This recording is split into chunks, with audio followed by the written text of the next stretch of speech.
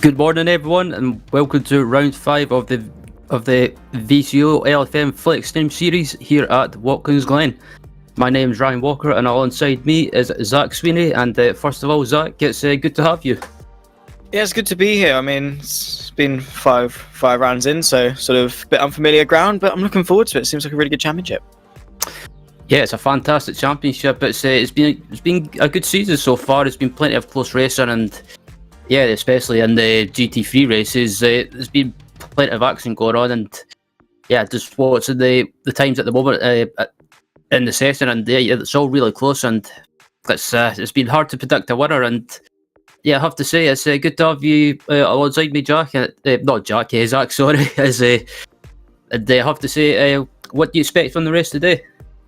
Well, I mean, it's 9 hours in length, so it really, I mean, it's an endurance championship, obviously, people know that, but it really is going to be a race of attrition. We're here at Watkins Glen, of course, a very, very difficult circuit in its own right, very fast, very flowing, and in all fairness, not that big of a margin for error. I mean, we can see it now, even into turn 1, which of all the corners has the most margin for error, with quite a wide runoff area off the exit of turn 1, but you can even see how it's literally track, about 5-10 meters of grass and then a barrier. It really is very, very slim in terms of what you are allowed to make a mistake with. So of course we have got, you know, the split 2 guys, some of the really big names in ACC, but still very, very vital that they stay clean, stay consistent most of all, and just get to the end, because there's no need to go guns blazing through turn 1.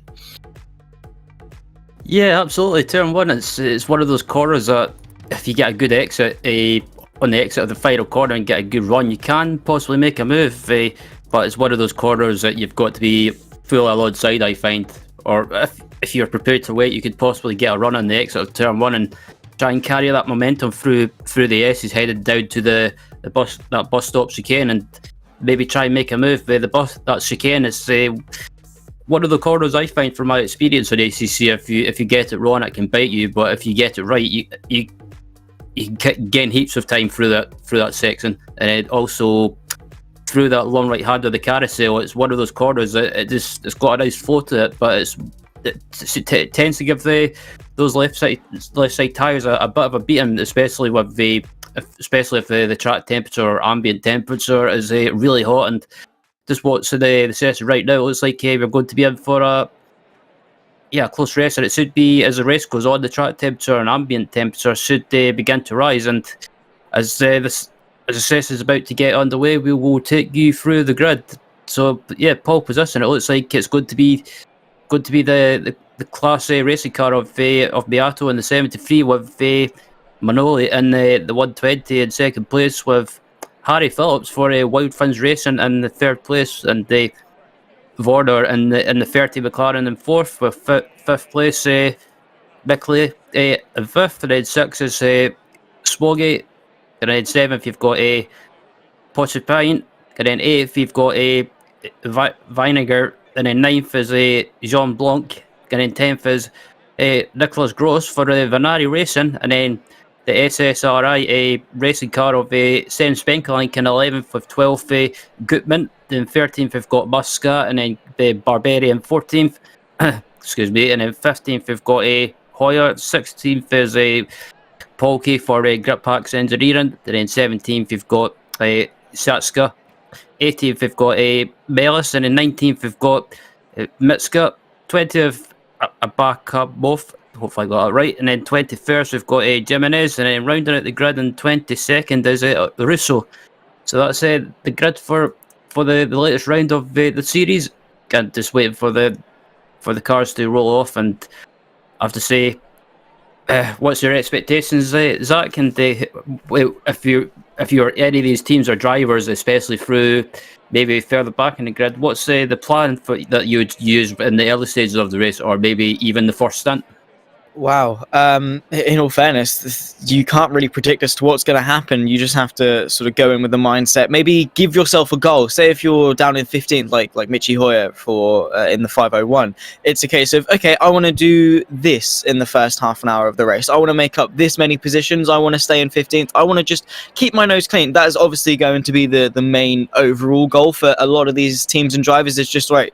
9 hours, there is no point throwing it away trying to send a silly move into turn 1 or into the inner loop or anything like that. There's so much time to make up those places. It is not won or lost. Well, it can't be won, but it can definitely sort of be tarnished and maybe even be lost in the opening stages if you find yourself in the pit lane with quite substantial damage. So again, just take that error caution, be safe, be careful, maybe start hitting your marks with the tires, the fuel. Again, it's an endurance race. You've got to be mindful of your strategy.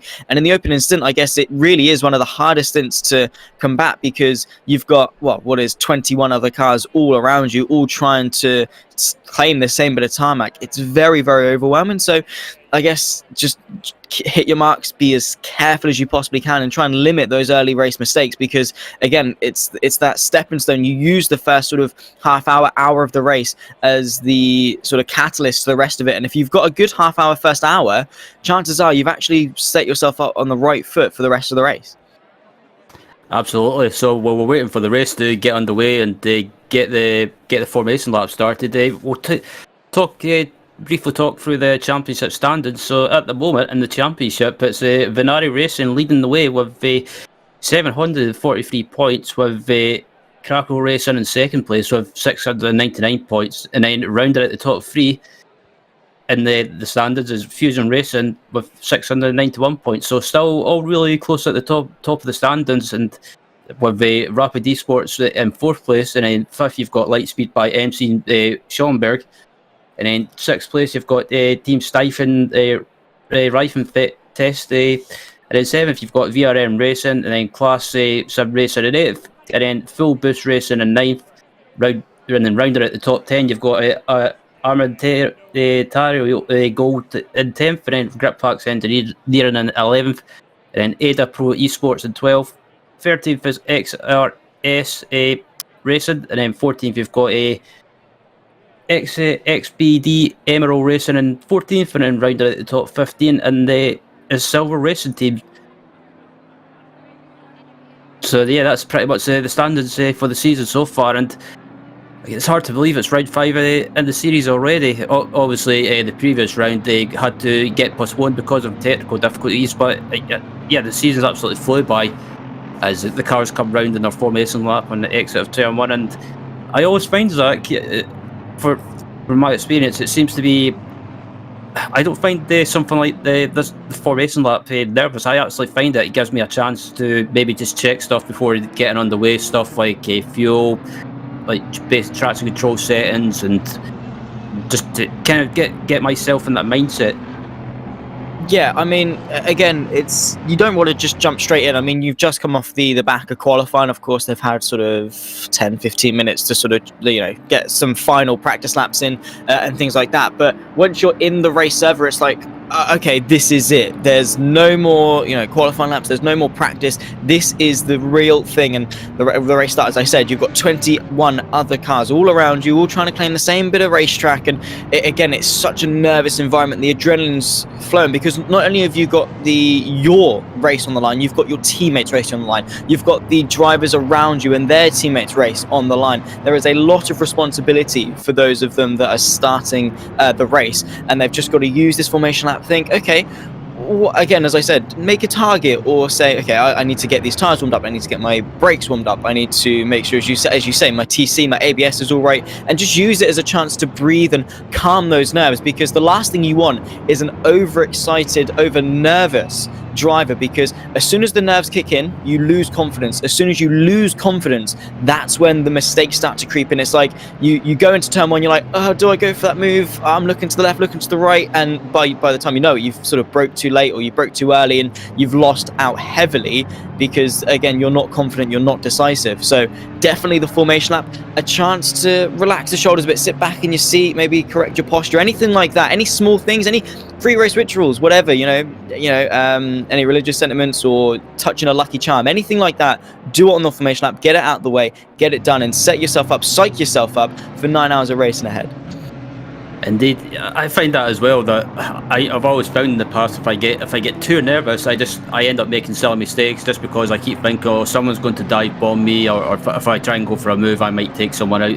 It's more, I just tell myself, just relax, just do my own thing, and if I make a mistake, I make a mistake. But it's kind of I always use the first stint to just get settled down, just relax, just do my thing. Yeah, you might lose some places, and what's can feel a bit frustrated, but I think it's just one of those things you've got to tell yourself it's a long race and just let the race pan out and just see how it goes. But as the cars start to line up, and the 2x2 coming around the final corner, and this is when the nerves for some of these drivers will start to really kick in a little bit, because it's just you don't want to do anything silly, you don't want to make any mistakes. But as they're coming around the final corner, it's going to be interesting to see if everyone's going to be sensible, because halfway, or basically during the season, we've had the drivers maybe just making silly moves on lap 1, and it's always ended up in disaster. But coming around the final corner, looking at Daniel Brewer and the Alex Cascatal Digital Motorsport Aston Martin,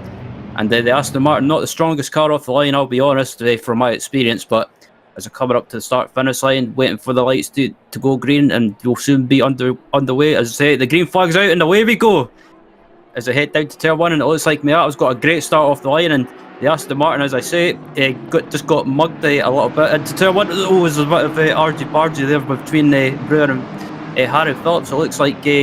But as I come up through the S's now, this is pretty much the trickiest track, the trickiest part of the track, I should say, as everyone's trying to kind of gain possession, or maybe trying to get into a straight line. But as I say that, it looks like Nicholas Grossi and the Vanari Racing Lexus is trying to make a move, doing a bit of bump drafting by the looks of it, heading up to the bus stop chicane, and it looks like Grossi just there's a bit of contact in the background there. That was Gutman and someone off into the wall. Was that Brewer? It was one of the Aston Martins anyway, and everyone's been a bit, I was going to say a bit sensible, but everyone's looking like they're trying to get positions up straight away.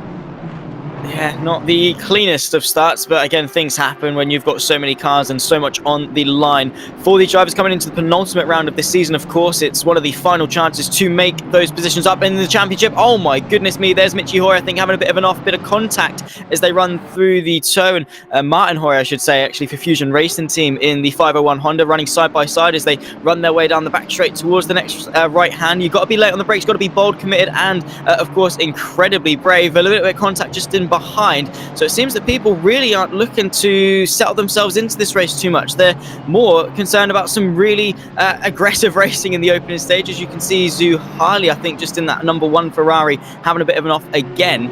It seems very, very chaotic, with people just seeing a gap and then committing for it, and unfortunately maybe not just having that second thought in their mind about what the consequences could be. Indeed, as they come round the final corner to complete the end of lap 1, and yeah, just some drivers are just not being patient, just not settling down.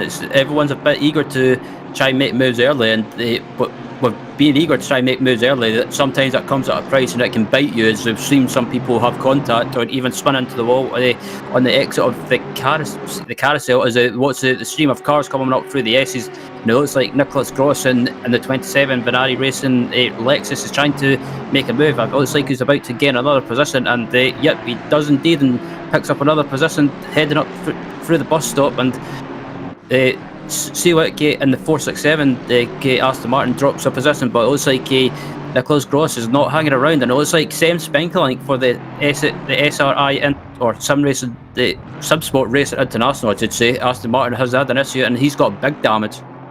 Yeah, that is not how that Aston Martin rolled off the factory floor. We see Polke in towards the next right-hander of turn number 7, having a bit of a look, but again, nothing materialising. Once the sort of initial adrenaline of lap 1 starts to calm down, you really start to settle in and, well, think, okay, no, it's not really worth going for this move. Let's think a little bit better of it. But yeah, Nicholas Gross able to make up the move, and unfortunately, very big damage for the SimSport Racing International car. It's easily done, but that's going to be a hefty repair time, and again, not the way that you want to start the 9-hour race, because now you're on the back foot and you have to claw back for the rest of those 8 hours and 56 minutes. It's going to be a very, very long climb for them.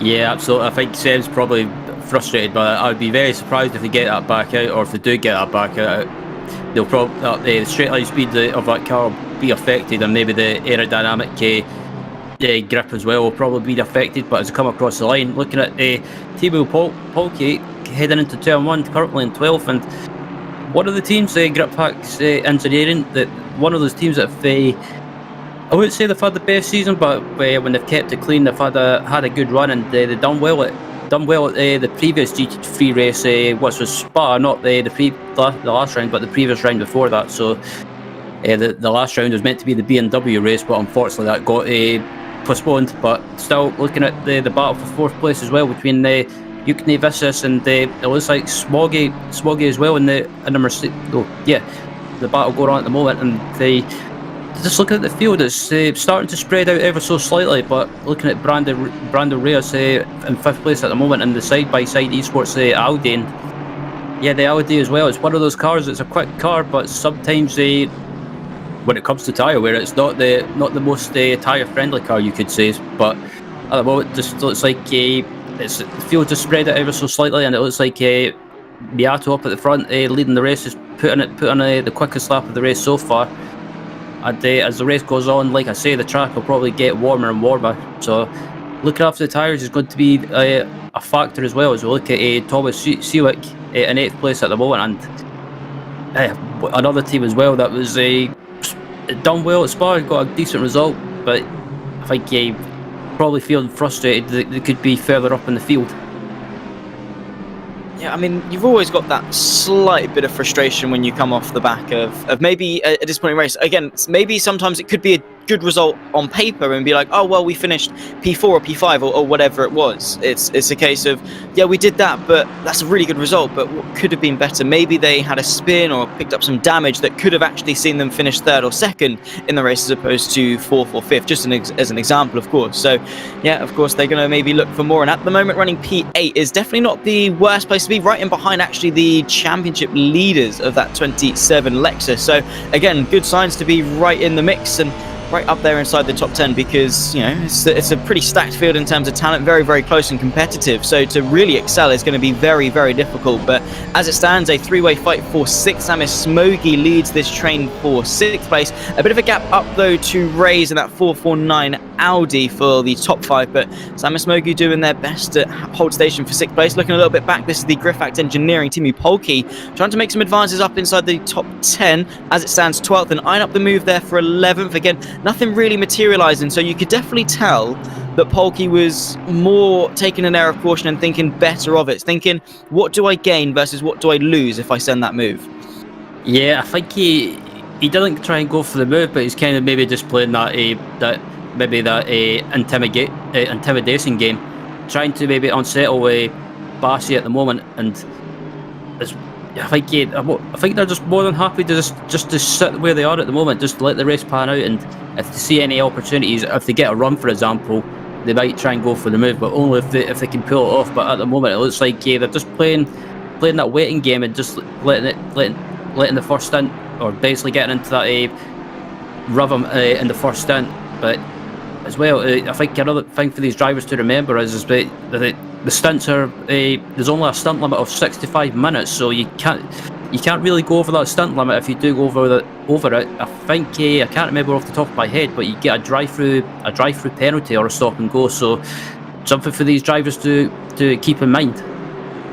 Yeah, I mean, there are countless variables when it comes to sim racing, motorsport, endurance racing at the sort of the highest end of it, because you've got not only the variables that you would have for an hour race, but you've got that exaggerated over the course of a 9-hour race in this case. So a lot of things to keep in the back of their minds, their strategy, of course, their stint length, and this, that, and the other. There are so many things that go into a race, and any one of those can go very, very right, or any one of them can go very, very wrong. So again, that is the nature of the beast. Got to be very, very careful not to obviously exceed the limit. And talking of variables, sort of, being careful of those around you, maybe not going for a move here, being a little bit more lenient if someone sends a move at another point on the circuit, whatever it may be, just trying to minimize or maximize your chances of staying clean. But as it stands, a very, very close field, pretty bumper to bumper, quite a long train in the opening 10 minutes of this race. And as it stands, we follow Martin Hoyer for Fusion Racing Team down in 15th as it stands, and got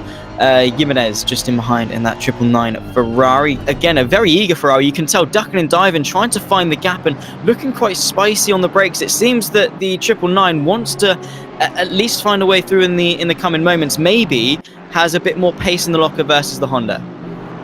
Indeed, and that's the thing as well. But some drivers maybe further back in the field, they maybe want to try and make moves early before the end of the first stint. Maybe try and get some track position before the pit stop, because especially in endurance races, depending on where you are, if you try and gain moves early, that can sometimes pay off. But Gemini is and that's a triple nine car as well. They didn't really have the best of races at the previous GT3 round at Spa, but as it looks like we've got a battle for third place going on between Harry Phillips, or second place rather, Harry Phillips and Warner as well going at it. And Harry Phillips, absolutely fantastic defending there, managed to keep the position heading into the bus stop chicane, which is a difficult thing to do because it requires a bit of cooperation between the drivers. And I think both of them realised it's not the wisest thing to try and go too wide through the chicane. But Harry Phillips doing a good job in that White Fins Racing Audi in third place, and Vorder, as I say, I'll take it back. Harry Phillips back into second place because he managed to keep that position, but Vorder is doing everything to try and gain that position. And I think he realises that the pack behind him, a few of the cars behind, are starting to close up, so a bit eager to try and get by. And Harry Phillips, on the other hand, maybe like I was talking about, wants to try and keep that position as long as possible before the end of the first stint.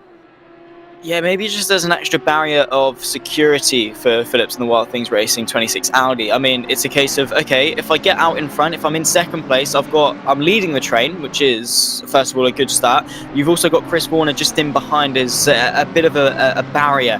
When the 23 BMW starts to close up just a little bit, you want that barrier. You want sort of a lifeline, a foundation, really, so that if they start battling in behind, you can then use that as an opportunity to get away. But I think also Chris Warner knows that in the Alpha Sim Sports McLaren, and wants to try and get the move done as well. Maybe just for a bit of track position, maybe just to move up into second place. But what this does mean is that Miato leading the way is getting away to the extent of, well, quite a couple of seconds, but defensive down the back straight towards the bus stop chicane. Once more goes the 26 Audi of Phillips. Chris Warner to the outside once more, deja vu, but once again choosing not to send the move around the outside. I think that's probably a move saved for the latter portion of this race as opposed to the early.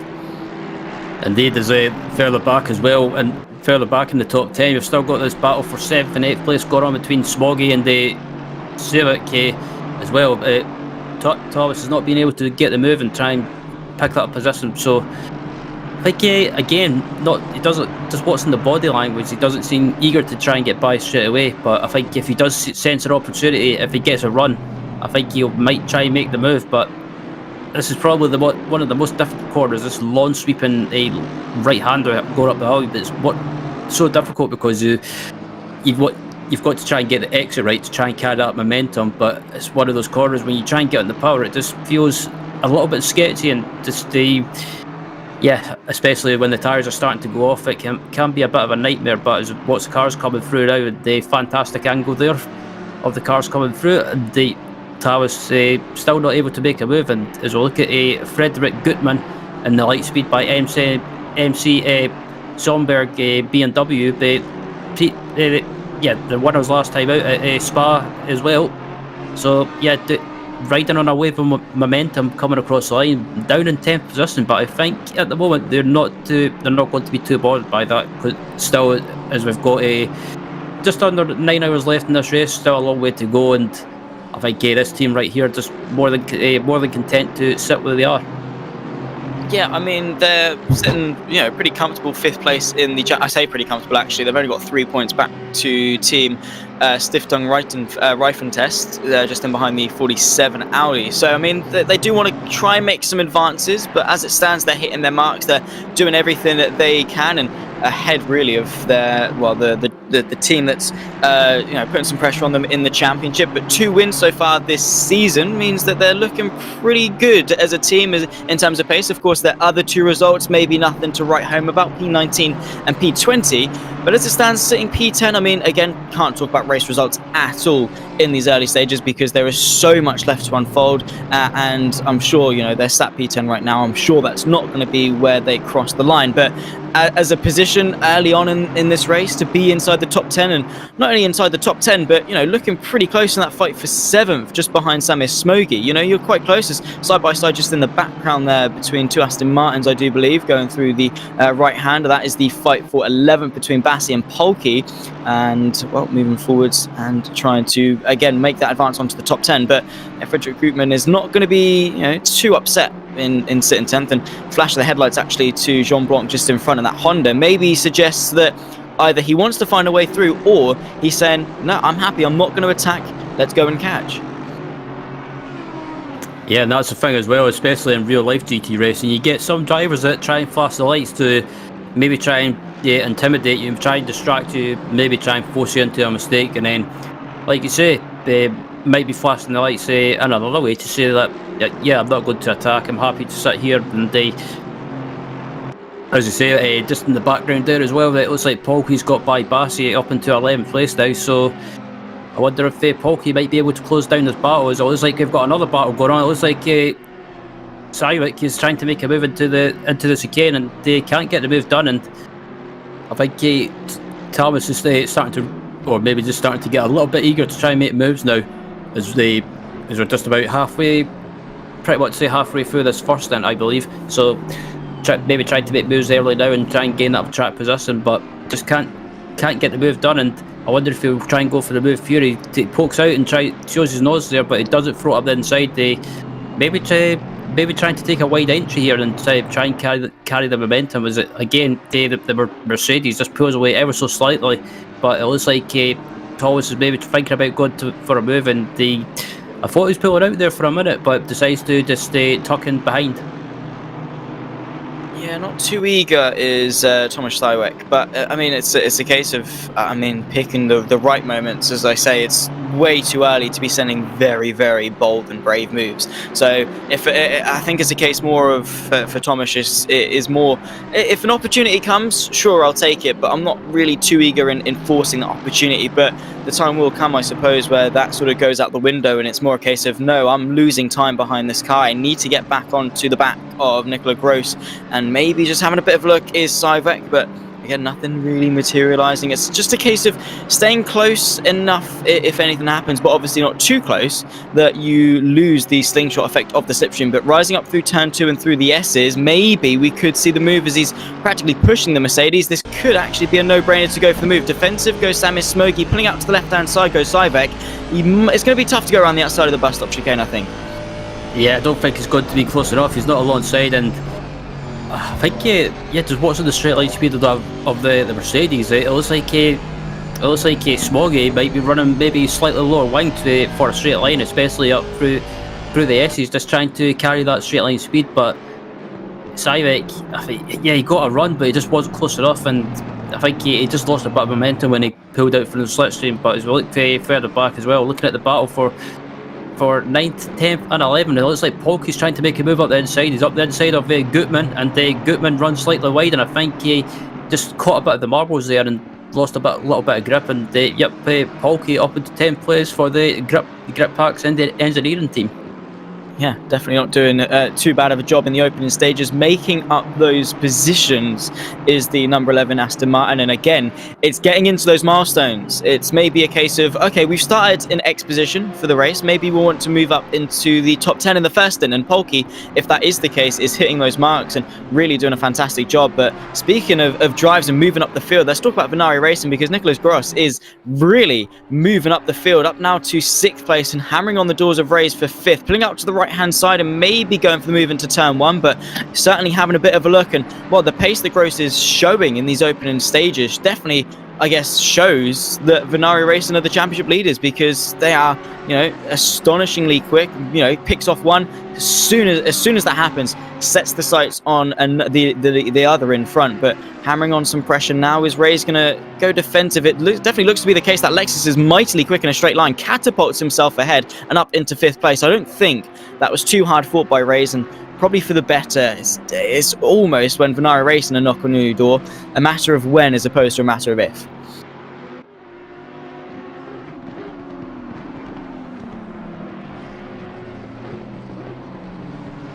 and of course trying to move his way up the field as best as possible. Here's Timu Polki just in behind Griffax Engineering again, coupled with Gross and Venari, again another team that really is trying to move up the field. On the rear wing of the Honda NSX of Jean Blanc in the 79, going a bit deep though, getting caught up just a little bit. That could invite Frederick Gutmann to maybe have yet another look to the inside. But looking at Griffax in terms of their season so far, pretty consistent. I mean, a best result was 5th last time out at Spa, and looking to improve upon that and maybe get themselves another top 10 to make it 3 of the season. But certainly some promising pace at the moment in that number 11 Aston Martin. Yeah, absolutely, and that's the thing from my experience of racing the Aston Martin. It seems to be a little bit slow at the start of a stint, but as the stint goes off and the fuel burns off, the car just seems to get quicker and quicker. And I think this might be a case of Polki and this Griffax Engineering team at the moment. As the fuel burns off, it looks like I thought Gutmann there was going to run wide into the wall there, but as the fuel burns off in this Aston Martin, it just gets quicker and quicker. And I think Polki as well is maybe just starting to get into that a bit of a groove, a bit of a rhythm, and as he's starting to slowly gain positions and get up through the field and inside the top 10 at the moment, but just can't get close enough to that Honda in front of him of Jean Blanc, because that Honda in a straight line as well is absolutely rapid. It is. It seems to sort of maybe be the car of choice, of course, on paper, maybe the best, but with the balance of performance adjustments that FLExTREME put into effect, might be sort of knocked down a peg or two, but still definitely a very, very good chassis to field. And to be fair, we've got a very wide variety. There's no one set, as we see Timu Polki going to the outside now, soaring his way up ahead of Jean Blanc into 9th place, still going to emerge side by side as they dip their way back down the hill in towards the next right-hander of turn number 7, and I think that might be a done deal for Timu Polki. Looking to the inside, there goes Frederick Gutmann trying to follow the Aston Martin through. Fantastically opportunistic move there from the 77 BMW. Ooh. Bit of contact starting to the right-hand side just a little bit, having to tuck in behind, so it's not the move that Gutmann would have wanted, but definitely a good attempt. I think that's what Gutmann wants to do, is to use Polki as the pry hook to open up those gaps and then follow him through. Yeah, I don't think Gutmann was very happy with Jean Blanc there, because I think Jean Blanc might have came across slightly, maybe just a bit of door rubbing. I think, but Gutmann was not happy there, judging by the light flashing there. But yeah, Polki absolutely flying through the field, and look who's joined this battle now.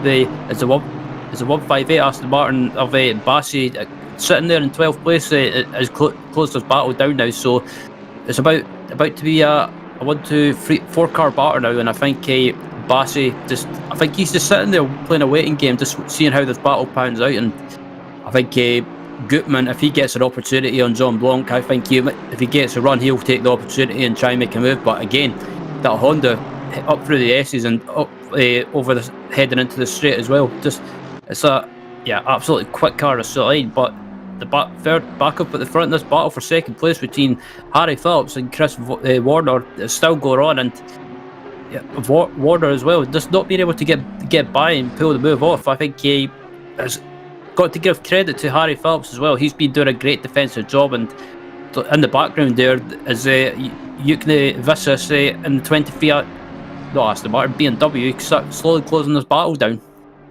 Yeah, and of course, Chris Warner is going to have to be mindful of it. We were talking about it not too long ago, actually, in this fight for second, that they do have to be quite cautious of the closing pack behind of Nevesis. I was going to attempt that name at some point and completely butcher it, but we'll get there over the course of the next couple of hours. But the 23 BMW nonetheless is actually Jose Jimenez for the XBD Amiral Racing Ferrari, the 999 car, stopped at the side of the road. That's there down at turn 7. Not really optimal for them. Side by side between Zuhali and the number 1 Ferrari, and Rusu in the 16 BMW for Digital Racing Squad. But yeah, interesting to see as to what's happened for that 999 that might, well, from my experience, that might just be a hardware issue. Maybe he's just had a big off because he's still sat there and waiting to get back going again. That is rather peculiar. I think actually now back moving, so probably just an incident. Probably quite a bit of damage to go back into the pit lane and repair, as we see Rusu now for Digital Racing Squad into the pit lane. Yeah, very surprised by that. They diving into the pits really early. I thought they might have tried to go a little bit longer, basically try and basically to try and get as close to the end of the stint limit as possible. I think they maybe just decided to play it safe and box right now and not take the risk at this early stage of the race. But as we look at Daniel Brewer recovering through the field after having a bit of an issue on lap 1 on the exit of the bus stop chicane. It looks like he's about to make a move heading down to the chicane. It looks like he might move up into P15, but it looks like Muscat's. I thought Muscat was going to try and go side by side for the chicane, but I think he decides better of it, realising that Brewer's a quicker driver who's on a bit of a recovery drive at the moment. So Brewer up into 15th, and we've got a bit of clear air in front of him, so it might give him an opportunity to try and put some quick laps down.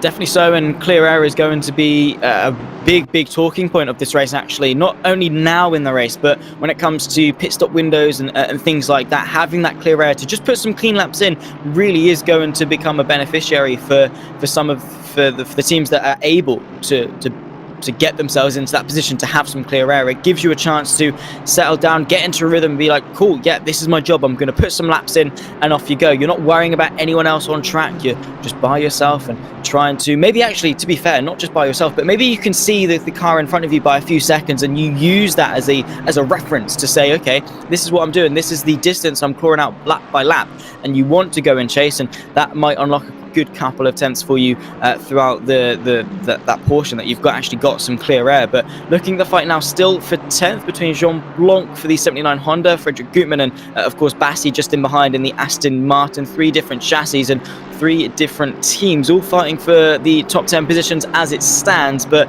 I mean, Jean Blanc is doing a pretty good job, as we said, in that Honda, very quick in a straight line, and it might actually not be Jean Blanc under pressure. It might actually go the way of Gutmann as Bassi looks to the left-hand side going to the bus stop chicane. It's not a move that we've seen pulled off just yet, but side by side as they run their way through, the Aston Martin able to hang on. Gutmann, of course, still trying to hang on to the P11, but not really materialising now. A very bold, brilliant move actually there from Bassi in that 158 Aston Martin, because that was so collected and he knew what he was doing. He knew exactly how to take that move.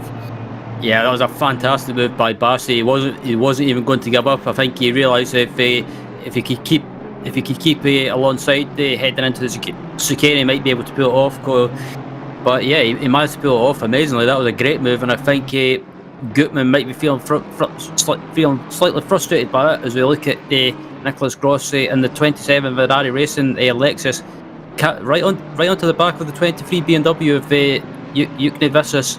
And I think it's just a matter of time before Nicholas he's get by, because he's absolutely on a roll at the moment, getting through the field. And a bit of a slow start to the race, but as this first stints went on, he's just been gaining positions hand over fist, and again, just it looks like it's just a matter of time before he gains another position. So great recovery drive from this team at the moment, in the 5th place.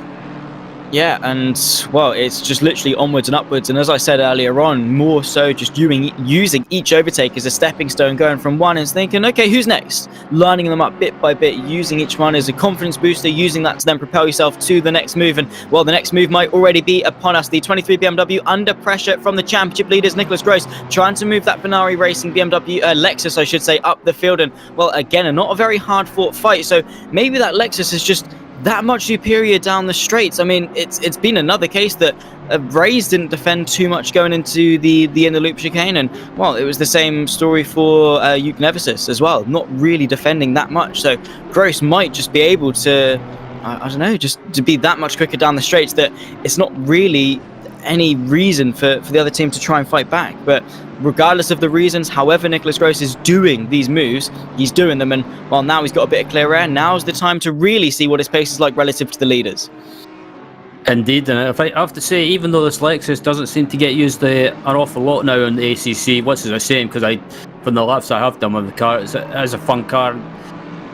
It's just a shame it doesn't get used that much now, but I think it could just be, there's a bit of a board in the at the side of the track. So yeah, I never saw that before, but I think this Lexus on ACC, it's one of my favourite cars, and it's not the quickest car and doesn't get used an awful lot, but I think it could just be down to maybe by the BLP. It's just one of those things, but somehow this Ferrari Racing team seems to be making this car work, and it's going absolutely quick at the moment. And next car in front of Nicholas at the moment is the Wild Things Racing car of Harry Phillips, who's we never saw it, but ended up dropping down to third place.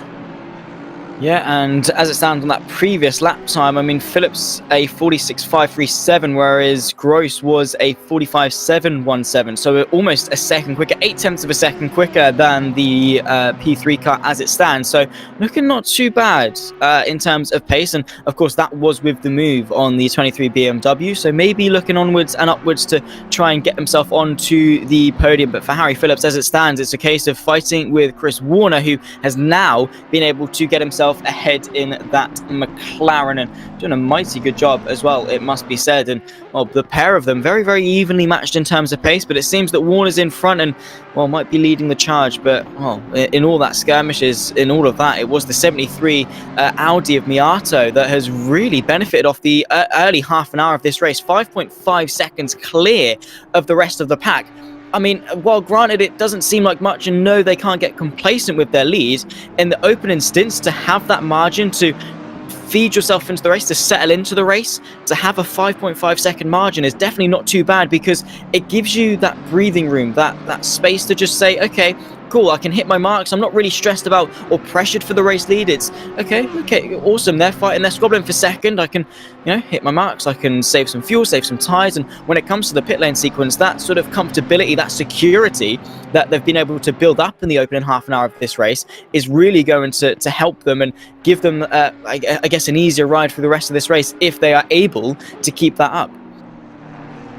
Indeed, Miato's just kind of just driven away while everyone else is battling behind them. As we look at the leader now coming up through the S's, and Miato probably the quickest driver out of this driving lineup here.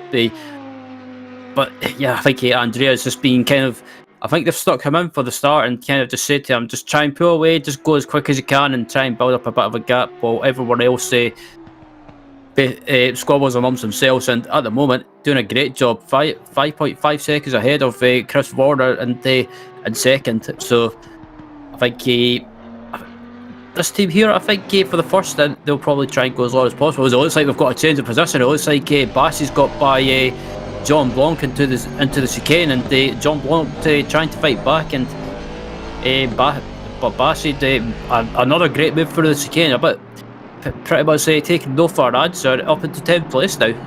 Yeah, Gutmann also maybe having a bit of a look just in behind in the 77 BMW also. But yeah, Jean Blanc not really having the best of stints. It seems that the progress is starting to dwindle and maybe falling back through the field just a little bit. I mean, they were up as high as sort of 8th or 9th, I think. I mean, it was Polke that managed to find a way through, but now they're down in 11th. And there you go, there's Frederick Gutmann eyeing up the move in towards the next right-hander. Got to be brave on the brakes though, of course, but not quite committed enough there, not quite late enough for Gutmann. Whether that's for a lack of confidence or not wanting to go for the risk, he definitely wants to find a way through sooner rather than later, because, well, they've got company in the form of Kleber in that 47 Audi, knocking at the door not too far away. You can see only about a couple of car lengths back, 1.3 seconds at the previous split. So if Gutmann wants to minimize his risk of falling behind down to P13, he's got to get a hurry on. He's got to try and find a way through sooner rather than later.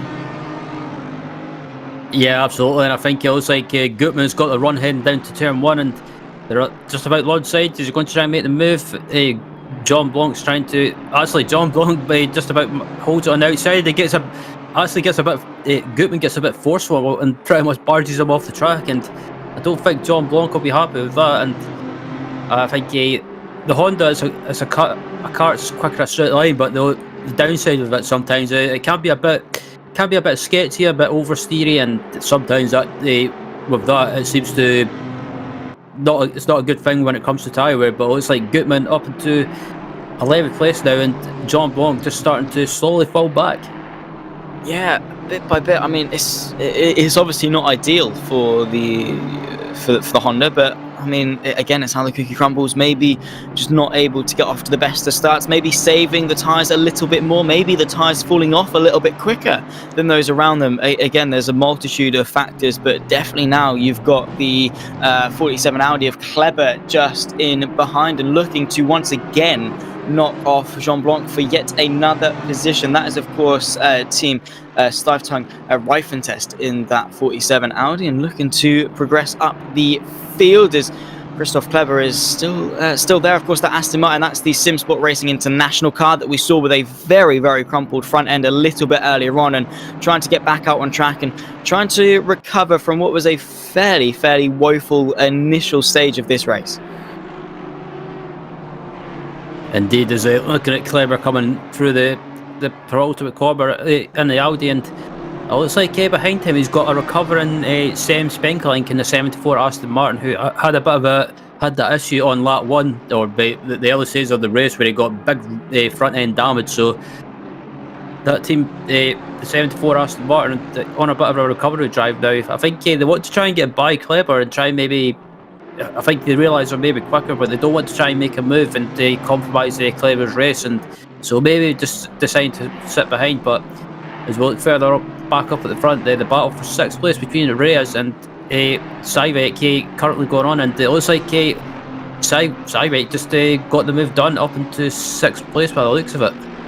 Yeah, I think Brandon Reyes made a bit of a mistake and went a bit too deep into the long right-hander, I think, of the outer loop there at turn 5. So, again, just opened the door for Thomas Sivek to find the way through fairly easily. But again, it did seem to be the quicker of the two cars. Back to this fight for 12th now, and look to the inside, there goes from Kleber. Not really anything happening this time by, but certainly looking feisty and trying at least now to bait Jean Blanc to call his bluff or anything like that. Maybe just to, again, as we said, play the intimidation game, psych him out a little bit, send a move here, scare him offline just a little bit, anything like that you can do to maybe make your job just that a little bit easier. But you can tell visually by the way that Honda NSX is driving, Jean Blanc does seem to be struggling just a little bit in the opening sort of 35 minutes of this race.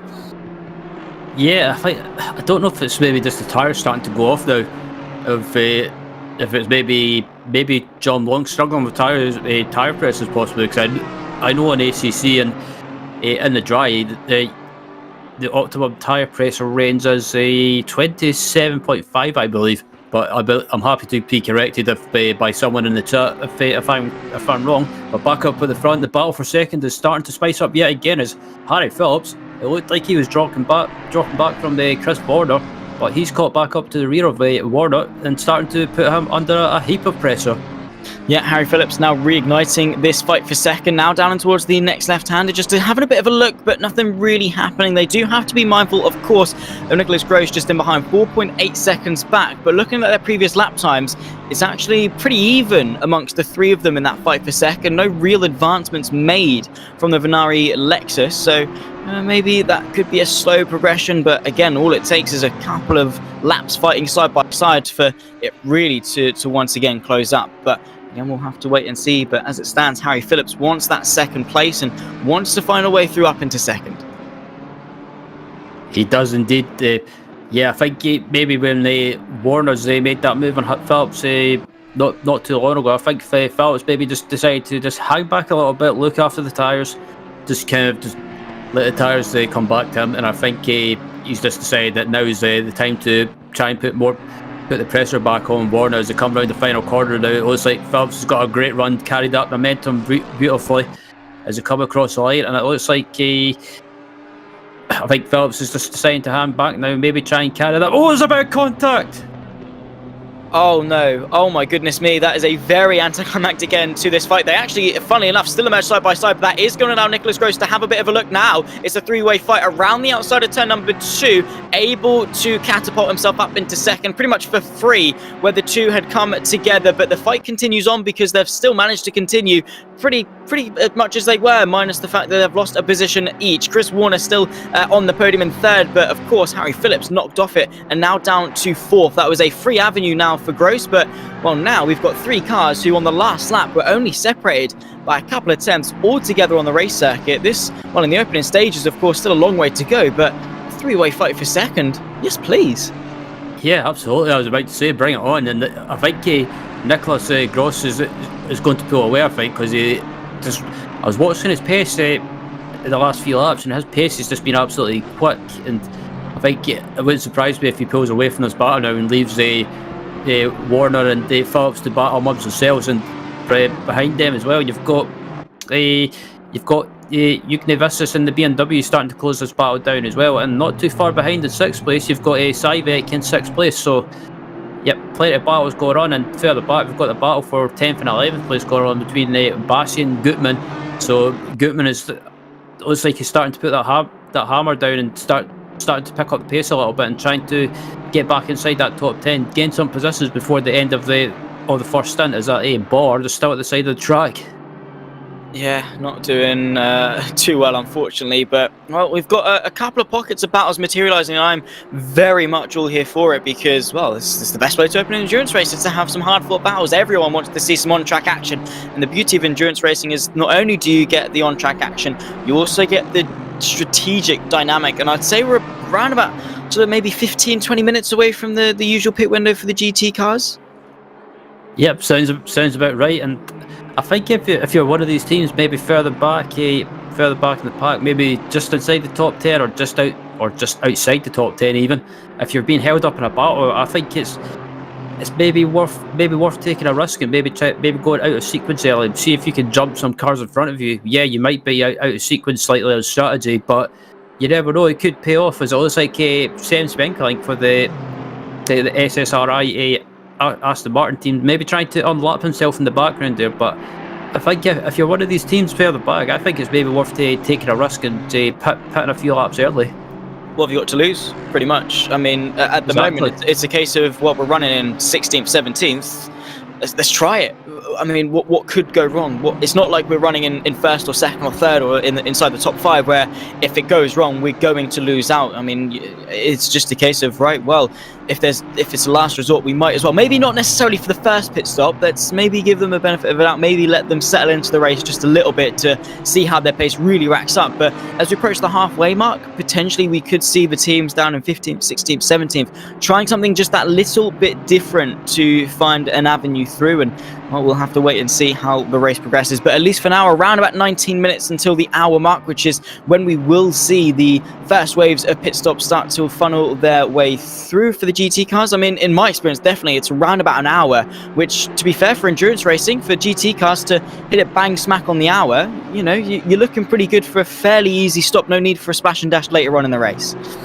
Yeah, absolutely. It wouldn't surprise me if some teams maybe try and stretch the field as long as possible and just maybe have a strategy in mind. If they can get to that hour mark or pretty much get bang on the hour mark, I think they might try and use a strategy for the rest of the race. But obviously, when you've got a stint limit or stint timer limit in place, you've got to be very careful not to go over that. I think some teams maybe they might try and maybe leave it as late as possible to come into the pits, but also make sure not to go over that at the same time.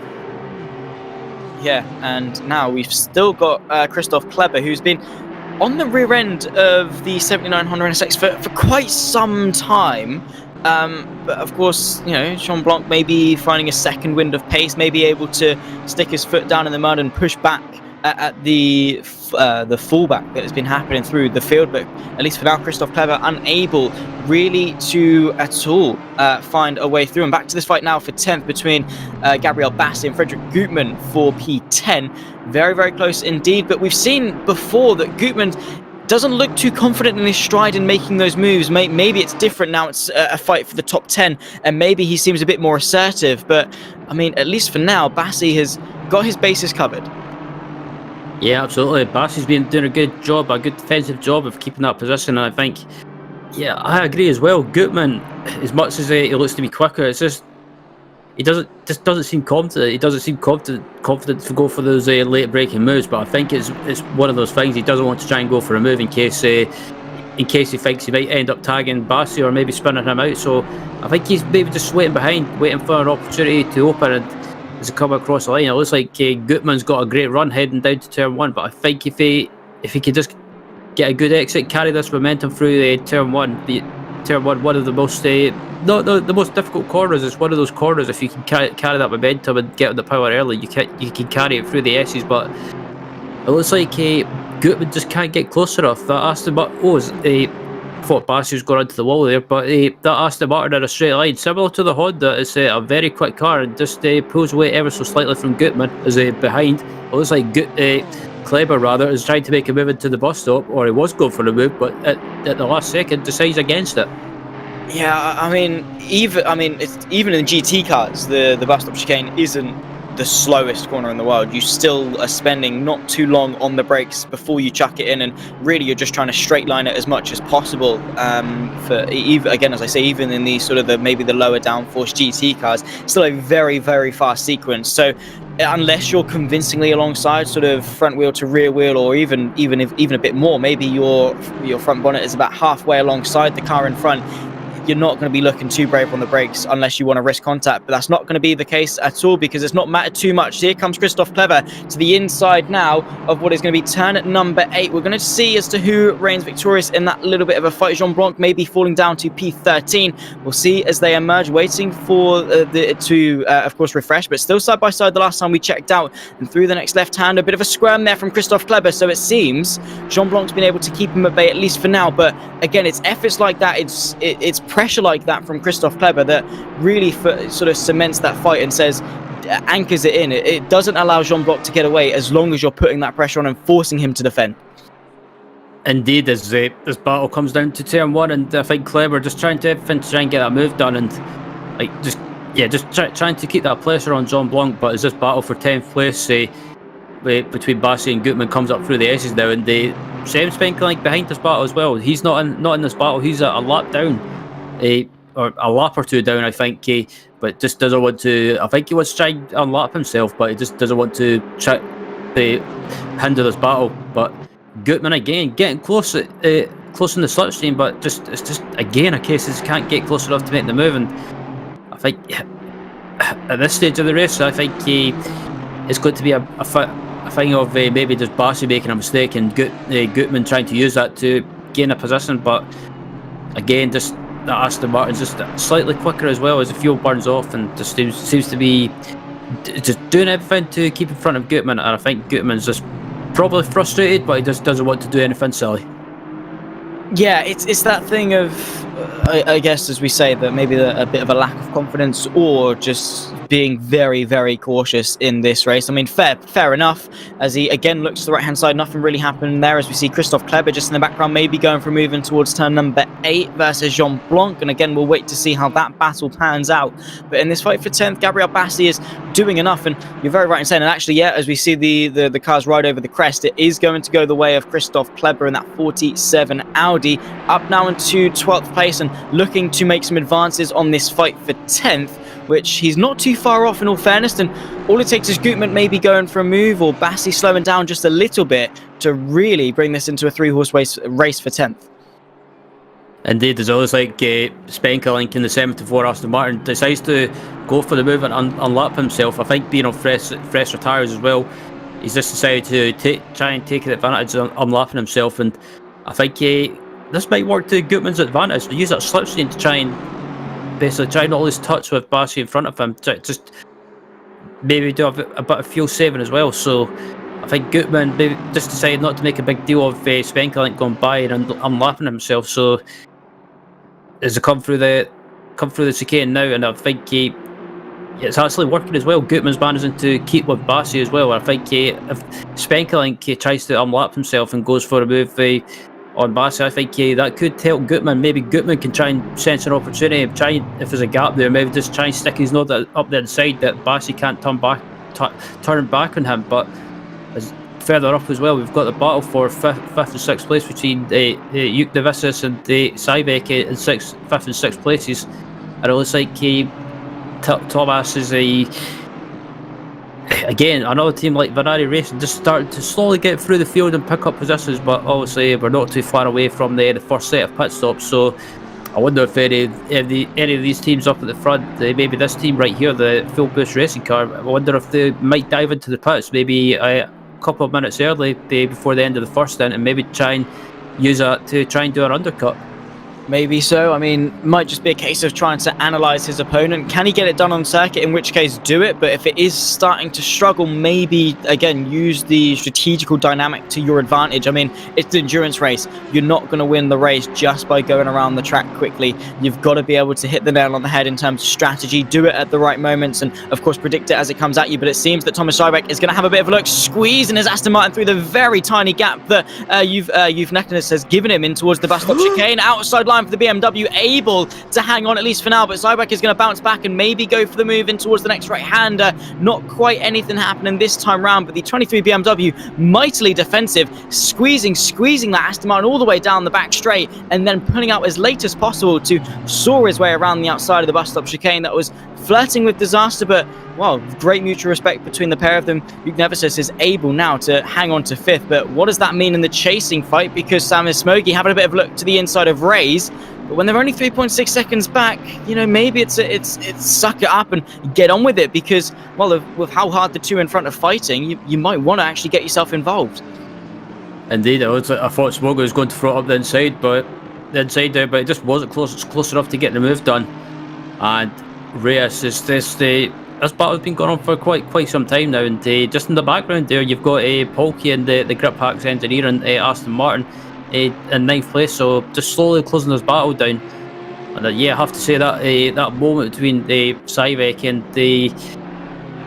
Vicious, yeah, I thought I was going to end up in disaster, because there was a bit of squeezing there, and it looked like both cars were not prepared to back out of it. And I think, as you see there, the battle there just in front of us, battle right here for the 8th and 9th, heading down to turn 1, and I think Samir just backed off early, maybe trying to carry that momentum on the exit of turn 1 and maybe try close up, heading up through the S's. But as they come up through the S's now, it looks like Smoggy's just starting to get a little bit closer in the slipstream, and I wonder if they'll be able to make a move as they head onto the straight now, heading to the chicane. And it looks like Smoggy's getting closer and closer in the slipstream. Can he try and make a move? He's going to go for the move, I think. He thought about going for the move, but decides to just back out of it at the last second. It looks like Bassi's had an issue. He has, looking a little bit slow running through turn 2 and up through the S's. Gabriel Bassi, who was once in P10, now dropping to P14. So likely the likely thought is that he's come together in a fight with Frederick Gutmann, who himself has fallen down to P11 as Christoph Kleber is able to get inside the top 10. That might be the case. Again, we can't confirm, but I mean, predictions say that it's either going to be a spin from Bassi or a bit of contact with Frederick Gutmann that has seen him tumble down now all the way back to P14 and tarnish some of the pressure from the AD Pro Esports Aston Martin. But yeah, it's certainly not ideal, but again, Gabriel Bassi was quite a quick car in its stride, so definitely still a long way to go, and definitely still the chance to recover. As back up to the fight for now, what is the podium? Nicholas Gross for Venari Racing is sort of taken off 2.9 seconds clear of those in behind, so it's the fight for the podium now as opposed to the fight for second between Chris Warner and Harry Phillips. Yep, this battle comes across line now for 3rd and 4th place, and yeah, as I predicted, it looks like Nicholas Gross and the Ferrari Racing Lexus has pulled away and just left this battle, these two, to battle amongst themselves. And this has been a great battle for pretty much nearly the whole stint between these guys. There's been nothing to, or it's been hard to call. And it looks like Harry Phillips, actually, as I say that, has got a great run through the S's. He's got carried that momentum through the S's, but he has to tuck back into the slipstream, heading up to the chicane. And Warner goes to the inside line to defend, and Harry Phillips tries to take a bit of a wide line. Warner's lost it slightly, and it looks like Harry Phillips is going to take a position, and I thought Warner was going to bounce back out and take Phillips out. That was a great car control from Chris Warner. Well, I mean, yeah, when you sort of play with fire and sort of that thing, and going side by side through the bus stop chicane, not really much less to expect. I mean, 8 times out of 10, it really is going to go haywire and go wrong when you risk it like that. But I mean, so far, not really much in terms of harm. I mean, Chris Warner's only about a second back off Harry Phillips. The issue is that if that happens again, as we say, we have got 5th and 6th of Luke Nevesis and Thomas Scheibeck just in behind, ready to pick up the pieces and get themselves in the mix. So while they are just a dark horse at the moment, they might see themselves moving back up into that fight for the podium. We'll have to wait and see, but definitely some interesting dynamics. While it's not there yet, the potential definitely is there to maybe spark a four-way fight for the podium. And well, I mean, again, don't not sign me up. I'm definitely here for it. But for those guys driving, maybe not be the best idea to be fighting that hard for third place this early on in the race. As we actually, speaking of the race of itself, 8 hours and 6 minutes left to go. 6 minutes, of course, just over. It's about 7 minutes now until the first wave of pit stops are to be expected. And while maybe that could either diffuse or spark this fight for the podium.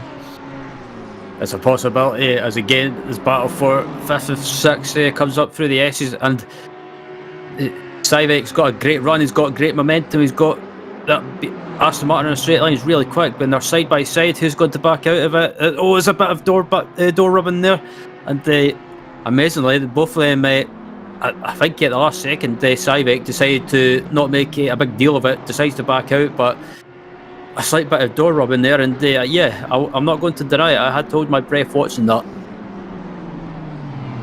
Yeah, I mean, there's some sketchy moments. You're just like, you gotta breathe. You gotta take a step back, because honestly, it's scary. Even though you're not the one driving it and you're just watching it, you know how scary that is. Just imagine what they're feeling in the cockpit, where they're the ones going through that, and it's wow, just a wave of emotions. I mean, we've all been there. A bit of a spin actually through the bus stop. That's the 69 machine, I believe, working its way through. That is, of course, the last place car, the McLaren of Mishuk in 22nd, but unfortunately still not getting off to the best of rhythms in the opening stages, but still following a couple of fights. And Jean Blanc, well, another car yet to line up the move to tumbling back down, yet another position. I mean, after Gabriel Bassi's spin, Jean Blanc was promoted up to 12th, but Daniel Brewer wants to make that P13 once more, and well, is looking pretty eager to do so with a bit of a false move into the right-hander at turn 8.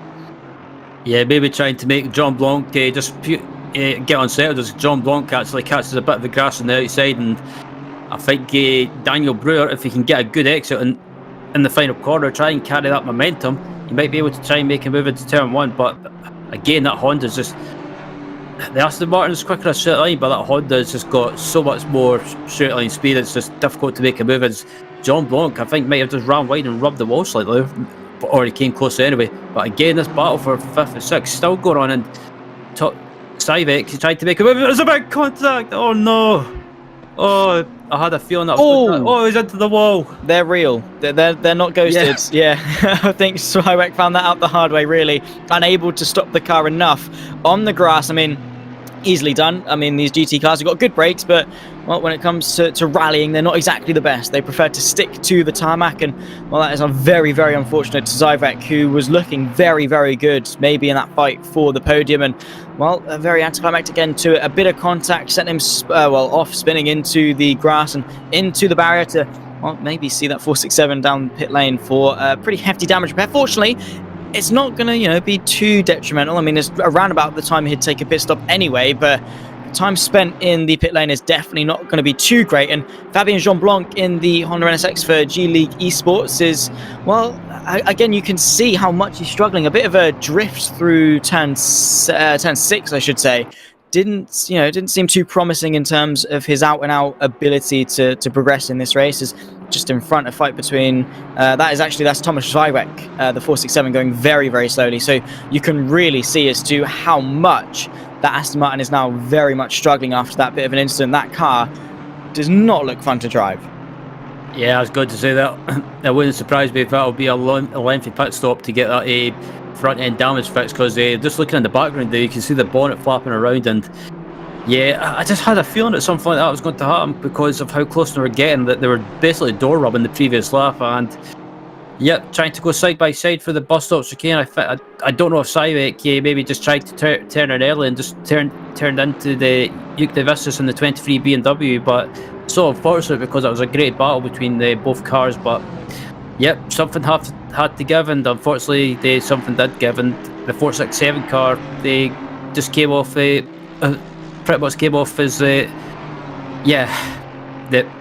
worst victim out of that incident, you could say. Just I don't know if he tried to drive through those red board things, but yeah, I found out myself they're pretty much stuck to the ground, and if you try and drive through them, your car's wrecked. And unfortunately Civec found out as as it looks like Sheldon Muscat in 50th tried to make a move on Ermakov in the 903 Honda rather, as it looks like they're going side by side, and oh, that was a bit of a touchy there. Beautifully done though. Fair play to Sheldon Muscat. That is, again, it's a move that we don't often see, but in the recent moments, actually, some people have been getting a little bit brave, you know, trying to go around the outside of the bus stop chicane. Not easily done, but the Geeks Energy Esports 35 BMW moving up now into what is 14th place ahead of Ermakov in the 903 Honda. Brilliant move as well, by the way. And well, I mean, there's no shortage of action. Let's put it that way. At least in the opening moments of round 5 here for the VCO FLExTREME rival split that you're watching. And well, I mean, yeah, these guys are hitting the ground running, and well, that is Sheldon Muscat up to 14th place, 2.1 seconds up to Gabriel Bassi, so we'll have to wait and see as to what happens here. Timmy Polke back to talk about the Griphax Engineering Aston Martin, once again continuing his progress towards the front of the field, chipping away bit by bit, and now the next target is Brandon Ray's there just in front of the 449 Audi. Yep, and it looks like Polke's got a great run through the S's now, carry that momentum, he's got the straight line speed as well, and it was like Polke's trying to go for a move. Can he try and be alongside before the chicane? I think it'll be difficult to try and pull the move off, and nope, decides to back out of it, which is a good decision, I think. It looks like Reyes just not struggling, but I think Polke at the moment just getting through the field slowly, and it seems to have the pace at the moment, not hanging around, and just ahead of this.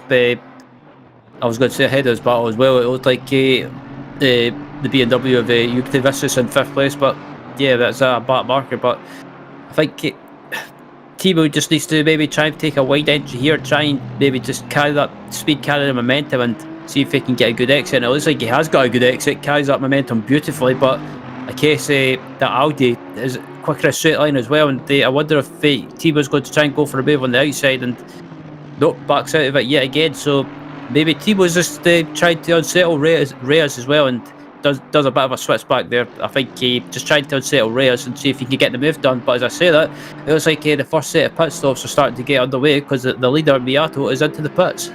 Indeed so. Nicholas Gross also follows him in, pretty much bang on the hour mark with 8 hours now left to go. Harry Phillips, Chris Warner into the pit lane, and into the pit lane comes Brandon Reyes. Timmy Polke may be able to continue on via another lap. That is going to really help him in the knock-on effect of this race, because 1 lap extra here means 1 lap extra for the next stint and the next stint and the next stint, all the way down to where his final pit stop might actually be slightly shorter than those around him. So Timmy Polke for Griphax Engineering, just again, right now, it's 1 lap. So what? I mean, what does that really mean? But the knock-on effect that this is going to have is going to be of vital importance, particularly when it's fairly, you know, you got a good majority of people into the pit lane bang on the hour mark. So we'll have to wait and see how this dynamic changes as the race develops. Maybe we'll see different people in at different points at the different stints of the race, but at least for now, of course, Sheldon Muscat is another driver able to continue on. Same to Yuki Neves, Samis Smogi, Tim Polke, as we were saying. This extra lap is really going to help them over the course of this race.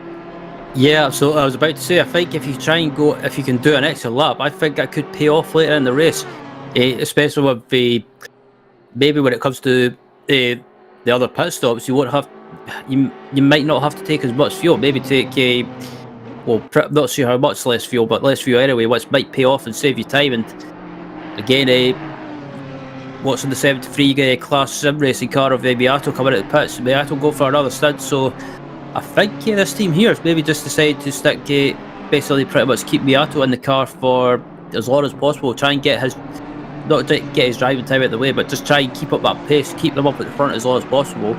And when they stick in their, I wouldn't say slower driver, but as I like to call it, the gentleman driver, if you like, maybe the arm driver, just to get their driving time out of the way in the middle of the race, and then for the rest of the race, stick with Miato and the other quick driver as well for the rest of the race, and try and keep that pace up at the front.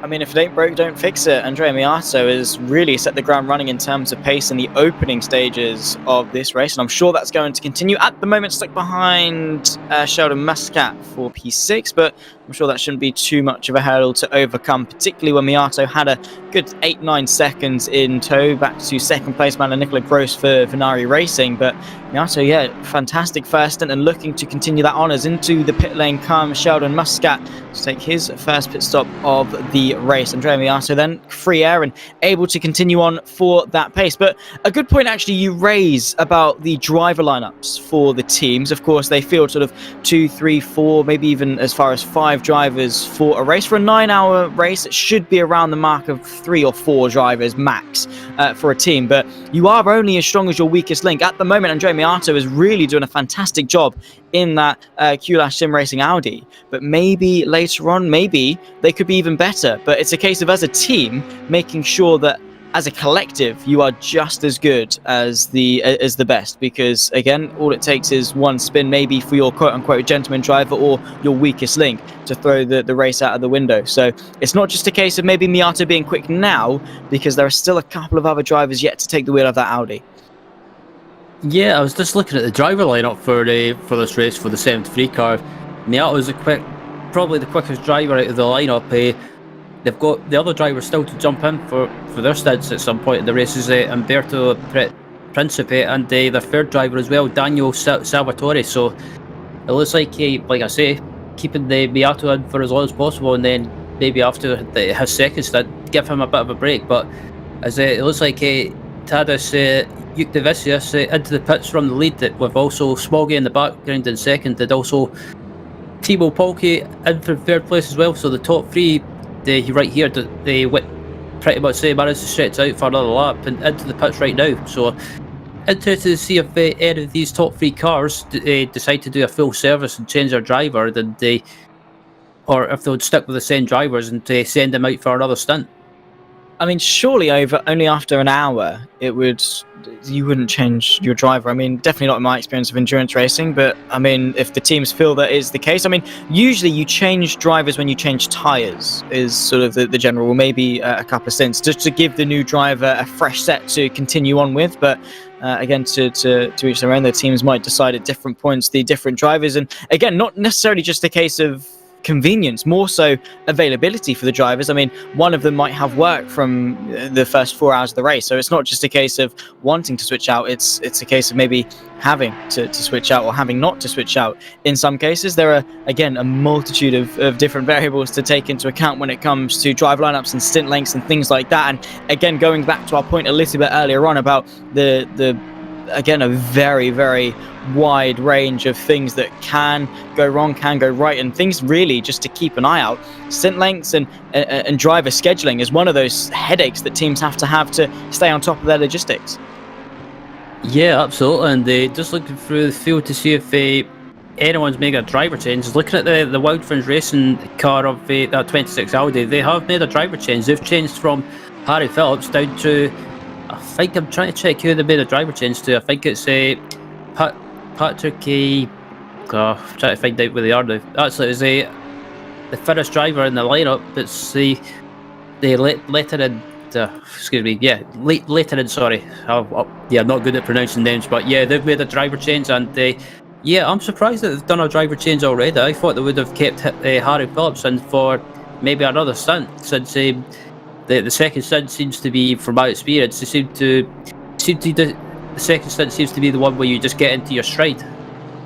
Yeah, for sure. Also, a change out from Sammy Smokey to Jamie Natal in the 71 machine. Same from Chris Warner to Flamger for the 30 McLaren. So, again, a couple of driver changes here and there, which, again, we're starting to see crop up, which only after an hour, again, is surprising to me. But if the teams think it's the best way forward, then for sure, I mean, they know a lot better than I do. I am very, very poor when it comes to endurance racing and pretty much sim racing in general.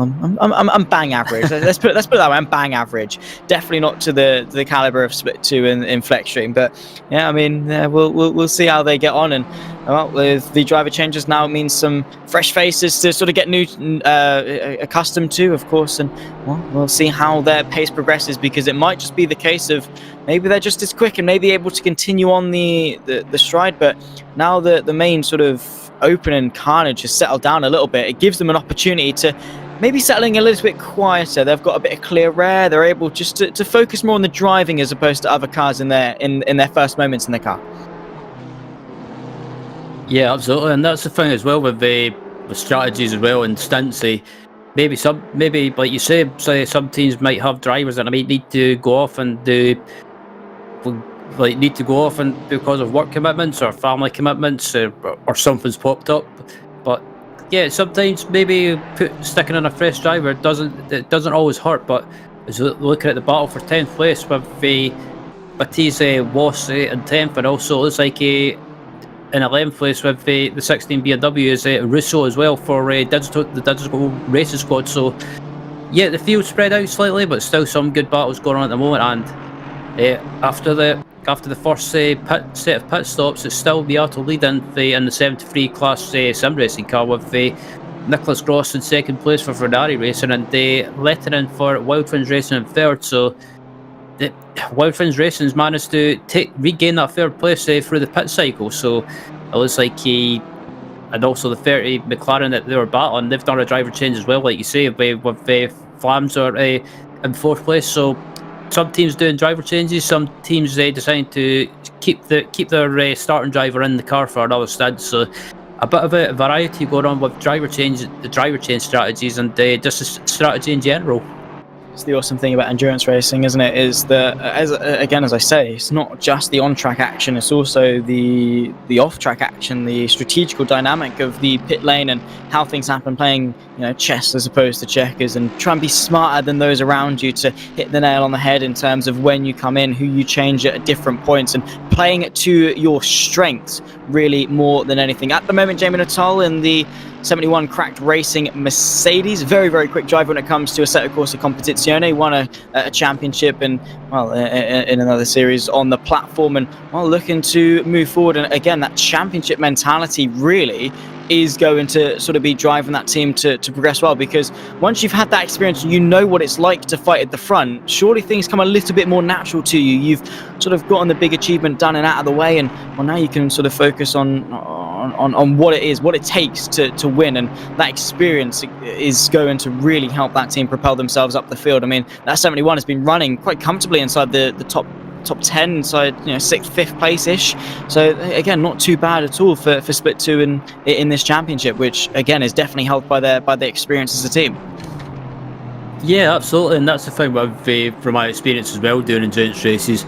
If you've been up at the front, say if you get to the front before the end of your stint, you're up at the front in your class. I always find it's a bit of a confidence booster, because you feel you've done a good job and you've been up there battling other teams that might be quicker than you, but you've still been able to keep with them and give them a bit of a run for their money. And yeah, it's always a good feeling. And especially it's just I've always find it's a bit of a confidence booster. As we look at Christian Pastore taking over the wheel from his teammate Bassi. So yeah, back out in 14th place, and they put in the 35 BMW of Muscat in front.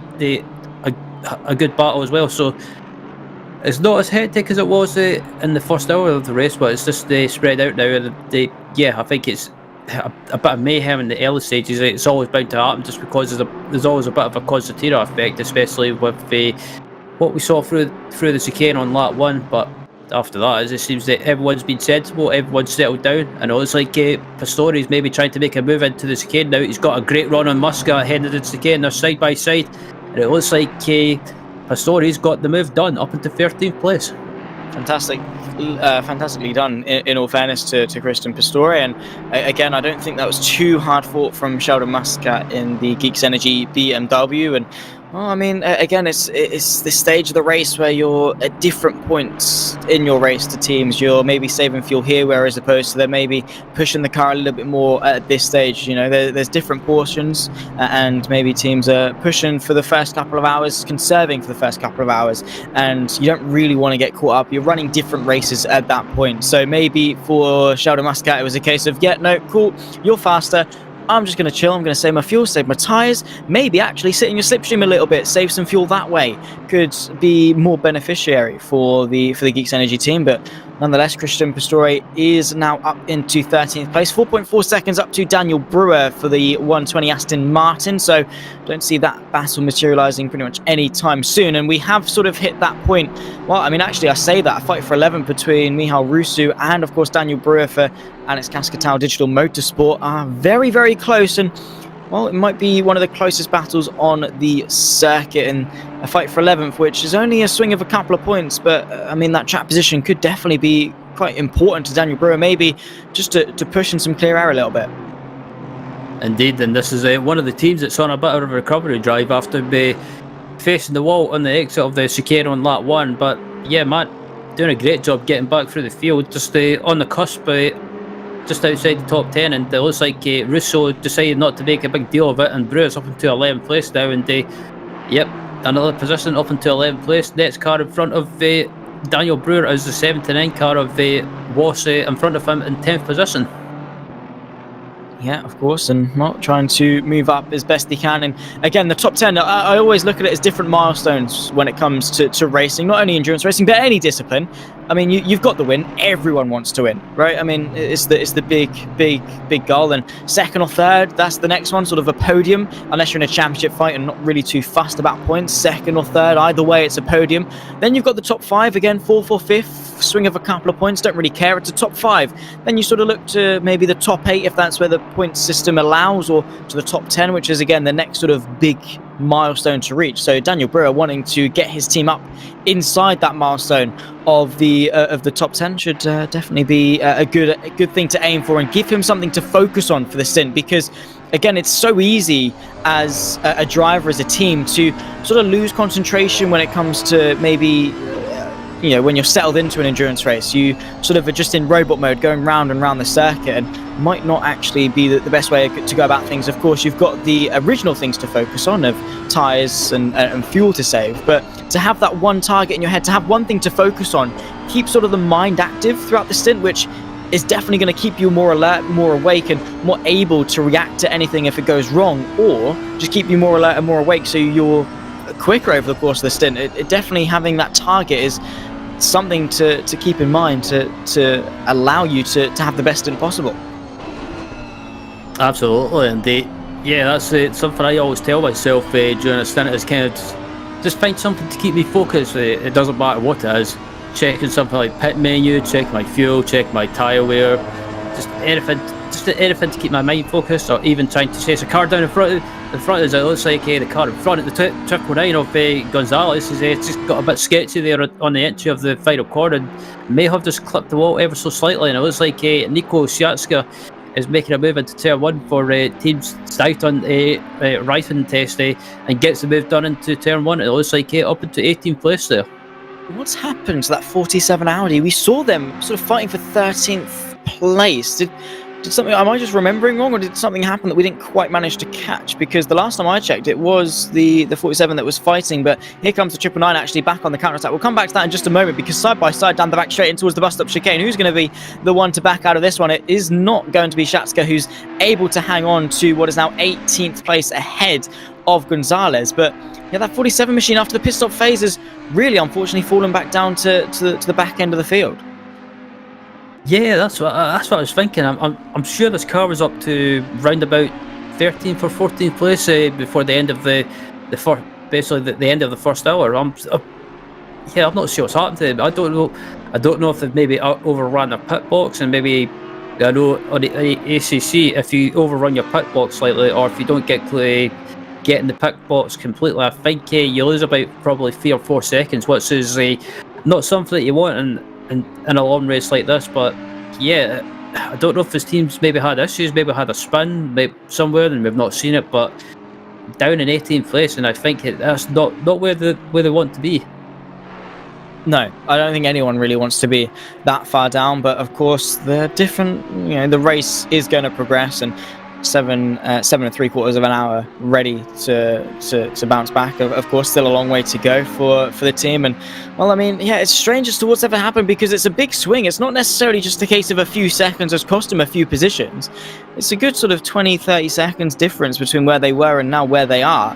But anyway, we focus back at the fight. Wild Things Racing has swapped out to Sakari Leitinen for the 26 Audi and 5.8 seconds back to Nicola Gross. But on the back of the fight that we were just seeing for P18, actually, so trying to clear him as best as possible. And while we don't often see it in single class racing, just in the GT3s, I mean, we often talk about in endurance racing sort of the lap traffic and things. And well, when it comes to single class racing, when you hit a wave of lap traffic, it's often harder to negotiate your way through, because different to, say, a DPI or an LMP2 able to lap the GT3s, where they're able just to put their foot to the floor and catapult their way apart, their way past. The GT3s have to work just a little bit harder. While they have got the assistance of blue flags, the sort of, while there is going to be a swing of a couple of seconds because the faster drivers opposed to the quote-unquote slower ones, you've got the same machinery, which means there's not a swing of 10-15 seconds a lap, which means you sort of have to work hard to get past the traffic, and that could slow Leighton's progress down just a little bit, trying to negotiate the Ferrari and the Audi in front of him. Yeah, that's the thing with these single class races as well. Basically, you're not really in a different class. It's not like a GT World Challenge in real life, for example. You're not in a silver class or the gold class, or you're not in an AM class, for example. It's all pretty much overall position. So trying to lap someone, it can be a bit more difficult, especially if you're someone being lapped and you might be in a battle with someone. You don't want to lose too much time. You don't even want to lose a position. But it's one of those things. If you get in blue flags and you don't let someone by a certain amount of time, I'm not sure how long it is, but if you don't let them by, you possibly risk running the risk of getting a penalty or maybe a time penalty. Yeah, again, I'm not entirely sure. I don't know if it's a mandatory thing when it comes to Assetto Corsa Competizione, or whether it's just a case of, yeah, no, they're there, don't hold them up, don't defend, don't fight too hard. But I think we'll have to wait and see. Maybe it's just a case of a gentleman's agreement to say, yeah, no, I'm not going to be too harsh. I'm not going to be that out of order. I'll let you through if it comes. But again, my lack of extensive knowledge in the top range of ACC is sort of coming back to bite me there. I do apologise. But yeah, either way, the lap traffic is going to be something to think about as the race progresses. But at least for now, Sakari Leitinen is able to clear it and into the pit lane, actually. Well, this is very off sequence. That is the G League Esports elite team of Mathis was now into the pit lane. Well, this is rather off sequence. And to be fair, that car doesn't look overly damaged. Maybe it's a thing that we can't see, as Andrea Lacany is also having a bit of an off and, well, completely vanished from the bus stop chicane. Yeah, I was going to say that looked like a bit of a, I don't know if that was maybe some internet problems or ping issues, but yeah, that car coming into the pits there, that was really early, because they were in the pits not too long ago, I believe. So I don't know if they've maybe had an issue, maybe went off somewhere and got slight damage. But yeah, that's really out of sequence. So that might come back to bite them later on in the race. They may have to make a splash and dash, depending on if they can save some fuel, they might be able to get away with it. But yeah, because I was just checking now as well. A stint with these cars, I think it's roughly about 70 to 75 minutes. So that's really early. It really is. I mean, the majority of people came in sort of an hour 5. So sort of 60-65 minutes into this race for these guys. And, well, I mean, we had a couple of stragglers go maybe push to the 60-67 minutes, 70-minute mark. I mean, regardless of which, that is incredibly early. But into the pit lane anyway, and we'll have to see how they get on as the race progresses. Again, there are going to be very diverse mindsets when it comes to strategy. But at least in that case, it did seem unplanned. But again, what do we know? We're well, barely professional. Professional is very much a stretch in terms of word. Professional is a strong word. So what do we know? Well, again, they're down on the circuit. They see how their race progresses. We'll have to wait and see as to how they progress. But this, at the moment, Christian Pastor now up to 9th place in the race. And for Ada Pro Esports, flickering between 10th and 11th, actually able to get himself up into 10th, I think, ahead of Rousseau, is the 16 BMW just in behind. So Christian Pastor now inside the top 10. So, ticked off, back inside the top 10, not doing too bad. And now it's just a case of hit your marks and continue the stint.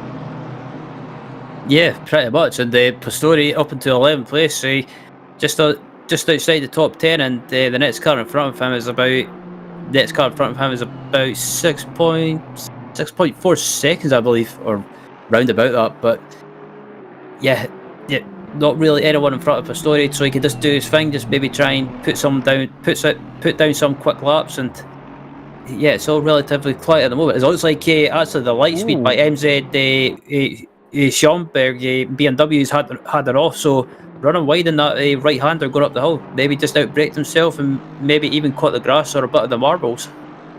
Yeah, definitely so. Marvin Tibacken for Lightspeed. Not really sure as to what's happened there, but certainly not optimal for them. And while the fight's still between Shatska and Julian Gonzalez for P13 in this race, the 999 looking a little bit feisty, maybe having a bit of a look into the inner loop chicane through the right, then the left, of course. Inner loop, bus stop chicane, interchangeably known. I mean, not quite to the extent of Spa, but certainly a couple of different corner names that you can call them by. But inner loop, bus stop, either work. And well, they've both managed to work their way through cleanly on this occasion. Julian Gonzalez, no way through, at least for now.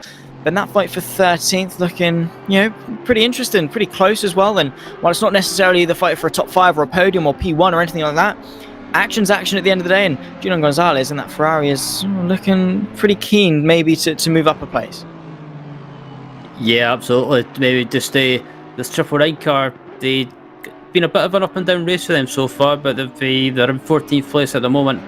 Gonzalez, they did have a sketchy moment get on the exit of the final corner, and Nicholas Shatska, just in front of him, I thought he or hasn't managed to pull away as much as I thought he would. So Gonzalez maybe just started to get his head into the game now and just refocus and starting to close back up. Yeah, for sure. And well, as we approach what is around about now 7 hours and 36 minutes left to go in the race, still a long way to go, but still, a decent amount of time into the event. So everyone's settled in, really, we're getting an idea as to who's really the favourites. And well, it's not necessarily the championship leaders that I guess we've got Nicholas Gross there in the 27 machine up there in second, but the 73 machine of Miato, really impression early on for the race leaders. I mean, they've taken the race by storm, at least for now. 14 seconds clear. And the championship leaders, there's definitely something to write home about. A lot of positives to take in the opening moments. Absolutely. It's been a great race so far, plenty of battles throughout the field, and while it's all relatively quiet at the moment, me and Zach's just going to nip away for a quick break. But yeah, I hope you're enjoying the racing today so far, and we will be back very soon.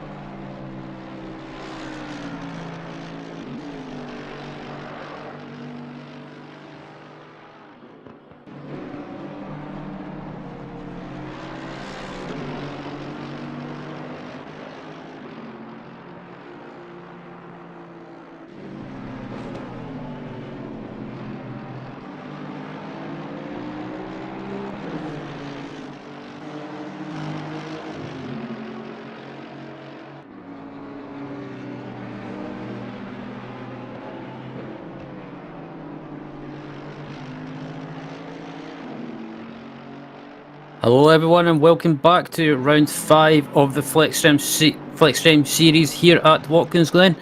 I'm Ryan Walker, and alongside me calling the first couple of hours of this race is Zach Sweeney. And Zach, I have to say, so far it's been a good race so far. Interesting, some interesting battles, good battles as well to watch, and the strategy as well has been interesting. And with some teams electing to change drivers after one stint, and some elected to keep their same driver and that started the race. So a bit of a mixture going on.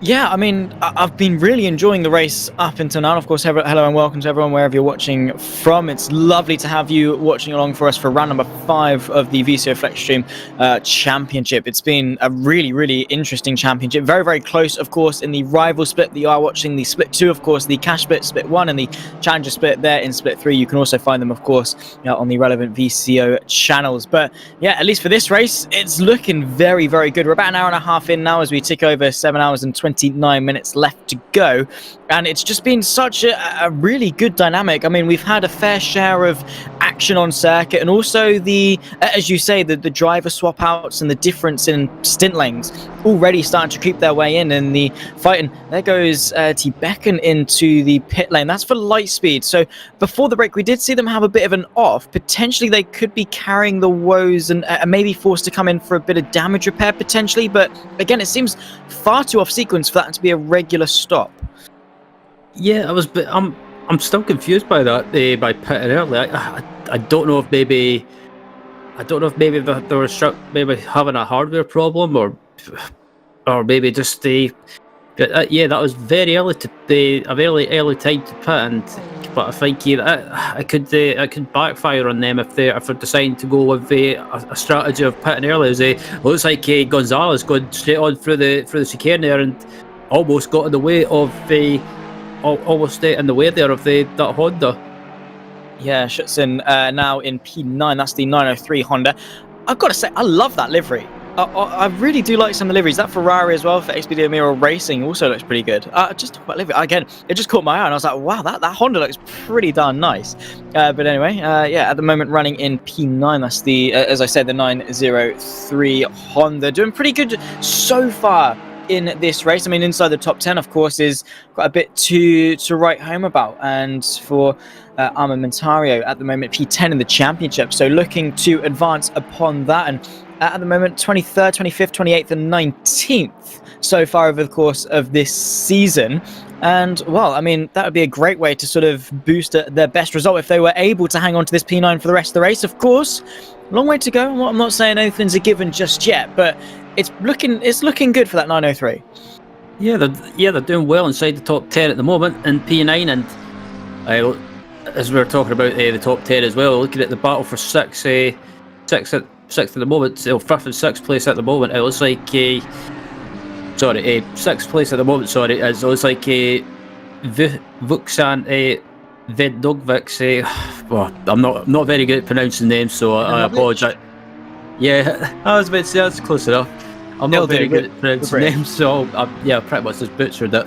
But yeah, plenty of battles going on at the moment, and since the accident's quieted down ever so slightly, we'll take a bit of a run through the positions inside the top 10 at the moment, with Andrea Beato currently still leading this race in the 75 Class A racing car. And in second place, you've got Nicholas Gross for Vanari Racing with the Soul Lexus. And in third place, you've got the Wildfriend Racing car of Letterin. And in fourth place, you've got Andrea McClay. And in fifth place, you've got Jamie Nuttall. And in sixth place, Daniel Brewer. And in seventh place, you've got Christian Pastore with the 158 Aston Martin. And in ninth place, Schutzen. And then rounding out the top 10 is Porsche Fine. But yeah, it looks like surprisingly for Watkins Glen, it's like I say, it's been quiet and there's not really much going on at the moment. It seems to be just spread out ever so slightly. But yeah, again, I've said it before, but that the Class A racing car up at the front doing a good job with Miato at the wheel, and Miato at the moment just not hanging around, just trying to stretch that gap as much as possible. He's got that gap up to about 16.4 seconds now, so not absolutely pedalling. Yeah, I mean, really doing fantastic so far in the opening stages of the race. Same too with Wild Things Racing with Sakari Leitonen at the wheel. Well, I mean, we've got some pretty standout teams in all fairness. And again, as we say, not really those that are too standout in the championship. I mean, Wild Things Racing at the moment is at third. It's at P21 in the championship. Our best result so far of the season of second. Of course, 12th and 11th left to boast. Didn't start last time out at Spa, though, of course. So that, of course, is going to sort of tarnish their run. But again, another P3 would really, or another podium, I should say, in the form of a P3 would really do their championship some wonders, and maybe just the team morale also with that. And Q-Lash Sim Racing leading the way, of course, with Andrea Miato. Only they're in 8th place with the best result. Well, I mean, they did win a couple of rounds ago, in all fairness. So they have got that winning form, which they're going back to. They're finding that experience, and they're, well, now just pressing on, because they really haven't been challenged at all so far in this race. And we've not really had to follow them at all, and in some places, not being the car on stream, not being the car focused on for the majority of the race so far, isn't always a bad thing, because they've just been so far out in front, putting in the laps, putting in the times, and just doing so well that against the championship leaders of Venari Racing, they've been able to put out a 16.7 second gap. That is, nothing short of phenomenal. Indeed, yeah, I was expecting that Venari Racing Lexus in second place to close the gap down, but yeah, that's not happened. Miato's actually managed to extend that gap to about 16.4 seconds now. So it's just look at the pace of both cars as well. They're not really that far apart as well when it comes to pace. So yeah, both of them. I think Miato's lap time, or quickest lap time at the moment, has been a 45.6. Nicholas Gross a 45.7, so there's only probably a few thousands between them, so both of them pretty much pushing each other. And yeah, I think if that battle keeps going the way it's going at the moment, I think it's going to be hard to predict who will win this race. But yeah, this Wild Things Racing car of Leitonen, doing well in third place, and I think Denise Pope from Wild Things Racing, watching the stream at the moment, I think she'll be pretty happy with the job this team's doing at the moment. And I think I think it would be good to see this team doing well at the moment. But they were involved in that epic battle in the early stages of the race. So I think it was one of the McLarens. I can't remember who it was, but it was fantastic racing nevertheless. Yeah, and we do have to sort of preface and emphasise, that is actually not looking too good for one of the Aston Martins. Who that is, I think that again that team had a bit of an off a little bit earlier on. Also, that same Aston Martin, it was one of the leading chargers. There we go, Full Boost Racing at the moment. Michael Pokapin at the moment in P10. That front end looks rather tarnished in the bluntest way possible. I mean, look at that front right. I mean, at the moment, it's only the bonnet that's a little bit loose, and it doesn't seem to be affecting the wheel geometry so much, to the sense that it's slowing them down too much. But when we saw Full Boost Racing not too long ago fighting for the podium, it's a bit of a surprise that they're all the way down in 10th. So a bit of contact may be setting them back just a little bit. And again, literally tying in quite nicely actually to the point I was about to make, in terms of the fact that we have to emphasize all of this is very much provisional. There is nothing set in stone just yet. There are a million different things that can happen. There are just as many different ways this race could go about over the next 7 hours and 22 minutes of racing action. And Full Boost Racing proving that in full swing, in terms of how they were fighting for the podium not too short of an hour ago, but now an hour later, down in P10 with quite hefty damage to the front end of that Aston Martin.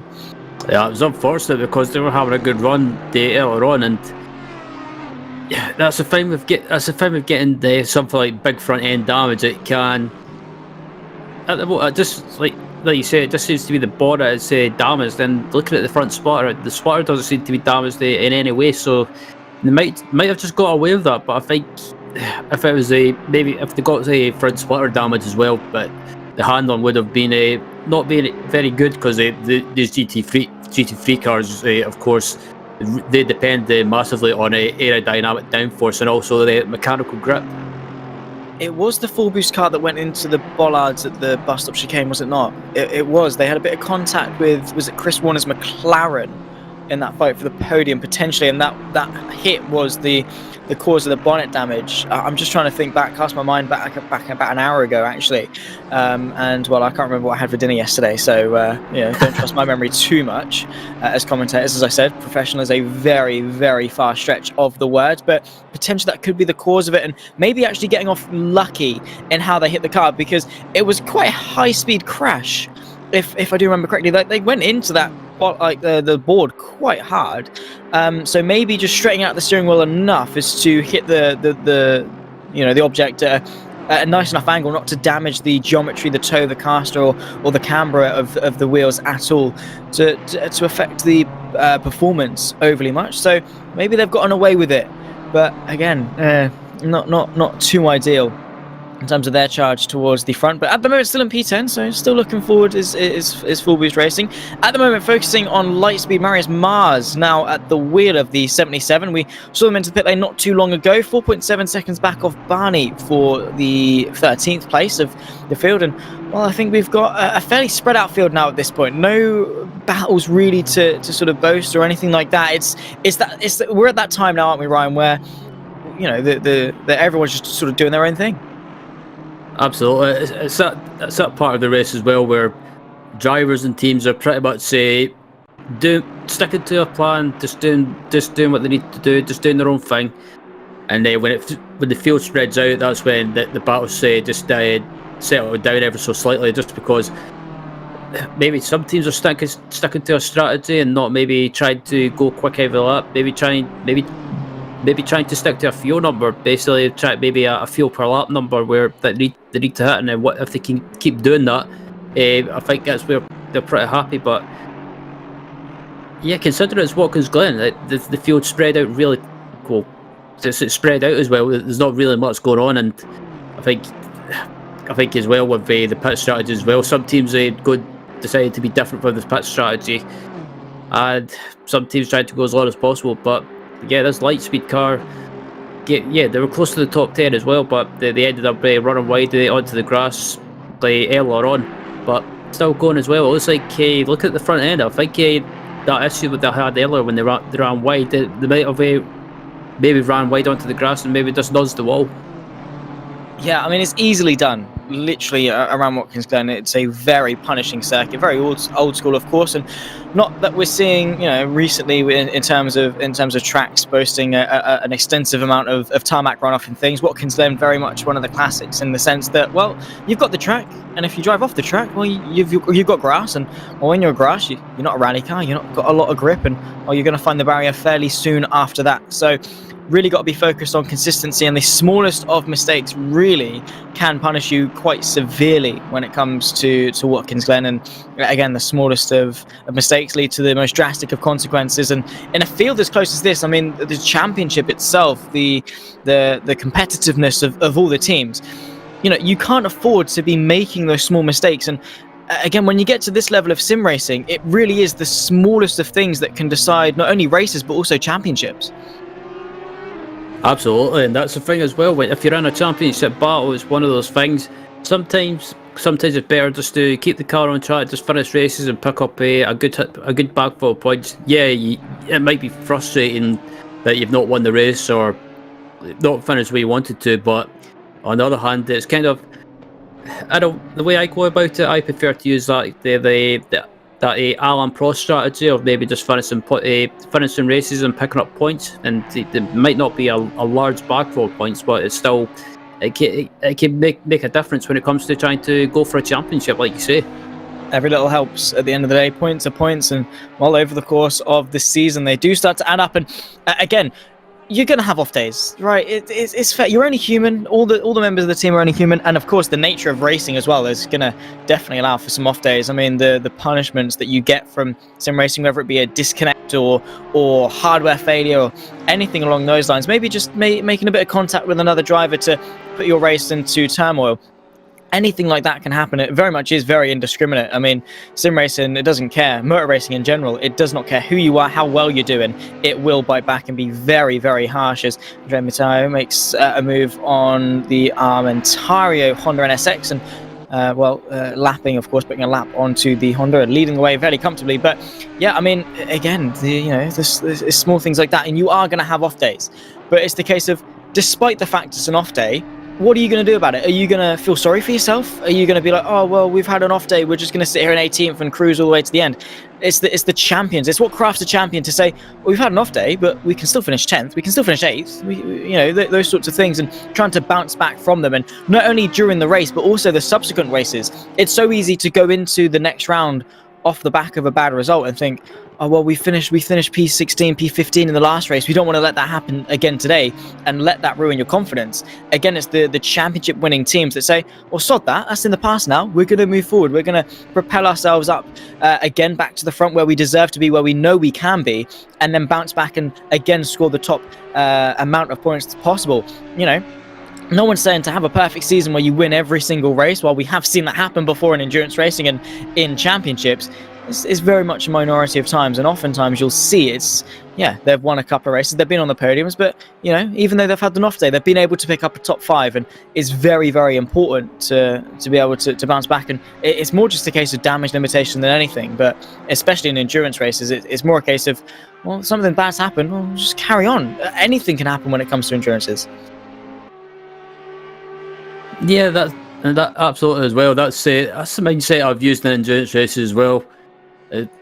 You might have finished not where you want to, maybe finished further back, maybe in the top 10 or just outside the top 10, and lost some valuable points. But on a long season such as FLExTREME, for example, maybe 5 or 6 rounds is not a long season, but when you think about it, if you're going for a championship, it can feel like it goes on for ages, just because you don't want to get good.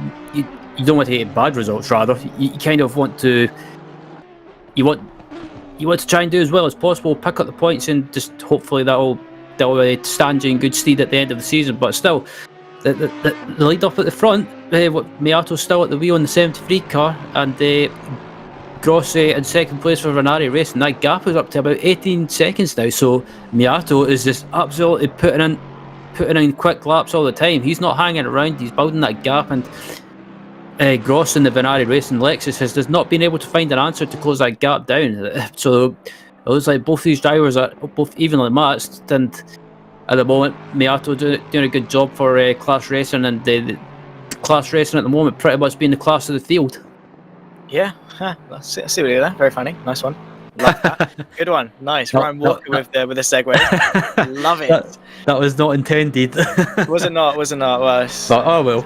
It's always the best ones, the accidental ones. I do love that. Nice one. I'm going to note that down actually for later on. But anyway, yeah, Clash Racing, the class of the field, very much so. And they've been really, really well so far. And you're right in saying it's the sense that 18.5 seconds over what is now approaching on 2 hours into the race. I mean, yes, granted that it could be better, but it definitely could be worse. I mean, 18 seconds at the lead of the race ahead. I mean, it's not like the championship leaders or anything like that haven't turned up and they've got maybe 5th or 6th in the championship to worry about. No, they're putting an 18-second gap on the championship leaders of Vanari Racing, who have boasted 2 podiums this season. 2nd place when we went to Italy, 3rd place last time out at Spa, and 9th and 6th in between at Cota and Catalunya. They've been a really, really good team to field, and not only are they beating them, they're beating Crack Racing, Fusion, Rapid. They're beating some really top-level teams in the rival split, and well, they're just head and shoulders above the rest, at least for now. Andrea Miato, of course, as we said,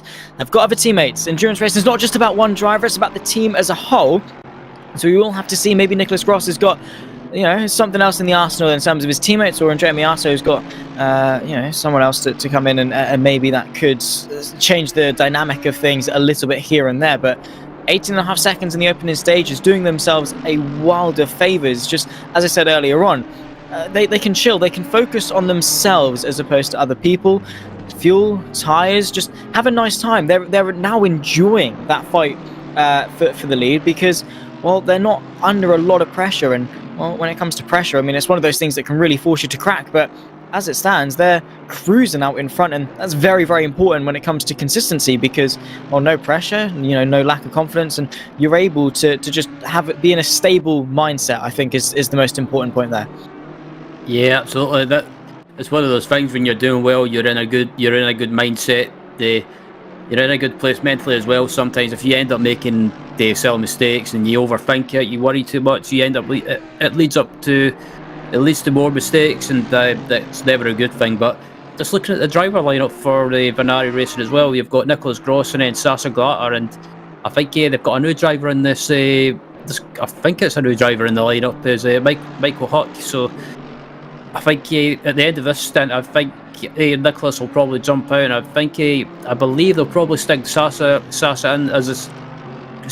for the second basically the second driver, or basically stick him in for his stint, and basically try and keep that pace up, try and keep the pressure on a class racing, and to see if they'll crack. But I think class racing as well, I think they'll probably stick in another quick driver as well, just to again keep up that pace and try and maintain that gap to Venari Racing as well, because I think if this race is going the way it's going, and both these teams are pushing each other, I think this could be this battle for the win.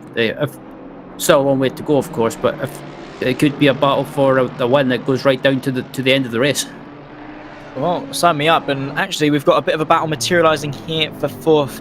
Andre Mikhail for Rapid Esports under pressure now from Jamie Nuttall, who's only about a second back in that 71 Mercedes for Crack Racing. Of course, second place in the championship is that 71 machine, and looking to make some advances, maybe limit the damage versus Venari Racing, who are at the moment in second. So couple of extra points going their way would limit the damage going into the final round of the season. We are very much towards the back end of the championship, and when you get to this point, you really have to make sure you hit those marks. There's no time, there's no, it's early doors in the season, we can twiddle our thumbs and not score those points. Now it really is crunch time. You have to make sure you're absolutely on it, just to make your life easier come that final round. Yeah, absolutely. And this battle for fourth place comes across the line at Andrea Michele in fourth place in the 23 BMW, and Jamie Nuttall just not too far behind either. So this battle has been shaping up for quite a while. Nuttall has been closing that gap down bit by bit, and as you see there, head in the same shot now. Nuttall closing up quite considerably in a straight line. So I don't know if this BMW is maybe just struggling slightly on tyres, or if it's just Nuttall in that Mercedes, that team maybe is running the slightly lower wing.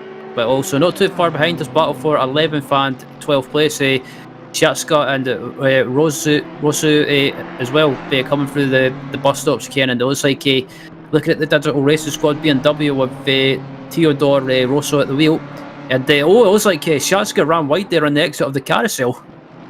Yeah, and into the chute under a bit of pressure, and now Rosso is having a bit of a look, definitely practically pushing the Audi as they run their way in towards the toe. Looking to the left-hand side now and towards turn number 7, the BMW trying to go the long way round. It's not going to be the best avenue through, but a wide line cut back for late apex might see the BMW have the legs down the straight, but that very nimble Audi looks mightily quick in the straight line though, using the slipstream. Shatska under pressure. Here comes George Theodore Rousseau now to the left-hand side of the race circle, right-hand side of shot, but no way through on the outside. He might still try and give it a go, but the 47 covers off its bases and defends 11th place, at least for now. It was a good effort, good attempt for sure. Maybe getting a bit desperate with that lunge into the next left-hander for Rosu, but again, it's that pressure that we were talking about that allows you to latch onto the rear wing of the car in front and not let them get away.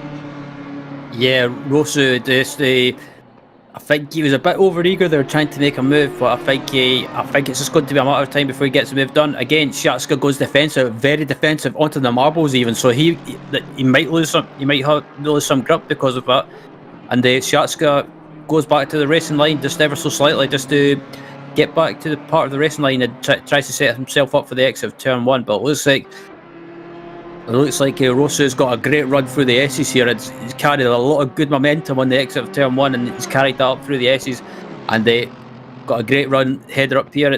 Can he get alongside? Can he get a move done before the chicane? They're just about side by side, and I think trying to go side by side is a bit risky, as we've seen in previous battles so far in this race. And Rosso again has to back out of it. I think he's a quicker car, but it's just that same old case of trying to find an opportunity to get the move done. Again, he goes up to the inside, and I thought he was up the inside, but again, getting eager to try and get that move done. And I think Shatska in this Saskia in the 47 Audi. I think he may be struggling with tyres slightly. Potentially so. I mean, that's not the first time we've been deceived into the chute where a car darts its way to the inside late on, but no moves, at least for now. But yeah, definitely Shatska under a bit of pressure on that Audi, and fortunately for him, we're only moments away from the next wave of pit stops for those on schedule, so might be a good opportunity to get those tyres off the Audi and put a fresh set on. Also a fight for 6, Vidanovic versus Daniel Brewer side by side as they run their way through the tow, and it is going to go the way of Daniel Brewer, now up into 6th place versus the 449 Audi of Vidanovic, and well, moving forward in towards the heel. No counter-attack, at least for now, from the Audi, but Daniel Brewer, fairly easy affair really, not really hesitant or anything like that in his stride, was able just to say, cool, yeah, inside line, mine up the inside. Now 6th place for Daniel Brewer, which pretty good result, and able now to push forward. There definitely is still some potential in this. I mean, quite actually, to be fair, quite a way off from McKellar and Jamie Nuttall, who himself are having a bit of a scrap for 4th, but up inside 6th place for Alex Cascatal Digital Motorsport. I mean, yeah, good stuff. And here's that fight I was talking about. Jamie Nuttall now looking to the inside of the bus stop. Yep, Nuttall was up the inside, he's got the move done. Yeah, he's pulled the move off, so Nuttall saw the opportunity, he got the run, he took the opportunity, got the move done up into 4th place, so a great move by him, and start already, by the looks of it, starting to pull away from the BMW, and just been watching Nuttall as well. He's been being pretty much quick in this stint so far, and managed to close the gap down to this BMW 23 BMW, managed to get the move done up into 4th place now, but we'll be interested to see if he can try and maybe close some of that gap down to the Wildfriends Racing Audi in 3rd place in front of him, but I think it'll be a bit of a tall order. 10 seconds, I mean, there's bigger gaps to close, there's definitely smaller ones to close as well, but I'll have to keep an eye on Jamie Nuttall's pace over the course of the next few minutes. I think is probably going to be the best course of action. But yeah, Jamie Nuttall doing a fantastic job in of itself, up now to 4th place. So, I mean, in all fairness, we've seen spins, we've seen crashes, we've seen bits of contact in this race. All it takes for Lehtinen to lose that 10-second gap is a spin, a mistake, and slowly but surely Jamie Nuttall will chip away at that 10-second gap and maybe spark the fight for the podium. Again, it's time will tell. Now sub 10 seconds, 9.8 seconds is the gap, and well, that is considering the fact that Jamie Nuttall had to make an overtake. So the pace is looking pretty good for the cracked racing car. Indeed, and yeah, their pace has been really good, and up into 4th place at the moment. It was a bit of a quiet start for this team in the early stages of the race, but as the race has gone on, they've just been going about their business. They've not been getting caught up in any incidents. They've just been doing their thing, and yeah, it seems to be working so far. And they up into 4th place at the moment as they come through the chicane, and I think it's a bit of a tall order to close the gap to Lehtinen in front of him in 3rd place, but still, yeah, there's been plenty of impressive drives in this race so far. Wildfriends Racing has been one of them. The Jamie Nuttall and the cracked racing Mercedes team is another. There's so many nominations if we were having a vote, but yeah, been great races so far, and I have to say Daniel Brewer in 6th place as well, but in that 120 Aston Martin, they've been on a great recovery drive considering they were pretty much on the wall on lap 1. Yeah, and recovery drives, I mean, again, it comes back to the fact that it's a long race. Don't throw it away just because you had an incident in the first couple of moments, or the first half an hour, the first stint, whatever it was. You've got a long time, and all it takes is, I mean, you've had misfortune, right? You've gotten unlucky. What's to say the other people around you aren't going to receive the same bad luck that you can then capitalize on and you can then bounce back from? And that's exactly what certain teams are now starting to do in order to claw their way back up the field, because, well, even in recent moments, it's only taken them sort of an hour and a half to get back into a decent position. What's to say they can't progress even further in the next 7 hours and 2 minutes of this race? Another lap ticks by, and Sakari Lehtinen chips away. Well, it loses another 0.4 of a second back to Jamie Nuttall, who's now only 9.4 seconds back on that fight for the podium. However, it's talking of gaps shrinking, gaps are growing in the fight for first. Andrea Miato, 20.4 seconds now is the gap back to Nicholas Gross, which is, well, sensational. It's been a phenomenal drive in the opening, well, now 2 hours, 66 laps of this race. Brilliant stuff. And again, we'll come back to it time and time again, because all we can do is sing praises for that 73 machine.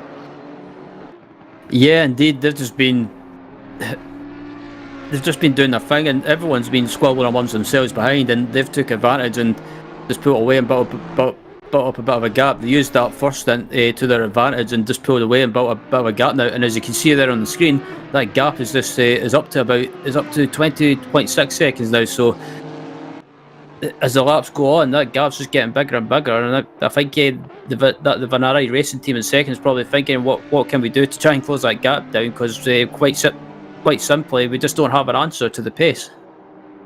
I mean, again, yeah, exactly. They're on paper the slower of the two cars. There's not really much that they physically can do other than just drive the car quicker, but in doing so they risk burning more fuel, burning off their tires quicker.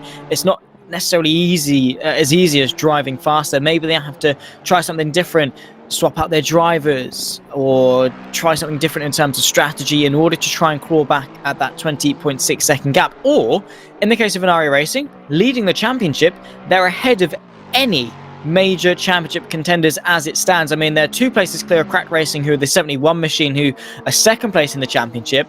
Granted, it's only 2 places and it could be better off being 3.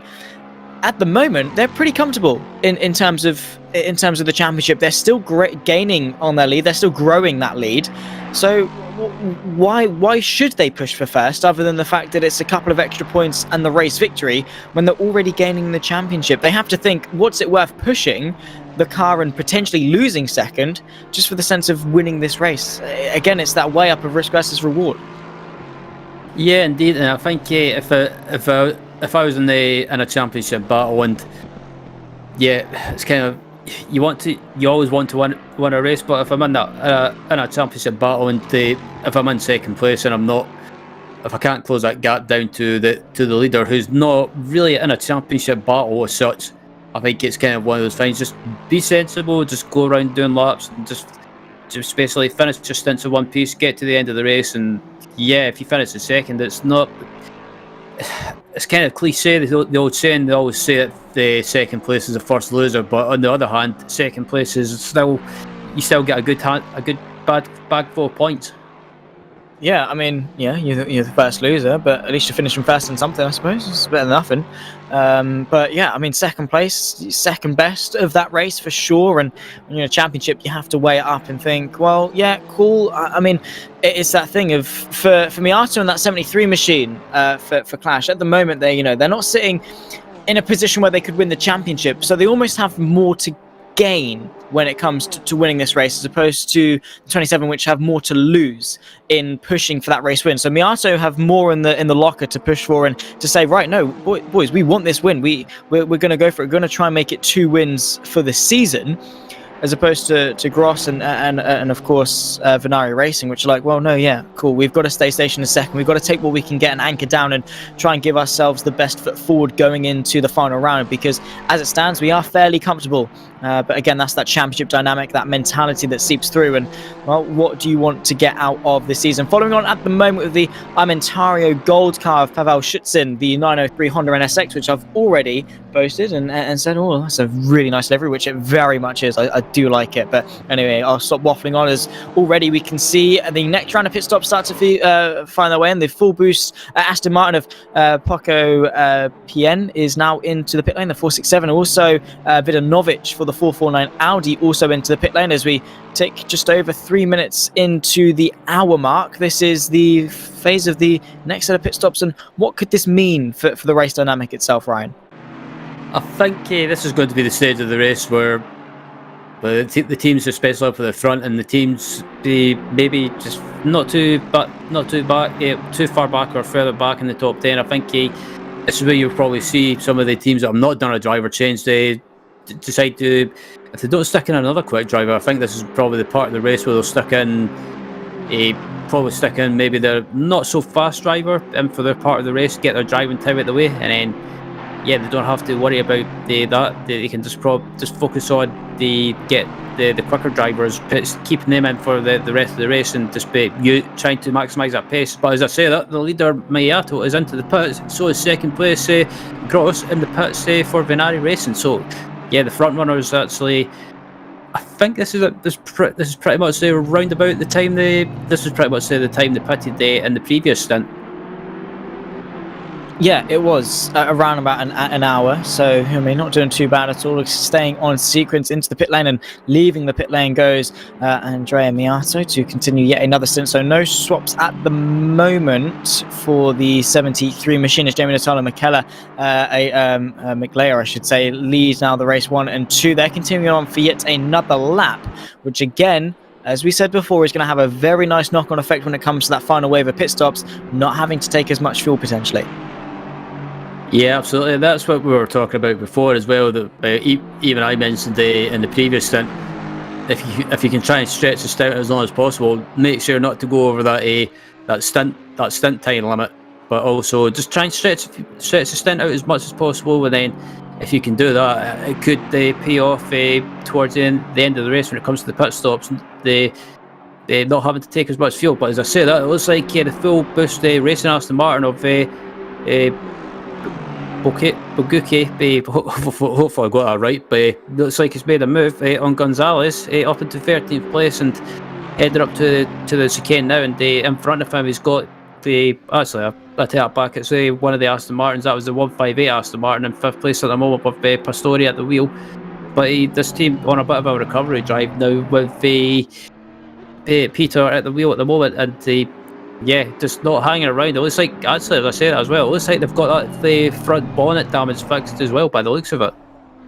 They have indeed, and well, maybe that is both cosmetically more appealing to the Aston Martin, maybe even more to the driving style, also benefiting the full boost racing car, who are now able to push forward and maybe try and get themselves back into the mix. That, of course, is not an Aston Martin. They're fighting for position. The next car up for the 467 is, of course, the 77 machine of the BMW of Mars, about 30 seconds up the row. So Boguki has definitely got a monster stint coming to recover yet another position to the car in front, but again, that remains to be seen. The first step is just to settle into the car, get into the rhythm of things, and momentum and rhythm of things really do decide endurance races in sometimes, because you can be quick, but you need to be that same amount of quick lap after lap after lap, and that only comes when you're in tune with the car, in rhythm with things. And actually, the Aston Martin pulling into the pit lane might actually knock the rhythm of Boguki, because Julian Gonzalez is looking to the inside to get that 13th place back to the inside of turn 1.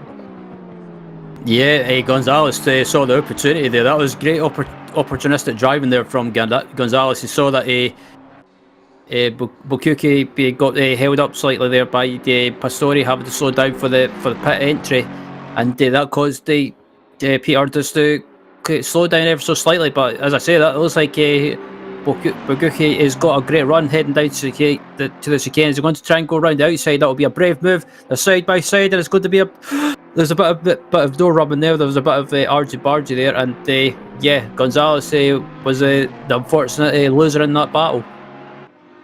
Ryan Walker once again taken aback by sketchy moments into the bus stop chicane, where he had to oh, it's scary, I don't like it. I mean, yeah, fair enough. I mean, we've all been there. I definitely was a bit scared as to what was going to happen, but it seems that Boguki's back ahead now. Julian Gonzalez, a bit of a fight, materialising there as Christian Pastore into the pit lane as well for the 158 Aston Martin to tick off their next round through the pit stop. Also, Principe now at the wheel of the 73 Audi, taking over from the previous race leader, if I'm not mistaken. Absolutely, as Gonzalez in 14th place now, and Boguki starting to pull away now, and I think as I look at the leader, or was the leader, it should be the net leader once the pit stops phase out, but Umberto Principe up in third place at the moment, taking over from Miato, and yeah, I have to say that was a great stint from Miato. Two great stints, I should say, but kept up the pace, or set a quick pace, managed to increase that gap to the 27 Venari Racing Lexus, and it looks like Venari Racing have made a driver change as well. Nicholas Gross jumping out, and Sasa Glatter, another quick driver, jumping in for his stint. Well, two new drivers for the top two in the race. Net, of course, after pit stops, found themselves out. Sasha Glatter, though, running now in the 27 Venari Lexus. And, well, big shoes to fill after the progress that Nicholas Gross was able to make in the open stages in this race, and has to continue that momentum in full swing and push the car forward and up to new heights potentially for Venari Racing to claw back that gap to the 73 machine. Jamie Nuttall from the provisional race lead after the race leaders came in. Same too with Mick Lear for the 23 machine, both into the pit lane, as well as Schutzen a little bit further down in the 903 Honda also. So the final stages of pit stops funneling their way through once more. But yeah, Sasha Glatter, big stint ahead. Yeah, absolutely. I think Sasha's Sasha will be fine. I've watched him in previous races so far in the when it comes to the GT3 races, and he's been absolutely quick and another quick driver for this team. So I think this team's decided to stick their another quick driver and try and keep up the pace and see how they get on, see if they can close that gap down to the 73 Audi. But as they come across the line, it was like Glatter back up to fourth place now. Principi is in third, and also the top two in front have just pitted. So it was like Principi up into the lead, and I think that Sasa Glatter, I think he'll be up into second place once all these pit stops phase out. Obviously the time and still needs to update, but Sasa Glatter, I think he could be the one to possibly close this gap down. Well, he's the one in the car, and he's the only one capable of doing so as it stands for Venari. 20.9 seconds is the gap between Principi and Glatter as the second phase of pit stops funnel their way out. Young also up now to third for the 26 Audi. Jamie Nuttall settles back into fourth. So it seems like a pretty good pit stop there for the 26 Audi. Able to get the jump back on the 71 is Sam Fleety now at the wheel of the Cracked Racing Mercedes. Of course, Sam Fleety very, very quick when it comes to Assetto Corsa Competizione. Same too with his teammates of Samir Smogi and Jamie Nuttall leading the championship in other series across ACC, and jumping into that car, leading the charge and trying to bounce back and get that team back on the podium. Absolutely, and another team that's done a driver swap as well. Again, only doing a single stint this team so far as the 26 Wild Fins racing car. They've done another driver change. Leightonen's jumped out, and it looks like Daryl Young's jumped in for his stint. So this team, by the looks of it, maybe just sticking to single stints, maybe making sure to have a fresh driver in for every stint. So maybe lose a little bit of time by doing that. But I think on the other hand, it could be a big benefit as well. It means everyone's getting a bit of a break and not having to maybe do two stints, maybe even a triple stint, because from my experience, trying to do a triple stint can be a bit draining, especially when it comes to being mentally physical. Basically, it can drain you mentally. It can, and of course that fatigue is definitely a big thing to settle into when it comes to endurance races. Definitely, I mean, as you say, the physical dynamic of it. I mean, steering wheels and sim rigs have become very, very high end. If you've got the top end, of course, some people running on maybe the entry level wheels, but some people maybe get into the top echelon of sim racing gear, and you can churn out 20-30 newton meters of torque through your wrists. And if you're running that high force feedback for a stint of an hour or two in length, you are definitely going to start feeling that in your wrists and your shoulders and your arms, and of course that fatigue is going to wear you down. But also that mental fatigue that you spoke about, something that I think definitely needs to come back into limelight and definitely be spoken about in terms of sim races, because you're driving, you're focusing, you're trying to drive the car, focus on your tires, focus on your fuel, focus on the other cars around you, and focus on the team's race as a whole throughout the entire 9 hours. And just keeping your body awake and alert for that long definitely is very, very tricky. So definitely is for sure going to be a race of attrition when it comes to these guys, because as all endurances are, because funny enough, they are endurance races. They're a test of endurance, of stamina, and the pure hard grit will of some of these teams to get their way through. And while it is only early doors, the quick swaps might just be an effort, as you say, to keep things live and fresh in the cockpit.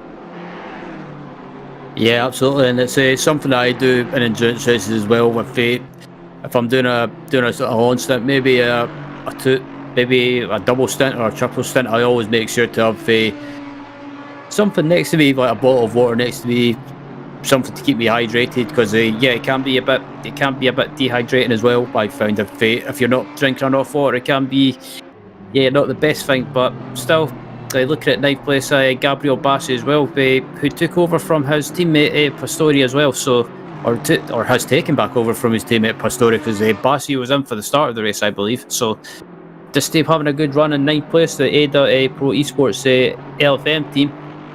Yeah, just being good, just doing the thing at the moment, and not being really in any incidents from what I've seen so far. But yep, yeah, that's the free car still leading the race overall. It's with Principi still at the wheel. So yeah, it's all relatively it's settled down at the moment as well after the pit stops.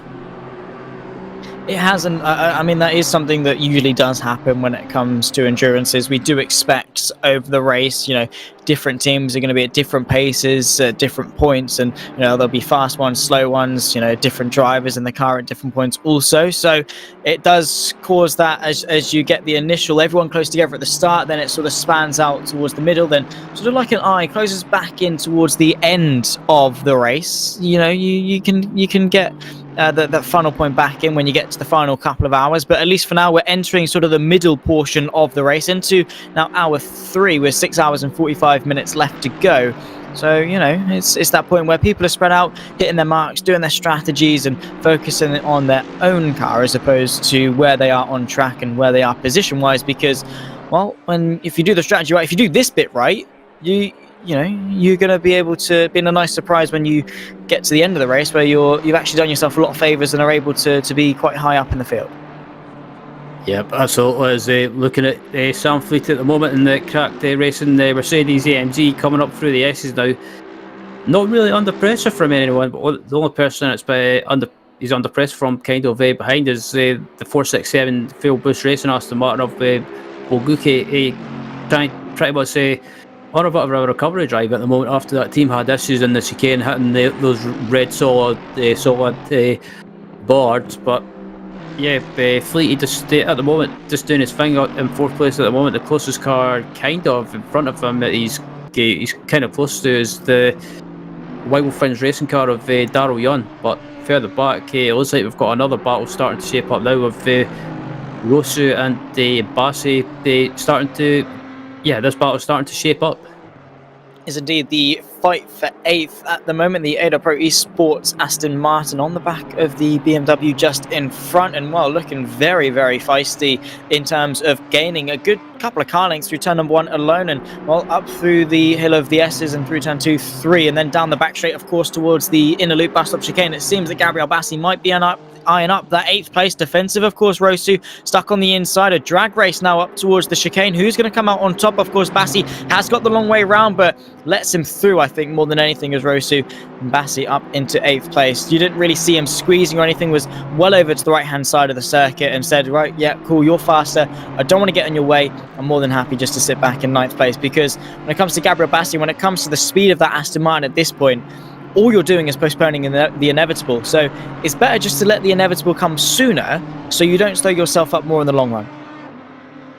Yeah, absolutely. I think there's no point really making a big deal of it, and I think Bassi is a quicker driver at the moment. I think Rosu just decided does not make a big deal of it either. Maybe just that was like I was talking about earlier. Some teams maybe just sticking to a strategy that they've maybe planned during the race, and just maybe sticking to the plan at the moment, and then of just not taking it easy, but just keep it on track, keep out of any trouble, and then when it gets to maybe the final 2 or 3 hours of the race, then that's when it's pretty much time to start trying making moves and trying to gain some more positions. Yeah, and you just got to get them as they come, I suppose, and see what opportunities arise at different points in the race. Also very close is Julian Gonzalez and Christoph Kleber in that fight for 13th, only separated by about 1.1 seconds or so, but again, that fight a little bit too far back to really see any drastic moves being taken as of now. But yeah, very much a race of consistency. And actually, to be fair, Christoph Kleber is closing the gap very nicely to Julian Gonzalez in the 999 Ferrari in the fight for 13th. And while, granted, it's not really for, I guess, a quote-unquote important position like a top 10, top 5 podium or a win, it's still it's a bit of action on track and still an extra position for Christoph Kleber to try and eye up. Indeed, yeah, this team's pretty much just recovering at the moment, because they ended up falling back after the previous pit stop. So yeah, still confused why they ended up falling so far back, because they were doing well earlier on. But anyway, yeah, they're slowly recovering through the field, and in front of them they've got the 999 Ferrari of Gonzalez, the team Stife done the car coming through turn 1, and it looks like they've got a great run, might be able to carry that momentum. Yeah, up the hill, turn 2. Then again, similar to what we saw a little bit earlier on with Gabriel Bassi on Rosu, but maybe might be a little bit harder for Christoph Kleber. Only time will tell. Through the final kink before you lead down the straight. A drag race once more between the Ferrari and Audi. Two pretty decent cars in terms of straight line speed. Gonzalez holding firm on the inside, trying to defend, but outside line for Christoph Kleber. Thwarted by the 999 Ferrari, and no way through, at least for now. But again, is it really worth it? Sending a move to the outside of the bus stop just for 13th place? Is it better for Christoph Kleber just to bide his time and find a cleaner way through? Quite possible. I mean, yeah, Kleber, yeah, just trying everything to try and get by, but just not really anything that you can do at the moment. But as you come towards the end of your stint in this broadcast, exactly what's your impressions been of the race? I've loved it so far. I mean, it's been a really action-packed race, very densely packed, of course, over the last sort of 20-30 minutes or so. It has died down, but that's natural. That's the nature of endurance races. But the open, an hour and a half, 2 hours, was, well, sensational. It was great. I mean, we've still got the dynamic of the top 2 and Principe versus Glatter, maybe that gap closing or growing as the race progresses, but so far so good. Fights for podiums, top 5s, top 10s, and well, pretty much everything that you could ask for in the first open hours. It's been a joy. Absolutely. Well, with that, ladies and gentlemen, we were going to jump to a quick break. So yeah, feel free to take a look at some of the products in the commercials, and we'll be back very shortly.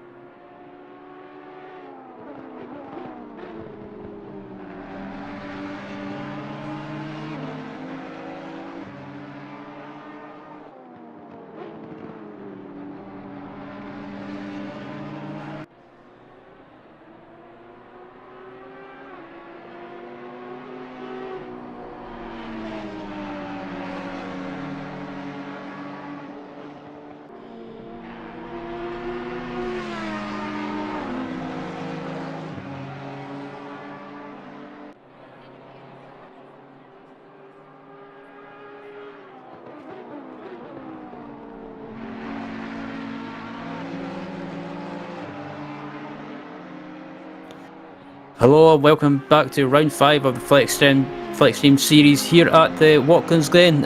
Okay, yeah, it's been an interesting race so far. There's been plenty of battles throughout the field, plenty of strategies as well going on, and it's it's been a great race to call so far. I can't believe it's pretty much under 7 hours left in this race to go, and someone else is joining me in the booth to take over from Zach Sweeney, and it's Cav Bud. And first of all, Cav, it's good to have you. Well, it's brilliant to be here. I'm just seeing some of the action going on in the background. That's Audi and Ferrari. They are still doing battles. Look at that. Kleber up the inside. A little bit of contact. It's just been action all the way through. Still through as they go towards the toe of the boot.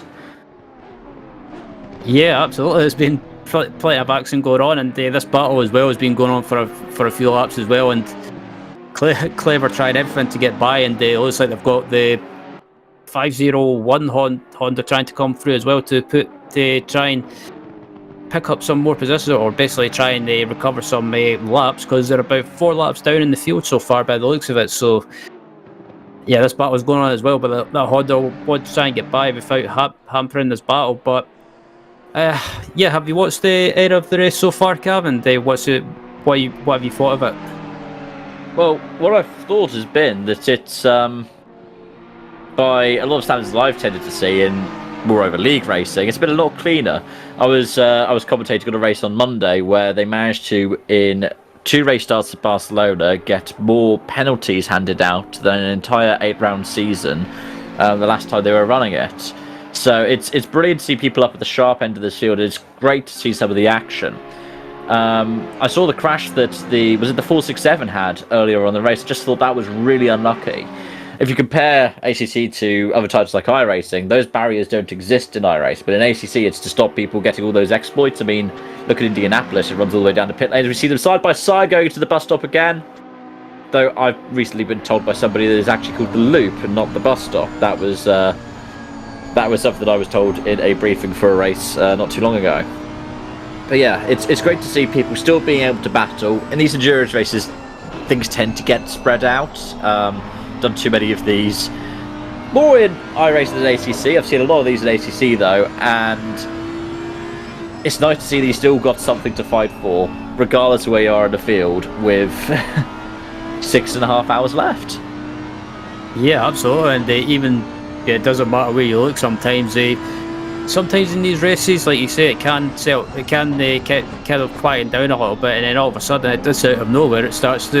You start getting battles starting to spice up again. Like this battle, for example, between Gonzalez and Clever crosses right up under braking, and just luckily manages not to run into the back of Gonzalez, but Clever as well getting a bit sketchy under braking, and then they had to kind of gather that up. But yeah, I think Clever at this point is starting to get a little bit frustrated because Gonzalez, I think anyway, seems to be holding him up slightly, but it's just a case of can't really find anywhere to make the move. And I think Clever's best opportunity is here, if he can try and carry that momentum through Tier 1 and get a good exit and carry some of that speed up through the S's with what we're heading up to now. And it looks like Clever gets really close to heading up through the S's, and there's a bit of door rubbing. Oh! A bigger bump there. Does he flash the lights in anger there? And I think Clever is going to have to concede. Now, if you're higher in the 501, you're just looking at this going, I don't want to be involved in another incident. Like, you can end up with such rotten luck because of 2 other people doing battle, even if you're on completely different laps. But it must be entertaining to watch, because even if this isn't a battle for position, you're still getting some kind of excitement from this race, and that's one of the joys of endurance racing. Yeah. Oh, I was going sideways, and somehow Clever manages to gather that up. But I think Clever's maybe is he letting Hoyer go through to try and unlap him? Yeah, he is. So I think Clever might be using a bit of tactics here, maybe using Hoyer to try and use that slipstream to catch back up to Gonzalez in front of him. But yeah, this has been a great battle between both these cars, but I think that mistake from Clever has just cost him to lose a little bit of time, maybe about half a second or so, and unfortunately he's ended up falling back. But still, I managed to keep going. I think he might be using Hoyer to get a bit of slipstream and close that gap back up. But apart from that, it's been a good race so far, and still up at the front overall. It's Principia leading in the 73 class racing car, with Sasa Glatter in second place for Vernari Racing, and Daryl Yunt in third for Wild Twins Racing. So yeah, plenty of battles been going on throughout the field, but at the moment I think his battles just died down for the moment. But yeah, that's like you say, Cav, it's one of those things with endurance racing. It just seems to just settle down ever so slightly. But on the other hand, it gives some of the drivers a chance just to relax and just not to have to worry about being under pressure, and maybe just some of these teams and drivers, they maybe have a strategy in mind that they're sticking to. Yeah, and I think for Cleber it is, you've got 6.5 hours left in this race. You're going to have to change drivers, you're going to have to change tyres. The track is going to evolve, it's going to ebb and flow, and at some points it might favour the Audi better, at some points it might favour the Ferrari better. That might be weird to say though, because, well, when you look at these things, you're like, oh, they're all mid-engine, they're all GT cars, you expect them to perform quite the same. A friend of mine who competes for Brabham said before that, well, if you look at Watkins Glen, something like the Honda performs really well, and that's due to the way that the car itself is intrinsically set up.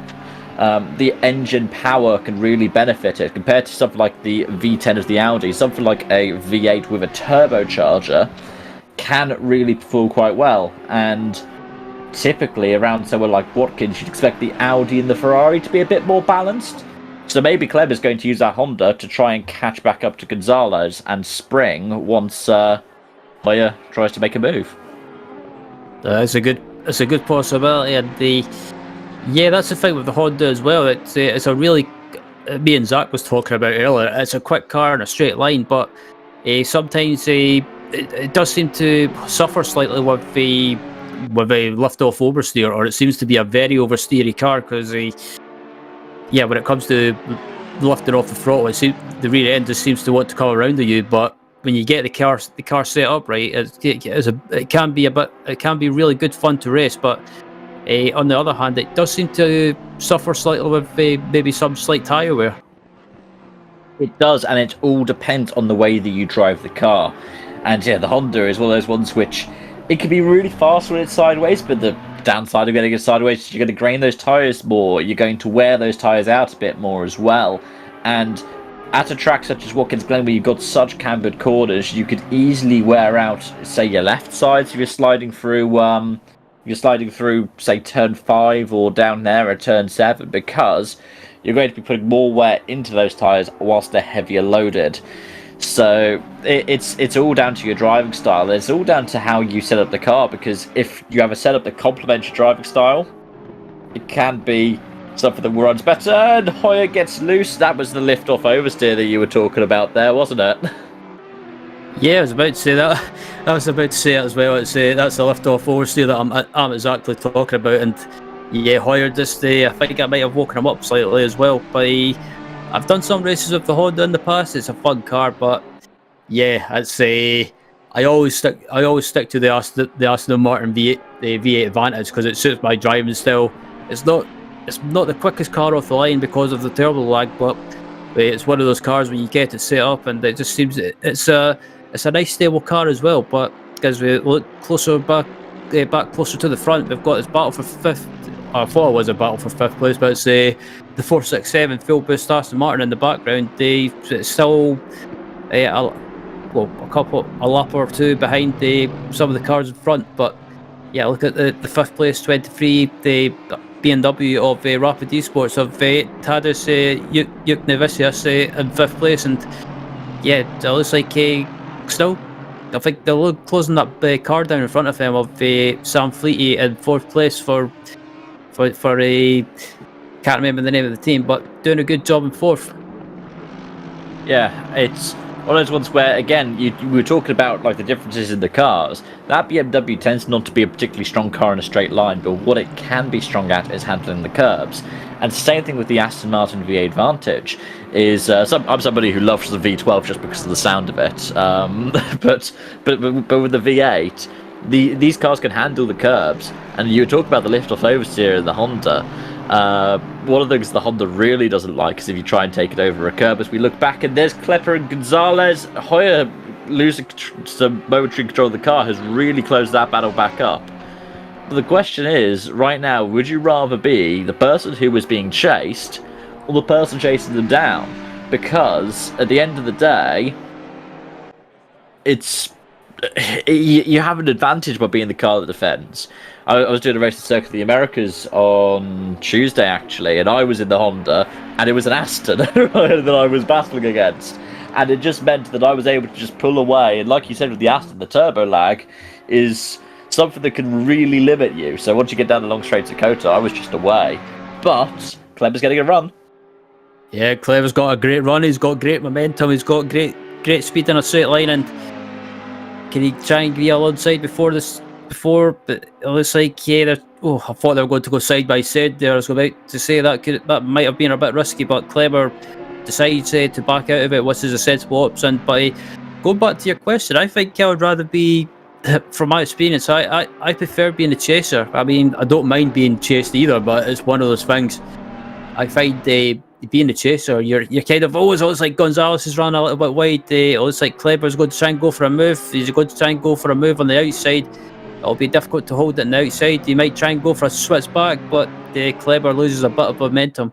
I would rather be the chaser because I find it gives you a focus. It keeps your mind like focused as well, trying to chase someone.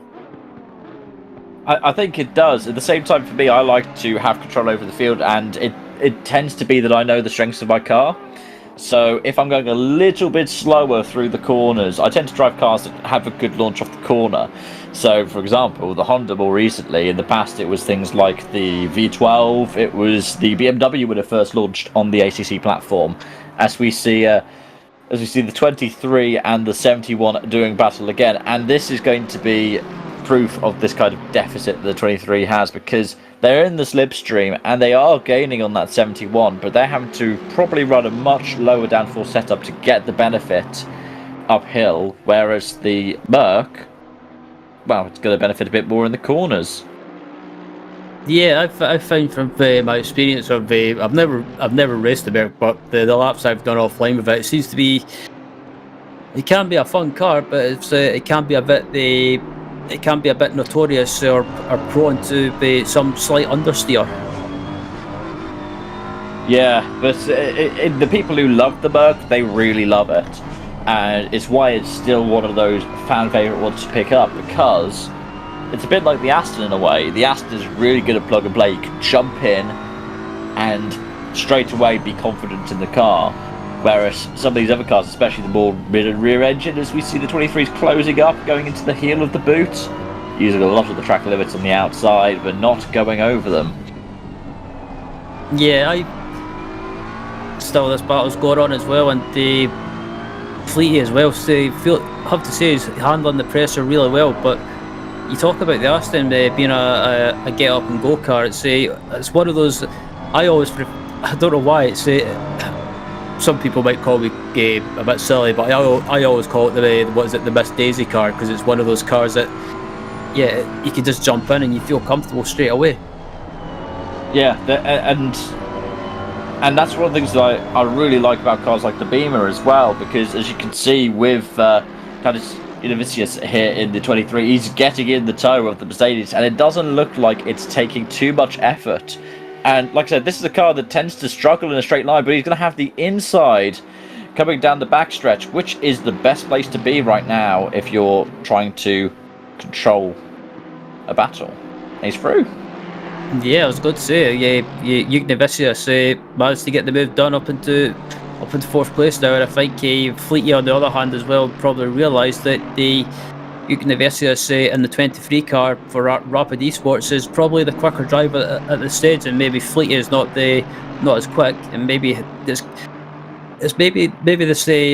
team of Fleety as well, but in the 71 cars, maybe they've got a strategy in mind with regards to the driver lineups, like who goes when, and basically they've said to Fleety, maybe just don't worry about being quick every lap, just do your thing, try and hit a fuel number, and just keep the car on track, and maybe using Fleety as a kind of the safe pair of hands, as safe pair of hands for his stint. Yeah, and that's the other thing is, in these team events we see a bit of dust coming up, a bit of a bit of clay being kicked up from the grass. When that's close to the wall there, you have to think about what is each driver's strengths. I mean, for me, my strength tends to be when I'm driving, looking after the car, having less fuel burn, less tyre wear. That tends to be where I like to be. Whereas you have some drivers who just, it's outright pace. You can have some drivers who just like to run the tyres. They will run a tyre for a double stint and just wear it down to the treads by the end of that and still pump in those fast times. Yeah, absolutely, and that's similar to me as well. I'm not the quickest driver, but kind of I always tell myself not to worry about being quick all the time. If someone's slightly quicker than me, maybe say like half a second, for example, if they get a run on me and they want to get by, then I don't make a big deal of it, as long as I keep the car on track, look after the tyres, keep the car in one piece, and make it to the end of my stints. Then I'm happy with that. And kind of I always consider myself to be maybe a safe pair of hands type driver, just kind of just survive and keep it in one piece. Yeah, and speaking of one piece, we can see the 467 has got the bonnet firmly reattached to the front of the car. It was sticking up earlier after that incident on the back stretch. As we see, do I see a car stopped up at the top of the circuit on the track map? Is that something that's is that something that's been there for a while? Yeah, I was about to say, is that just me, or is there a car stopped and they? Yeah, that's. I don't know if someone's had an issue. The number one car that says, let me check live timing. Yeah, I don't seem to see them on our timing list. So I don't know if that's just something that's randomly happened. But yeah, I just noticed that the last time we were going through with the 467. But it's good to see cars like the 467 continue. It's that never give up mentality that I love about sim racing. Because you can just keep on battling. There's always something else to race for. There's always another battle to have. And especially in something like this, where you've got this series, you've got this championship, you're competing for maybe one or two places. If you end up dipping out, taking the early bath, even if it's a championship which is all down to bragging rights, you still want to have those bragging rights, right?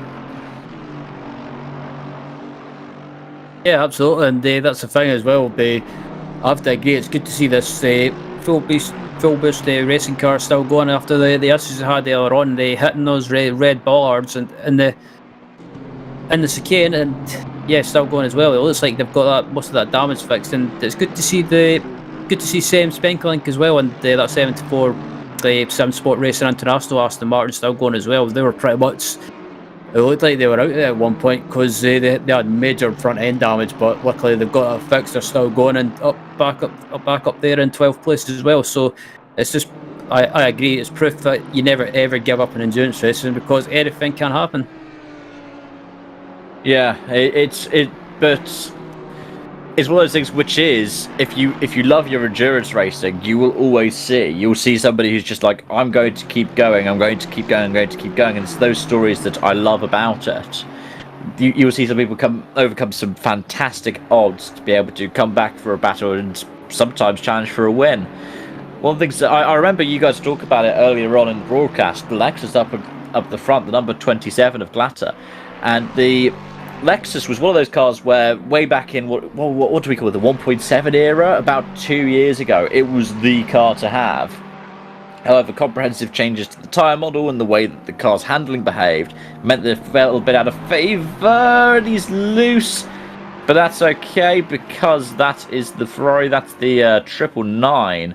They're not on the same lap. But the Lexus still has some of its strength in a straight line, it just doesn't have the same kind of dominance that it used to. Now the cars to have, if you want to have a straight line weapon, it's something like the Honda. Yeah, I think the Lexus is I always think the Lexus is kind of similar to the Aston, that you can jump in and you can feel comfortable with it straight away. It might not be the quickest car now, but this Ferrari racing team with Sasha Glatter at the wheel, they're proving that the Lexus can be right up there in the right pair of hands. And it just looks pretty stunning as well. Like, one of the things that's a real benefit to GT racing is how different these cars can look, how different they can sound. Like, this is a real kind of grunty engine that we've got in the 27. And the Ferrari, well, you can tell it's a Ferrari just by the engine sound, really. And then you've got the screaming V10 of the Audis that we've got in this race as well. Like, you can tell which one you're going to have battle against you, because you can just hear the engine somewhere. You're like, there's the Ferrari, there's the Lexus, whatever it is we're going to have battling now. And that's part of the beauty of this series that we love, right? Yeah, that's why I've enjoyed the FLExTREME series this season. It's been really good. The GT3 races I've watched, there's been close races throughout the field, and there's nothing really to separate any of the teams or the drivers. But the thing I've liked about the series as well, that's it uses a ballast system as well, which I think it shakes up the races as well. Ballast is one of those ones that's really interesting because it can be the great equalizer in a lot of these competitions. I mean, we talk about balanced performance all the time in GT racing. The idea that you put a couple of kilos on here, you take a couple of clicks off the wing there, you put a little bit less power in over in another place, and all of a sudden you have two cars that are designed completely differently, competing at the same pace over the same piece of tarmac. It's wonderful, and that's one of the things about it, is that you can just have this kind of competition. Absolutely, and some people maybe watching the stream on YouTube at the moment are maybe thinking, well, what's the ballast system that they're using? Pretty much, I'll try and keep it short as possible and not make it confusing, but it's pretty much every car can be chosen twice without receiving further ballast. Each additional pick will result in more kilos added to the car's BOP. And also another thing that I liked about this season as well is the BOP budget. Pretty much it's difficult to explain, but it pretty much shakes up all the races. It makes them hard to predict, and not the one car will win a race. It can kind of just shake the races up as well. But it's similar to real life GT racing as well. I know people don't like it, but there's a BOP system that they use as well for different cars, and some circuits one car will do well, and another circuit, or in general sometimes other cars might do well and other cars not so well. That's why I love GT racing, because it's just it mixes it up and it gives a bit of variety. And speaking of mixing it up, you can see Svedling here in the 74 battling with Kleber in the 47. Don't try saying that too fast, otherwise you might get the numbers confused. But the Aston is ahead of the Audi, and even though it's got that turbo lag, one of the big differences is that I'm pretty sure the Audi's naturally aspirated V10, so having that turbo can be a real boost up at the high end for an Aston Martin. And you must be happy to see that. That's 74. That's another Aston Martin getting a bit further up the order. Yeah, it's been a good recovery from this team as well. Them not hanging around, they managed to gain another positions, and as much as I love this Aston Martin, the V8 version of it, it's the only thing I don't like about it is on the exit of slow speed corners, that turbo lag can be a bit of a pain. It's one of those things that you have to make sure you're keeping the engine in the right band, in the right rev range, because otherwise it's not going to spool up so quickly, and that can be a real issue, especially when you're battling against a naturally aspirated car where that power is pretty much on tap the entire time. Indeed, and it is Spenkelink starting to pull away from Kleber now, and Spenkelink just outside the top 10 now, about two laps. Spenkelink hits the wall. Hopefully that wasn't too bad. Probably the worst damage is going to happen to the tyres if you end up rubbing your tyres up against something harsh like a wall. You can't really see much damage on the left hand side of that car, and luckily I think it was light enough that he's not going to be running the risk of damaging the suspension on that thing anytime soon. But we'll have to wait and see. The curbs coming up will be a very telling point if there's any significant damage on the Aston Martin. Yeah, I think Sam is just pushing a little bit too much there, just trying to get on the power as much as possible. It's one of those corners that invites you to carry more speed than you can carry, just to try and get on the power as well. I think Sam might have tried to do that possibly, and they just ended up maybe understeering wide and clipped the wall. But luckily that slight brush with the wall was a bit of a side to side contact on the front left. So I think Sam might have just got away with that. It's really lucky if you could get away with something like that. I mean, we've seen just tiny mistakes in this race be punished with the bonnet go flying up over your car because you've looked the wrong way at the orange barriers up at the top of the track. And yeah, that's just one of them things with endurance racing. Sometimes you'll get lucky, sometimes you won't. Sometimes there'll be a lap one pile up, sometimes you'll just brush the wall on lap, what are they on, like lap 93, lap 94 in this battle? I think they're lap 92 actually, going on to lap 93. Absolutely, and still looking at Christoph Kleber coming through the final corner, and it looks like I was going to say, it looks like one of the Aston Martins is starting to close him down, but I believe that's the 6th place 120 Aston Martin of Barindia. They started coming up to put a lap on him. So Kleber at the moment's in 12th, but Seb's Benkelink starting to pull away from Kleber, even after that slight brush against the wall in the exit of the final corner. But yeah, I think Kleber he could use some tactics here. Maybe let that 120 Aston Martin go by, and maybe try and keep up that Aston Martin, see if there's an opportunity to try and retake that position. But I think just looking at Spenker, I think he's pulling away really quickly now, so not hanging around. This is one of the things I like about this style of race, this GT racing, is you can be very tactical with your blue flags. If you let a guy by at the right place, you might be able to use them to gain a position. And at the same time, if you were very fortunate as well, the car in front of you might have to get out of the way in a very tricky place, and that makes your battle a hell of a lot closer. That's one of those things I really like about GT racing, is how these little aspects, whilst they can seem insignificant, can actually have a drastic impact on the race. Absolutely. As we look at the 6th place Christian Barindia at the moment for the Alex Cascatal Digital Motorsport.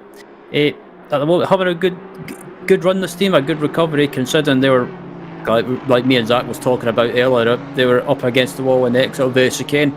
So a good recovery from them. They're using some good strategy to maximum effect, and yeah, getting through the field as well. Not really under pressure, not really behind anyone. So just going about the business, just doing their thing, and yeah, it seems to be paying off. That S-word of strategy can be a deciding factor in this race. If you pit one lap earlier or one lap later than your rival, it can be massive, because you might come out in traffic, they might come out in clear air, and all of a sudden that gap that seemed a lot more in your advantage could swing the other way. So I bet when these guys are looking at their pit window, they'll be looking maybe a minute and a half further back and going, who's there? And if this goes right, where will we be exiting? And if we end up having a little mistake, if the pit stop takes a bit longer than we expected, where could we end up emerging? Because that can really decide the fate of not only that next stint, but the race itself for you.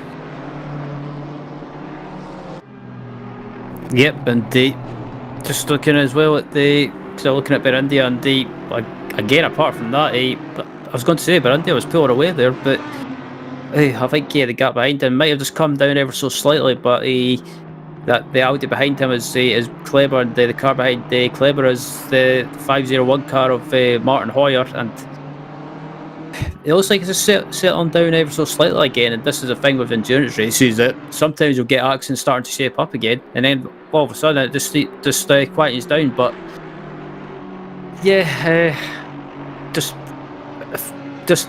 not too far away from the next set of pit stops, and if you're any of these teams further back in the top 10 or further back in the pack, Cav, what would you do? Would you maybe try to go out of sequence and maybe pit early, maybe a couple of minutes early before the top of the hour, or would you just try and go as long as possible? My style has always been to try and go as long as possible in these races, and it's something that's quite an unconventional approach, because once you get further into the stint, your tyres are going to be wearing out, you as a person might be wearing out a bit, and you might slow down a bit. But if you can do that, then it means you can undercut right at the end of the race, or you could go a bit longer at the end of the race and have that shorter stint with less fuel on fresher tyres, and you can really maximise your potential to come back. One of the things that I've tended to do in endurance races, or the teams I've been in have tended to do, is put the fast driver in at the end, give them the least fuel that they have to have, and fresh boots, and just say, go at it, see what you can do. Because if you say, well, you've got 2/3 of a tank, whereas your opponent has been running around for 20 minutes, and you got fresh tyres, but they will have drained some of theirs already, the gap's 20 seconds, you'll be able to find that second a lap or so to be able to reel them in, take over, and potentially gain a couple extra spots. The other thing is you don't want to have any damage, and that 23 is the latest car to hit the wall at the final corner. Because whilst some damage, 2 or 3 seconds, could be relatively insignificant in ACC, once it starts to get above 10 or 15, you are really starting to suffer, especially if the damage goes out of your aerodynamic and body damage and into the suspension, because that affects your steering, it affects your turning, it can affect the suspension, so how your car behaves over the curbs, and it can really cause a nasty time if you are in a long distance endurance race and you don't really have the time to repair it. As we see, it's a 903 in the wall, and it is those orange barriers again. They've got some gap behind. Will they be able to rejoin? It looks like they're looking to go into that cut through, but they're driving in the other direction. You don't want to drive in the wrong direction too far in this game. In AC, if you drive in the wrong direction for too long, you get DSQ'd. Just been teleported. By the looks of things, they've chosen to return to the garage there instead of getting the disqualification, because we don't see a little red box next to it saying DSQ. That car must have been totaled, because we saw them moving back and forth around, but they weren't really going anywhere in terms of turning left or turning right. So I have a feeling that they have destroyed some of the steering in that car. Yeah, I was going to say, I wonder if they've had an issue into the chicane, and maybe, I don't know, if maybe caught the grass on the entry, or maybe if they've been on a battle, they've been tagged by someone. But yeah, just the way they were going, it looks like they maybe tried to turn and maybe had some steering damage, or maybe a hardware failure. But yeah, that's unfortunate to see, because that 903 car with a Baku was having a good run inside the top 10. Yeah, it's one of those ones where if you're somebody who that was your rival, it's like, oh wow, this is the big moment that defines our race. But if you are driving the 903, if you're one of those drivers in the 903, you sit there like, oh man, this is going to decide our race. And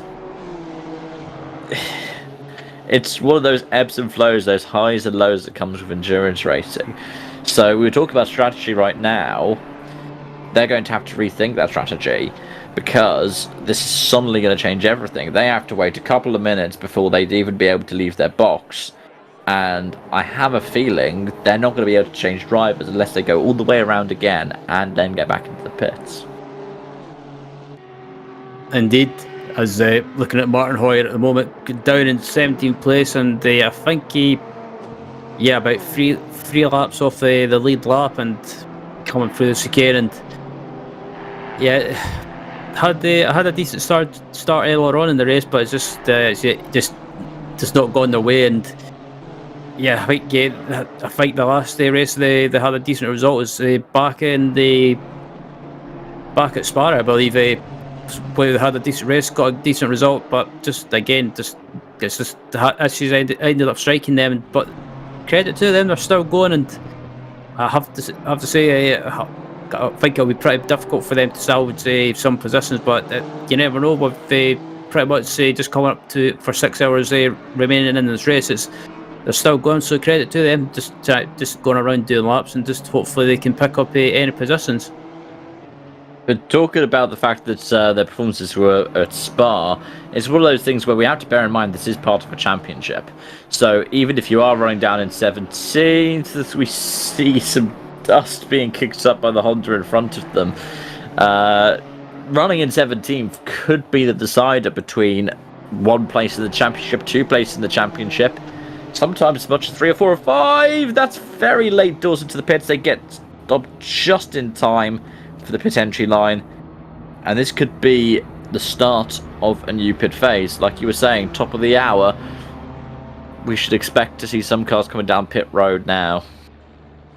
Yep. Also, yeah, the other Honda in the pits, the 903 of Abakabov, after issuing this again, they still in the pits so it looks like they're getting major repairs, and Hoyer coming into the pits as well. So if Hoyer with the 501 car, it looks like he may be on to gain another position. Just as I was saying, it might not be able to gain any more, but probably needs to go around and find another 2 or 3 laps. As looking at Sasa Glatter coming across the line now, still second for Venari Racing, and it's been a quiet stint for Sasa, and not really pressuring the leader Principi up at the front. That gap's about 10.7 seconds, and Principi, I have to say, been doing a great job keeping up the pace, keeping that gap, and Glatter is just the Glatter and this Ferrari Racing Lexus have just not had their answer. No, and as we've hit the 100 lap mark, these front runners are starting to see 100 laps come up. We're into the triple digits here as we hit the 3 hour mark of this race. It's one of those ones where you're going to hope the track comes to you later in the day, because at this point the track is at the hottest it's going to be. It should only get cooler from here. 1:19 p.m. in game time. That means that the race is likely to end just after 7 p.m. So you're hoping that those cooler tracks will start to come back to you, that all of a sudden, and it gets a bit sideways, it gets up into the marbles. You're really going to have to hope that the setup that you've made, the drivers that you have, really like that evening racing, whereas you're going to hope that your rivals in the 73, who are at 100 laps, just over 11 seconds in front of you, are going to have issues when the track gets cooler. Yeah, we're talking about the track temperature as well, and just looking at the live time, and the ambient temperature is still 31 degrees, and the track temperature is about 39 degrees. So still relatively warm at the moment. So yeah, the tyres will still be taking a bit of a punishment, as I say that as well. But just under the top of the hour, and Principi is into the lead in the 73 class racing car as well. So a great stint from him, and I wonder if he'll be staying in for another stint. Sasa Glatter goes around for another lap, so it looks like Sasa Glatter going for another lap, trying to stretch his stint out as long as possible, and maybe trying to jump Principi in the pits. But I think it all depends if they under fuel slightly or take a full tank. But yeah, it's been this battle up at the front for the lead between Venari Racing and Class Racing. It's been great to watch, and I think, like I was saying to Zach, this battle could come down to maybe the final 2 or 3 hours. Let's hope it comes down to the final 2 or 3 hours. One of the things that could have been a deciding factor for Principi in the 73, I believe that the 158 was quite near them on track. At the same time, I think the 449 was as well, the 903. So it wasn't the clearest of air. So if you pit now, have they just left the pits now? Yeah, they have just left the pits, and they are behind the Aston Martin, the 120. So this could be why they decided to pit when they did. They saw a little bit of clear air to go into, and that they're hoping now all of these cars that are going around. So Berinde is through in front. It's 1.2 seconds, but the pit window is open now, and for these guys who've been unaffected by any other kind of dramas in their race, they're going to hope that this Aston in front will pit now, just so they don't have to worry about doing any battles.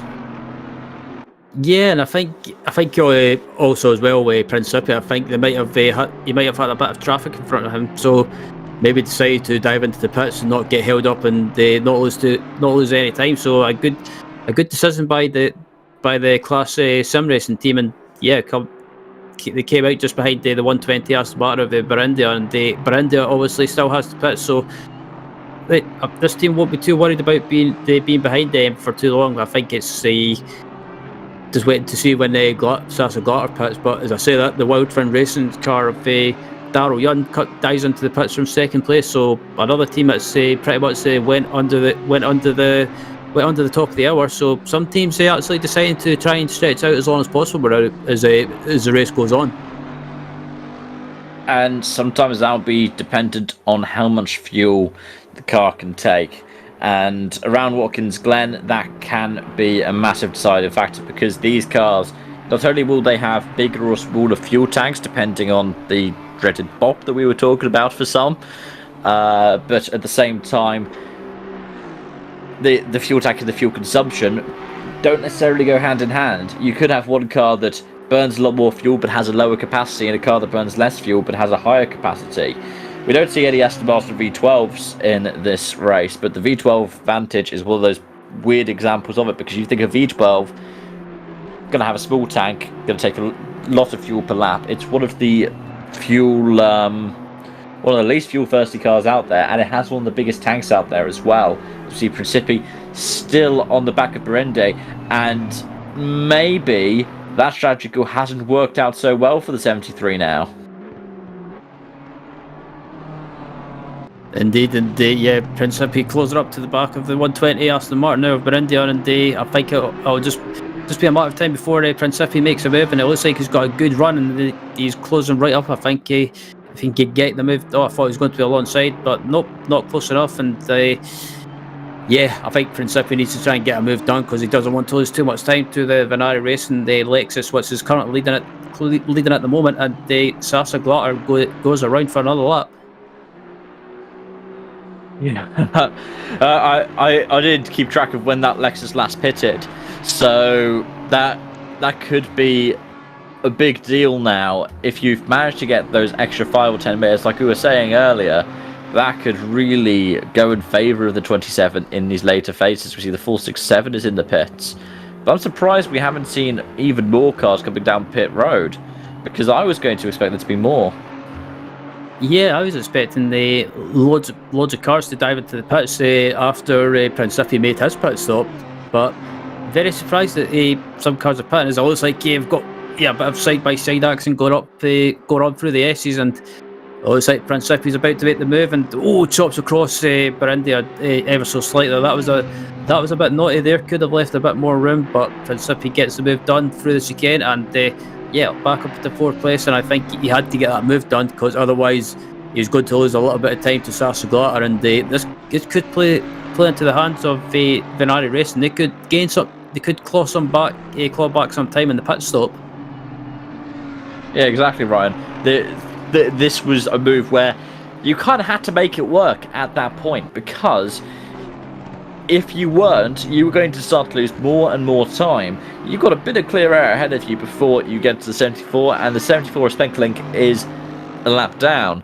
So you have to think about the rest of your race. You have to think about this little battle, and you have to think about both of these at the same time. It's one of those difficult things in endurance racing. You have to think about who's on my lap, how big is this gap, when are they going to pit, when did they last pit, when am I next going to pit, how long have I been out of the pit box, because all of these factors influence when you're going to make that decision. As we see, Glatter is now in the pits, and it's going to be a decided factor. What was it, 11 seconds when Principi went into the pits, and I have a feeling that gap's going to have come down a little bit when we see that number 27 car leaving its box.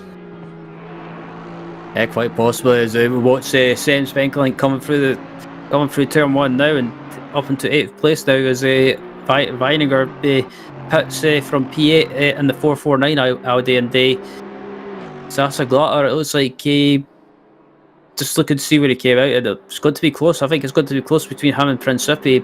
There'll be a bit of a time cut by Glatter anyway, but as Principi up into 3rd place, and obviously the two leaders up at the front at the moment, Ugnevicius and Fleety still need to make their pit stops, so when the pit stops cycle out, it should be Principi back up into the lead. And yeah, it looks like that gap has, oddly enough, not changed too much. Just by doing some little adding together, I feel like that gap is now 10.2, where it was about 11.2 when the pit stop happened. So Principi has minimised the time lost through that battle with the 120 car, but at the same time, there has been a little bit of swing back to the 27 from the 73. Yeah, absolutely. I was just watching the time as well. It's been a bit of a yo-yo effect of both cars, but as I say that as well, it was like Gabriele Bassi is in the pits now in the 158 Aston Martin.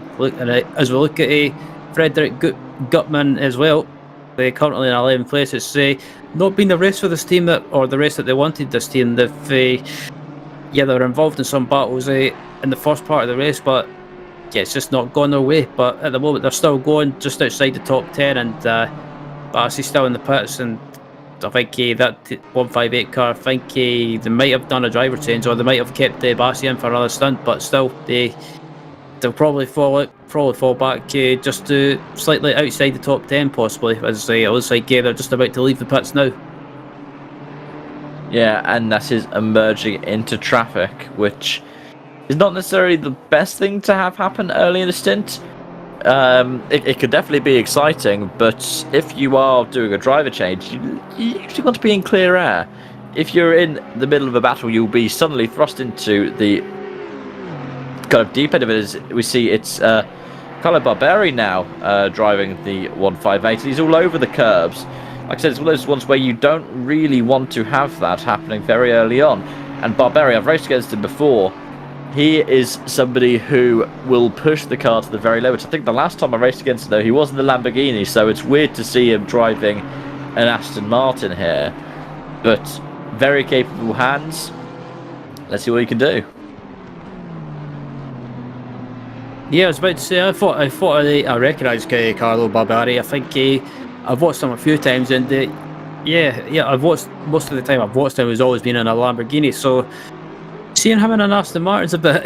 It took me a while to get used to when I first started calling the series. But yeah, he seems to have taken to this Aston Martin, and they really quickly, and they got to grips with it. Yeah, and if we have a look up towards the other parts of the field as well, because he's 1 second off the back of the 449 of Vidinovic, and that will be a very familiar sound to Barberi, because that is the V10 that you would hear in a Lamborghini. It's just in the Audi instead, because you've got the VW group cars here, and we don't have any Lamborghinis for it, but both of them, in the real world at least, share some basics for the chassis. It's mostly the body that differs between a Lamborghini and an Audi. But the Aston Martin, with its absolutely, wow, it's a pretty much a behemoth of a V8. Whilst you do have the turbo lag, it means that once you get up to the high end, it's as good as most other cars in its category. Yeah, absolutely. Yeah, we're talking about the Audi and the Lamborghini, and there's always a kind of mini joke I use about the Audi and the Lamborghini. Is I always call just basically because they use the same engine pretty much, or thereabouts. I always call the Audi and the Lamborghini the Audi Guinea, just because. and it's one of those things you start to see in other parts of the endurance world as well. I mean, look at things such as the hypercar class in the real world. They're starting to share more and more between them.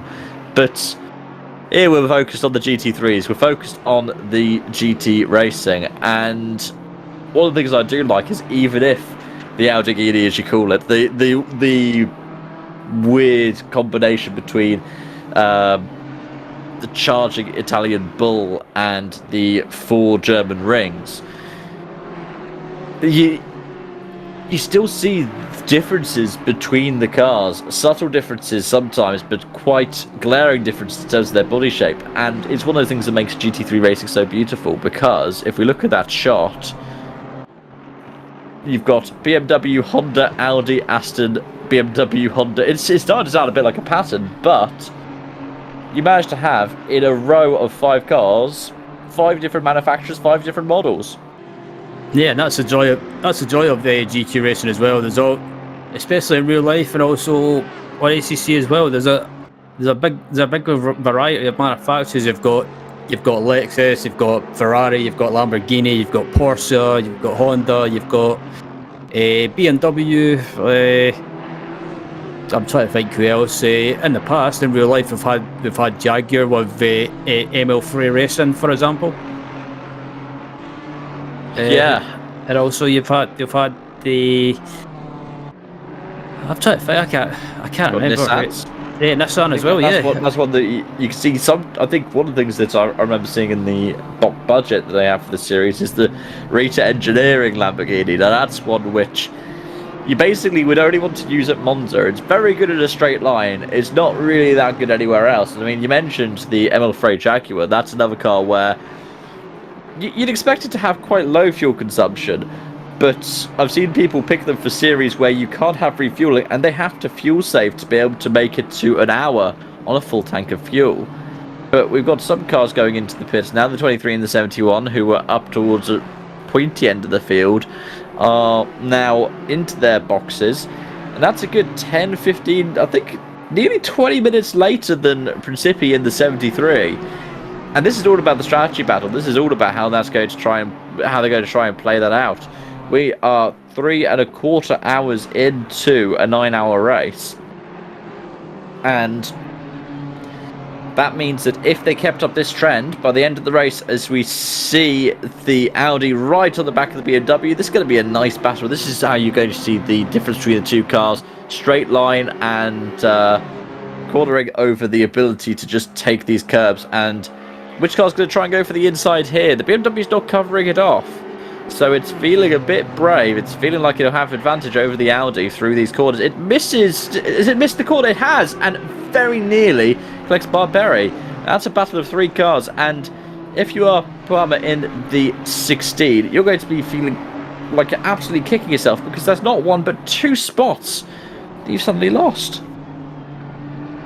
Absolutely, and watching that battle as well. And if anyone's watching in the YouTube chat and they've got any questions, want to say hi, say hello, or whatever, feel free to post in the chat. It's always good to interact with the viewers and see if you're enjoying the racing. And also if you want to watch any of the other splits, feel free to pop over to the VCO Esports YouTube channel, and you can watch the cast split or the Challenger split on their YouTube channel. Plenty of racing going on, so there's a live stream for all 3 splits. And if you fancy getting a fix and watching all 3 races, if you do, that's dedication to you. Yeah, and meanwhile, one of the people who I see in chat is Denise Pope of Wild Things Racing, who might be about to be very disappointed because I just saw Harry Phillips of Wild Things drop off our list. He's back on the timing list now, but he's in the pit lane. I wonder if that was a disconnect for the 26 car. Yeah, I was about to say, is it just me, or is the 26 Wild Things Racing car just dropped off the list, or dropped back anyway, because they were running inside the top 3, but I think technical issues possibly might have just struck that team. But the technical issues thing is part of sim racing, because in sim racing we don't tend to have the random pot luck or unluckiness of suddenly one of your pistons starts misfiring, or suddenly your engine just lets go. Suddenly you need to change the exhaust in the middle of a race. We don't have that kind of thing. So in our world, it's all about the 1s and 0s. It's what happens when your power unit, your wheelbase suddenly disconnects and you lose all force feedback. It's what happens when all of a sudden your game freezes and you have to restart the title. But fair play to them to get it back in so quickly, because in ACC you have to make sure that your dedicated team owner, your first driver, joins back in. And Phillips managed to do that really quickly, so they have lost a handful of spots. But crucially, they're going to be back out of track in a couple of minutes, rather than having to wait for all of their drivers who might be out somewhere. They might have stepped away from their computer for 5 minutes, and they have to wait for him to get back in. So luckily with Harry Phillips, he's there. He's ready to get back out there, and hopefully it's not too much loss for Wild Things. Yeah, so unfortunately that team was having a great run in the top 3, and technical issues, just part of racing. It's like real life racing as well, in a way that technical issues can strike. Maybe something like a broken brake pedal, or a broken throttle cable, or just the car cut it out when you don't expect it. Stuff like engine failures, you name it, it can happen. Yeah, it's one of those things where it's racing and it's sim racing, and it's one of those rotten situations to be in. So we see the 449 side by side with Barberi, and this is going to be very interesting. That Aston manages to get around the outside. Remember, this is a right to left to right. It just tells you how well that Vantage can handle the curbs, because Barberi has not only been able to get through, but maintain that advantage. As we saw going through that shot, the 26 is back out there. Meanwhile, the 77 is on the back of the 16, and there's a bit of damage on the front of that BMW. And this is going to be quite telling, because even within two of the same make and model of car, you're going to have subtle differences. It's going to be who's got more damage, or if it's not going to be a thing about the amount of damage you have, it's going to be what setup are you running. Are you running something that's going to be nicer over the curbs? Are you running something that's going to be better in a straight line? And that can be the deciding factor, not just the squidgy thing that's a collection of bones and muscles and everything else that's behind the wheel. Yeah, this team, I'm not sure what happened to this team because of the front end. I think the front end's got some slight damage, but I'm not sure what happened to them because we never saw it. But still, plenty of battles starting to shape up again. It looks like Barberi in the 158. As I say, that same Spank links into the pits, but this battle for set the 6 and 7, rather. My apologies. The Barberi and the Vidovinovic in 7th starting to get closer. It's just about to heat up, I think, but Barberi as well doing a great job up inside the top 10. Another team, look, the 158 cars not really had any luck this season, and when they have had luck or been having a good run, just bad luck seems to strike them. But still doing well inside the top 10 with the side by side Esports 449 starting to close them down, and this battle is about to spice up pretty soon, I feel. And that's one of the things, like, you can talk about those stories that you have for your seasons. It's one of those ones where it's really good to have those narratives, and it is one of those aspects that really personalizes sim racing to you. Everyone has their own stories of sim racing, how they got into it, and which aspects they feel they're stronger at, which ones they feel they're weaker at. So if you are the 158, you could be like, oh, I've had a rotten season, but I'll tell you what, that one race was something that defined this season. It's something that's part of my sim racing story, and it makes it one of those things where you can talk about it when you're chatting to your friends. You can talk about it online, talk about it on your social media, and be like, look at this story that I've just had happen. Isn't it just wonderful?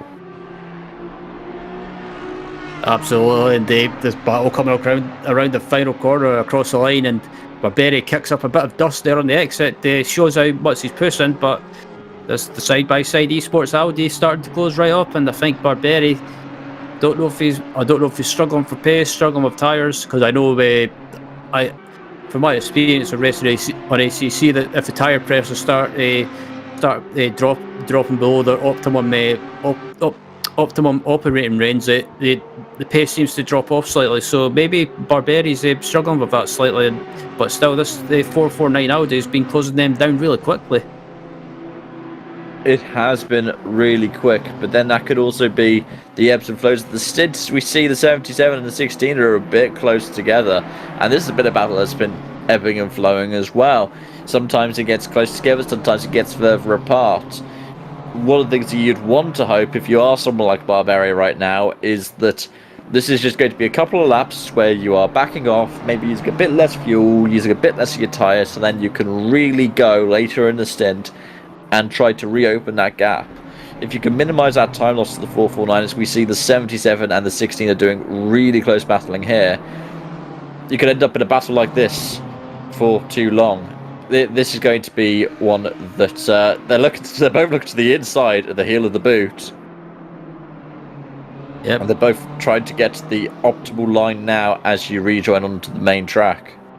Yep, and Gutman trying to get by in the light speed BMW and trying to go around the outside, maybe trying to do a bit of a cutback, or switch back rather, but just can't get the move done. And Kawama's trying to hold on to that position as much as possible. But yeah, it wasn't too long ago that everything settled down, Cav, but it's started to spark back into life. And that's one of those features of endurance racing. It's one of those things that we come to know and love of endurance racing is it's something that you can just see these battles progressing, these storylines progressing, and that could be over a season, it could be just over a single race. And it looks like the 77's about to try and have a go again with the 16. They are looking to the inside now as we head down the backstretch. And it looks like the 77 might have the straight line, or it could be the 16's just given them the spot and said, you know what, I'm going to sit behind you for a little while now, and if you make a mistake, I'll capitalise on it.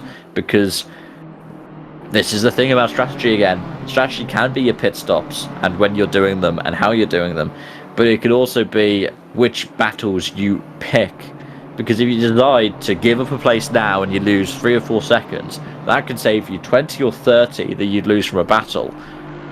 By the end of the stint, maybe even more by the end of the race, once you factor in where you'd be leaving each pit stop, whose battles you'd be in after each pit stop, and everything else like that. As we see the 23 of McClay is into the pits. Can't tell, is that scheduled, or that feels like it might be a bit early? Yeah, I was about to ask the same thing. Is that an early pit stop, or does that feel like it's out of sequence? Because that's very, very early. I'd say we're still about probably 35 minutes away from the top of the hour. Yeah, it could be that they've just managed to go super, super long. But I would be surprised that super, super long has managed to find them half an hour by this point. Because it could be that your strategy is to eliminate an extra stint. Because if you eliminate a stint, that could save you easily a minute. It's one of those things that some people try to do in other endurance racing by, getting the clutch in, using a different fuel map. We see the 77 potentially spending a track limits warning going wide at turn 1. And this is one of those ones where you've got to be really tactical, because you go over the track limits more than 3 times in a race and you get a drive-through penalty. Yeah, I was about to say that as well. We haven't mentioned that in the race so far, that Watkins Glen, it doesn't look like you probably think it doesn't look like the track that you can't really get any off tracks or cut track warnings. But from my experience, I've never had any drive-throughs around here for track limits, thankfully. But I have had some warnings, especially turn 1. Turn 1, you can go wide slightly, but you've got to keep your wheel.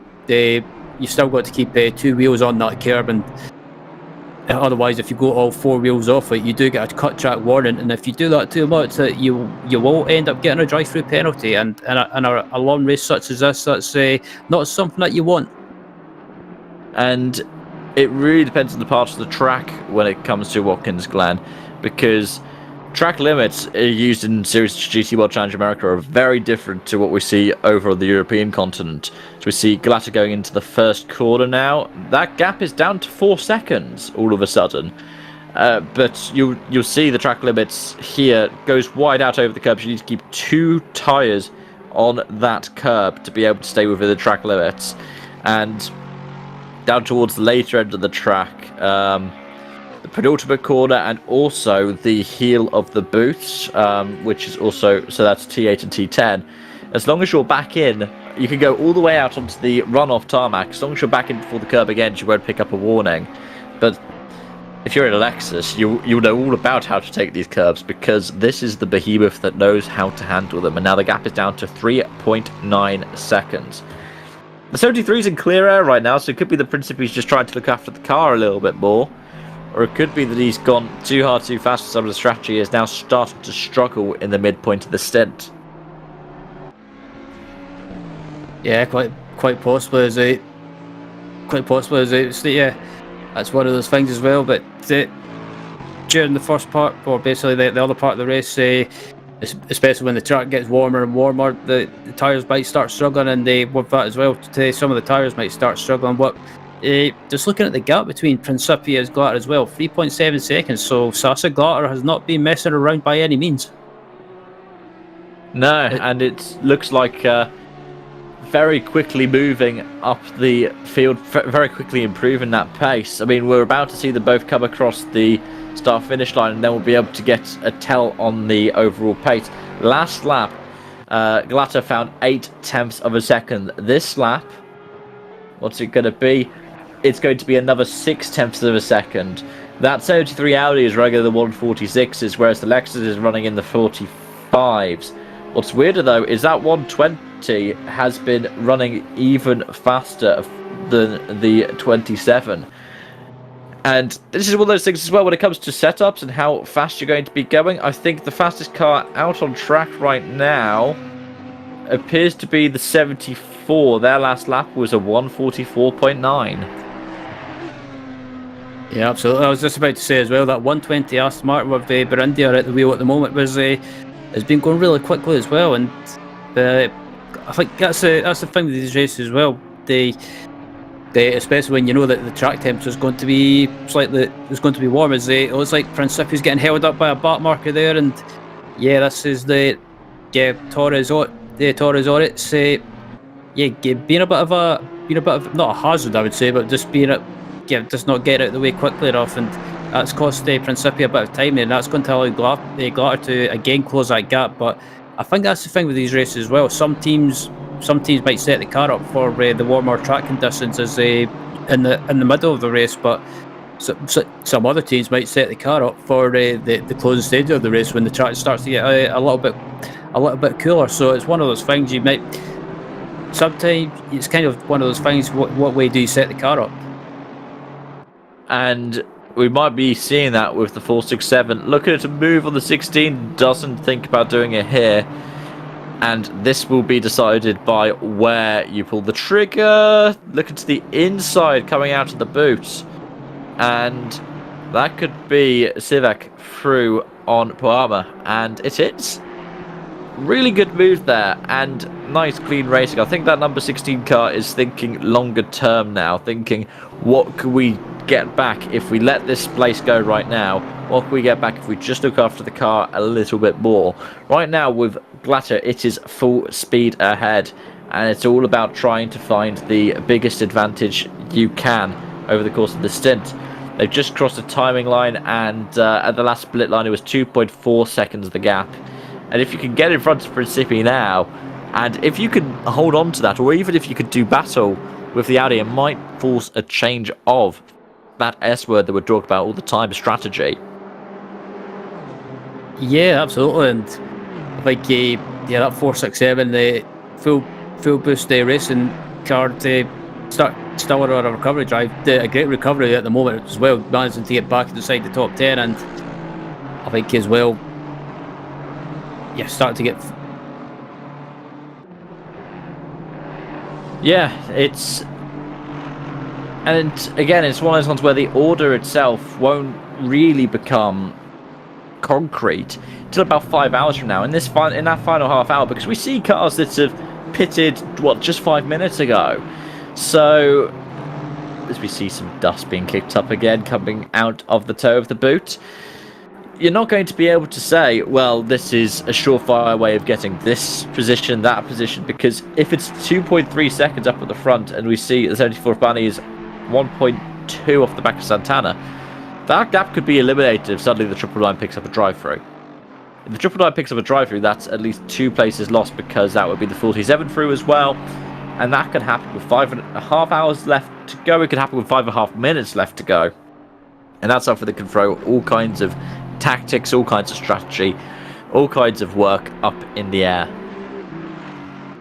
Absolutely, as watching Clay Byrne as well, and Clay, it's a name that I've watched in the cold races that he's been part in quite regularly back in the SRIA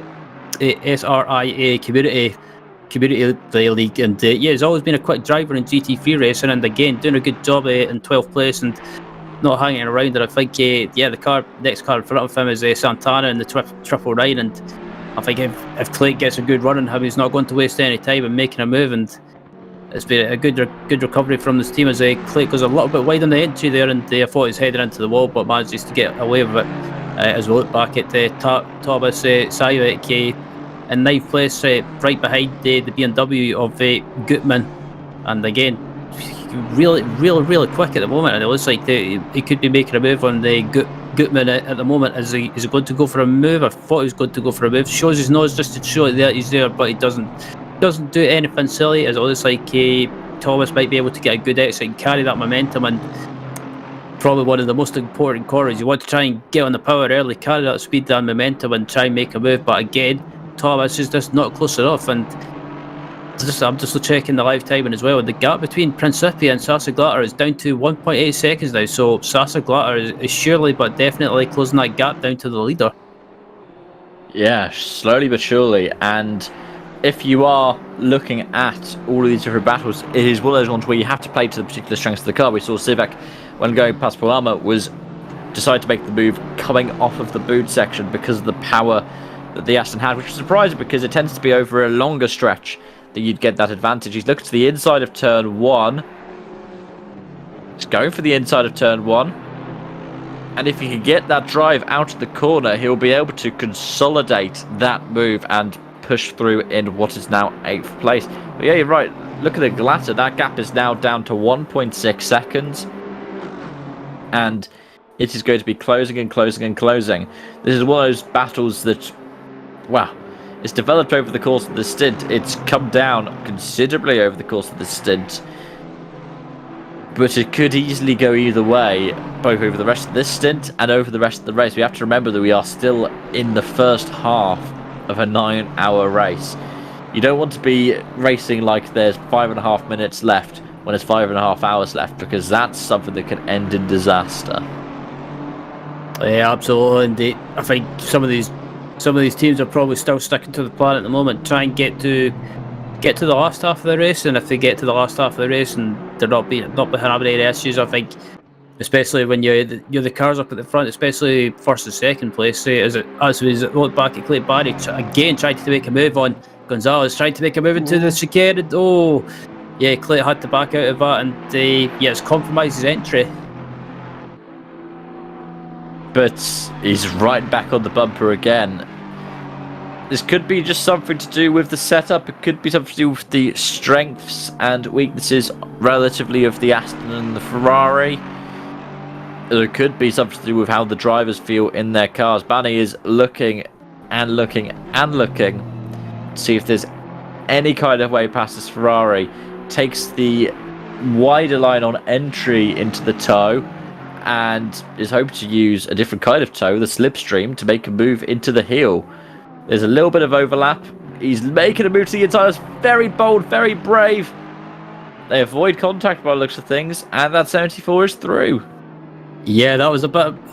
It was a bit of a forceful move from Clit there. It was a bit forceful, but he managed to pull it off. And Gonzalez,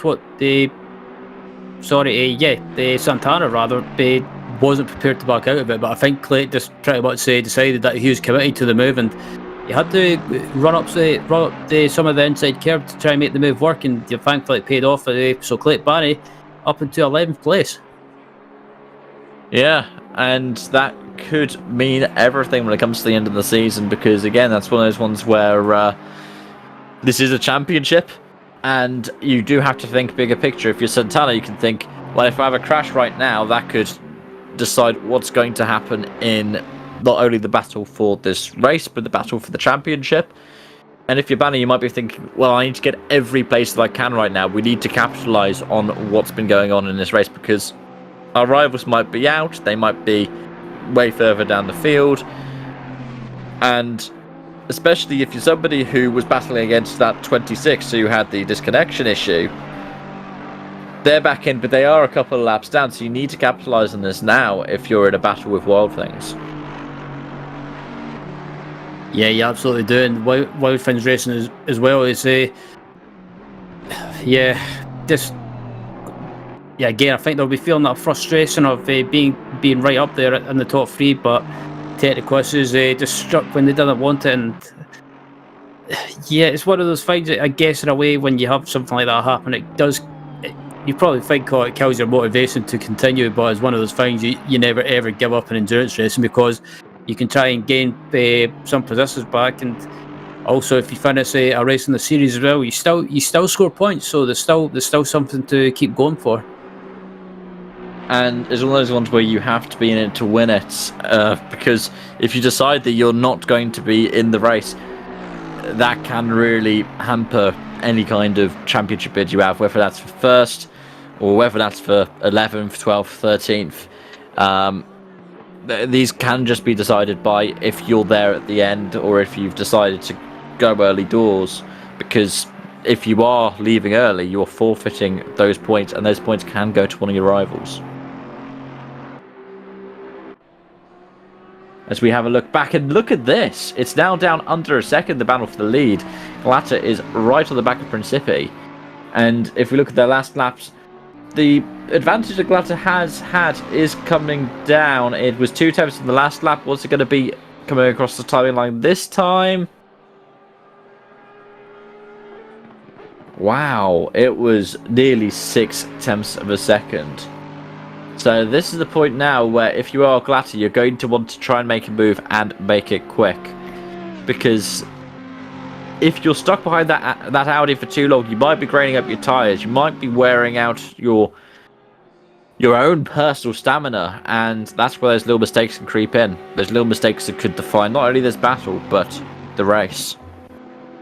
Yeah, I agree about Glatter as well. If he gets a chance, he's got to try and go for the move and pull it off, and then try and pull away from Principi, because both teams are so evenly matched, and I'm not sure what happened to Principi, because this car was had a big gap to Glatter and this Venari Racing car, so I don't know if they've made a mistake somewhere, or if Glatter and Venari Racing just gained some time in the pit stop. But yeah, I think it looks like Sasa Glatter seems to be the quicker driver at the moment. The gap's about 6 tenths of a second, but that could come down if Glatter gets a good run, and 4 tenths of a second, as I say, that looks like Glatter might have a good run here, and they're just not close enough. I think Glatter's best opportunity could be the exit of the final corner. If he gets a good run and heading down to turn 1, he could try and make a move, or even maybe wait and be patient and try and carry that momentum through turn 1 and carry the speed and try and get a run through the S's, because I think Glatter at this moment in time is a quicker driver, and I think the track conditions as well could just be suiting this 27 Lexus. Yeah, the track will be starting to cool down now as we head to 2 PM in game time, and this first corner has been a happy hunting ground for especially some of the front engine cars. They've been looking at the moves through here, because your mid-engine, your rear-engine cars, they can carry a bit more speed through the corners. With a front-engine car, you are typically more reliant on how you handle the curves as well as a straight-line advantage. The Lexus tends to have a wider operating window, which means that it can perform better in a bigger variety of conditions. Whereas this Audi, you'll be pushing it to the very limit if you are having to send it over a lot of curbs, especially up towards this bit, which I like to call the bus stop, but like I said earlier, I was once corrected by an American sim racing colleague who said actually they call it the loop at this upstate New York venue. Indeed, there's battle for the lead still going on, and the Glatter closes right up under braking, and just I think the Audi as well, being quick in a straight line, makes it a little bit difficult for Glatter to try and make a move. But as it comes up now, Glatter, just watching there, Glatter had such a tighter line there on the entry that could set him up for a good exit, and it does, but again, just not close enough. The gap down to 2 tenths of a second, and Glatter put her out there, just showing that he's there, and just tried to distract Principi in the mirrors, and Principi's not having any of it. It's a good defensive job by him at the moment, as you see there, both of them coming through, and Glatter, I think he just needs to try and find an opportunity, try and maybe unsettle Principi, just keep showing that he's there. But I think Principi is just doing a good job not letting the pressure get to him, and even though Glatter's slightly quicker, as I say that, Glatter gets a great exit coming across the line, and what's the gap going to be now? It's about, as I say, that's still 2 tenths of a second, but coming down to turn 1, just not close enough. And it looks like Principi might have missed his turning point there into turn 1, and Glatter's got a great exit. And this is where it's going to be the difference between something that's turbocharged and something that runs really, really high up in that rev range. Because all of a sudden, the 27 might have a straight line advantage. And again, this will come down to setup. It will come down to, is the Lexus set up to run a straight line? The Audi defends to the inside. The Lexus will take the outside in the first part. And there's contact. The Audi's into the barrier. Oh! Oh no!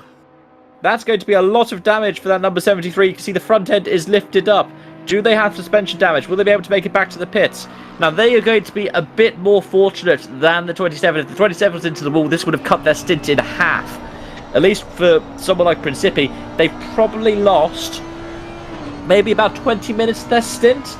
I think it's going to be even less. I think it's more like 15, but this is going to be back into the wall. Oh, this is disaster for the 73. This is absolute disaster, Ryan. I think, yeah, absolutely. I think this car's got a slight steering damage. Because look at the front spotter and look at the front bonnet. I think that a spotter damage as well on the front is affecting the handling.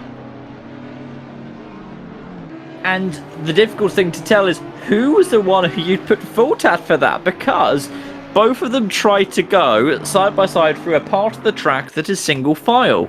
And you can see Principi is running on the grass, and that could be just to try and cause as little issues as possible. Because you can see all these other cars that are going to have to negotiate their way around an Audi that is quite heavily damaged.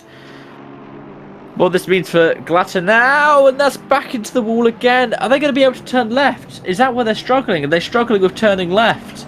Yeah, I think they've got. Oh yeah, that's steering damage. That's definitely steering damage. Look at the left tyres. Look at those tyre marks. Because yeah, that car's crabbing to the right. And you can see those tyre marks all over the show. Because this has got to be a pit right now. Are they going to be able to make it into the pits okay? Yeah. They have? Can they stop in time?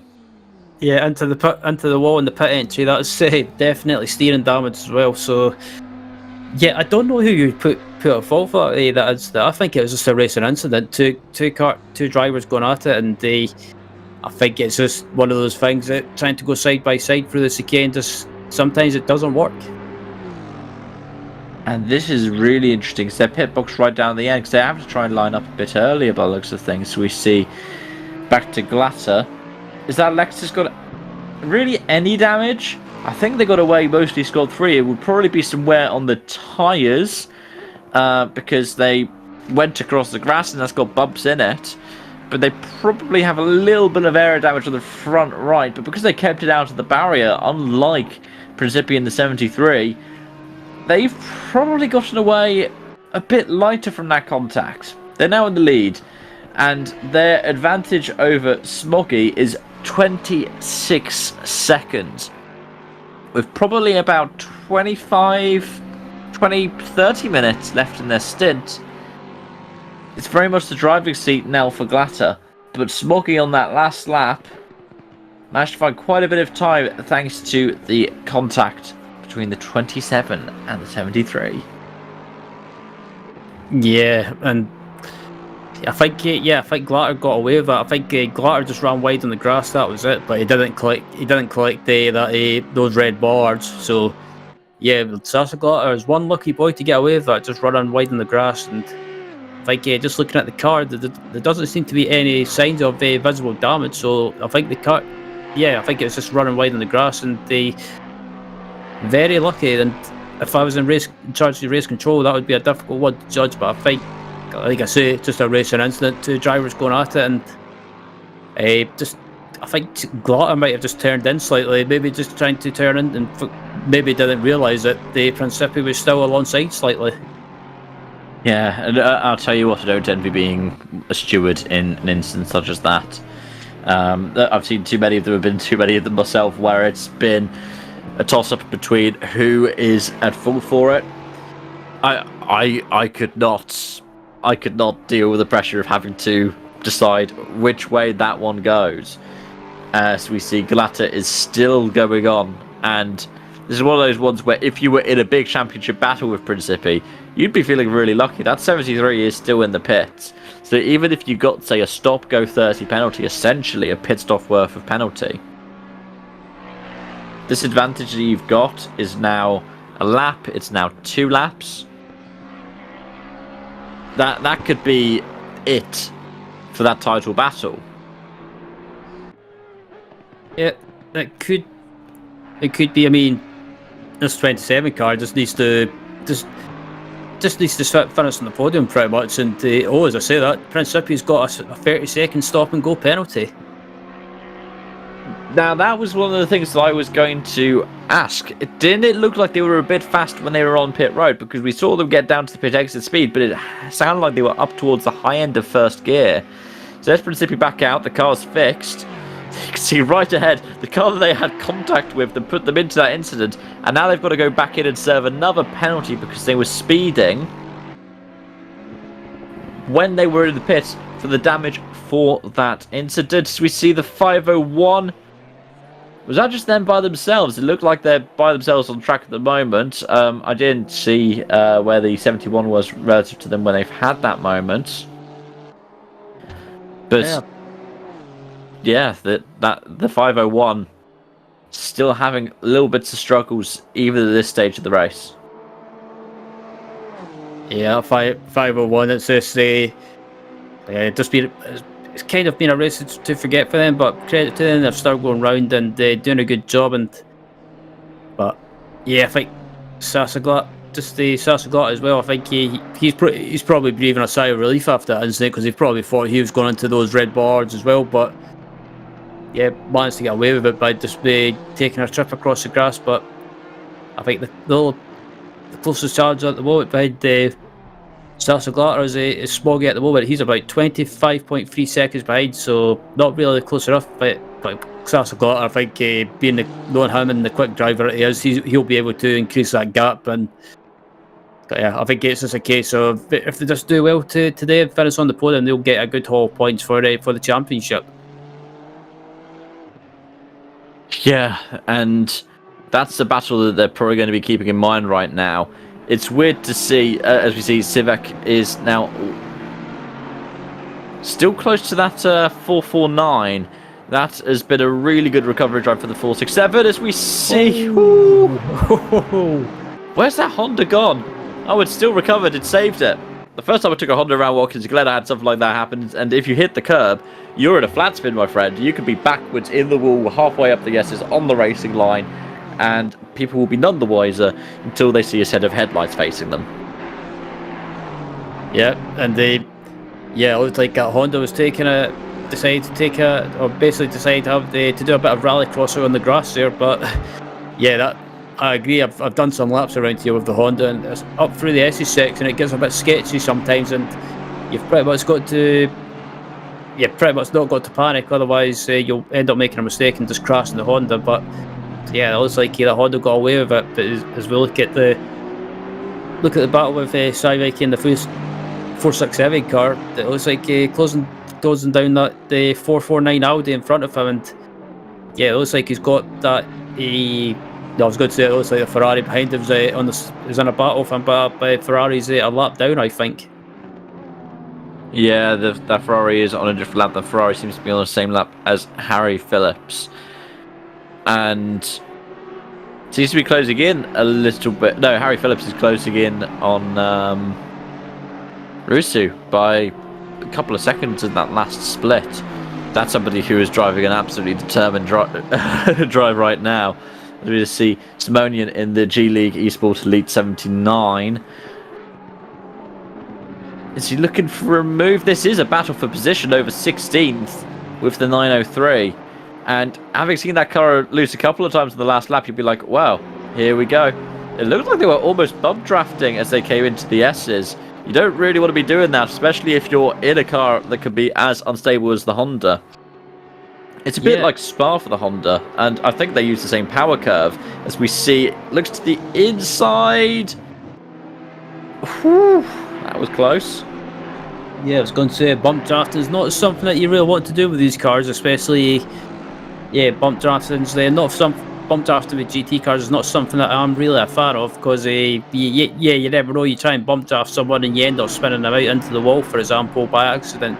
You don't mean it, but it's just one of those things because you're trying to push them, and their car could be stable, and you could be using something like a less wing, which means the car might be a little bit unstable. It looks like one of them, looks like one of the Hondas, it goes slightly wide there. Yes, 903 to 79 is now at the inside. And that's the place that you would want to be when you're coming into the heel of the boot. And it could be now that Simonian is established some kind of advantage over Urbakov, because if you've been sliding around, it's going to be harder to get that place back. As we see over the curbs, gets a little bit on the grass. Yeah, that's not really the place that you want to be right now. As we see the 77 and the 47. Is that the that is the 47, isn't it? Yeah, it's the 47. Side by side. How they've managed to do that? A front engine car and a mid engine car side by side through the chicane. Wow. Hats off to them. As we see Sivek is now on the back of Vidinovic. And this could be exciting. We've seen an Audi battling a front engine car down here, and the front engine car tends to be better in the straights. The Audi is not defending the inside. The Aston is going for the inside. They have a little bit of overlap, and they are going to go side by side. The Aston is through, and that Ferrari is glued to the bumper. Now, we were talking about knowledge to bump draft. I've once been in a race with a real-world GT3 driver, Angus Fender, who decided to bump draft me down the straights of Misano. Picked up the rear wheels of the Aston. As we see the Ferraris look to the inside of the Audi. They're on different laps. But yeah, if you end up trying to bump draft, it usually doesn't end well. It usually ends with one car losing all power and potentially a crash. Though that tends to happen when the closing speed is far too great. Yep, and it looks like that Ferrari's still trying to unlap itself. Is the Ferrari going to try and go up the inside? It looks like not the 47, the 449 is not really making it easy. But yeah, if that Ferrari's not in the same lap, so if that was me, I would just let it go and not make it a big deal. But still, the Ferrari, it looks like it's up the inside, and it looks like the 449 is not going to. Is the 449 Audi going to let him go? Yes, he does. Yes, he does. So. Vignovic or Vidnovic, or however you pronounce it, is back. It's got by. No, sorry, the 999 Ferrari's got by. Sorry, I was getting mixed up there. That's okay. Yeah, Jimenez is through, and I don't know if he's looking to try and catch up with Harry Phillips. Harry Phillips is somebody who's so rapid that he could win a GT4 championship in the Maserati. That's been one of the most impressive feats I've seen from Harry Phillips in sim racing. But also the kind of recovery drive that we're seeing right now from that number 26 Wild Things car. But yeah, if you're Jimenez, the main thing you can do now is just be foot down and get that raw pace, because Principi, well, even though there's 5 hours left, could catch up if that 73 car and its drivers are able to just completely consistently deliver rapid pace. You're going to be having an Audi on your bumper before too long. So you really want to get rid of the other Audi as quickly as you can. As we see the 47 and the... Is that the 16 has gotten through? I think that is the 16 just ahead now. Yeah, because there's the 77 ahead of them. Yeah, I was going to say the 47 there. Yeah, that's the 16 BMW. So yeah, Russo I think actually the 47 Audi has been closing Russo down, I think, or has the BMW got through?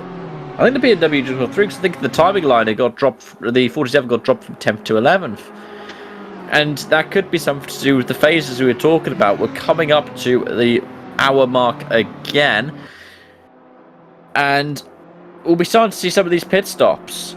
Now, we won't be seeing the people who pulled the trigger on the pit stop pitting now, because that was the 73, and we saw that big crash of the 73 battling against the 27.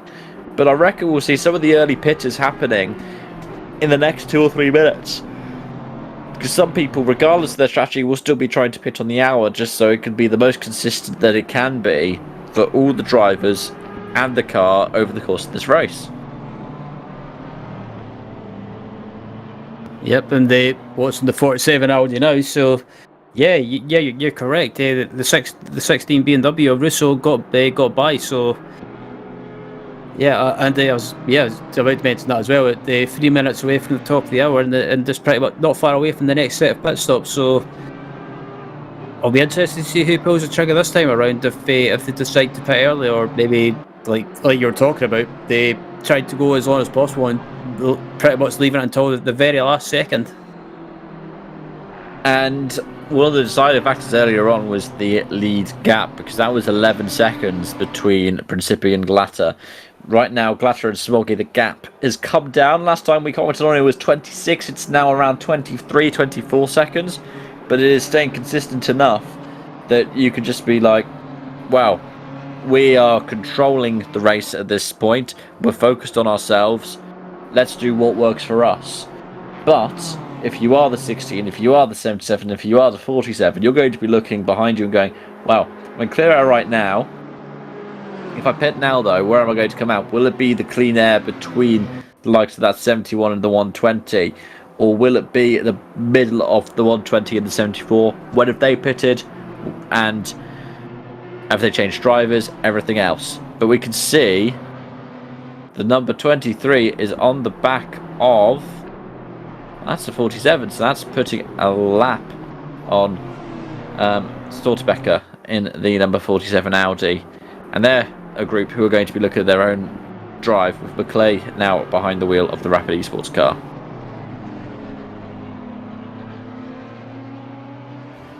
Yep, and yeah, watching the 23 BMW of Rapid Esports of Mickley at the wheel at the moment, and yeah, about 1 minute away from the top there, where the pit stop's about to happen, and the Sasa Glatter they're still in the lead, taking the lead after that slight bit of contact with the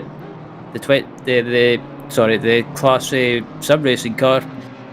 Just unfortunately that incident happened, but I think, like I said before, it's just two drivers going at it, and I think Glatter didn't even realise that Principi was still alongside him, but it's just the way it goes, and it looks like it's a 47 car that's about to pull the trigger. Yeah, that 47 car is pulling the trigger for this battle, so if you are now in the 74... Oh, no, sorry, the 77 or the 16, I almost got my front engine 7 cars mixed up. I'm lucky I didn't say the 71. If you're in the 77 or the 16, you're going to be looking at where the Audi comes back out, because if it comes out in clear air, that could be a big story. That could be a big event. That could be something that decides what you're going to do next. Especially because, look at that, the 77 and the 16 are now separated by a second. Yeah, I was about to bring that up as well. The 77 and 16 are pretty much starting to get close, really close on track. As you see there, the 77 just there, and it looks like this battle's been shaping up for quite some time. And Russo closed that gap down really quickly. So I don't know if Team Ken is struggling with tires slightly, possibly, maybe coming towards the end of the stint. The tires are starting to give up, and as you see in the background there, it looks like we've got. Sorry, that was a 23 BMW in 4th place. That was just in the background there, but yeah, these two are close together, and I wonder if one of these two cars might pull the trigger and dive into the pits. Well, there is a bit of damage on that 77 that could be hampering them towards the late part of the stint. 47's back out on track, and it is completely clear air, because the next car that they'll be coming across will be the 903. And the 903 is not for position, they're on a completely different lap. The 120 is a couple of laps ahead. So for them it is just clear air, whereas these two are likely going to hold each other up a little bit by doing these battles. We see with Rusi the best lap that 16 cars on all day is a 187, and it's the other end of a 145 right now for the number 16 BMW M2 GT3. This battle between Team Ken and Russo comes up through the S's now. Russo not close enough to make a move, even though that slight front end damage is on the 77. It doesn't seem to be affecting straight line speed, and I think as I said, Team Ken runs wide at the exit of the chicane, and runs wide, and that gives Russo a chance to go through it and pick off 9th place. And the other thing they're going to have to bear in mind is, are they going to be doing driver swaps? If they're doing driver swaps, you have to think about how you're going to time it, because if you get the timing wrong, then you lose a couple of seconds getting the engine fired up. If you get it timed right, you can save yourself a second. And yeah, again, they've got damage on that car. It could be really affect them in the late phases of each of each stint. Now, the main difference between the damage repair and stuff like ACC and another title such as iRacing you come across from those other series, the likes of VCO, is that, well, in iRacing, damage can be optional or it can be required. So with optionals, you can take 5 or 10 seconds. In ACC, you have to take all of the damage if you're going to take damage repair. And sometimes that can be 5 or 10 seconds, I'll be fine. Sometimes it's 20 or 30, you're just like, oh, come on, I only wanted to get, like, that little dent out of the car. Why do I have to repair every single little bump, every little scuff mark, get this T cut out, and try to fix up this little bimmer of mine? Yeah, that's the thing. It's really frustrating, especially say on iRacing, for example, you've got slight damage and you don't want to repair all of it. You only want to repair a little bit, and it's like, oh, you've got to repair such and such an amount, something like 5 minutes or something. It's like, and it just basically kills your race. And I don't think it's better with ACC though. If you're taking like a full damage repair, like we saw for the, for example, for Principi, they lost 2 laps. In iRacing, if you end up with heavy damage on the car, you're losing an hour. And in an IR race, that is game over. In a 20-minute race, it is absolutely game over. You're better off just starting on the taps of that early bath of yours. But luckily here, in the worst case, you'll lose maybe a couple of laps. But the difference is, in the best case, whereas in iRacing you might lose 5 or 10 seconds at each stop, you could lose 20 or 30 seconds in one stop, which really throws the strategist through a loop, because you can go, well, we want to take the damage, but when do we take the damage? Now, if you're in the 467, for example, you're on the back of Barberi, and this is a different kind of battle, because it's not a front to rear engine like we're talking about. Even though we've got 2 BMWs in the battle, they're doing battle with an Audi.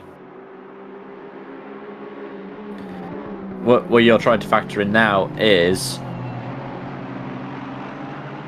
where are you going to what strengths and what weaknesses does the Aston have, and how can I use that to my advantage without letting them use it to their advantage? Yeah, talking of the Aston as well, I do actually find the Aston Martin's really good when it comes to tyre wear. I mean, I guess in a way with the way I look at it, I guess in a way with the turbo lag it has on the exit of slow speed corners, you're not really using up the tyres that much, just because it's not putting the power down like all in one go. It's more nice and slow getting on the power. As I say, that looks like we've got another person diving into the pits. Yeah, Barberi from 5th place.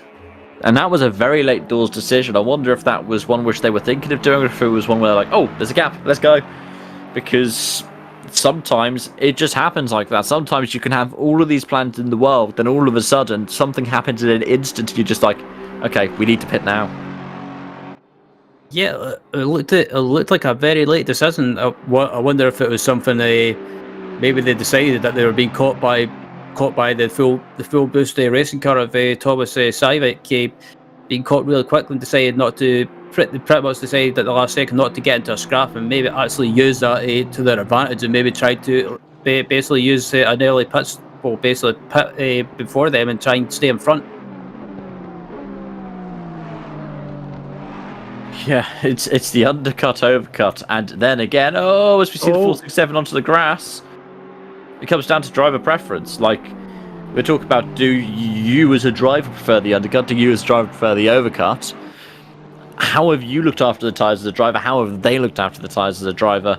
And how much fuel have each been burning? Because you could be running the same car with the same setup and the same engine map, and all of a sudden one driver's got a lap more, maybe even 2 laps more of fuel than the other.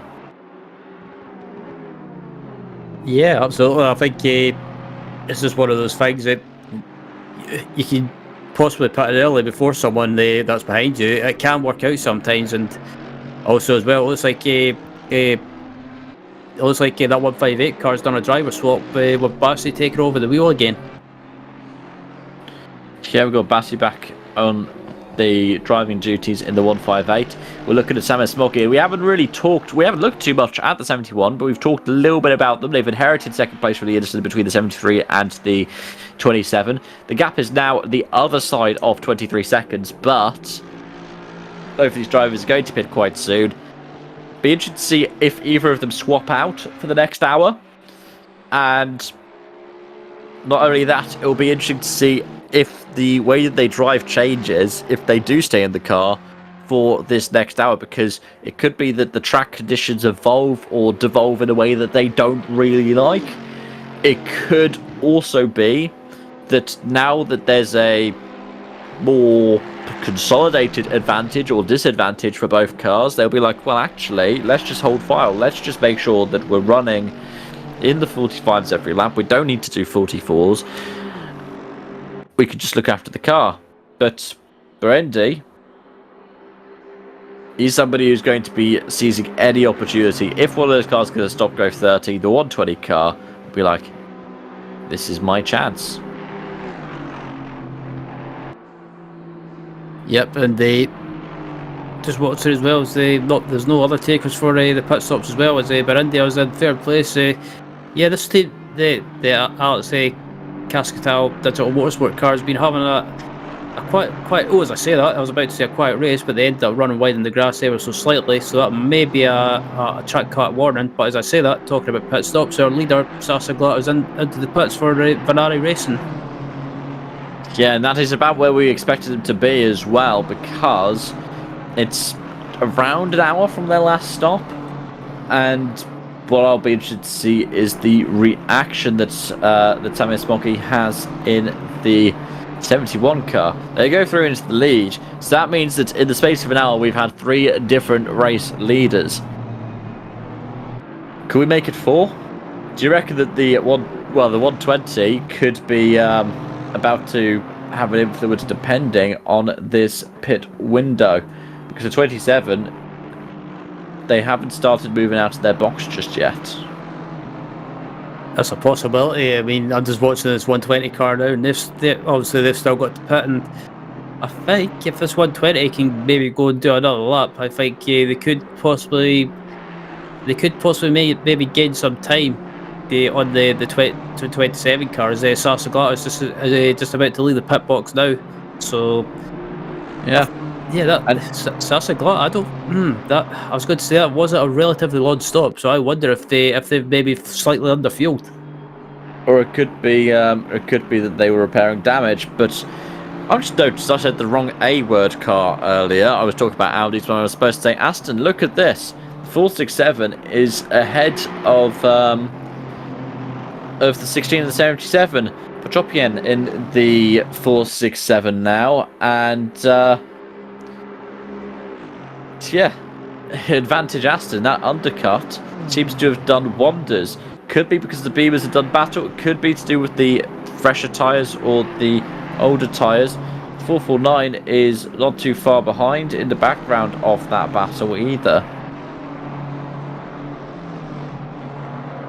And yeah, we've got a change in the 27 as we see it is Michael Huck behind the wheel of the Lexus now.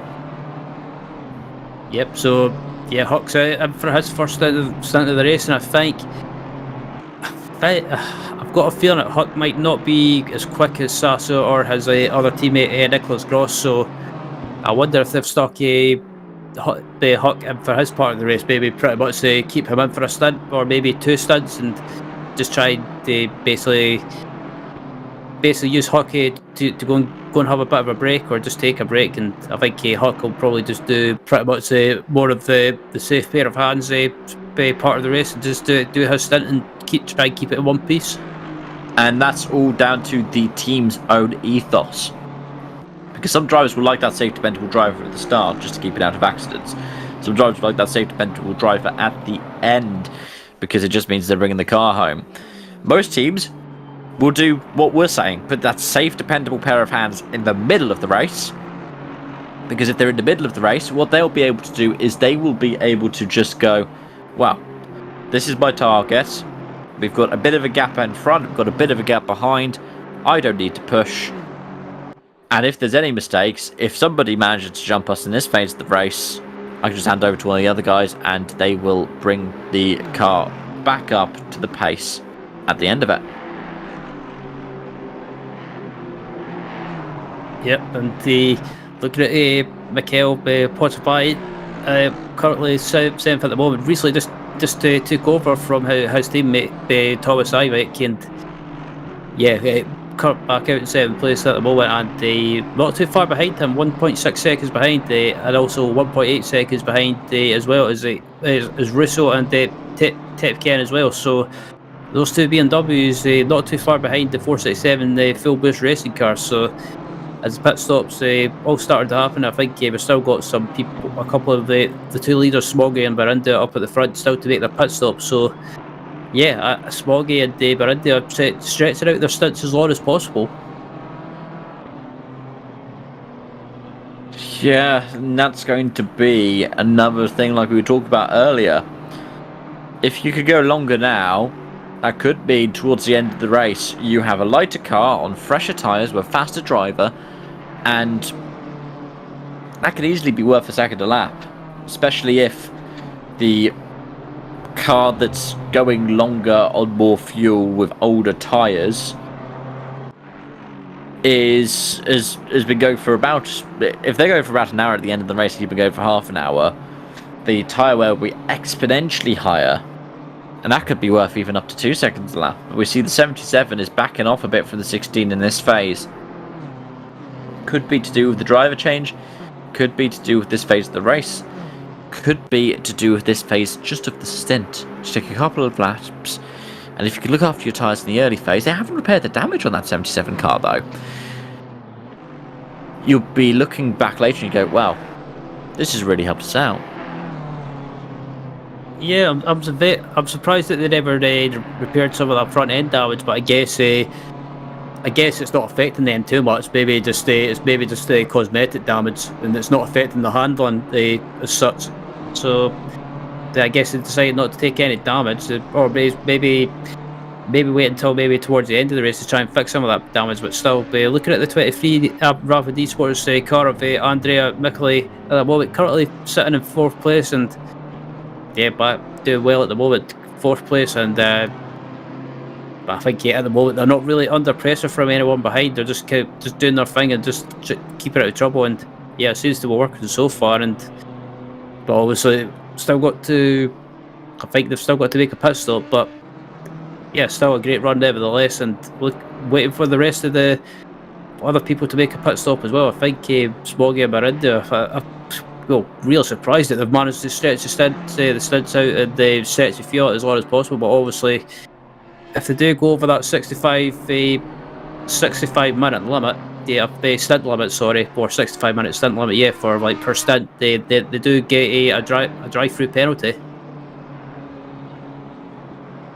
And that could also be disaster in the race.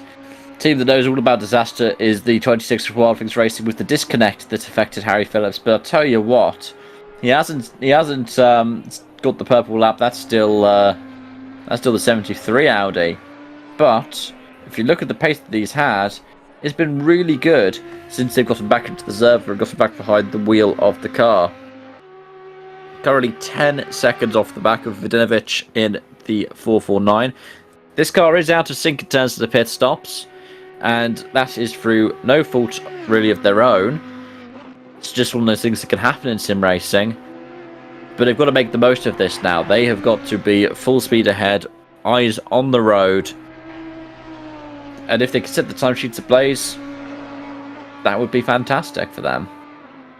Yeah, I think recovering and getting a good result inside the top 10 would be good for them, considering the technical issues that struck them earlier on. But still going around at the moment, just outside the top 10 in 11th place, and the Harry Phillips, a name that I've watched a few times, a really quick driver on the ACC platform, and yeah, probably one of the one of the quickest drivers for that Wild Friends Racing team. And I'm not saying like the other drivers are slow or anything, but Harry Phillips is one of those names that's always right up there, and always a name that keeps popping up. Well, it's one of those things, when you have your ear to the ground for long enough in the sim racing scene, you'll start to hear names come up time and again. Harry Phillips is one of those ones that I heard come up a few times last year around the GT World Challenge Esports series, as a bunch of different outfits were supposedly vying to have him in their car. And this is one of those ones where these drivers are competing not only for what's going on in this championship, but if they could establish their names, you might see some of the drivers up towards the cash split just going, ooh, you know, this Smoggy, this Huck, this Principi, the kind of driver that they've had, we might be looking for another driver for the Spa 24 Hours. Yep. Absolutely, and looking at Umberto Principi as well, and as I say that, as well, looking at Principi, the leader, Smoggy, has dived into the pits from the lead, so he's dived into the pits with just under 4 hours and 42 minutes remaining, and yeah, that's pretty much a mega stunt from him, stretching out as long as possible, and I think that could work out in the long run, but I think this team will probably do a driver change as well as Michael Huck comes around the final corner, and he should take the lead back from Smoggy and Barindia, as Barindia dives into the pits as well from the second place. Yeah, and it's going to be quite comfortable. Now, as said, the time difference crossing the line was 25 seconds. We see that's probably going to be another track limit warning for the 27. They carried a lot of speed through turn 1. You can't go that far out wide without exceeding the track limits. The question is, how fast were they going? Was it enough for a warning, or was it enough for them just to get the no time gained message? And this would be the telling thing about if there was any kind of damage repair done with the 27, because it depends on what happens to the 71 when they cross that timing line. Remember, the gap when they pitted was 23 seconds, just under 23 seconds, I believe. So what's going to happen when we see the 71 cross the timing beam at the north end of the circuit? 23.5 seconds, and it looks like Nuttall has gotten behind the wheel of it. Yeah, Jamie Nuttall is driving the car. So now in the space of the last couple of since we've seen all 3 cars getting behind the wheel of the Cracked Racing 71 Mercedes.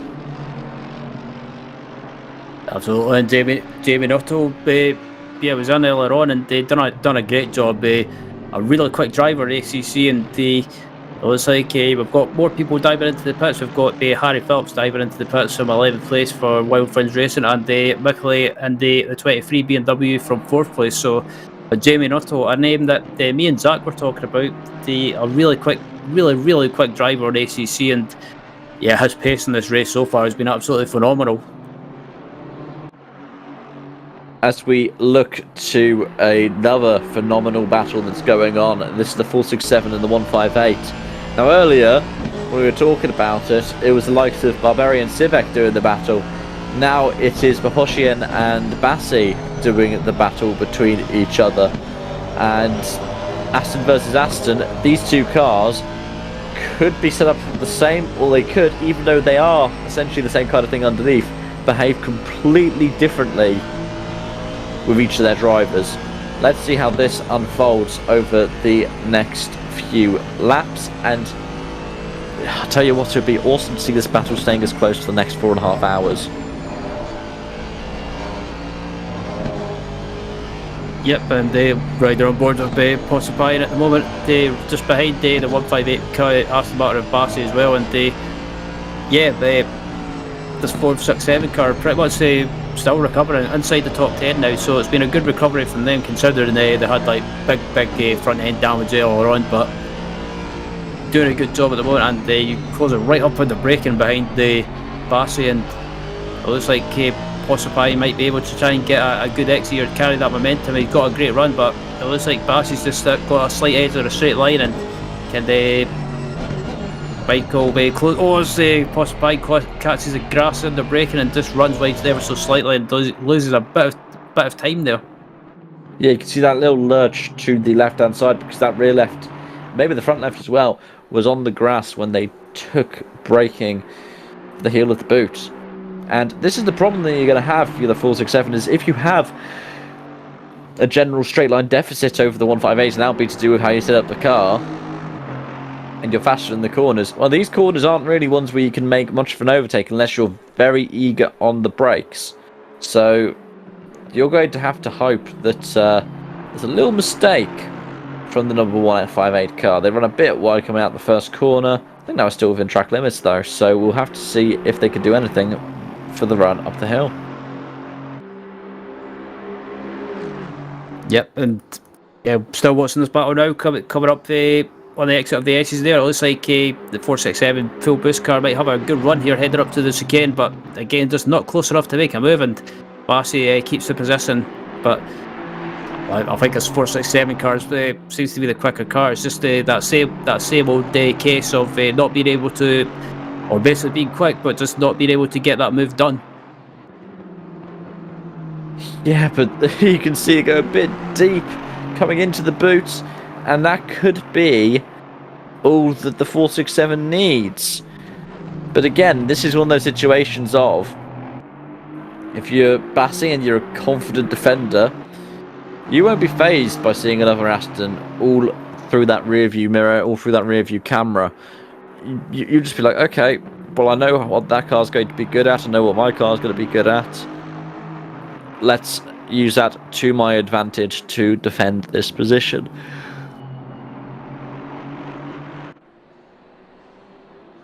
Yep, and excuse me, still this battle rages on, and it looks like Clayton Barney's into the pits now for the Simsport Racing International from 5th place. So Barney into the pits now, probably the last of the people to make his pit stop. So it was a really long stint by him, and yeah, as we've got about probably just coming up to about 4 hours and 35 minutes left in this race, and yeah, this race is absolutely flew by, but it's still been good fun calling it. And yeah, what's your impressions of being of this race so far from what you've called Cav? It has been fantastic to watch. Like, we've got these battles that are still going on, and there's always something happening on track. This is one of the things that's... I think these two want to steal the show right now, but that's a 467 onto the grass, and that is going to be all the advantages they've earned over the past couple of laps dropping back. They were 500s apart going into the chicane, and now it is more like 5 seconds. But that is the big thing. Like, you see these battles evolving, you see the landscape constantly changing, and all it takes is one moment of understeer, one moment of oversteer, one light door bang, and you could be from first, if you're the likes of Principi, all the way down to 14th place. They're nearly 8 seconds off the back of Leighton in the 26 Wild Things car who had the disconnect. But both of their races now going to be decided by who's been more affected by falling out of sync with the pit stop window. Is it going to be the 73 Audi or the 26 Audi? So the storyline develop all through the field over the course of this race, and we're nearly halfway in. We're going to hit the halfway point in about 4 minutes time, and if you ask me to say which car's going to win it, I wouldn't be able to tell you. I would wager it's one of that top 4, but I think it could be any one of that top 4, because it could all go so wrong so fast for some of these cars. Absolutely, and that's the thing as well. I'm not sure who I would pick either, or who I would predict, because the paces are so close. But you maybe at first you would probably say the 27 Venari racing car, because this season they've been really quick. But I think if it comes down to strategy, it's just you don't know who to choose, because it could be like we saw there. We saw some teams there before the pit stop going really long, and that could play a factor in the closing stages of the race. You might see people trying to stretch out as long as possible, making sure that they don't have to make a splash and dash towards the end of the race. But I don't know. But still, it's been a close race anyway, and I think if I was to pick a winner on pace, I think that 27 car could be the one to take it. But still a long way to go as we come up to about the 4.5 hours left of this race. Yeah, I would say that the 27 would be a strong pick. As long as they can keep it clean, minimise the mistakes, they are in command of this race. And meanwhile, if you are the 449, you're looking at just making the best of how you pass these BMWs. 77 is damaged. It's still carrying that damage from earlier on. But will you be in a place where you can make an easy overtake? Yeah. Yeah. Sorry, Ryan. That's okay. I was just going to say as well, that's the thing as well, but it's just, I think some teams right now coming up to the pretty much the 4 hours and the 4.5 hours left of this race mark. I think some teams are maybe trying to go as long as possible. Like I say, try and cut out that splash and dash, or just stretch the stints out as long as possible. And it means they don't have to take as much fuel at the pit stop if they do have to make a splash and dash. And that is the big question. We can see the Audi looking to the inside. Now, last time we saw the Audi looking to an inside up here, it didn't end well. And Bedinovich thinks better of it and backs out. Last thing you want to do is end up in those orange barriers. Because we've seen a few people end up in them this race, and it has not ended well for any of them yet. Yeah, absolutely.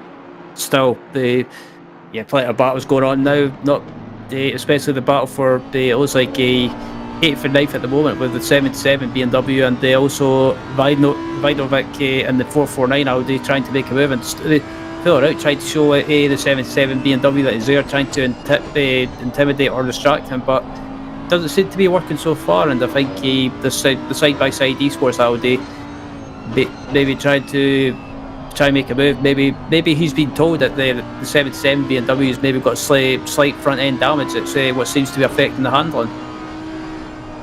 And that's then the question of how much of a risk are you willing to take? Because if the car in front of you has got damage and it's noticeable to the point that you can see something wrong with the car in ACC, then maybe you're going to try a move around the outside of somewhere. You pinch them, they understeer because they've got front end damage, and then there's contact and you're around. So you've got to weigh that up. You've got 4.5 hours. You don't have to make the move right now. And in 20 seconds, they've had to back off because they didn't want to get a track limits warning there. I wonder if they were successful. I wonder how many warnings they have, because if they've all of a sudden they've got their free track limit warnings, you don't want to be getting a DT at this point. Yeah, that's what I thought. That's what it looked like. They backed off early just to make sure they didn't get a track limit warning. But it looked like they backed off. They backed off a lot, but yeah, it means it gives a bit of. Excuse me, I was going to say it gives a bit of breathing space to this battle here, but this is a separate battle. It's like the Porsche they still not being able to get by, and Bassi's doing a great defensive job holding them off. And again, it's one of those things of, we were talking about it earlier, the same car, same make and model, but it's down to how the drivers drive it. It's down to how the setups are set up. It's how those things all work together to create the best car, because you see that 467 closes up more and more of the corners, but as you were saying earlier, the 158 seems to be quite good in a straight line, especially considering, as you pointed out much earlier on when I think when I first jumped in to commentate, the Aston has a lot of turbo lag. So it tends to be the car that struggles early on in the straight, especially if you're coming out of a corner such as, well, let's say here at turn 1, where they have to brake a bit more, they have to be a bit slower at the apex than something like a Ferrari or an Audi, and then they have to wait a while for the engine to properly get going once they've left the corner. Yep, as this battle comes up through the S's now, and it's Bassi still holding on to that 5th place, but Porsche just can't get close enough to make a move. And yeah, I think this focus racing car, the Porsche might be getting frustrated as well. They just can't get close enough to make a move. But it's just one of those things that, yeah, I think maybe both cars, both drivers, both teams maybe running the same sort of similar downforce configuration. So it makes it a little bit difficult, and I think the only chance is if Bassi makes a mistake. and that could happen. We're now on the second half of this race, and a small mistake by the Ida Pro Esports car could... Ooh, were those time marks for the 467, or were they already there? Because it looks like that Aston that's following is getting a bit sideways, getting a bit overeager now. And if they make a mistake, that could end up even worse than 158, because you could have this crash happen completely of your own volition. Yeah, I was going to say, I thought I saw some tyre marks as well, but I think that might have been from someone else, but as this battle's coming through the final couple of corners, and still the Porsche Pine just not close enough to close enough to make a move. But still, it's great racing between these two cars, and yeah, I think it's the odd chance of if Bassi makes a mistake, but still at the moment Bassi looks like he's not making a mistake, because it looks like Porsche Pine might have just missed his turning point there into turn one, and that's compromised his entry. Yeah, but the main thing you have to do now, if you're in the 467, you've had these things coming up. What you have to do now is think, okay, regroup. We've got probably about half, 2/3 of a stint left. Can I get this back? And if I look after the car more, has the 158 gone through the best of their tyres? And if you're in the 449, you're on the back of the 77, you're going to be thinking the same thing. Are those fronts getting churned up because of the damage that they've got? And if they are, can I look after my rears enough that I can pounce when the opportunity arises? Yep, as the further back as well, we've still got this battle between the 77 and 449 going on, and side by side Esports Audi just not close enough to make a move. And I think even though the damage is on that front end of that BMW, it doesn't seem to be affecting on the handling or straight line speed too much by the looks of it. It doesn't look to be affecting it too much. Though at the same time, when it comes to the BMW, one of the things it tends to struggle with is top end. There's not much that you could lose in terms of top end without substantial rear end damage. So it could be that the particular weaknesses from the damage, or the impact of the damage, is lessened because you've got a car that's naturally a bit weaker in a straight line. It's a bit like if you ended up with a lot of straight line damage in something such as, well, let's say the Lexus is up in the front, or one of the Hondas that we see down towards the tail end of the field. That could be a disaster for you.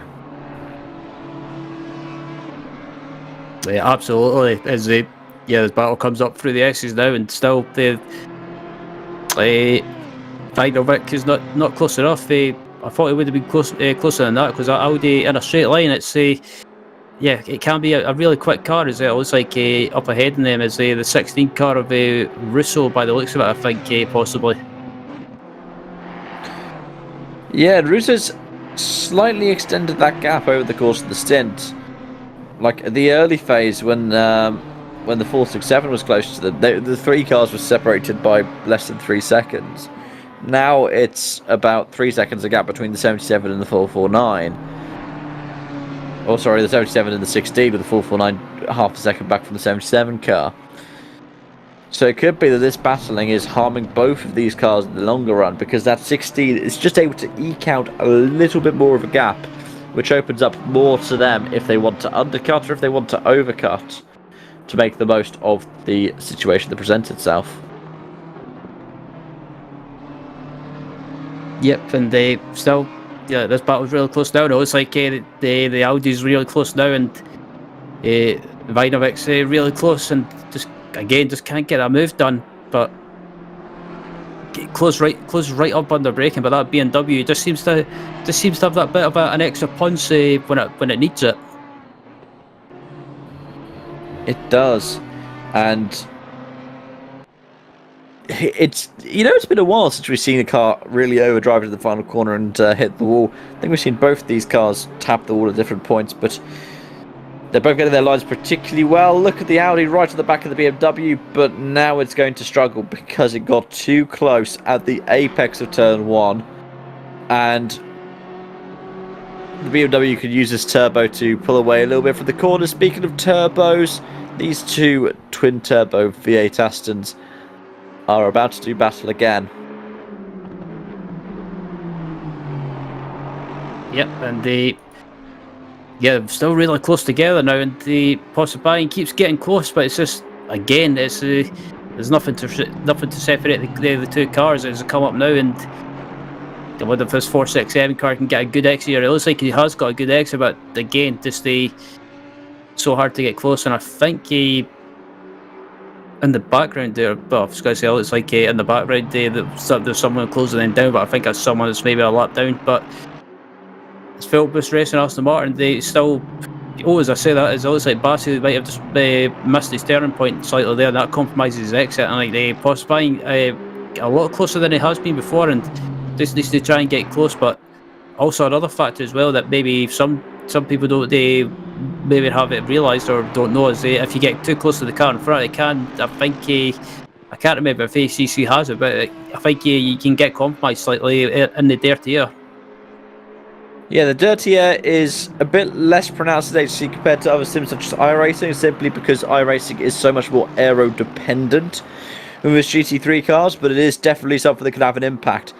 The cars that struggle a bit more in dirty air, those tend to be the mid-engine and rear-engine cars where the downforce is one of the strengths of them. With these front-engine cars, it tends to be the adaptability, it tends to be the ability to run better in dirty air that runs as one of its strengths, as does running over the curbs.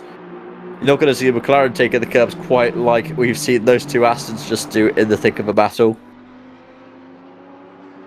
Yeah, not at all. As still this battle really close, and it looks like that Phil Bush Racing car closing right up under braking, but I think Bassi doesn't have the pace at the moment. But still, great defensive driving, and the Porsche needs to try and take a wide entry, maybe square the corner off and try and get on the power early. But again, just not close enough. And a great defensive job by Bassi at the moment, but still, I think he keeps missing his turning point slightly as well. I've noticed at times it just seems to be hampering him ever so slightly, but not too much. But still, as I come up now, the 467 car again closes right up under braking, but just again, it's just a case of being close but not being able to make a move, or not being able to take any or make any opportunities. As you said, Porsche seems to be quicker through the braking zones. So like coming into the boot, we're seeing it coming out of the boot, and it might be that if you're Bassi now, you know your car's going to be stronger in a straight line, and you can just back up the 467.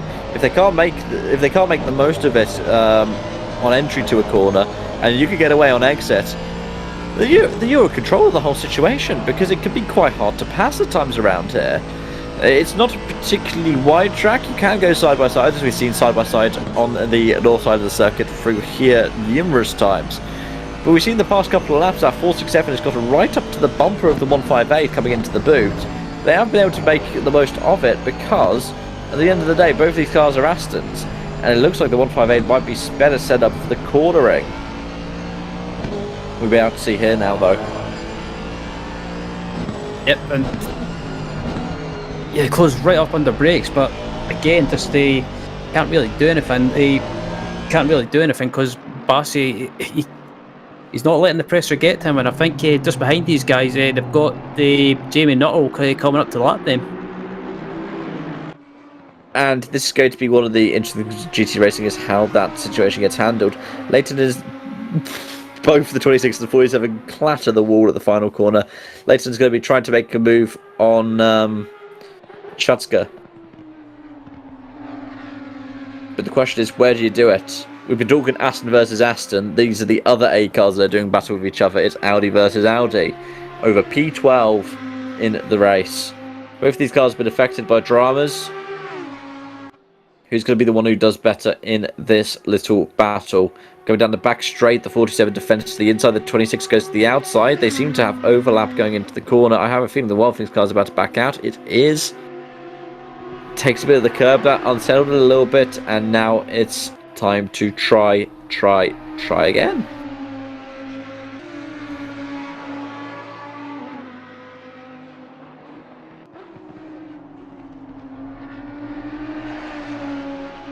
But yeah, when you look at these battles, you can tell how much this is dependent on the cars, how much this is dependent on the drivers. You see, Popochin again looking.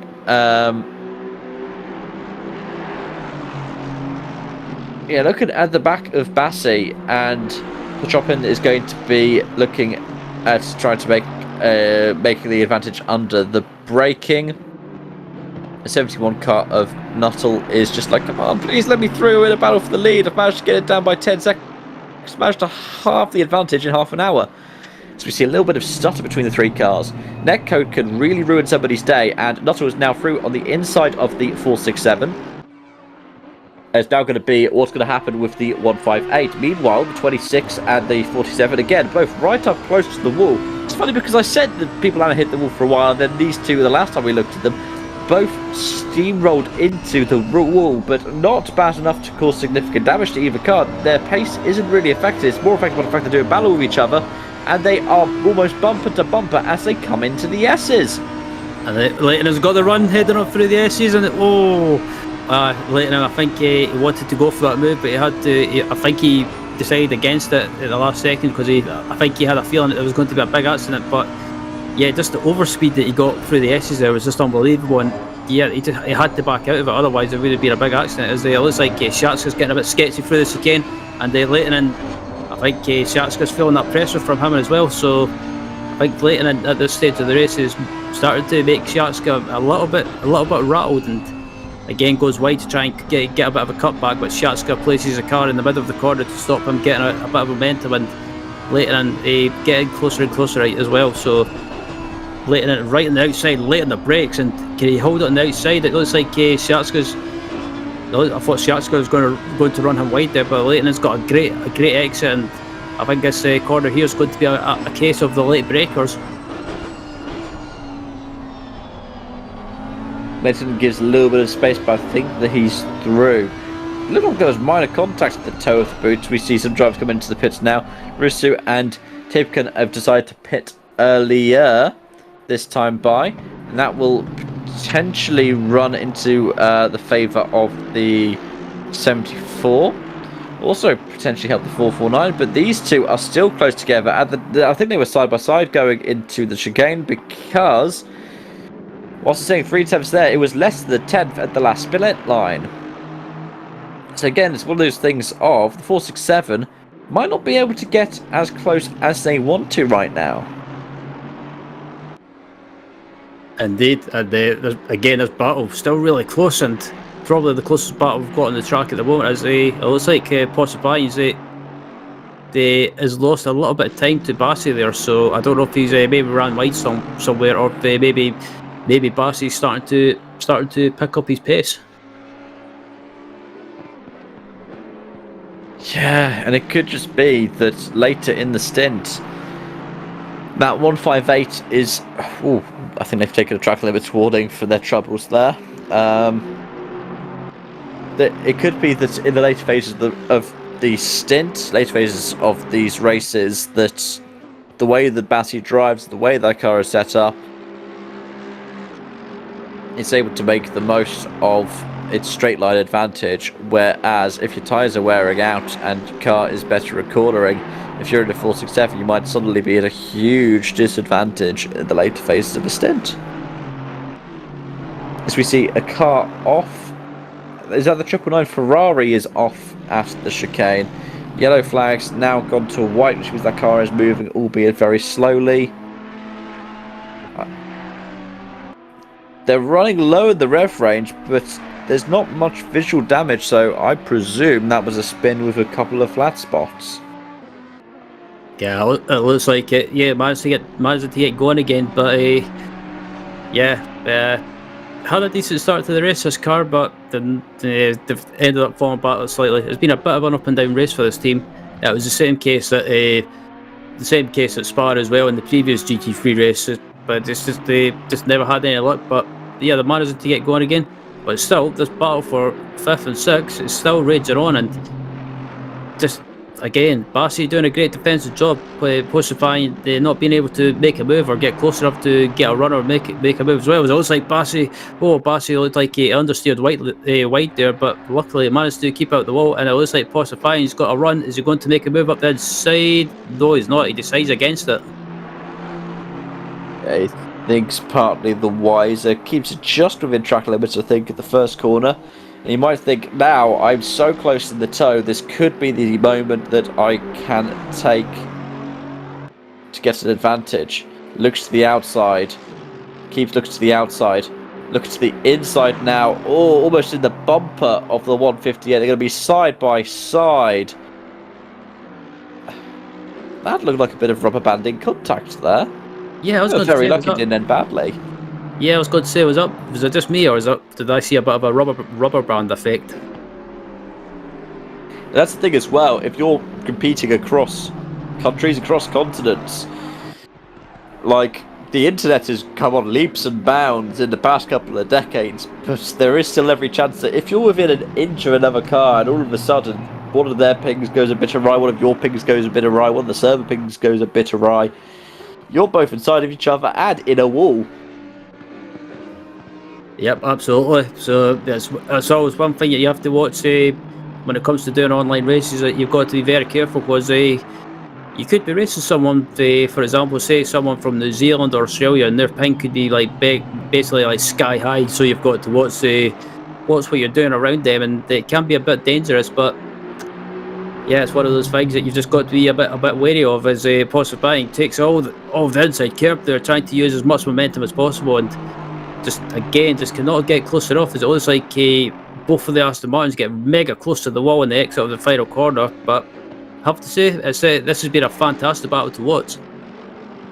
It really has, and we are quite spoiled for the action, because I see 16 and 77 have left the pits on the tail of the number 47 Audi, and their battle is going to get decided as well by who pits where with when, and it looked like they decided to follow each other, and that could be the strategy that we're about to see in this battle as well. But the 158, the last stop, when it was Barbarian, the car was very late into the pit. We commented about how late they had made the dive, so could be these two trying to throw each other off, as we see the 16 and the 47 doing battle. You don't really want to be around the outside of Beamer! There's contact and almost loss of control there for the 47, but the 16 manages to keep going, the 47 manages to keep going. Fair play to both of them. But I have a feeling there might be a few angry words. Oh. Now on the back of the 47. Still with that visible front damage.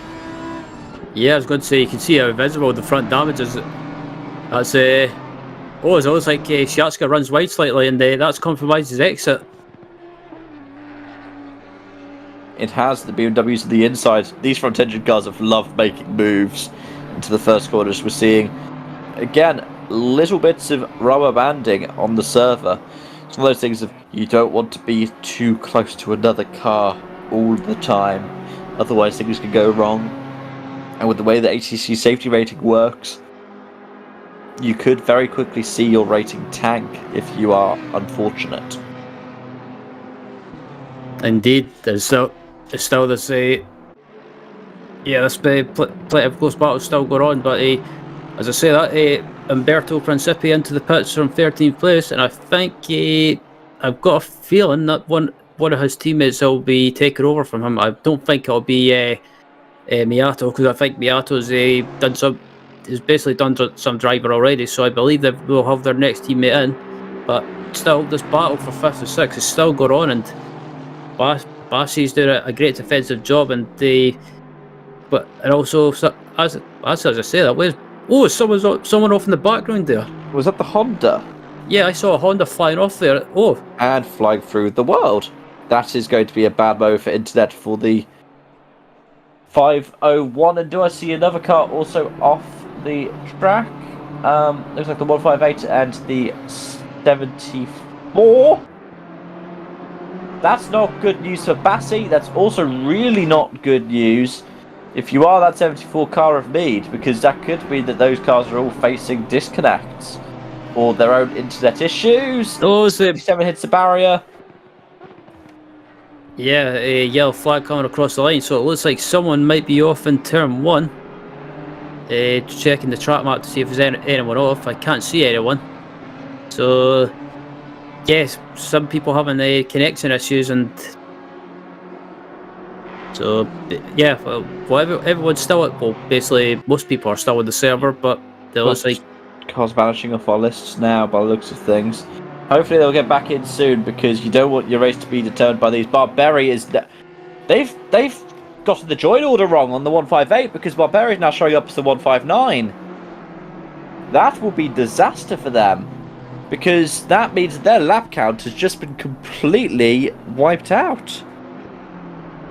With Barberi in the server, that lap count is now back to 0. so. Yeah, technical issues hitting that 158 Aston Martin, and the 74 SimSport Racing International Aston Martin as well. So yeah, technical issues again striking some of the teams that were having a good race, and it's not something that you want. But yeah, I think pretty much coming up to about 4 hours and 6 minutes remaining in this race, and I think not too far away from the next set of pit stops again.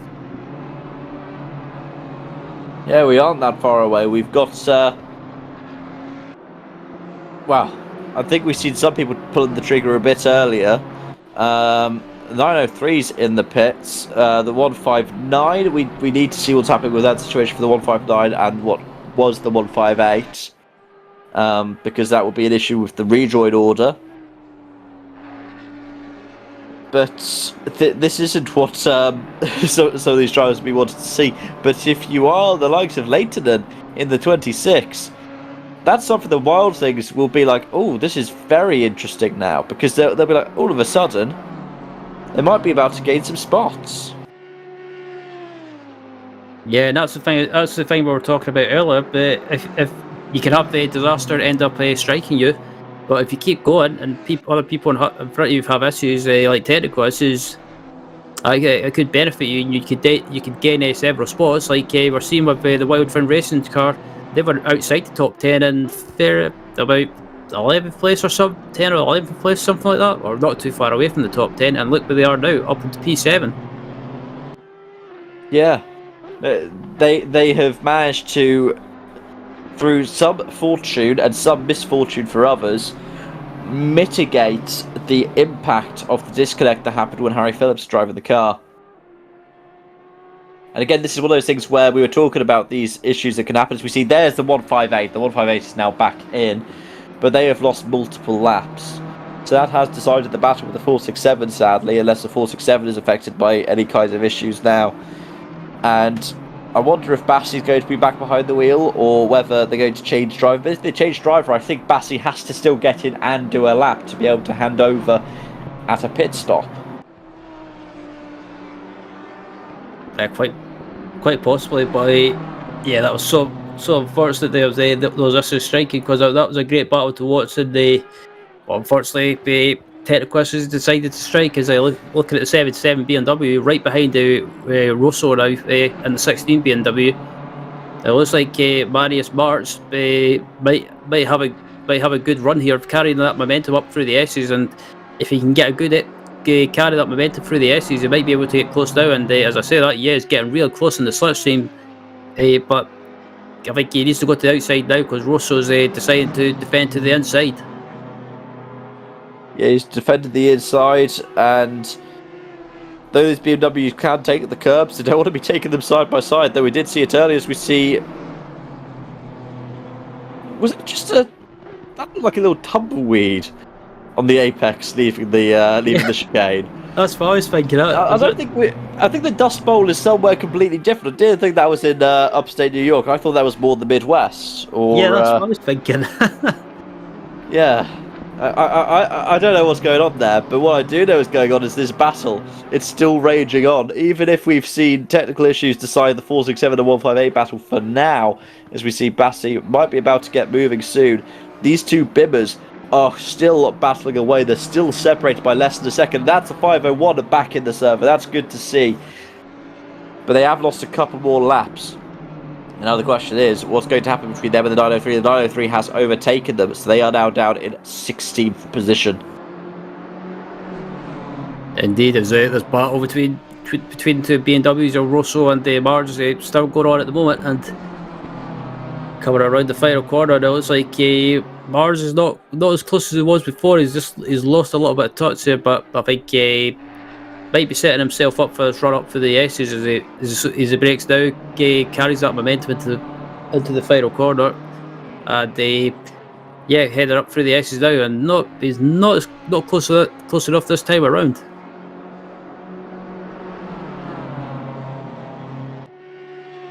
And I haven't really figured it out with these two bimmers. I think when we say the 77 might be the car that has a straight line advantage over the 16, it was a lot more clear cut when we saw like the Astons battling away or the Audis, but I can't really tell when it comes to these two BMWs right now.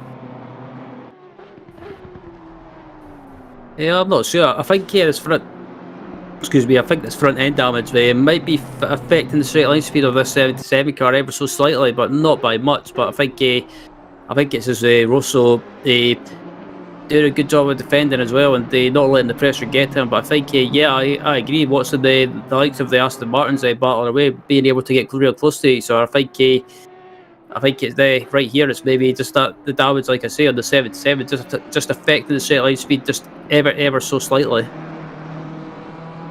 Yeah, though what I am looking at, as I've just seen the top of the timing screen, Nuttall has managed to get the gap down to 5 seconds from Huck. So when we were talking about Huck just holding on to the car through this phase of the race, I think that's what he's been doing. But back to this battle, and it is 0.6 of a second. And the question is now, with those extra laps running behind the 16, will Marius Mars see a way to get past Rosu?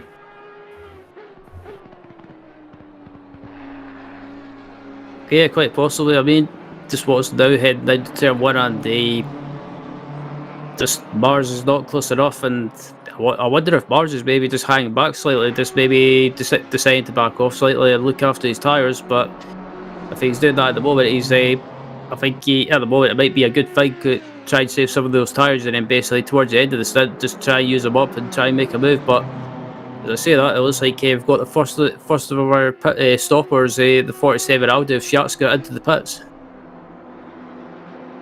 Yeah, and this is where we're expecting to see a lot of the cars pit on the hour.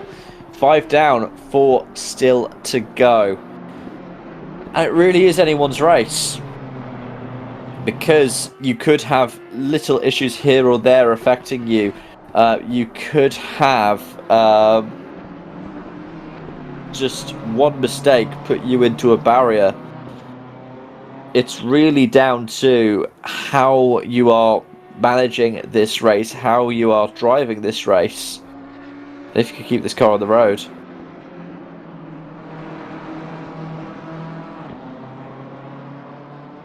As we come up now, March is closing right up on the braking, but still just cannot get a move done. And as we come up to the final couple of corners now, just under 4 hours remaining left, and the one of either these two drivers will dive into the pits now. It looks like I don't think any of them will, and both of them decide to stay out. Yeah, they did go a little bit longer in the last couple of stints. See, the 77 looks to the inside of turn 1, the 16 looks to defend the inside of turn 1, and they end up not having this battle. I'll tell you what, looking at the temps, the track temp is currently 38 Celsius, the air temp 31. These tyres are going to feel very cooked by the end of it as we look towards the back straight.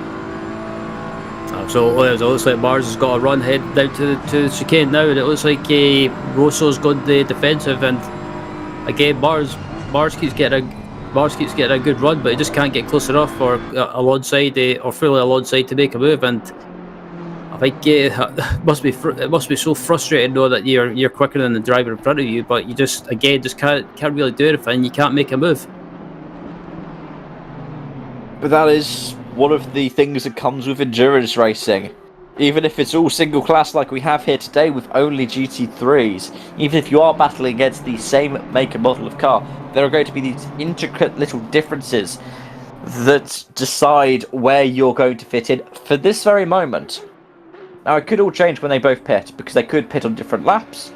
The 77 could decide to take that damage they've been carrying around for the last couple of hours. They could also choose not to, and we'll have to see what happens. Indeed, there's battle still going on as well, and yeah, it's been a great battle to watch this one. As come around the second to last corner, and what either of these two drivers dive into the pits, it looks like nope, again, both of them decide to stay out. So at the moment, it looks like most teams are deciding to use this stage of the race to go as long as possible, and I think that's a good call. Trying to go as long as possible, trying to stretch it, because it means I guess in a way you're maybe trying to reduce the risk, or maybe trying to reduce the chance of having to do a splash and dash towards the end. Yeah, that is what it looks like. It's as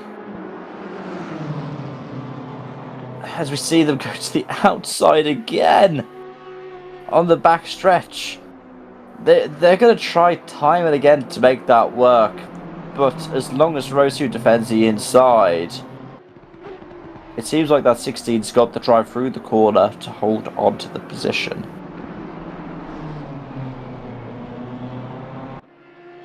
Indeed, and the Mars still keeping the pressure on, but again, just it's the same old case of just not being able to make a move as it closes right up under braking, and just gets a good exit, but again, just not able to make a move. But as I say, it looks like the 449 Audi of Viderovic dives into the pits from 6th place, and that looks like it is on schedule as well. Question is it going to be a handover for drivers as well, or is it just going to be tyres and fuel for another stint?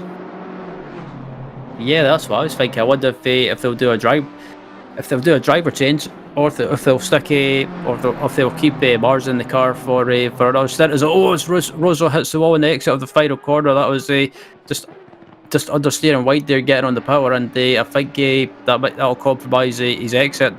Maybe lost a little bit of speed there on the exit, and Mars this time around is going to be a lot more closer. Can he it'll be interesting to see if he can carry that speed through the S's and try and stick in that slipstream. It's 2 laps in a row now that Rosu has hit that final corner wall, and it could be 3 laps in a row. He's about to defend the inside going to the chicane, but the 77 looks to have a bit more overlap this time around. They're going to feel brave. No, they're just going to play it cautiously. And what I wonder now is, how much time is this going to cost them in the grander scheme of things if they continue battling away like this?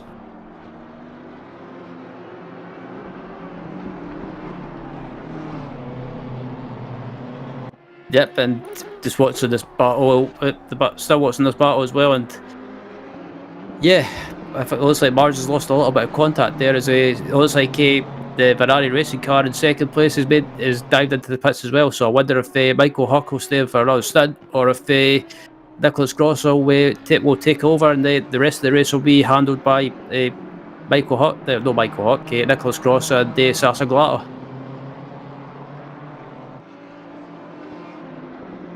Yeah, this is crunch time now, because if they don't change drivers, then Huck is going to have to think about readjusting the targets in that 27 car for this stint. If they do change drivers, they're going to have to think, what's the objective now for whoever's going to be behind the wheel of the Lexus? Is it going to be chase down the 71, or do they think the race will come back to them later on? We've still got more than 2/3 of this race left to go. We've still got 4 stints left of this race to go. And as we see, it's Gross back behind the wheel. Could we be about to see that 71 reeled in? Is Manel just back behind the wheel of the 120 as well? I feel like that's been a recent change, or not. If it hasn't been, it's one that I haven't picked up on, I'm afraid. I believe that's a driver change. I think Manel. I believe Mara was in the car earlier on in the race, but I could be wrong. Yeah, I think so. If anyone's in the chat that's watching from the team, feel free to correct us and let us know. But yeah, just under 4 hours left to go in this race. There'll be some drivers who it's like 1 hour, 1 hour, 1 hour, 1 hour, 1 hour, 1 hour, 1 hour, 1 hour, 1 hour. And there are some where it's going to be potentially blocks of 3. I can't really tell you now, though, what that 27's strategy is. Because... wow. We've just had Huck do a single stint. Glasser before did a double. What do you reckon is going to be for Gross? For Gross, I'm not... I think Gross is going to do a double stint, and then basically whatever's left in the race, I think Sasser will take it to the finish. That's the feeling I've got anyway. I mean, Glasser has been quick. The thing is now, how is Gross going to handle the cars up in front? He's got the 158 who are recovering from the disconnection issue that they've had. Again, technical issues. It's a bit like the sim racing equivalent of if you start to have a misfiring engine and you have to pull the car over just to have a look under the bonnet. It's just one of those things that can happen as part and parcel of it. But the 120, that is for position. It looks to the outside. He's going to try and get the inside for the toe of the boot. He's on the inside. The 120 had to turn out of the corner to avoid contact. And the 27 is back through. A very aggressive move, but he's been rewarded for that bravery. Yep, so yeah, Nicholas is not hanging around, and the fifth place is in the pits as well with the 467 fuel boost racing car of Porsche supplying as well. So they pit in for 5th place, and yeah, good recovery from that team into the pits, and Nicholas Gross as well. We know how quick he can be, but him and Sasser is probably, I would say, the quickest drivers out of this driving lineup.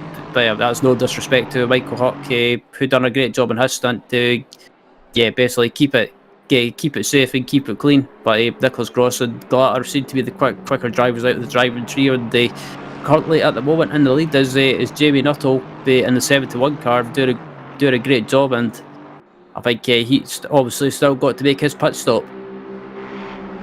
I don't know if it's the cloud cover changing. The track is getting hotter. So that 45.5 on a first flying lap for Gross is really good, considering that they just pulled off the overtake on the 120, and considering that the track temp is up at 39 degrees with a full tank of fuel. To be only half a second off the car's PB all race, that is fantastic performance. So we see... oh, Mars is getting right up to the back of Rosu again. When are these two going to have their stops? And interesting one. This is going to be the big question. Do you pit together or do you try to undercut, overcut? I wonder which one's going to be in the driving seat for that one. You'd think it'd be Rosu. But if Mars commits early, Rosu could also pit with. Yeah, I think I'll be interested to see what one of these cars they pits out, or basically pits first. I think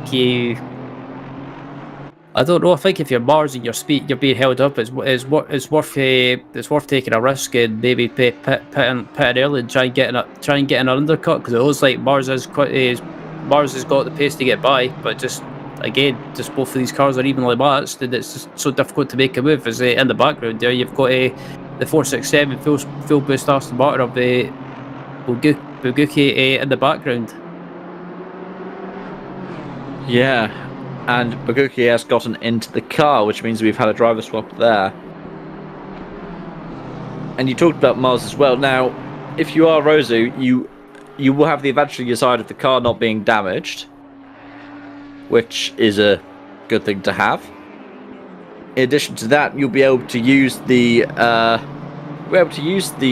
77 as a bit of a litmus test. You'll be able to go, well, if they take damage, where do they come out? Are they going to be coming out into traffic? They're going to be coming out into a battle, because you've got a little bit of clear air right now. You don't really want to give that up. this is the thing, as much as the undercut can be quite powerful, it can also be undermined by a myriad of different circumstances. Absolutely, as they come through the chicane now, and looking at Theodore Rosso, sorry, coming through here, the long right-hander, and I get pretty much this whole stint. Both these drivers have been evenly matched. They're really close together, and it's been a fantastic battle to call. And yeah, as they're coming towards the end of it now, and you see there the 467 Aston Martin closing up in the background there, and that's probably the advantage of being on fresh rubber as well, being able to closing this gap really quickly. Yeah, it is closing up quicker and quicker and quicker, and sometimes that means that you are going to be making those moves plus haste. If you are the 77, you'll be able to try and get through a little bit quicker. The 467, your pit phase is slightly different to the two cars in front, so you can afford to lose a little bit of time. You don't really want to be losing that much time. So I'll be interested to see what these guys all do, because the 467 now is stuck with these two. And these two, they don't really have to give way, because this is right now for track position, even if it's not for net position.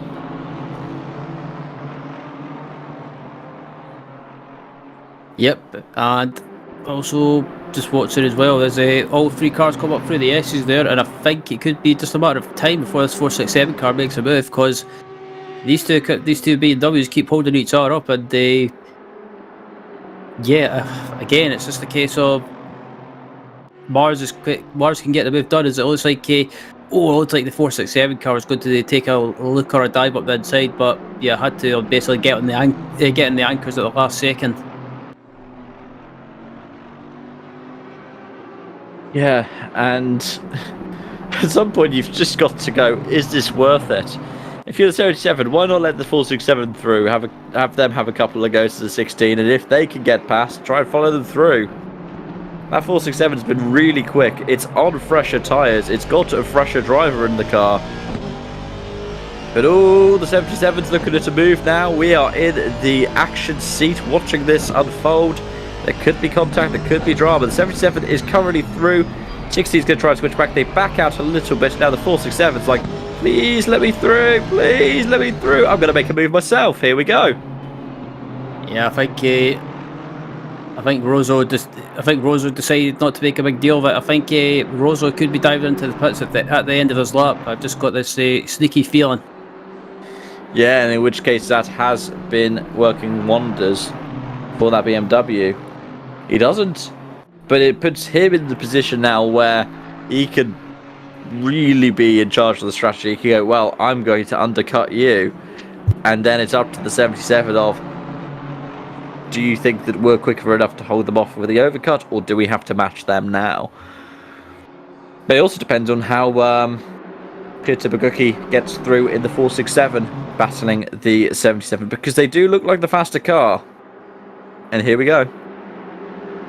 Yep, a move could be on the cards here, and it looks like got a great run. Got a great run. It's trying to go side by side for the chicane never works, as this 467 car found out when it hit those red solid, basically red bricks. Yeah, I think it came off a bit and also hit a bit of the earth on the inside of the curbs, which is why you saw the rear end kick up like it was a game of Buckaroo. But that's really held up the 16 now, so whatever decision went into them going, okay, we're going to let both of them by, hasn't really played out.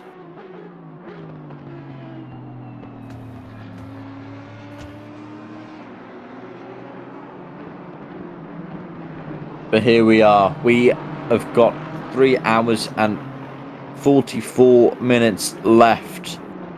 3:36 p.m. in game time. And, well, we're well over halfway at this point. The gap for the lead is starting to change a little bit. But it's really hard to tell right now who's going to be the biggest beneficiary from that battle, if it's going to be the 71 or the 27. With the 120 only 20 seconds behind the 27, it is pretty much anyone's game. Absolutely, as the 467 car, the full boost racing of Boguki comes up through the S's now. Not really closing on that BMW as much as I thought it would.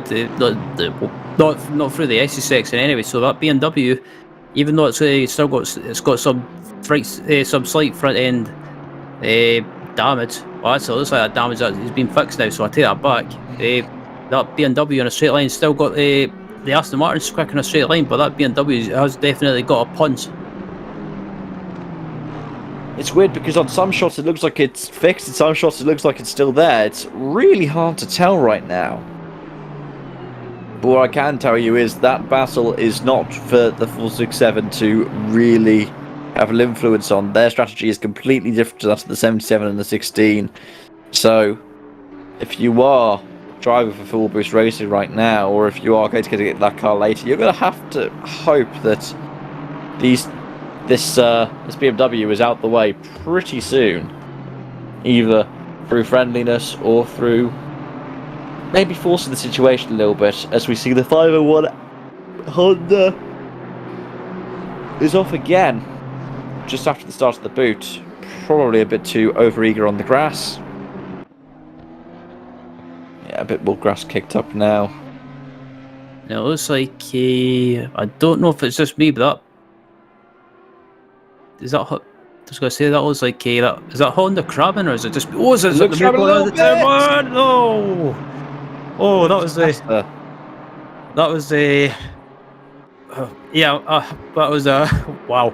I'm amazed that never ended up that never ended up in contact in the 77 being spun out. But that 467 car is not, the full boost team is not hanging around it. They've got the run heading up to the chicane, but it's the same old case. That trying to get the move done, but just can't. Well, basically get the move, but just can't get it done. And again, it's going to the outside.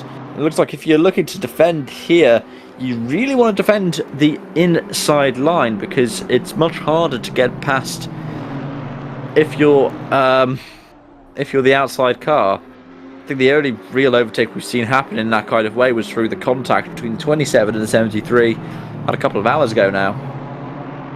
Yeah, absolutely, and it's been a great race as well. This battle's still going on, but yeah, as we come just about to come to the end of this part of the race. But first off, Cav, what's your last impressions? It's been a pleasure calling this part of the race alongside your good self.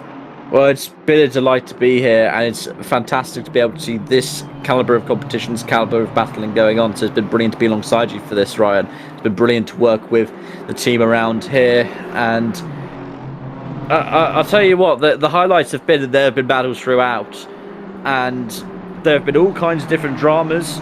Luckily, it's not been the beating of bang of some of the other Tin Top series you tend to see. It's been relatively clean racing, harsh but fair.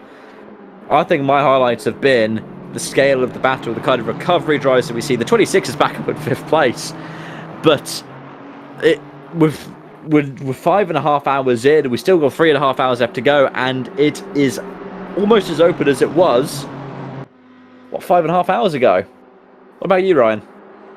Yeah, there's been plenty of moments in this race, plenty of good battles, good recovery drives like you mentioned. Good recovery drives, especially from Wild Fins Racing up in 5th place, and also this 467 full boost racing Aston Martin up there in 7th, on the cusp of maybe grabbing 6th. But yeah, it's been a great race to call so far, and it's this race has absolutely flew by. But I have to say, it's been a pleasure calling this with you, Cav, and yeah, as we're just about to throw it to a quick break, people. So yeah, we'll go to a commercial break, and we'll be back in pretty much say it in a few moments' time.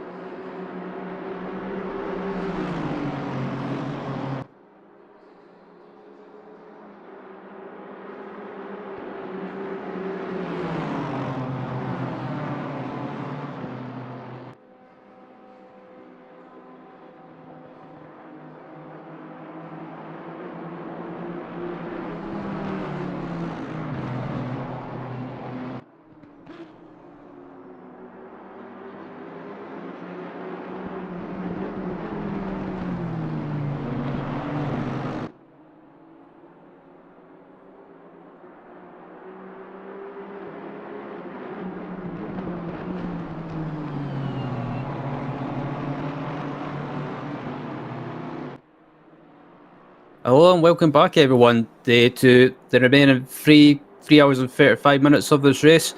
My name is Ryan Walker, and joining me now is someone that's pretty famous on the sim racing broadcasting scene, and that's James Parfitt.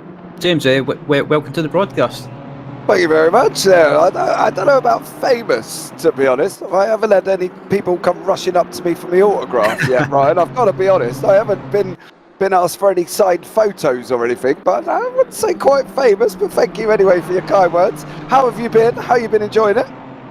Yeah, I'm doing good. It's been a great race to call so far. To be honest, it's been the early stages of the race. It's been plenty of exciting battles and quiet spells. As I say, that was a move going on for 5th place into turn 1, and it looks like Pieter Buguki has got the move done for 5th place, or they did get the move done for 5th place, but. Yeah, I actually lost that position, but yeah, it's been a good race so far, James. And it's have you caught any of it? And if so, what have your impressions been? I've caught some of it. Obviously, I was just in another broadcast before I jumped in this one, so it's been a bit difficult for me to follow along. But I've had my young Zach Sweeney has sent me some notes about what's been going on in the race as well, telling me all a bit about it, and you know, how it's been going. It's been an interesting race, hasn't it? You know, number 30 and Full Boost have apparently had a coming together as well after battling away. So I think it's going to be an exciting 3 hours 35 here as we're on board with Rosso here in from Digital Racing Squad, trying to chase down Bukuki and Mars in front of them. But it seems like it's been an interesting one. The thing is as well with Watkins Glen, it always brings that interesting racing, Ryan, doesn't it? It's always going to provide action, especially on that run into the bus stop.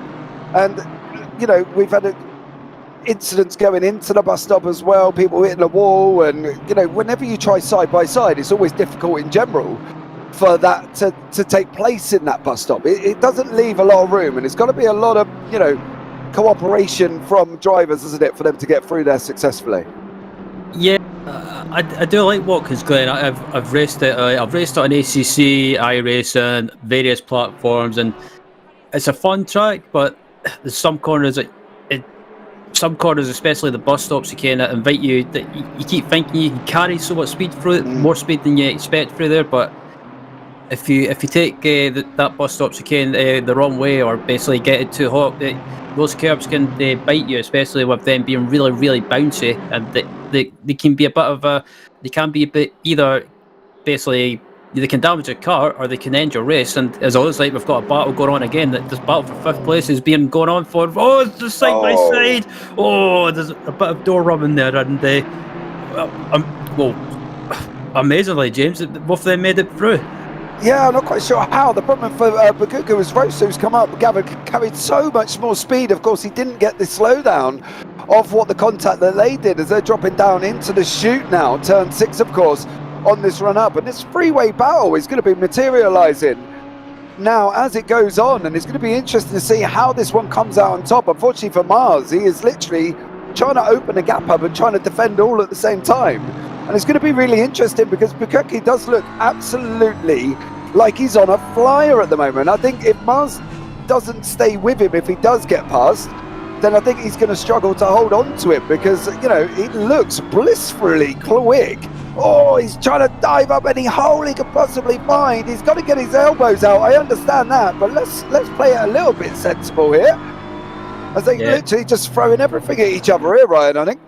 Yeah, these guys are pretty much going at it. It's I can understand. I thought that Boguki was going to go into the back of Mars there because he braked so late into the final corner. But this is pretty much the stage of the race in an endurance race, especially the last 3.5 hours, James, where it's pretty much you can sense the tension starting to rise. Definitely on that one. Bukuku managed to get through there, but he's now got this run up. The problem is you can get through at turn 1, but now you've got to defend. It's almost like, from Bukuku's point of view, he's made that move a little bit early. He could have tried to get the jump. He's going to hug that inside line tighter than absolutely anything, and they're going to be trying to go through while the BMW, but Rosu's on the outside as well. He's going to be trying to look at carrying it through at the moment. Is he going to make, he's going to make the gap. Good night. Oh! No! I had a feeling I had a feeling that something like that was going to happen. Oh, Rosu there didn't really need to make that move, I believe. If it was, I think it was Rosu in the BMW, the car number 16 there from Digital Racing Squad. I'm not sure he really needed to make that move. He went in elbows deep, which is fine. You know, you go out, you stick your elbows out, but you got to be prepared. That door might be there, but the gap's going to close, Ryan, and it closed on him. And before he knew it, he was just straight into the side of Mars from light speed there, unfortunately. And that looked inevitable, though, didn't it, from our point of view, because they were battling so closely over that last lap or so. It looked inevitable that it was going to happen. Yeah, I can understand he wanted to try and make that move, try and stay side by side, but I think that was a bit risky going side by side at the same time through the bus stops again. And I think the driver that was the luckiest person to come out of that battle was Boguki up in 5th place now. I think he'll be breathing a sigh of relief with no pressure behind him. Yeah, I think so as well. He managed to avoid it as well, and you and I both know that it can only, if you don't get quite avoiding by an inch, you get involved in it, and he managed to get away from it there as them guys come to contact together. You know, I've seen a series where the guy in front, we had two behind, and the two come into contact, and they just caught him by the smallest amount of inches, and unfortunately spun him as well. It was like a trio pirouette from a ballet concert up in London or something was going on at that point, but he managed to avoid it there, Bukuki did, so fair play to him. But you know, it's going to be tough here, as we can see Daryl Young on our screen currently there, car number 26 from Wild Things Racing, chasing that down. Is that Santana in front of him? Yeah, that is Santana indeed in the 999 and up in 9th place and just in front of the Daryl Young for the Wild Things Racing car. And it looks like Young might have a good run here heading up through the S's. That Audi in a straight line is a really quick car, and it looks like he's got that momentum. He's carried the momentum through the S's, and it looks like he's got a great run. And just look at the straight line speed. Oh, there they go. They're going to be going into the bus stop. Is he going to stick his nose in and say he wants it? He's not, but he's going to try. The problem is with the bus stop in a GT3. Oh, as we saw then, exactly that. Right on cue there. If you hit that first entrance curb incorrectly, right, they've got to stay as close to the barrier on the right-hand side, Ryan, because it kind of plateaus the bounce. If they're an inch or two to the left or right, the car's in the air. And unfortunately for Santana, his car went up and he lost so much time that Daryl Young was able to come through and just take the place away. But that bus stop is either hit or miss. I've seen people hit the barrier on the right-hand side where they've tried to go over the curb. I've seen people go straight into the wall. We've seen people go over the grass. Such a tricky corner for something that looks so simple. It's just the left. It's just the right and the left, right? But it's not. It's so difficult. It's one of those corners. It's one of those corners that invites you to basically carry as much speed as possible. But the only thing is basically, I found that a few times from doing practice laps around here that if you turn in too early on the entry to that bus stop, you can clip that inside barrier and it can possibly damage your car and end your race. And it's also the Ferrari as well. It's never been. It's not really a car that's curb friendly, if you like. It's not really not the most stable. No, it's not no BMW, is it? As we've seen with previous BMW versions, you can pretty much a BMW will eat the curbs for breakfast. Do you know what I mean? It reminds me of the blue car out the Milky Way advert. You know, the red car and the blue car had a race, and the blue car is the BMW, and he goes and stuffs his face. He literally was just eating. He can eat curbs like it's unbelievable in the BMW. But when you're lower down in curbs, such as cars such as the Audi, such as the Ferrari, it's difficult to bounce that curb on the entrance to the bus stop. And maybe we'll try and have a look if we can get or jump on board with one of them coming into the bus stop, because they've got to try and plateau that first entrance curve to carry as much through. Because once you've plateaued it, you almost kind of want to straight line that specific bus stop. It's not Daytona Roval where it is a left and a right. Watkins, you can sort of straight line it to a degree, but you've got to be very, very brave and get as close to the barrier as possible, to be honest. Yeah, absolutely. It's one of those sections you've kind of got to straight line it, but if you do try and straight line it, you've got to be. You can't really be aggressive with your steering inputs, because otherwise the car will just become unstable, or you could risk depending on what car you're driving, that you could risk having a spin and maybe be hit spinning into the wall. But still, looking at sixth place, Brandon Reyes at the moment for side by side esports, and not too far behind him in the 16 BMW is Rosu in seventh place. So that BMW behind is starting to slowly close this Audi down, and these two cars have been pretty much together in some parts of the race. And as you see there, that Rosu on the BMW starting to close the gap down. Yeah, he was involved obviously with Mars earlier on. That's how Reyes has got in front of the pair of them, because it was obviously Bakuki in fifth, then it went Mars, then it went Rosu, and obviously Rosu was involved with Mars on that incident in the bus stop there as well. So that's how he's ended up behind this Audi. So he's obviously got natural pace, Ryan, and I think from Rosu's point of view, he's looking quicker. We can see the gap, he's closing him down, but he's just maybe got to be a little bit more air on side on the caution on trying to get past him, because, you know, we've still got 3 hours 24. It's not like we've got a 45-minute sprint and we're in the last 10 minutes here. He can pick his places quite easily, but he's just got to do it that little bit more carefully, I think, than what he went for on Miles, because it resulted in both of them spinning and obviously losing positions. Yeah, I think Roso's got to be, he's kind of, I guess with this gap in front of him, about 1.3 seconds at the moment. It might come down as it come across the line. That's up to about 1.4 now. If he, with this gap, I guess it gives him a bit of time to plan what he's going to do, plan the move, how he's going to do it, or where he's going to do it. Oh, someone's on the wall. That's Carlo Barbieri. Wow. That was that looked like well, that car's, judging by the front end, that car is pretty much done. Yeah, I would definitely say it was done there, man. It looked spectacular how he got there. I don't know if that's the runoff out of the bus stop maybe at that point, but however it was, he did it. If you're going to do it, don't do it by halves. Do it like Barbieri there. Just go and put it over the barrier and mount your car, I guess. So thankfully, hopefully, as this it is a simulator, he has come out of that one okay, because that could have been some severe whiplash going on if it was real life, I think, on that one, right? Yeah, absolutely could have. And looking at the second place car of the crack racing driver Sam Fleety, currently in second. And yeah, this team's just been, I was talking about it with either Cav or Zach, I think it was earlier on. This team was having a great, or are having a great run. They've been having a great run, just not been caught up in any incidents. It's been a nice quiet race, and they've just been doing what they need to do and been getting through the field slowly. And as you can see right now, they've been rewarded with second place, and they're only about just under 5 seconds behind the leader of Nicholas Gross for Venari Racing, who currently leads the race in the 27 Lexus. These guys obviously battling away in the championship as well. Venari out in front, Crack Racing second. So from them, it's kind of a maintain as much as you can, you know, maintain that consistency of finishing the race. I think, you know, Fleet is in the Mercedes. I do love the Mercedes car. I think the Mercedes is absolutely unbelievable. Here, as we've got Simonian battling away in 13th place there in the yellow, is that Vicelli in the 73 Audi in front of him, as these guys are coming around the second to last corner. This gap's been coming down as well here, and they're looking like they're going to be coming to, well, I suppose almost, Ryan, the words of coming to battle very shortly. Yep, I was just about to say that as well, or something similar. Yeah, this battle's been shaping up for a while, and as you can see there, the 73 of Class Racing of Vicelli.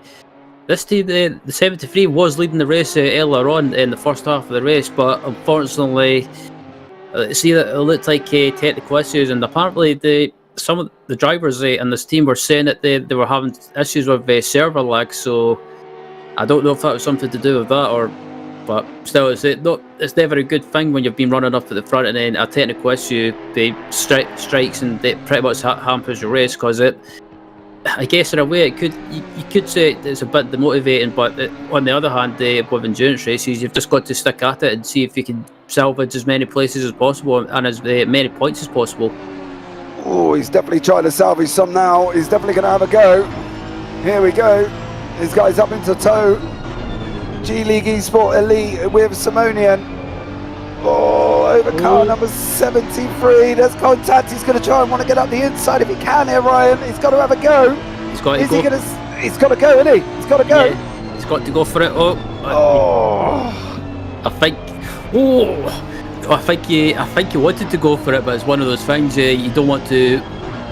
I think if he tried to go for it, he might have risked tapping the rear end of the Vasselli slightly. So I think he decided at the last second not to go for it. But yep, you can definitely tell that as Vasselli runs wide. Yep. Simonian is through. Car number 75 from G League Esport over Vasselli, who is obviously Q-Lash. Now Q-Lash were leading, weren't they? They were quite dominant at the front of the grid early on. Yeah, they were leading the race earlier on. They were up at the front. I think they had about, I can't remember the gap exactly. I think it was around about 9 seconds or something that they had when the issues struck. But yeah, just unfortunate for them. And unfortunately, as you saw there, Vasselli had the issues in the second to last corner, running wide, and just I think he was maybe just doing a bit too much mirror driving, as I like to call it. Yeah, that's the worst thing, I think. Always constantly looking in. The thing with me, it reminds me of that kind of thing where you say you're either being proactive or reactive. And proactive for, Vasselli would have been to basically just try and not concentrate on Simonian behind him. If you're going to leave a gap, leave a gap. If you're going to drive defensively, drive defensively. You can't do both at the same time, because you're trying to open the gap and try and defend, and it's just not possible. You've got to do one or the other. You've either got to go for it and completely ignore him, or you've got to defend. And he kind of didn't really do either, and then mirror drove going into the second to last corner, unfortunately, and ran wide, and that allowed Simonian through. As you see Fleety in that Mercedes. Look at that Mercedes, Ryan. Oh, such a gorgeous car. Yeah, I have to say I do like this Mercedes on ACC, and I do like this livery as well. It looks like looking at the colours, it reminds me of those I can't remember those ice lollies or ice cream things that they were called. Damn. Comparing a car livery to an ice cream. Love it. I know, it's a terrible analogy. Hey, what more can we ask for? Just trying to think of what the ice cream was. I've been around for years, mate, and I can't think of an ice cream that looked black on the top, but maybe that's just maybe that's fair, I'm not sure, but I do understand with a bright green. It is definitely a nice looking car, isn't it, the Mercedes, and from that point of view, I think it's beautiful, but not everybody can handle that Merc. It's a tough car at certain times to drive. Yeah, it's a fun car to drive, but I find I was saying to I think it was Zach, or not Zach, it was Cavill on the Mercedes. It's a fun car, but it does tend to have a bit of the front end understeer, but just because it's just the characteristics of the car. Yeah, I think that's the thing with that as well, is you can't be too heavy.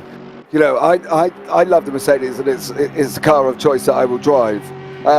But I think from my point of view, obviously at times I've got quite a heavy right foot, but once I give that car time to settle, I'm able to get that acceleration down as quickly as I want it to come down. Want it to go through the accelerator and out the other side and the engine, and off we go.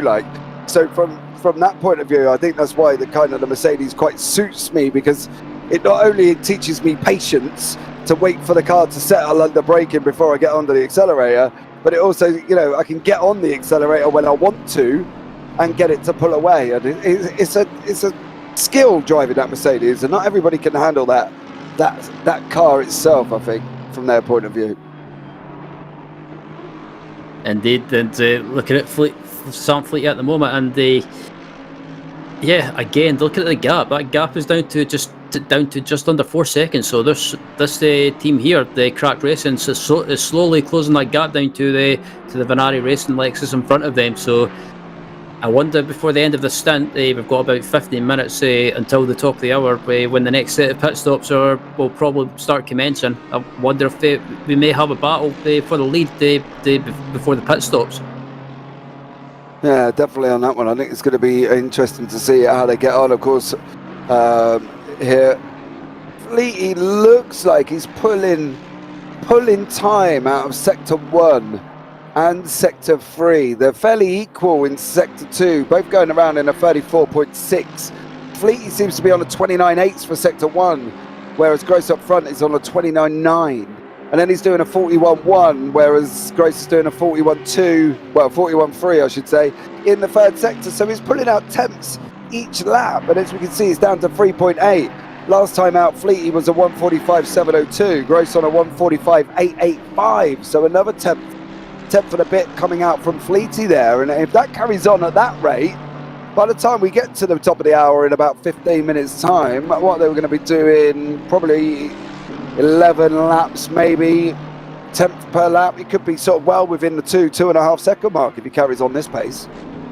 Absolutely could, and just watching there, and there's a come into shot now, and the gap's about 3.8 seconds now. So Fleety is not taking like big chunks out of that gap, but he's taking just bit by bit, and I think just watching this Mercedes, it seems to be this last sector as well that the Mercedes seems to be really, really strong. I think this sector here just seems to suit the car, just this nice flowing section. Yeah, I think that's the thing with the Mercedes itself. You know, you've got to be able to allow it that time. You've got to be reactive with it. You've got to give it that minute to kind of settle itself once you've broke before you get on the on the throttle. And Fleety seems to be handling that well.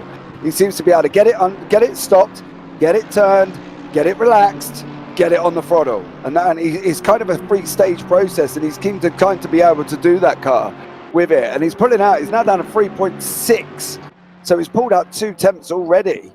And obviously, great to see, looks like he's sitting in traffic at the moment. But, you know, you can't necessarily put everything down. If you were quicker than the car in front, he probably would have been right behind him and overtaken him. But it's a thin line, especially when you can see the gap behind you coming down. You've got to try and get it. The thing is now is whether or not Gross is going to be patient or whether or not he's going to be impatient. And he's really got to try and be patient whenever you're approaching back markers anyway.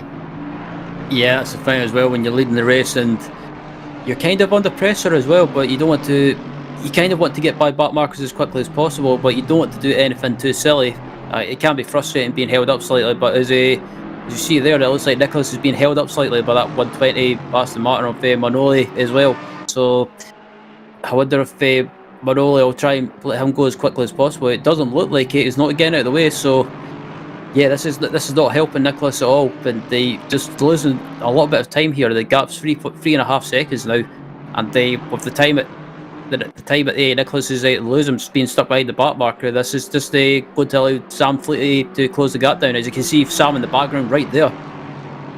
Yeah, another 2 tenths come off. He's now down to 3.5. You know, I know they say it's on the car to make the pass, but it's got to be accommodated, hasn't it? You know, I've seen it where people will just constantly race the car that's in front of them or constantly race the car behind them, but they've got to be a little bit sensible with it. I think if you're not racing anyone and you're not, you know, in a battle yourself, say, oh, I'm going to lift the throttle and move over. You know what I mean? It shouldn't be that tough, should it? I think it depends. If you're stuck in a battle with someone, I can understand Manoli didn't want to lift off the throttle straight away, because looking at the gap with Vicious in 4th place, it's only about 4 seconds. So I can understand on one hand that you want the back marker to get out of the way as soon as possible, but on the other hand, if you're a back marker that's involved in a battle, especially with a gap, it's only about it's down to 3.7 seconds now. I can understand being a bit hesitant to not to lift off completely. Yeah, it's that thin line, as we say, between risk and reward. You've got to look at the fact of what are you going to do? Okay, so is lifting off down a straight, you might lose 3 miles an hour, maybe 5, depending on how much you want to lift, just to allow him to go through, and then you could go back straight on the throttle. Are you really losing that much time, Ryan? Are you really sort of putting yourself in jeopardy? You might lose a couple of tenths, but I don't know. It's a really weird one, I think, because obviously growing up on Formula One, you're so used to the cars jumping out the way under blue flags and letting them through at the earliest opportunity. And then obviously sim racing, it varies from league to league on what the rules are, and you know, other sims have different rules altogether. It's Yeah, it's a tough one on blue flags and what is and what not and what's right and what's not, to be honest. It's such a grey area depending on series to series. Yeah, I know in some series that I race on an ACC, there's some leagues, so like it depends.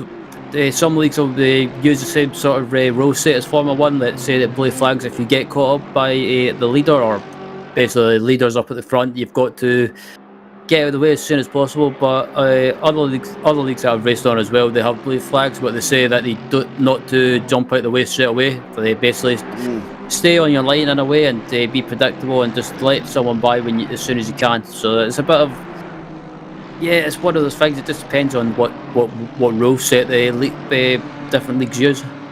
Yeah, I think it's really dependent on the mindset of the drivers, I think, as well. Sometimes is whether or not what they're gonna lose, what they're gonna gain by fighting. Are they really gonna gain anything? You know, I don't know.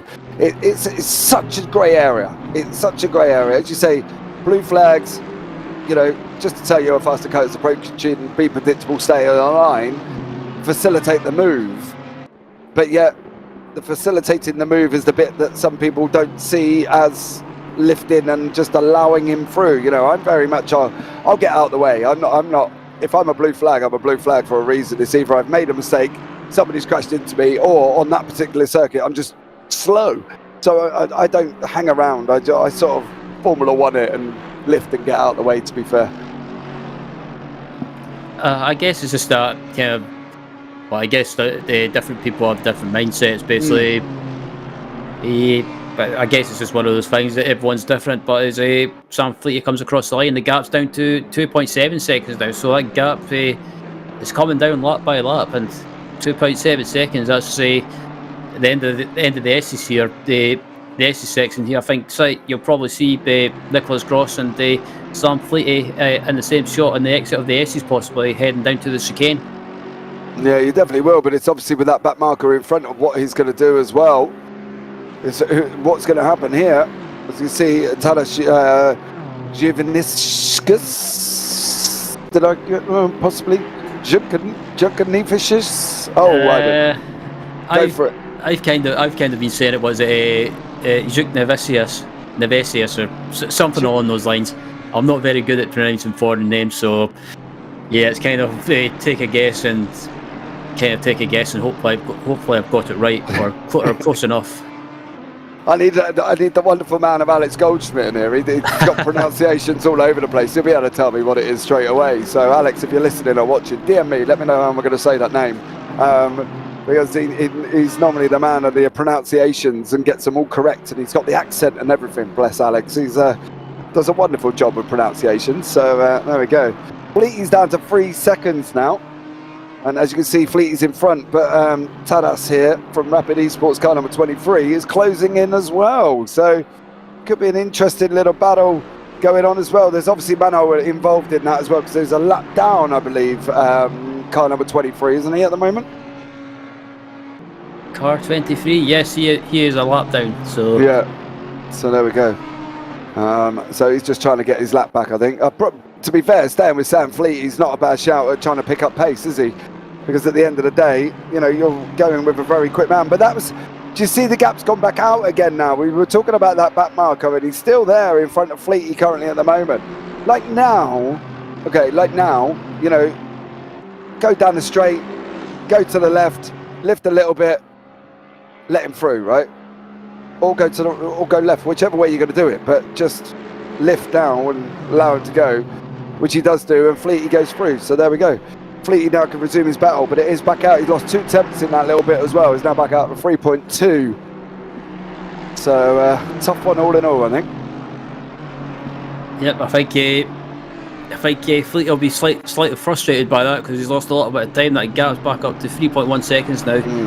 But yeah, this battle for third place is really bunched up now with Manoli and Yuknevesius close together, and it looks like Manoli's keeping hold of that third place. But that 23 BMW, I think it's just a matter of time before the move or the change for third place possibly happens.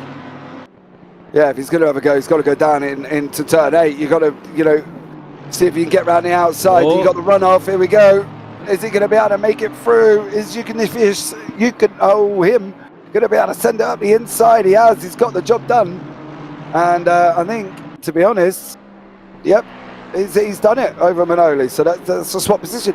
And the thing is about that as well, it's not often that you see first, second, third and fourth on the same piece of track, where third and fourth are a lap down. Yeah, that's what. Speed on the front two. Oh, Manoli just hit the wall there on the exit, and just pushing a little bit too hard there, and just luckily that was a side to side contact, so he should be able to get away with that. If it was maybe a left front or basically left front contact in the wall, it might have affected the aerodynamics or the handling slightly. But yeah, that was a good move from Universitas. He amazingly managed to hold it on the outside, and they had the inside line for the next corner, so a good opportunistic move there. Yeah, definitely did there. He got the job done, and over Manoli, you see the panic on Manoli after he went into the last corner, tried to carry as much speed as he can, run wide, and then unfortunately went and tapped the barrier on the left hand side, and now he's lost time to car number 23 in front. Fleet is back down to, he's pulled another 2 tenths out, he's back down to nearly 3 seconds currently at this moment in time. So he's moving along nicely as we go into the last, 3 minutes before we go into the next hour. And I think from our point of view, it's only going to get spicier. And it looks like we've got 2 little battles, even though they are a lap apart. Gross, Fleety, Shukanifius and Manoli, they're battling away, and hopefully these guys will stay together for the next couple of hours, because it could turn into a really, really great ending. Yeah, possibly could, as we've got about 3 hours and 3 minutes remaining, and they just 3 minutes away from the. Oh, is Manoli into the wall again? I wonder if he's struggling with maybe some suspension damage, or maybe just some slight understeer as well, because I watched him after hitting that wall. Oh, is he sideways again? Oh, just needs to get his head back in the game and get into a rhythm. But I think maybe that slight tap with the wall might have just unsettled him. Yeah, if he's got damage as well, that's going to be handling like Bambi on ice, unfortunately. So in Aston Martin, he's have to see how he gets on and see whether or not the damage is there. And if he's going to go in and deal with it, to be honest, or if he's trying to hang it out to the pit stop. I think that's going to be the best thing for him, Ryan, because you don't want to pit unnecessarily if you can make it to your next window, right? You kind of want to try and get it there. But unfortunately for Manoli, he's just losing time by trying to overdrive the damage that he has got on the car. So from his point of view, he's got to look at just trying to get it back into the pit window and get it into the pits when he can, to be honest. Yeah, that's the thing. I think if I was him, I would try and stay out as long as possible. Just don't go out of sequence and come in early. Just try and stay out as long as possible and try and stick to the plan that is running. Him and the team are running, because if you go out of sequence, you run the risk of possibly maybe having to splash and dash towards the end. But I think most of the teams now seem to be going as long as possible and trying to stretch out, because I think they're maybe realising that if they can try and maybe go as long as possible and they cut out a splash and dash, then they should be fine. It looks like they're coming up to up the 47 Audi, which has had a bit of an up and down day, but managed to get back inside the top 10. That car is currently being raced or driven by Christopher Kleber at the moment, and Manoli looks like he's managing to settle down now. Yeah, he looks like he's managed to get a lap where he is, and being, as we say that, he gets very close to the wall at the final corner there. So, and of course that's sort of Rosu behind him in the BMW. Be interesting to see here from Manoli's point of view. Oh, that's very wide, so wide. If we can stay on board through the bus stop, that would be amazing to see how he copes with it here, because clearly he's got there's something on that car, because he did hit that quite hard, you know what I mean? And I think from his point of view, he kind of really wants to get it under control, but he should try and go as close to the barrier. Oh, there's the skip, there's the hop, and here's the jump. There we go. And he makes it through as he goes around the outer loop. But yeah, that's how you do the bus stop, and not how we've seen others. Yeah, excuse me, managed to get it. Managed to get the end, pretty much the whole bus stop right that time, and yeah, no, I think he's just settled down now. He's not overdriving or trying to overdrive or push too much like he was after hitting the wall. But yeah, managed to he's lost a little bit of time to the Yukine Vicious in front of him in third place. So about 5.6 seconds behind now. So yeah, lost a lot of time, and just I think he's just overdriving too much now, and it's sort of that mindset thing as well. But when you as he runs wide, as I say, I take that back. I don't want just pushing a little bit too much. He just needs to just settle down, try and get someone. That's the thing I like with these endurance races as well, is having someone around just to kind of settle me down, calm me down if I feel like I'm getting frustrated. Because I find it helps a lot with basically helps me mentally as well. So it's like someone into the pits as well. Kleber in the pits from 8th place. Yeah. The trouble is for Manoli, look at the gap to Junavicius. You know what I mean? It's so much now. He's lost so much time, 6.6 seconds, and he just really needs to settle. Really needs to just follow Rosu, and I believe that is Rosu in front of him currently in the BMW. Just to try and calm yourself down, as you say, like having that people around you. Somebody to follow, I suppose, so you don't try and push too much. Follow the lines for a bit. Give yourself a couple of laps where you're just following what others are doing or something, because you don't want to be driving in that mindset of driving angry, because it just never really works, and you end up losing more time than you end up gaining. Yeah, driving angry from my experience, it never pays off, because it just ends up leading to other mistakes. You've just got to just calm yourself down, just get back into it, and just see what happens. But yeah, basically overdriving never ever seems to work, as we're still riding on board with Andrea Manoli and for the Alex Cascatal, the digital motorsport team. And yeah, I don't know if he's maybe being hampered by slight damage, but yeah, the previous lap in this corner, he just ended up carrying too much speed on corner entry, and yeah, I think that slight brush of the wall is still affecting him slightly. Oh yeah, definitely. Alex was in chat earlier on, of course. Go ACDM #120. Well, there we go. You can see Andrea Manoli in 4th place, currently having a little bit of a rough last 10 minutes maybe here from him. He's just got to try and settle that car back down to get it moving again. So he's got to try and catch up with Junavicius up in front currently, and it's going to be a tough one, because he's now out at 8.5 seconds. And he's losing time hand and foot here. You know, he's just dropping back, and at the moment he's dropping back faster than an elevator with no brakes. Unfortunately, he's just going plunging down a little bit. He needs to sort of try and, I don't know, go into the pits to try and get, if he has got damage, try and get it fixed. Yeah, I mean, we're just under what is it, 3 hours remaining now, so I don't know if he's trying to stretch out the stint as long as possible, but if he's got slight damage, it's maybe worth going into the pits and trying to fix some of it. I mean, if he has got slight damage, I think that brush with the wall, it might just be maybe 10 seconds of damage. So he might lose a little bit of time, but not too much. Not as much as he's losing now. Do you know what I mean? He's losing time now, isn't he? And that's the problem. Is should he be going in to get that done so he isn't losing any more time before they want to go into the pits, or should he really be sitting there saying, actually, I could do this, but I've got to go a little bit? And he's kind of not really doing either. We're not going because we're losing time, but we're not going into the pits to get what time we're losing fixed. It's no man's land for Manoli up front. We are on board with Frederick Gutmann, of course, from Lightspeed by MC Schumberg.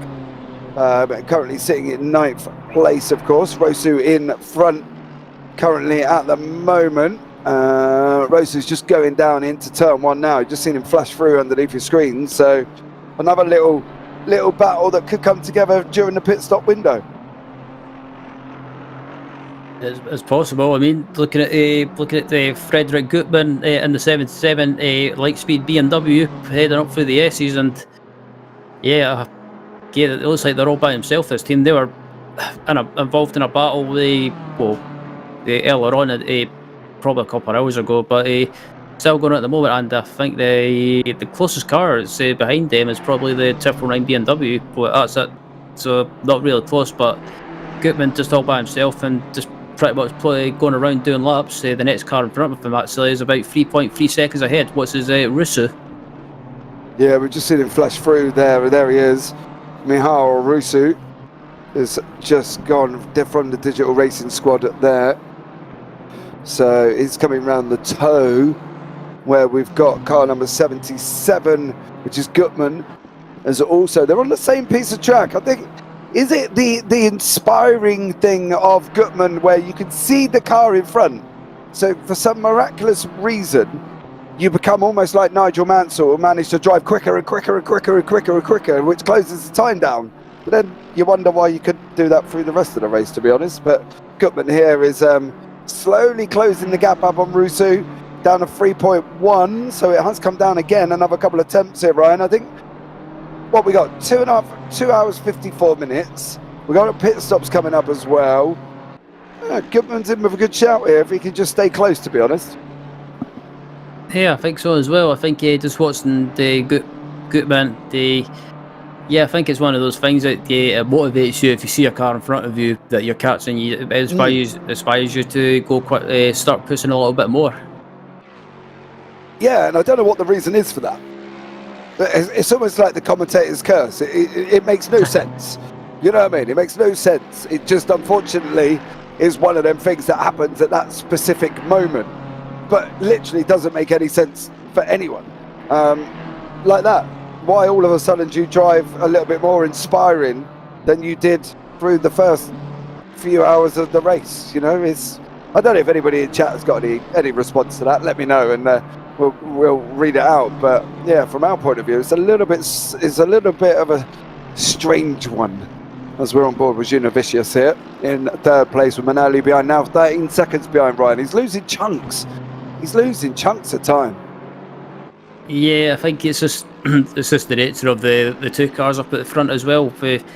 Basically, Gross and Fleety as well. Just basically, I think they're laughing at a pace that Univicius just probably just can't keep up with. Yeah, he definitely can't. The problem is for Manoli, he's losing even more time.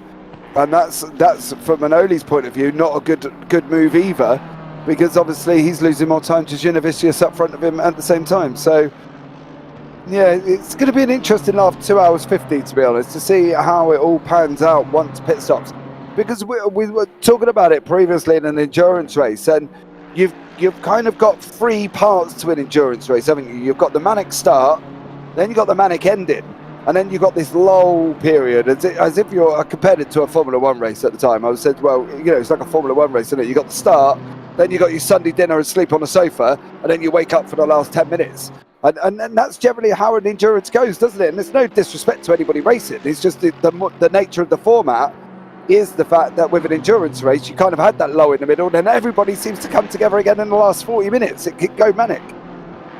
Yep, absolutely. It looks like the pit stops is starting to get underway as well, with Nicholas Gross pitting from the lead for Binari Racing, and that promotes Sam Fleety into the lead for crack racing. So, but I think Fleety obviously still has to pit. But I think I wonder if that crack racing team in the 71 is pretty much just decided to try and stretch out the stint as long as possible and see if they can try and maybe gain an advantage on the 27 team. Yeah, I think, to be honest with you, the options, obviously he didn't take the undercut, he didn't go in early, so he's looking at taking the overcut. Now the problem is do you go in instantly after, 1 lap later, or if you've got it in there, can you run it 2 laps? Can you run it 3 laps? How long can you run it for? And that's going to be the thing for Fleety is whether or not he's going to be able to go that little bit longer and little bit longer. As you can see here, Weininger and they're battling away in 9th place, and that's Gutman in 8th. They've come together quite quick as well. Did Gutman have a problem? Because he wasn't that close to anybody when we were last on him, was it? I don't think he was, unless he's made a mistake somewhere. That's weird. Yeah, I don't know. I'm pretty sure I haven't missed anything. I'm pretty sure I've been sat here watching it, but Yeah, it's a bit weird how Winding has got right up behind him there. Car number 449 has closed right in to Gutman. It's yeah, very strange. Maybe I don't know, Ryan. It happens, doesn't it? Yeah, it's one of those things that sometimes there's so much going on that but if something's happened that there's so much going on, you don't get a chance to keep up with stuff that's happening. Other stuff is happening. As it looks like Boguchi is pitting from 5th place for Full Bush Racing.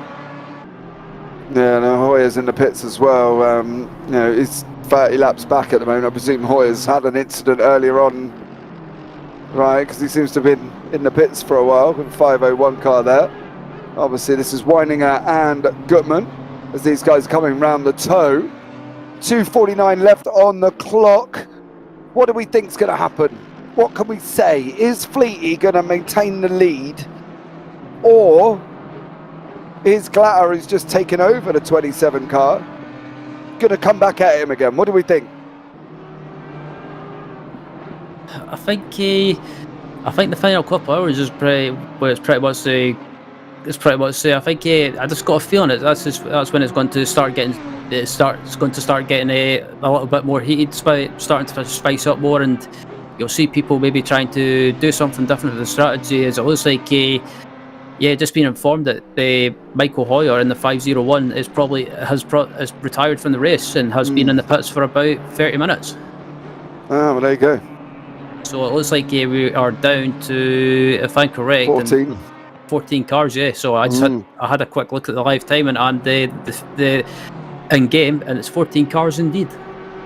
14 cars left here of this rivals split. It's it's a tough one. See, Weininger's going to have a go into the bus stop. Is Gutman going to give him room?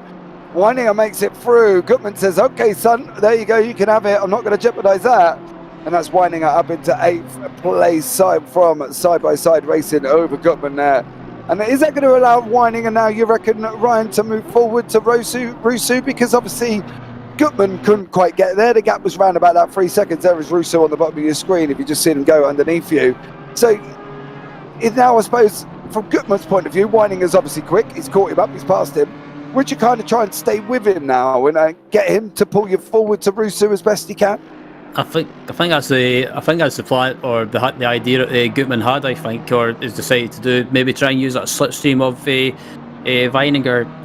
Maybe try and use that slipstream to try and close up to Russo and see if they can close that gap. I mean, it looks like at the moment Weininger might be the quicker car at the moment.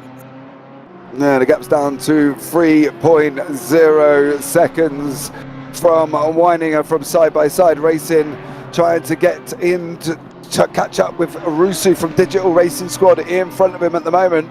Russo looks like he's got a car in front of him as well, so it's possibly a backmark. And then obviously we got Gutman from car number 77 there, trying to chase him down as well and stick with him. Of course, Gutman from the Lightspeed by MC Schoenberg team, battling away to try and keep up with Weininger. I think Weininger looks like he's a little bit man of a mission here. He's got the gap, he's got the bit between his teeth, and he's kind of going for it in the Audi. And I think from our point of view, we love the people that go for it. We love the people that have a good old go. And that's what Weininger's kind of looking like he's trying to do at the moment. Yep, and I was also just looking at something else. Looking at 8th and 9th place at the moment, and yeah, definitely it looks like Weininger is starting to close that gap down to Russo in front of him. The gap's about 3.2 seconds at the moment, but as you see there, all 3 cars in shot. Yeah, it's not going to be long before we see some action here as well. It's definitely not going to be long whatsoever. Of course, Fleety's still not been in the pits, I don't believe, and you had that change. Glatter's obviously taken over the 27 car as well, so Glatter has taken over Venari Racing's Lexus, so we'll have to see how he gets on and whether or not he can stay in touching distance. I think this is the big moment for Fleety now, isn't it, Ryan? He's got to push that car as best he can to try and open that gap up, so when he does come into the pits, he has managed to stay in front, I suppose, for Glatter. Yeah, I think if you're Fleety now, you've pretty much got to basically, however many laps you've got to try and push as much as possible and try and increase that gap. And you'll probably lose the lead when he comes back out. But I think if he can try and push as much as possible and try and gain some time, he might be able to be a lot closer on the exit of the pits. Yeah, definitely. The thing is, he was pulling the gap, wasn't he? He got the gap down to about 3 seconds, 2.5. So at the moment, when he goes into the pits, the Ferrari racing team went into the pits. He's within touching distance, so he was closing, and we knew he was closing. But he's now just got to look at trying to extend, I suppose. Keep going. He's got to try and almost pull the time out, isn't he? He's got to pull the 2 temps back out again, even though he's in fresh air. He's got to try and open it up to see if he can open up that 3 seconds gap that he had when they went into the pits. Yeah, absolutely. And still, Weininger hits the wall. Oof. Oh. So I think Weininger is pushing, but I think he just pushed a little bit too much there. Just tried to get in the power too early there, and just the front end, just maybe understeered wide, or maybe the traction control just kicked in too much. Yeah, definitely did that. So here we go. Cam Weininger now keep Gutmann behind him here. He's got to be able to try. You see Rusu now in front, isn't he? Rusu's got traffic in front of him. So from these guys' point of view, they are closing right now. Closing. It's not going to be long. Yeah, they're definitely closing, and I think it's just it'll just be a matter of time before they're on the back of Rusu in front of them. Sorry. So yeah, both these guys. Just watching the body language of Gutmann as well, it looks like he's not overdriving. He's maybe just more than content to just sit behind and just use Weininger as a bit of a slingshot, if you like. Yeah, he's just got to try and keep with him, I think. Weininger's obviously quick. Put the gap down to just near enough 2.1 at the moment over Rusu. There is Rusu just makes that move there past the back marker. So from Rusu's point of view, he's trying to, it's weird because he's trying to extend the gap. These guys are trying to close it. So he's wanted to get past that back marker as soon as possible, really, which he looks like he's done, kind of adequately going into the bus stop. But Weininger's still coming. He's not backing off. He's still chasing him down. So from that point of view, he's from Rusu's point of view, he's got to try and go as well. Yep, absolutely. The blue flag's waving there, and it looks like Weininger is still closing that gap down to Rusu in front of him. It's 1.8 seconds now, and it looks like Gutmann's I think that decision by Gutmann to let Weininger go was a perfect decision. Yeah, it definitely was as well. It's interesting that there's a BMW that Rusu's just overtaken. I can't catch the number on that BMW in front, but it's not Junavicius, is it? Is it because Gutmann's there, Rusu's there, and the other BMW in the field is Junavicius? So maybe that is Junavicius there as well. Is he got problems there because he's being caught up hand and foot from the guys behind him? Yeah, that's what I was thinking. So Rusu's been caught by, I think it's the 23, the third place BMW, and then right shortly, or just right behind that, the 23 BMW, you've got the 449 and 777 cars closing down as well. So yeah, Weininger's getting a slipstream from that 23 BMW, and Gutmann's getting a slipstream from the Weininger. So it's a bit of concertina effects going on at the moment. I think the thing is, from Rusu's point of view, I don't know if he's just cleared Junavicius or if Junavicius is caught up to him, because it looks like Junavicius is not quick. He's got Weininger now tucked up right behind him. I suppose that begs the question again on the back marker rule of whether or not Weininger's got to be able to overtake Junavicius, right? He's clearly quicker, isn't he? Can he? Well, he's going to go for it there, as you see it in the background. Oh no, Weininger didn't make it through. But surely if Weininger is quicker than Junavicius is in front of Weininger, Does that give him rights to unlap himself? I mean, I guess if you as long as you do it and don't compromise the car that's lapping you, if you don't compromise the race, I think it's all fine. But if you do it that you're going to compromise the car that's lapping you, then I think it's a bit questionable. I think it's one of those things that you know you're quicker, but you want to unlap just that was a bit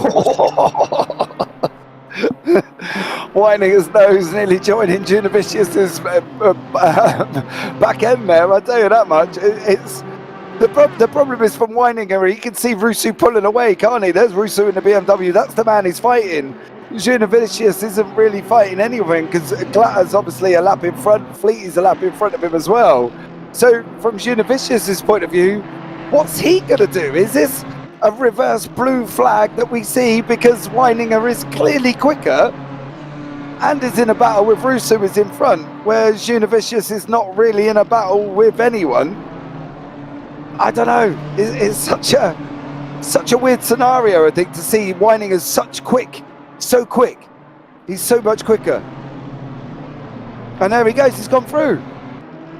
So yeah, Weininger through.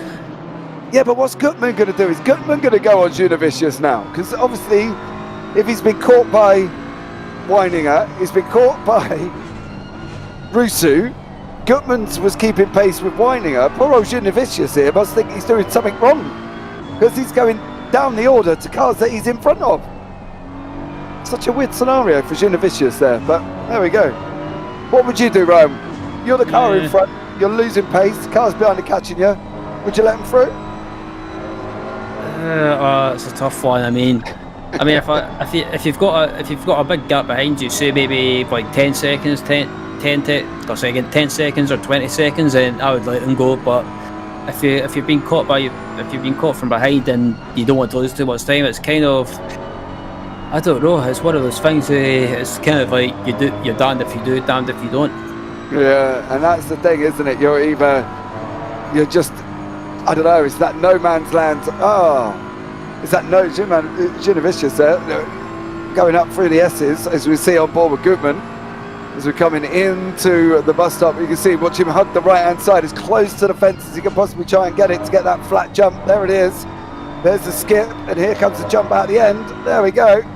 And Frederick Gutman now has closed right up to Junovicius. Junovicius seems to lose time through the bus stop, and he's now allowed Gutman to get right up as well. But the interesting thing in front of that is Weininger's caught up to Rusu. The gap's about 1.3, give or take, so he slowly pulled him out. There is Rusu just going through the toe now, and there's Weininger in front. And this is Junovicius here, a lap in front of us currently on board with Gutman from Lightspeed by MC Schoenberg, of course. So 14 cars left on the grid, Ryan, and we've got 2.5 hours to go. Yep, and pretty much just about to come up to we've got just under 2 hours 37 minutes left in this race. So I think it's good. I think it's going to get really close now. As it looks like Daryl Yunn's just came into the pits now for Wild Fins Racing from doing it. This team on a good recovery drive in 5th place at the moment, and Daryl as well trying to look for his pit box there. It's a bit tricky to find you when a car's in front of you, but yep, hits his mark perfectly, and it looks like they may do a driver swap and stick Harry Phillips in. Yeah, this is obviously Sasha Glatter. He's taken over the Venari racing car here as well. That was driven by Nicholas Gross, of course, before the pit stops, and Glatter's now trying to chase down Fleety. Fleety is still, I believe, not gone into the pits. I haven't seen him come into the pits, and I haven't seen a P come up next to his name to say he's into the pits. So Ryan, am I getting that right? He's not gone in yet, has he? He hasn't gone in yet. No. I think if they do a driver change, it probably takes a few seconds to update because they've got to go over that pit exit line, and after that, I think it updates. So yeah. It looks like Wild Fins Racing has not done a driver change, and it looks like it's Daryl Yunn stayed in for another stint. So possibly at the end of the next stint, it looks like they'll they'll put in Harry Phillips. Yeah, well, it looks like as well Siwak has taken over the 467 car from Full Boost Racing. That was, of course, driven by Piotr Bogucki in 4th place. Junavicius is still in 3rd. Baronade in 5th. Rusu in 6th. Weininger still in 7th. Them guys are looking like they're about 8 tenths back at the moment. If we can pick up on the Rusu, Weininger, Gutmann battle again, that would be absolutely amazing, because they're about 8 tenths now. Weininger's got the gap down. He was closing, Ryan. I think that was the thing we were looking at, was he was just continually plugging out the gap, wasn't he, Weininger? And they passed Univicius. He lost a little bit of time. He went again at Rusu, and he's still closing down. He's now 0.9 back at the moment. Yeah. Another battle that could come together really soon. Yeah, quite possibly. As just looking there, Weininger and Russo are in the same shot heading through the S's, and I think it's just a matter of time before Weininger possibly makes a move. And as you see there, both of them are in the same shot, and I think Weininger looks to be the quicker driver as well. I think the weirdest thing we're looking at is Rusu's there, Weininger's there. If we look in front of Rusu, that's Fleety in front. So what are they going to do if they catch the leader? Because they for some reason that I can't figure out, they're looking quicker than Fleety in front of him at the moment, and that's the strangest thing. It's a bit bizarre. I'm not quite sure what they would do here if they caught the leader of the race up. Are they going to both overtake Fleety, or are they going to hold station and stay behind him? It's one of those things. What do you do? It's obviously you're catching someone in front of you. You're fighting position, but you're fighting for position. But you don't want to take the car that's a lap ahead of you. You don't want to compromise the race. It's one of those things. Again, you want to try and unlap yourself, but you don't want to compromise the race at the same time. Yeah, it's just strange. Over the last sort of 15-20 minutes, we've seen Fleet is into the pits, so that's going to allow these guys to go past and resume their battle. Weininger's not going to be long before he's at the back end of Russo here as we're coming in to the 90 in turn 1. Here we go. I think this is where it's going to commence up here. Weininger's looks like he's got a little bit of a better exit than Russo. He's going to climb up through the S's here and chase Rusu down in the BMW. Is Weininger going to be able to get close on the bus stop? I don't think he's that close this time around, Ryan. I think he needs to be in that 2 temp window to really kind of make that move into the bus stop. Yeah, it's got to be within 0.2 of a second to try and get out slipstream and get a good run. I think if he can try and get a good exit in turn 1 and carry that momentum, he could get a good run heading up through the S's. Yeah, it's just been able to stay with Rusu there. This Audi, to be fair, does look quite tidy. It is, fairly a compact version over the other cars. You can see generally it's lower, it's more compact within itself. It seems to be handling Watkins Glen a lot better here, and at the hands of Weininger seems to be doing an absolute stellar job. Currently at the moment catching up with Rusu in front of him. Of course, this is your battle for 6th and 7th. Rusu in the BMW from the Digital Racing Squad, and then we've got Luca Weininger from Side by Side Esports chasing him down at an absolute rate of knots. The gap's down to about half a second. He's pulled it all the way back, mind you guys, as well. He hasn't just climbed up a little bit. He has made an absolute amazing attempt at shortening that gap, Ryan, hasn't he? He's pulled it down bit by bit, and now he's down to half a second. Yep, half a second, and if he can get a good exit here in turn 1, he could be down to 0.2 of a second on the exit of the S's, as they've got more pit stops happening. But it looks like Weininger's got a good exit, but I don't know. It just doesn't seem to be close enough.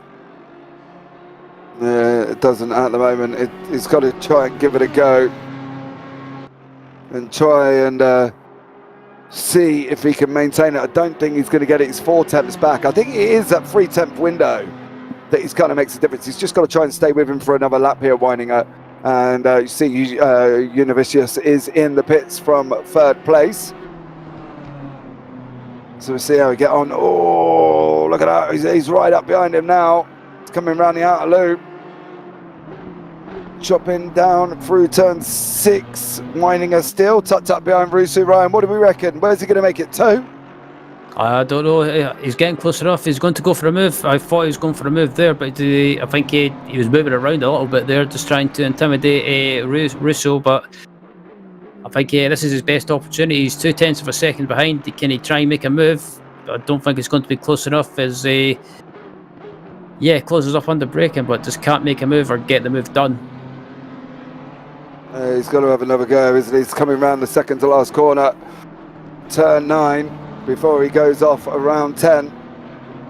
The interesting thing from Weininger is now is if Rusu dives in the pits, does he go in and cover him off, or does he do a Fleety and proceed with it? Fleety has gone into the pits. It looks like Smoggy has taken over the 71 Venari racing car there, so Smoggy is now into the pits, is in the car of course, so that's a driver's range, and as we've seen, Glatter has taken over. Yep, and again coming up through the S's, and Weininger is just not close enough. He gets close to about 0.2 of a second, and then it seems to be through the last sector, and maybe through the last sector and across the start finish line, he just seems to fall back to about half a second. That's the problem. He just can't seem to stay close enough through that section of track that keeps him close there. He looks like he's just made a little bit of a mistake that's dropped him back as well. So unfortunately for him there, Weininger has dropped back from Rusu.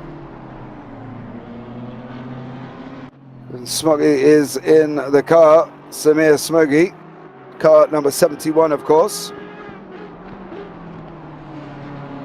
Trying to catch down Glatter again in the Lexus in front of him. There's 2 hours 30 to go. And we've got nice little couple of pockets, couple of stories happening here, isn't we really, between these guys on track, the lead 2 as well.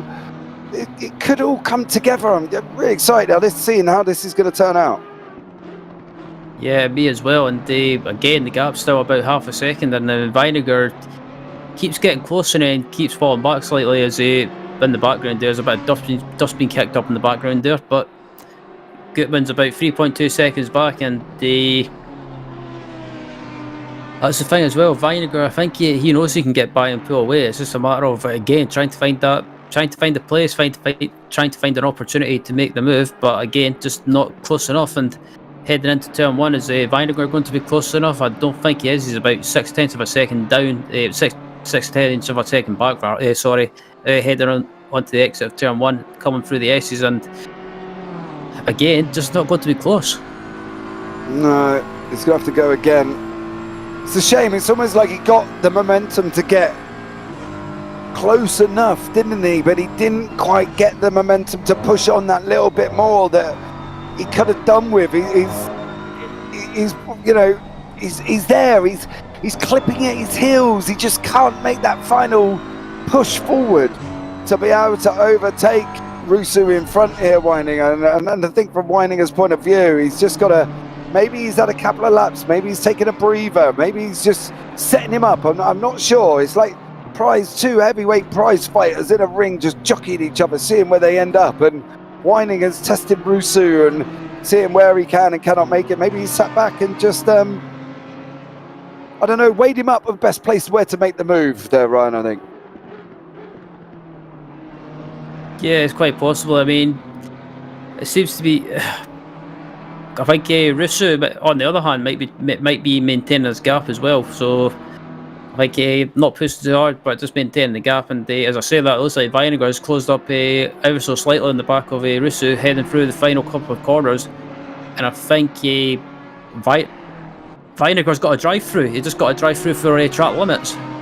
Oh.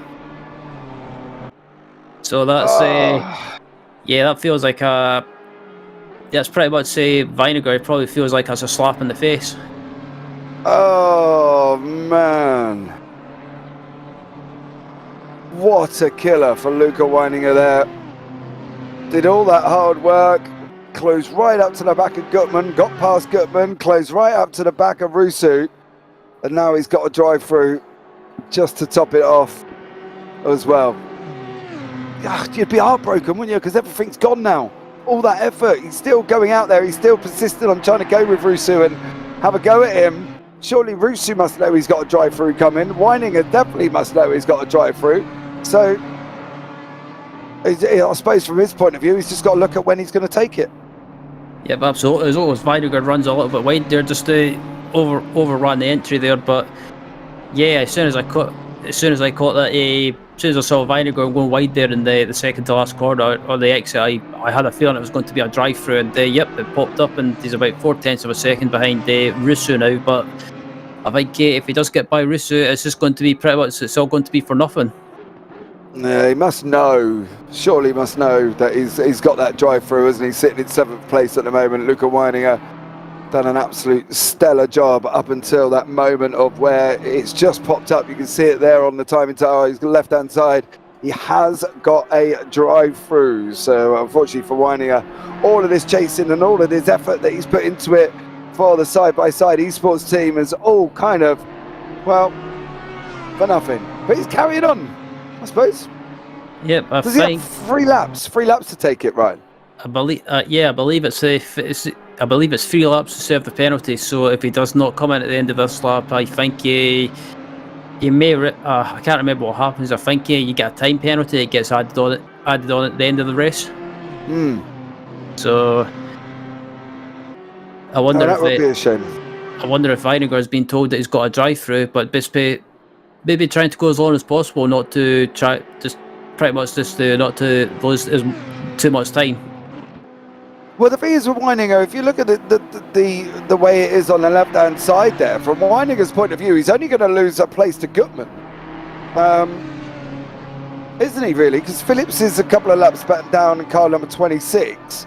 So really, the furthest he's going to go down is to 8th to Gutmann. So it doesn't really make sense to hang it out. You might as well just go and get it over and done with, hadn't you? Yeah, absolutely. I think Weininger closing up on the braking there, but I think he runs wide ever so slightly on the exit. So I think Weininger is probably best just coming in at the end of this lap. And like you say, although lose one position, I think he'll come back out in P8. So it's not too bad. I mean, you'll only lose about probably, I'm guessing, depending on how slow they are through the pit stop, through the pit lane. I think they'll probably fall back to I'm guessing about 20 or 25 seconds. Yeah. Which isn't overly damaging for him. You know, he's caught Gutmann up. He's opened up 4.7. Don't get me wrong. You've got 2.5 hours and he's got to try and make up 20 odd seconds. There he goes. So we're expecting him, hit the brakes, get it down. You don't want to get speeding in the pit lane as well while you're at it. So there goes Gutmann. Weininger's not going to go any further. I don't think he's going to drop any further than where he is at the moment, to be honest. So he's going to go through and get that drive-through served and done and dusted and out the way there as he comes out the other side of his pits. There he is, Weininger in the Audi. Yep, so Gutmann's went through, and I think he'll come back out in front of Phillips. He's got to stop and go for 30 seconds. Oh, God. That's got to be speeding, hasn't it? Yeah, so Weininger gets a stop and go for speeding in the pit lane. That's well, how can you describe that, James? That's pretty much a double slap in the face. We said, didn't we? We said when he come in, don't go too fast because you're going to don't want to get a penalty for speeding. And Weininger has now got a penalty for speeding. So lucky enough, he has got a bit of a gap. Don't get me wrong, but in an ideal world, he probably didn't really need to be speeding in the pit lane to get another stop going for 30 seconds. So he's going to have to go back in again. He's got another 3 laps, I suppose. Technically, he could drive around for another 2 laps before he's got to go back in. But from his point of view, that's just another kick in the teeth. We look like we've lost another car as well. We're down to 13 cars. We think Hoyer's out. Oh no, he's back again. They're driver swapping. So car 903 down in 13th place there.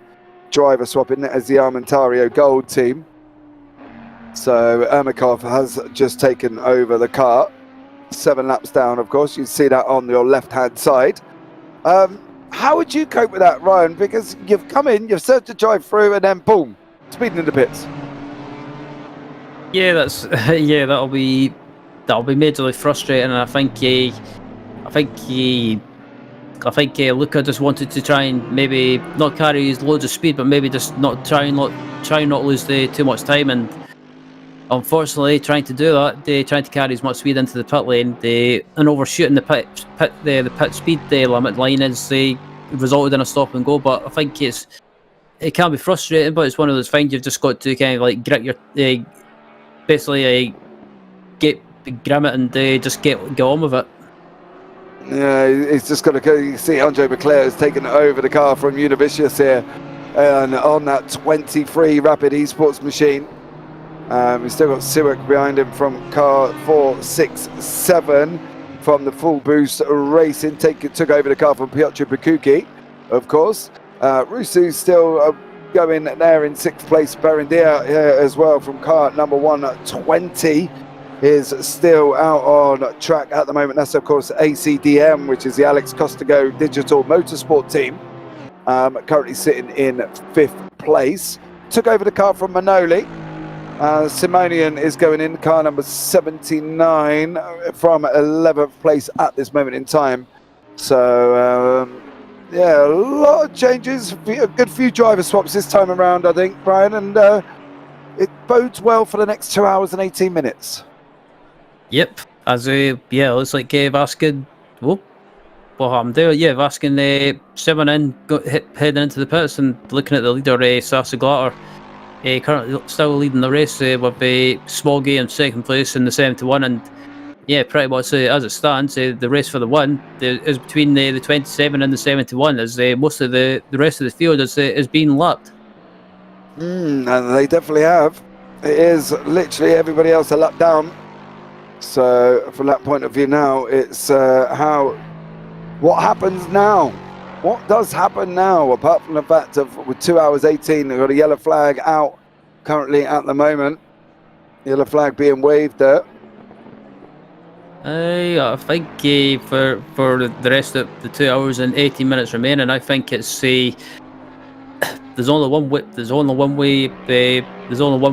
describe the 2 hours and 17 minutes of this race. It's pretty much from here on out, it's a sprint race. Yeah, 2 hours 17 minutes sprint, which is not something we often hear here either. But it is pretty much a full flat, just go full bore. Sasha Galata from Vanari Racing has got to try and extend that gap over Smoggy behind, and see how he gets on as much as he possibly can, because at the moment it is literally between them two cars, and there's 16 seconds there as well. That's a lot of lost time for Smoggy, isn't it? I know he went into the pits, but 16 seconds when he come out 2.5 behind him, or he went in 2.5 or 3 seconds behind him.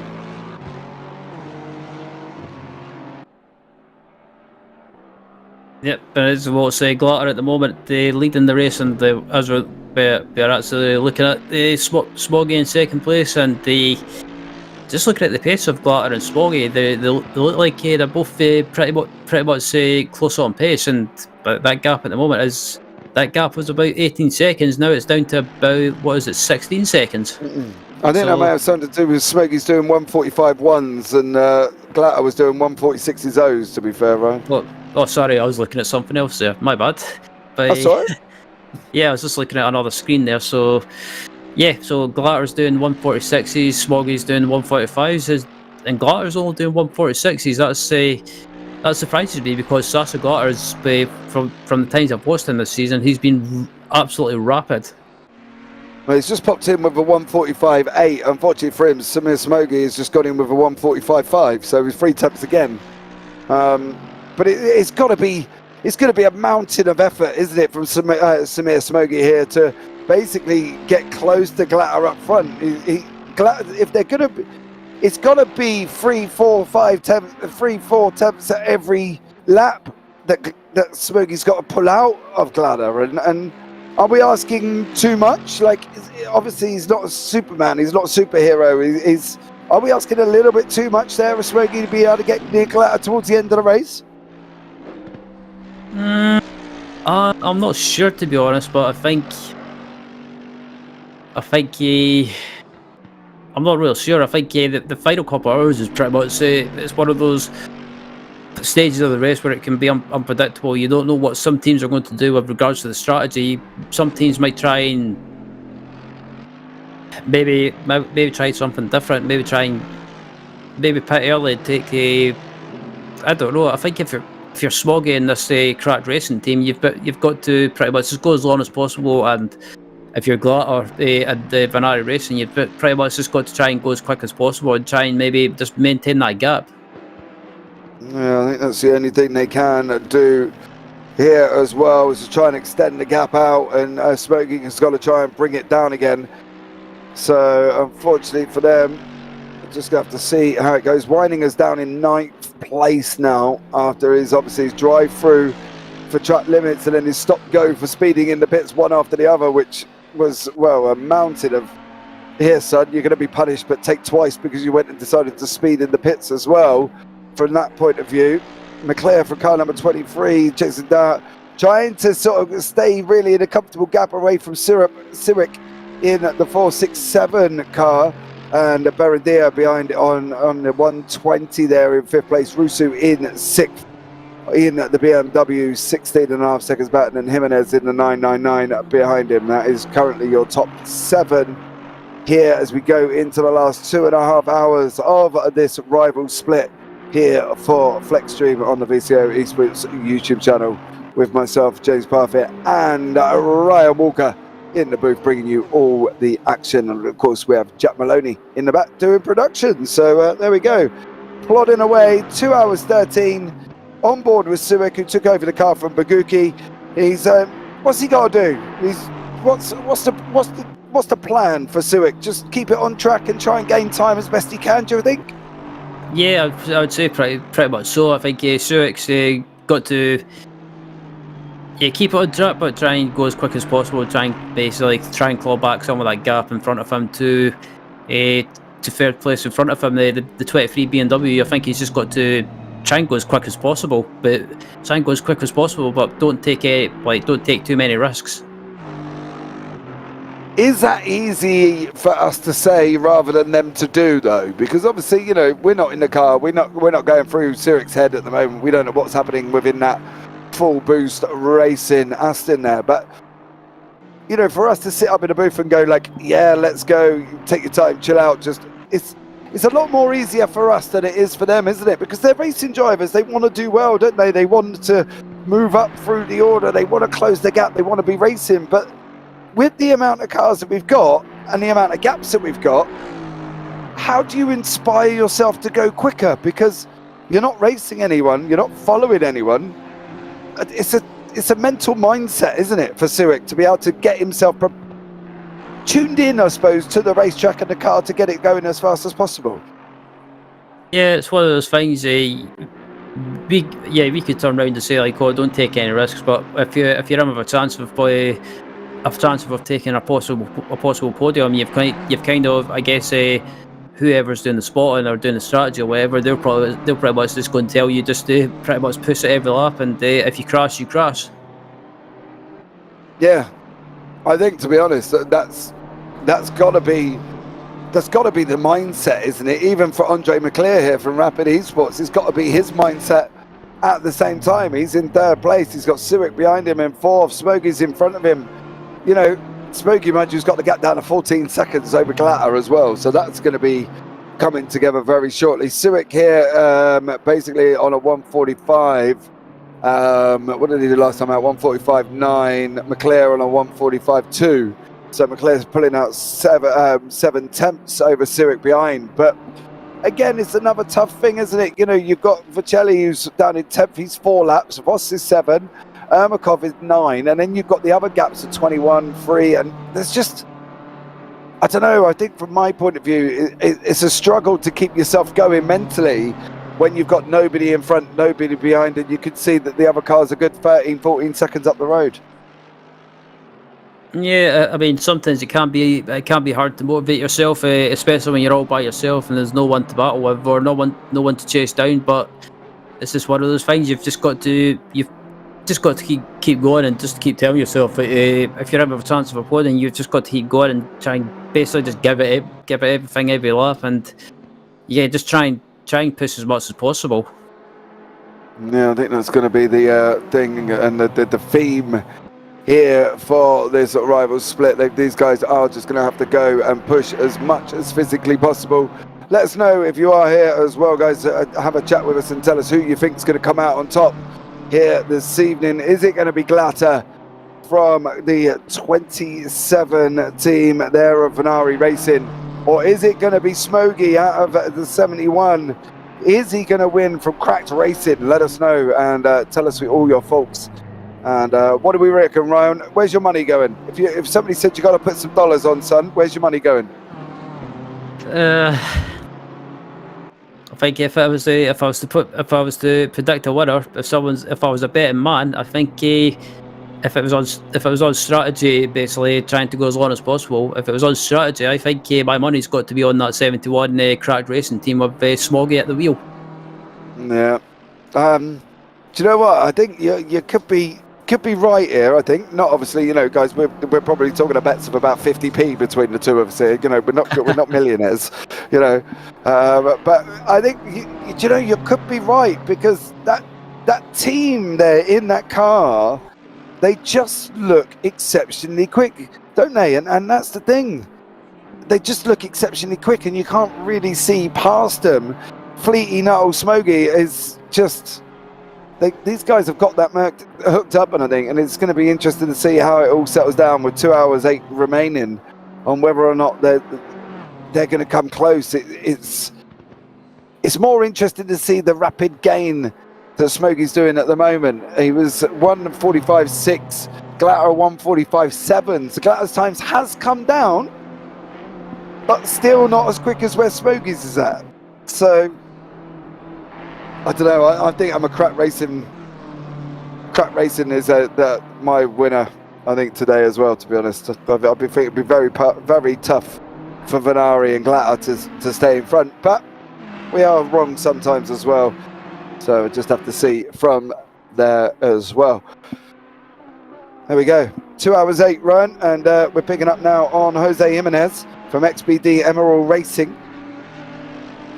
What do we reckon for them? They've just got to keep it going, haven't they? I think it's a little bit of that no man's land driving that we've been talking about here today.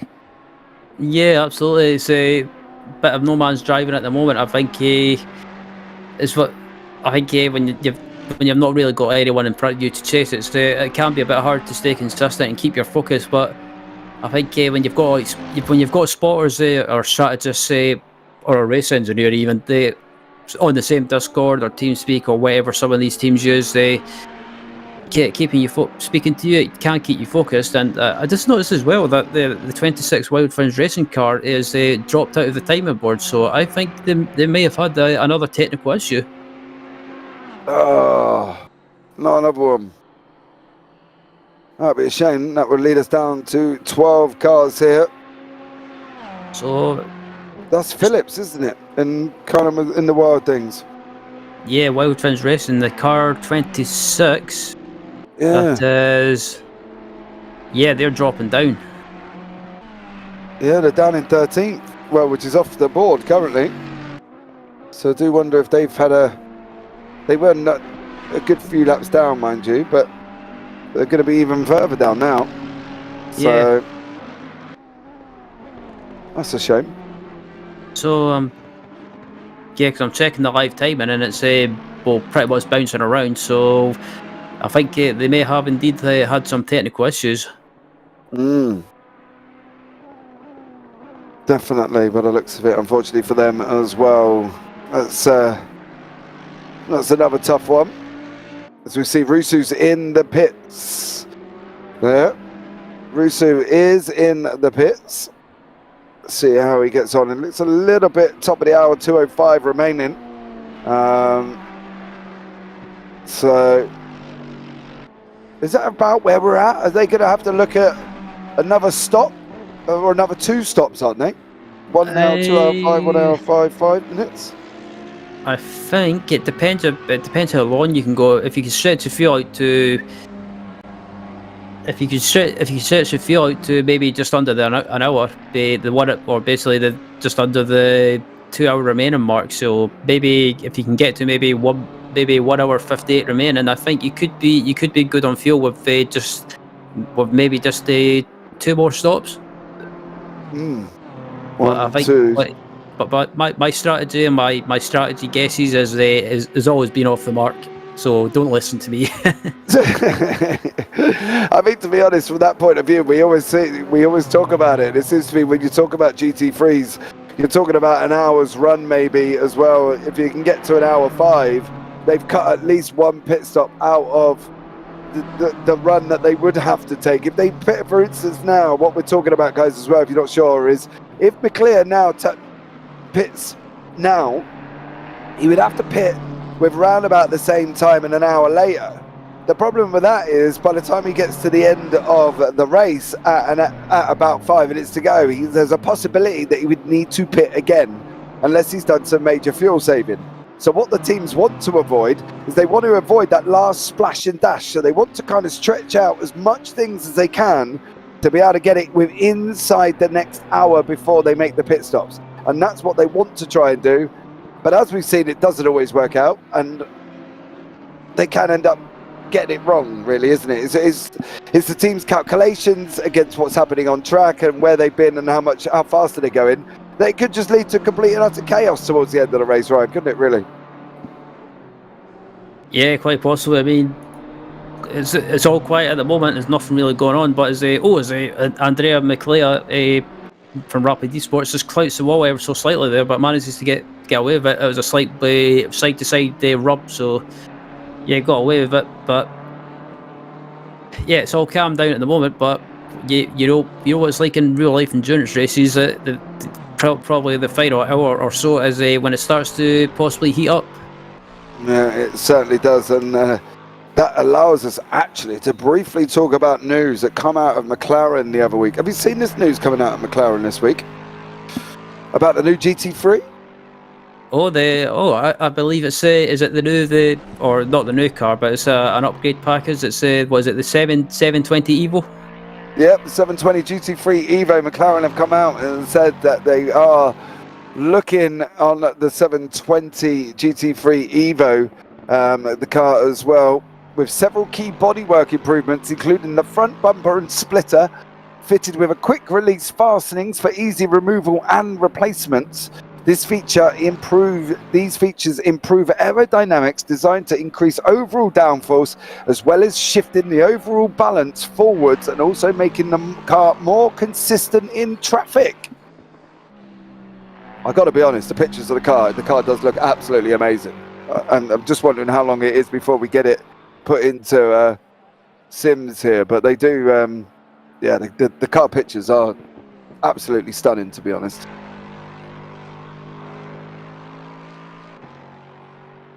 Yeah, absolutely. I was watching some pictures of or saw some pictures of the Evo kit or the Evo, and I thought it was the same car at first, but after taking a closer look at the pictures, I was taking a closer look at the pictures, and I have to say I do like the McLaren. It's just it's a fun car to race on ACC, but you've got to watch out for that mid-engine oversteer, because it can be a bit sketchy. Do you know what though? When a car looks that good as what I'm looking at now, I don't think I'd care. it just looks gorgeous. I do love the way the McLarens look. They are nice, and as I say, the handling's a little bit up and down, but I think overall it's a very pretty looking car. Very pretty looking car. Yeah, absolutely, and I would probably say that McLaren doesn't seem to get enough recognition. It's a nice car, it's a gorgeous car, and I have to say it does look nice. And I have to admit, I was watching the onboard of I'm trying to think of what the team was called. It was during the Daytona 24 a few weeks back. The Inception, I was listening to the onboard from the Inception Racing McLaren, and I just love the noise it makes. Yeah, I think that's the thing as well. It's just noises. I think from commentators' point of view, like us here, we hear the cars, don't we? We hear them, and we fall in love with them. Like the Mercedes noise, that gruff, like as it goes, past us, is just unbelievable. And then the McLaren noise as well is very special. And then you, on some of the in the Porsche GT3, you can hear the whine when they get up to top gear as well. And it's just like so many little different features of car noises that we get so excited about up in the booth. I know, to you guys sitting at home, it might not mean nothing, but to us, when you hear it, it's just, it's a classic sound that we can't get rid of. So there we go. All right, guys, I think we are gonna pop for a quick ad break, and we will be right back very, very shortly.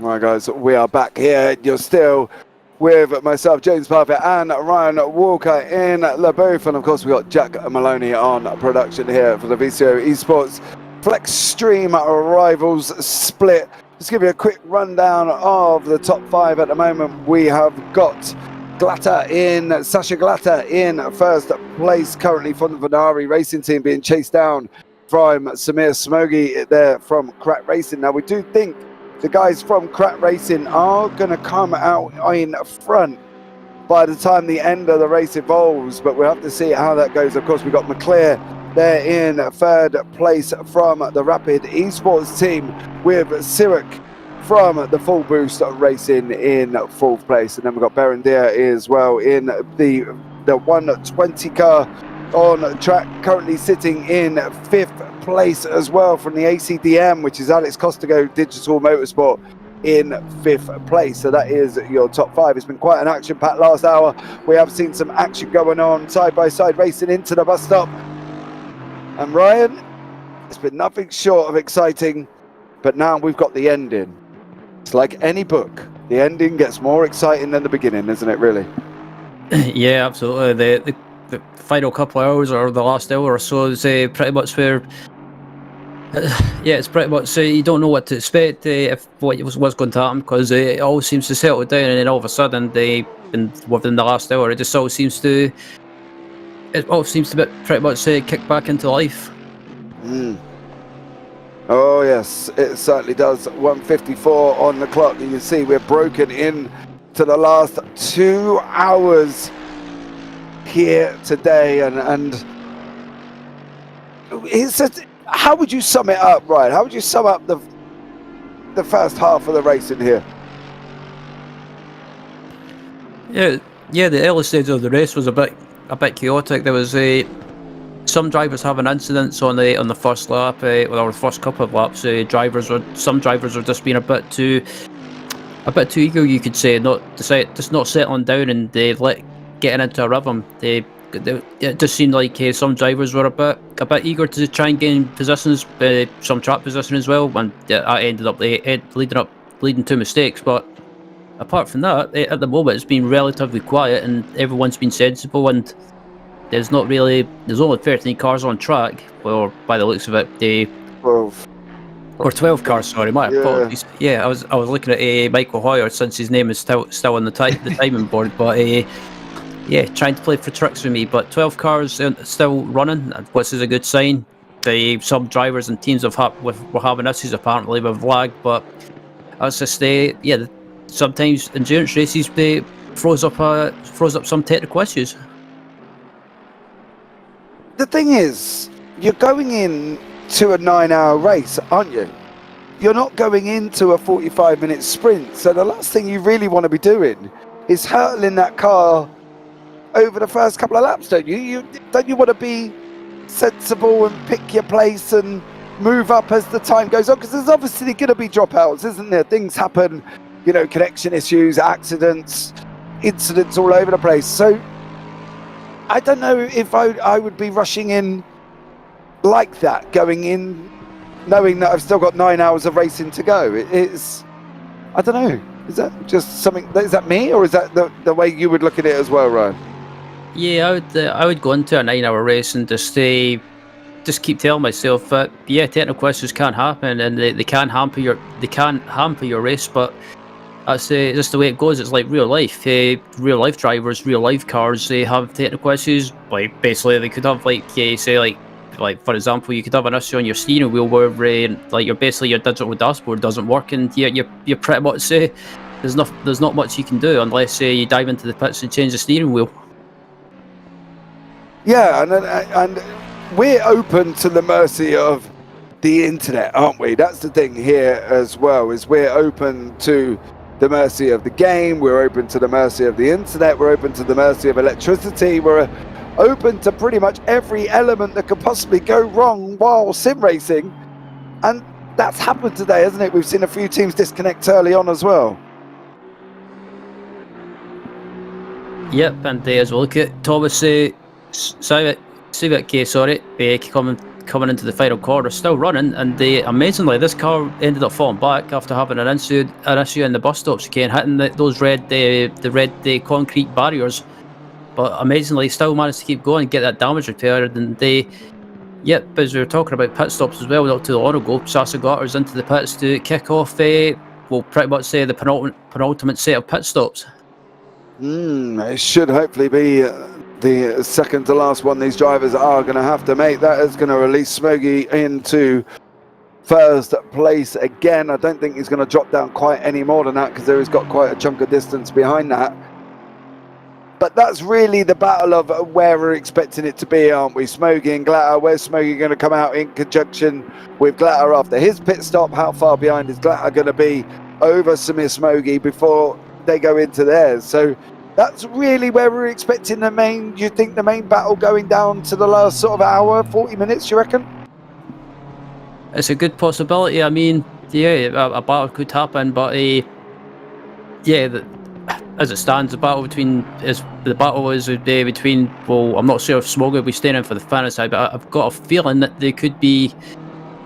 I've just got a feeling that Jamie Nuttall could be put in for the finish in that 71 car. So if he does get put in for the finish, the battle for the win could be between Nuttall and Nicholas Gross.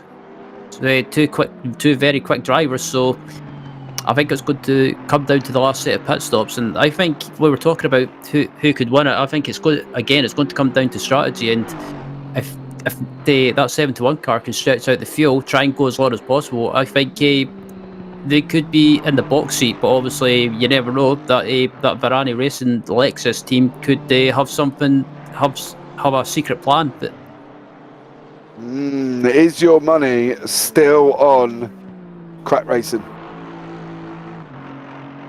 I think at the moment it's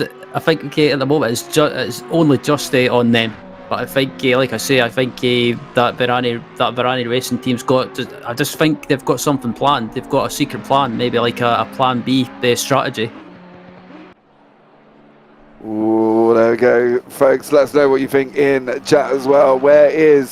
How is the final standings? Let's do a little bit of a hashtag. Gross has just taken over the car from Glatter, of course. So Gross is back in the car. Do we think it's going to be hashtag 71, hashtag 27? Who's going to win out of Venari and Cracked Racing? I was going Cracked, but I think I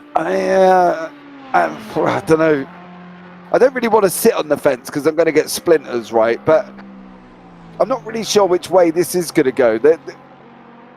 Venari seem to be pitting earlier than the boys from Cracked.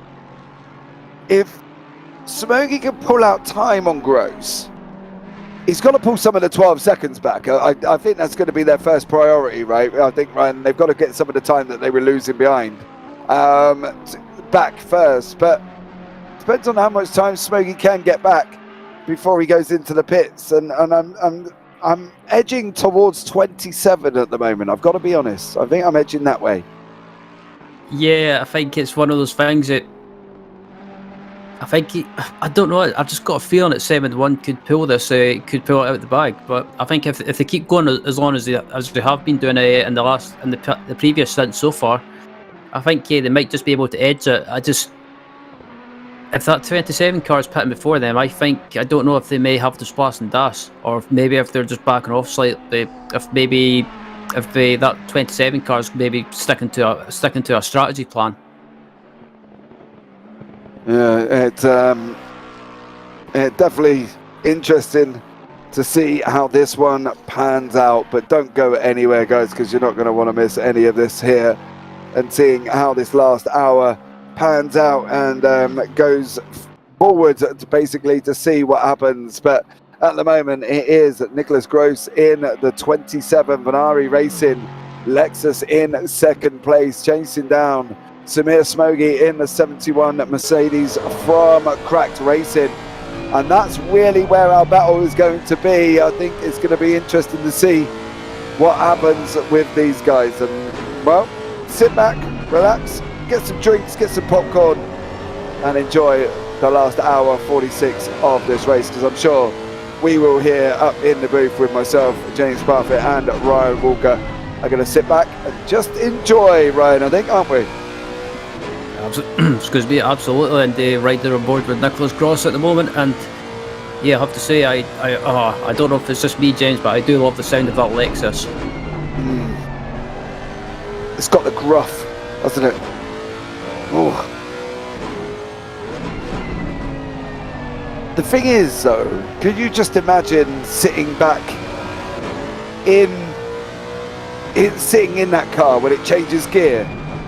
The kick that you're going to get of it, it's not going to be like a little tap, is it? It's going to give you some. It's going to let you know that you're changing upwards. So I think that's where I'm going to possibly go with that one. Yeah, absolutely. And the Lexus on ACC, it doesn't sound exactly like it, but it can sort of say. Yeah, I always enjoy listening to the onboard sound, especially the real life Lexus GT3 car that races in the IMSA series, because it just has that kind of. It's got that kind of. I know it'll sound like a silly analogy, but it has that kind of like slap you in the back feel or sound. Yeah, definitely. I think that's one of the things, isn't it? When you listen to these on the game, and obviously, you know, we've got headsets on and they sound more louder than probably what they are, but I think when you go out in real life and you sit back and listen to them, it's just, the sounds are just unbelievable. And if you get an opportunity, definitely go and have a look. You know, this season for the GT3s and stuff around the UK, if you're in the UK or anywhere around in your area, if you can get time to go and have a listen, because they are just incredible machines and incredible pieces of kit here, as Nicholas Gross is showing us from that Ferrari racing team, currently in second place. There we go. 1:44 left on the clock here, Ryan. All of them a lot of cars seem to be spread out at the moment, don't they? They're kind of all spread out around this track. There's nobody really sort of close together on the same bit of circuit fighting for a position, unfortunately. So yeah, there's nobody got the 449. Reyes battling it out, but then again, McClear's the only one near him. He's got no one round him again, unfortunately, either. And there's Samir Smogi from Crack Racing in that Mercedes. And of course, we've still got Hoyer in the pits. I'm not quite entirely sure what Hoyer's up to, but I think he's done and dusted it for today, though, Ryan, wouldn't we say? Yeah, it looks like they're done for today, and they don't know. Yeah, I'm a bit confused why they stayed in the server if that's them retired, but I guess probably a bit of a long shot, but I guess they're maybe staying in the server, maybe just to try and finish the race, maybe try and come out in the last lap. It probably won't happen, but you never know. Yeah, I'm not quite sure what the I suppose the purpose of that one would be, really, but you never know. As I say, stranger things have happened here as well. From a driver's point of view now, we're in that period of time in the racing where we call it the no man's land, don't we? You're just driving singly on your own around a racetrack, not near anyone, not battling with anybody. What have they got to do? Because with me, if I'm doing anything longer than an hour, by the time the hour's up, I'm thinking about what I'm having for dinner, or I'm thinking about what shopping I've got to do. You know what I mean? I end up making a mistake because I think, oh, KFC could be now good, or anything like that, you know, takeout around me and what I could eat. But what are these guys doing? They're obviously not doing that, are they? You know, they're probably going to be concentrating a lot more than I would. But it's so tough being in this position where you have got nobody around you and nobody in front of you. Yeah, it's one of those things when there's no one around you or kind of like pressuring you. I guess you've got to try and find something to keep your mind focused. Like something like checking your brake bias or checking your fuel, checking your dashboard. Maybe even chatting to your teammates on Discord or TeamSpeak or whatever platform you use to communicate, and kind of just have a little chit chat, if you like. Just keep your brain focused. Yeah, I'm not sure. I don't know what I would do. I think sat at this stage of the race, at this specific point of it, because you are just poodling around, chatting, you know, maybe having the problem I think I find, these guys might be better at it than me. I don't know about you, but the problem I find is obviously if I end up talking to somebody, I end up making a mistake because I'm not concentrating. But then if I'm not talking to somebody, I end up making a mistake because I'm thinking about what I'm having for dinner. It's a double-edged sword for me, I think, when I'm on an endurance race, Ryan. How do you get on with endurance races? I never seem to have any problems. I've done like 3 hour stunts, well, not 3 hour stunts. I've done the triple stunts where kind of I always make sure to have something like say like a bottle of water next to me just to keep me like just so I've got something to drink. And yeah, I try not to think about too much. Otherwise, I'm one of those people that likes to try and keep focused and like stay in the zone. And what is it? How do you do that? Because I just say I go off on a tundra in my head, like, you know, I think about, if I won the lottery, I could buy one of these cars, and then before I know it, I'm in the wall. But what do you do to keep yourself focused? Because it's such a tough area of the race now. You're in that last little period. How do you do it? Yeah, that last little period, I don't know. I kind of just, like I say, I just look at I just check like stuff like pit menus and like check the gap behind me and just kind of I kind of do the same thing when it comes to food as well. Actually, but I'll admit it. I think about I wonder how many Krispy Kremes I could eat.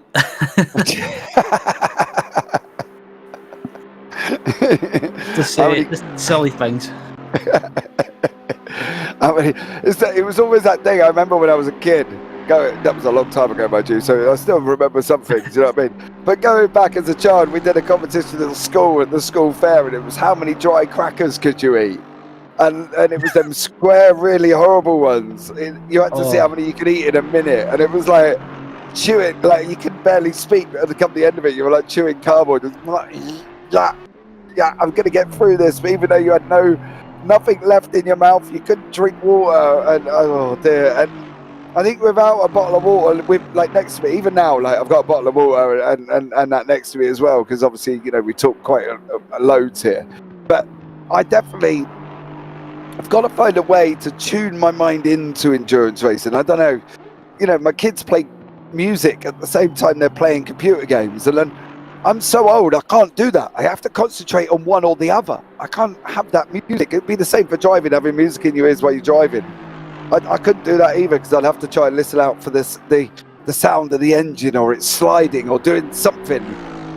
And it is tough when you've done so long in these endurance races, isn't it, to keep yourself tuned in for the whole, you know, the rest of the race for this next hour 37. Yeah, so it is. Yeah, I can understand though. Sometimes it can be a bit difficult to keep your mind focused and keep yourself stop yourself kind of like stop your brain wandering off. It's one of those things I do find difficult sometimes. But I just think of silly things to think about. Kind of this. What was the other one I done during an endurance race? Sometimes I was in the middle of a night stint, and there was nothing really going on, and I kind of like tried to stop myself dozing off, and I kind of had in my brain basically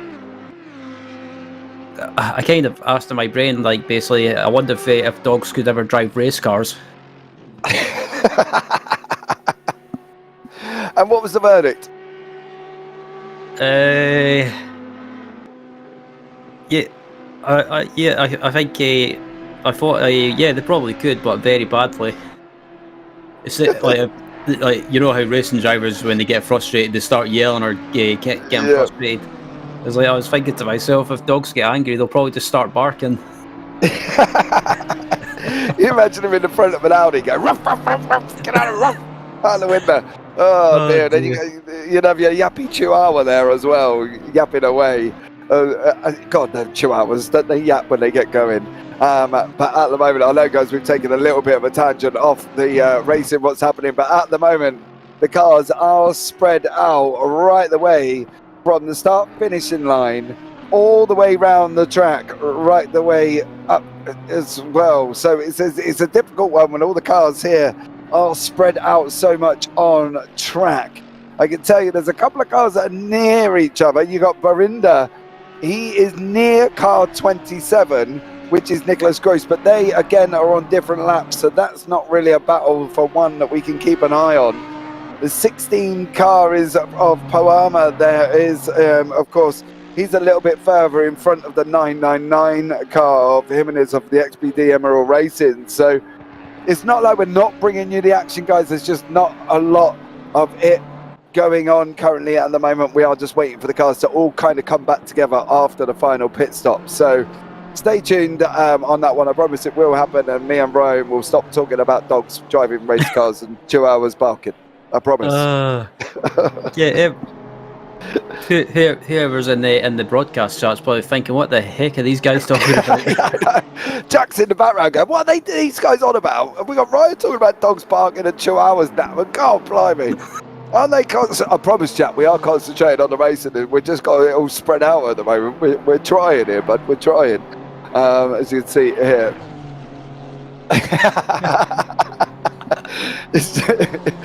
I promise, Jack, we're getting at it. But we're coming down to the nitty-gritty. 1 hour 34 left on the clock here from the VCO Esports LFM FLExTREME. With here at the rival split with myself, James Parfitt, Ryan Walker, and of course Jack Maloney in the background, controlling all these cameras. We've got Samir Smogy from Crack Racing. They haven't gone in for their pit stop yet. I haven't seen them dive in, partly because they're still in front of Gross. This is going to be the vital point, Ryan, isn't it? Is where they're going to come out in conjunction with Gross, because if they haven't pitted already and they can go for about an hour, surely at this time in an hour's time they're going to have to pit again, aren't they? Yeah, in about an hour's time, I think. If Belindia is pitting right now, I think he may have to pit round about a stint's about 70 to 75 minutes. So 70 minutes, 70 minutes, 10, 20, 30. Probably round about 53 minutes left. That's my guess anyway. As we see, the ACDM car just come out there, driven by Barinda, is just come out in off the pits in front of Samir Smogy here for the 120 Cracked Racing team as well. So we're going to see how quickly Smogy can clear him if he can. He's got to be looking at his pit stop soon. Surely though, Ryan, he can't be going for much longer, can he really?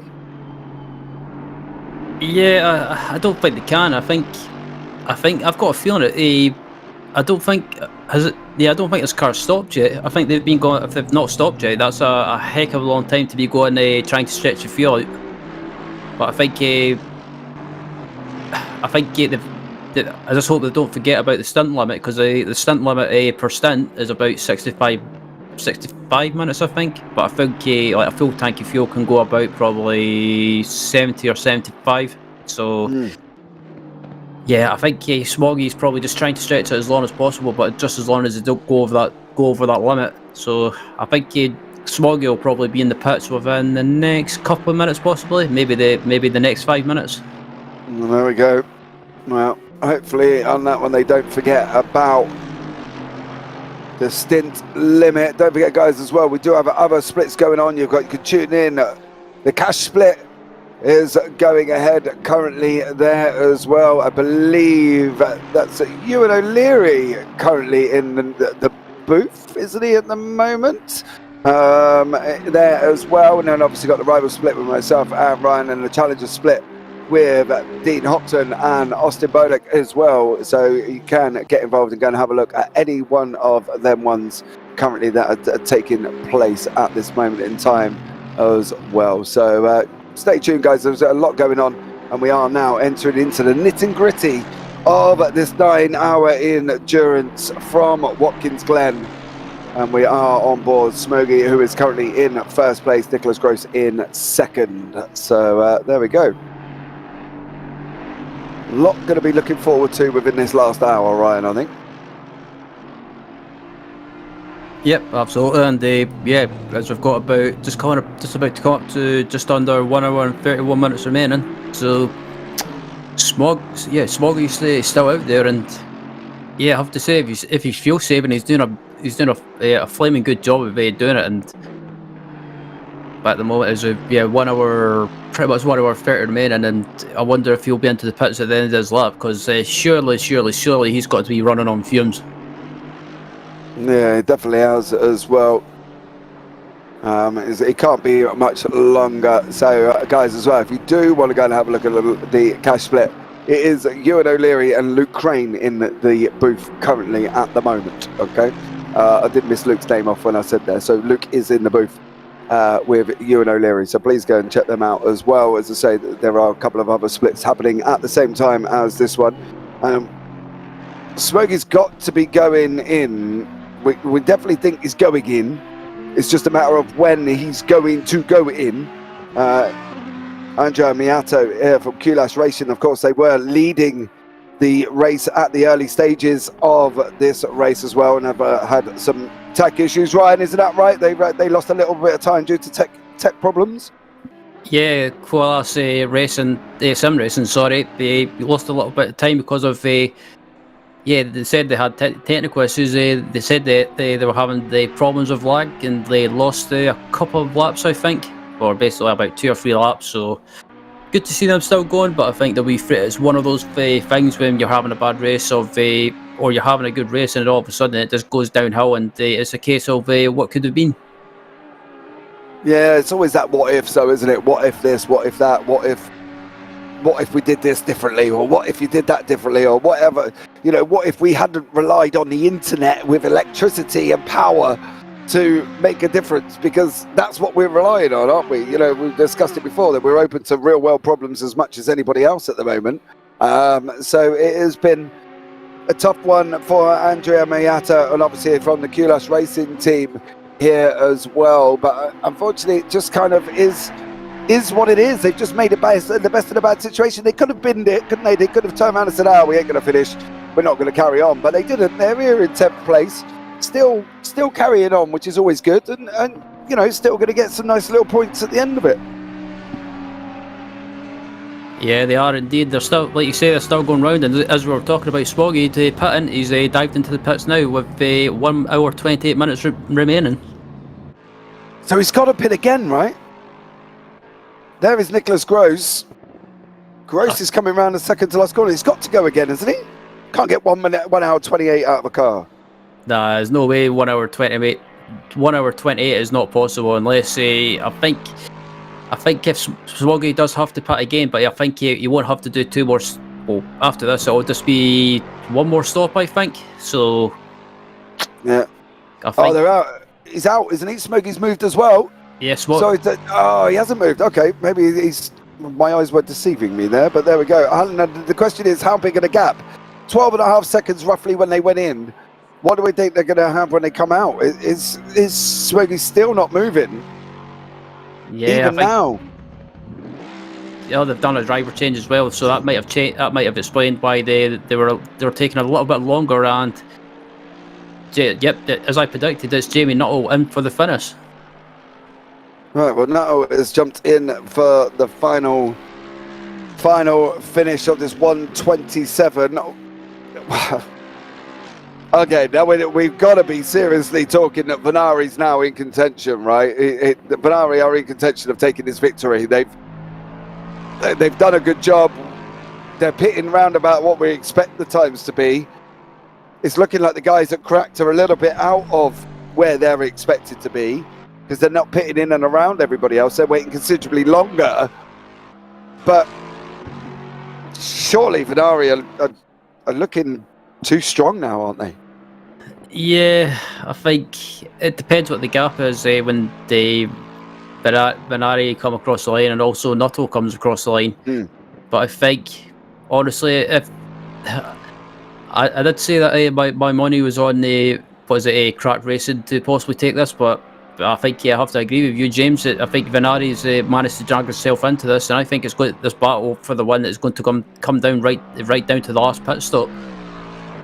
I think from our point of view, if that's right, 21 seconds, right, that gap there that we've just seen, I can't see where that's going to come down. The weirdest thing was before the first pit stop, they were only 3 seconds back. And then they come out 12 seconds after the next one. And now they're 21. How are they losing so much time? Where's the guys at crack going wrong? Because they're looking fairly consistent with lap times. But how can he go from 3 to 12 to 21 seconds over 3 pit stop phases? Yeah, I wonder if it's... Because I know it's a common thing that happens in ACC. I wonder if track racing, when they've been doing pit stops, I wonder if some of maybe a couple of the pit stops, they might have overrun the box slightly. It's possible. I mean, I know if you overrun your box at ACC, you have to get pushed back, and that takes about probably takes about a couple of seconds at least. Yeah. I don't know, it's just really weird. If that 21 seconds, he went in with 12. You know, initially, wasn't it Grace went in with Venari, went in with a 12-second gap the last time. Nuttall that carried on.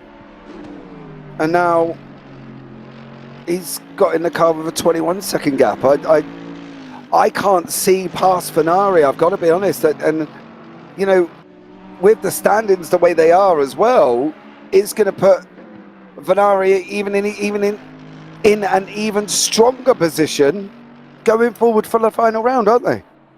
Yeah, because I was going to say Venari was already ahead in the championship coming into this race. So with 1 round down to go, what's the round that was postponed at Paul Ricard, I believe. It was.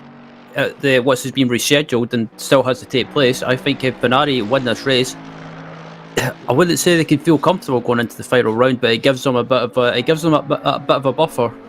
It definitely does. It definitely does here at Paul Ricard. I believe, obviously, we are looking at rerunning it and reorganising it and getting going again. So it's going to be interesting to see when that date gets set. I believe we're looking round about March the 4th, I think, if I can just get a confirmation in my ear or when that is actually working. Sasha's Glatter, new versus old tyres. There you go. Sasha Glatter jumped in YouTube chat. New versus old tyres. So maybe that's the problem of why Cracked are losing so much time over Venari in the pits. Yeah, that's interesting. I thought a Cracked Racing would have took new tyres at every stop. That's interesting because Watkins Glen, especially this section here, that can be a real. It can actually give your left side tyres an absolute pounding. Just because there's so much load going through the tyres. Yeah, but the lap times wasn't reflecting that. I think, Sasha, that's what we're trying to say, is the lap times were fairly similar. We just don't know where Cracked Racing has lost more time over you guys at Venari than over at Venari, than they technically should have done. Should they? They shouldn't have lost this amount of time. I can't. I don't know. Maybe we'll find out a little bit later on. Like I say, the only thing I can guess, if it's nothing to do with tyres, maybe just running overshooting their pit box ever so slightly, which means having to get pushed back, and it does cost a bit of time. So, but I don't know. I'm slightly confused, just like you. Well, guys, if forever will long, a conspiracy and a mystery to us up here in the booth currently at the moment. Oh dear. Never mind. As we go, Michael. Okay, I'm not going to have a go at that surname. But Mikhail is currently for Full Boost Racing in 4th place at this moment in time. Of course, they are currently sitting in 4th. They've not had a bad run, did they? They were up there fighting along with Pakuki earlier on. Their stint has been drivers taken over, was just been carrying on and going around the business. It's really tough, isn't it, at the moment? Because every car's doing the same thing. Every car's trying to keep going, and every car's trying to just keep it on track, aren't they? And that's what everything is looking at the moment. Is they're so spread out. It's like we've got, car 16, which is Poama there, going across the start finish line now. and then go all the way around the track backwards, and then car 449, which is Reyes, is coming into the bus stop. So that's the spread of the cars. We've got cars crossing the line and the last car crossing the bus stop, and everybody in the middle is kind of spread out. It's really tough to kind of emphasis to these guys at home that obviously we are racing, but there are gaps appearing, aren't there? There's been gaps, and the gaps are growing, unfortunately, between each kind of place of people on the racetrack at the moment.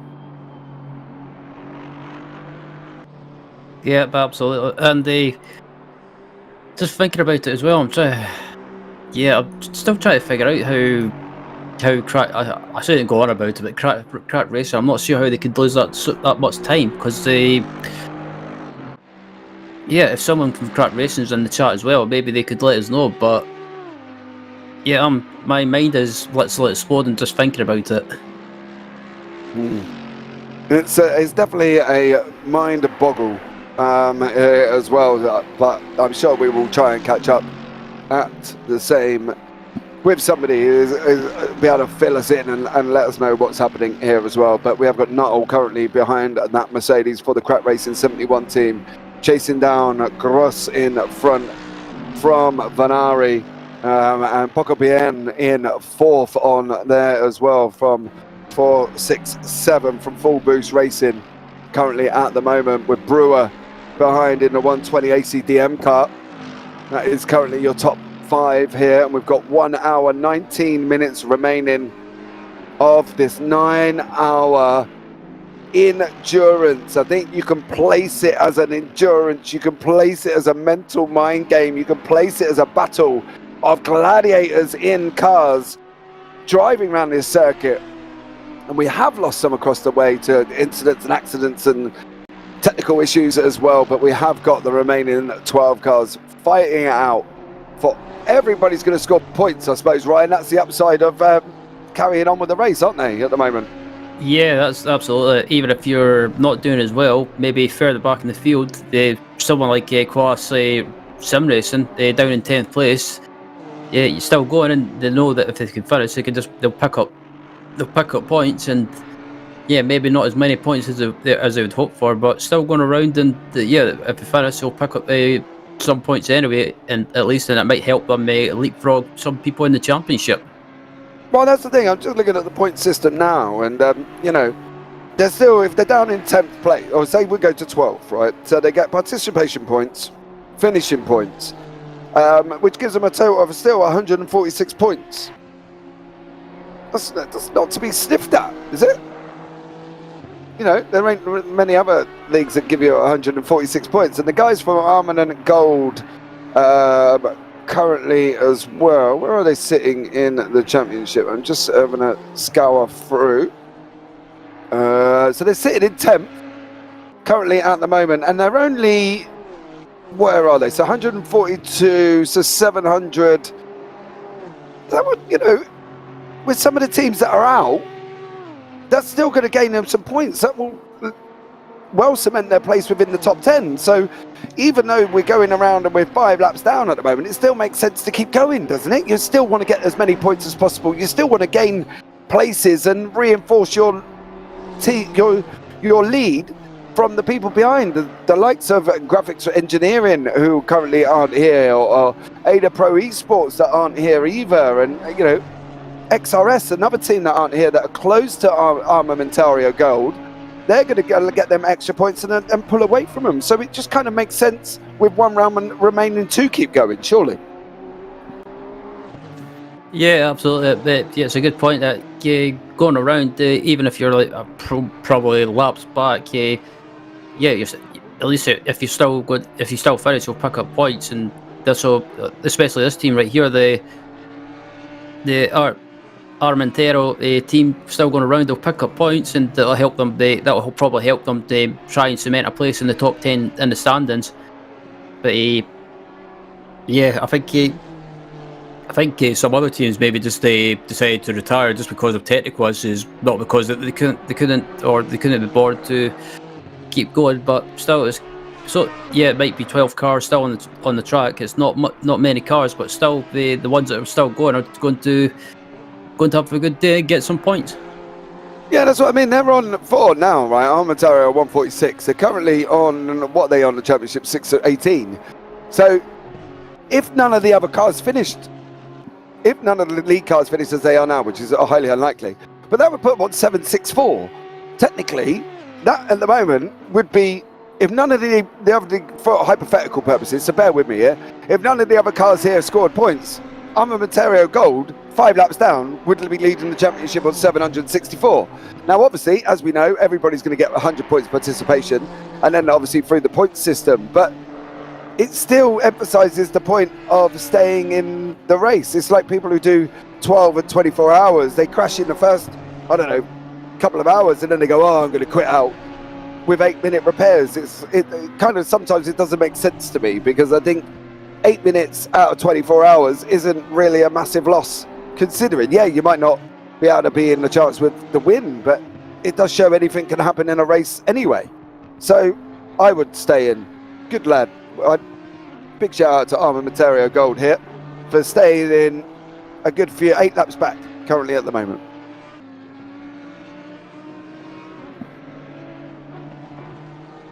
Yep. So there we go. Yeah, that's yeah, some people might be thinking, why would you keep going if you're not really in contention or have a chance of gaining any other positions?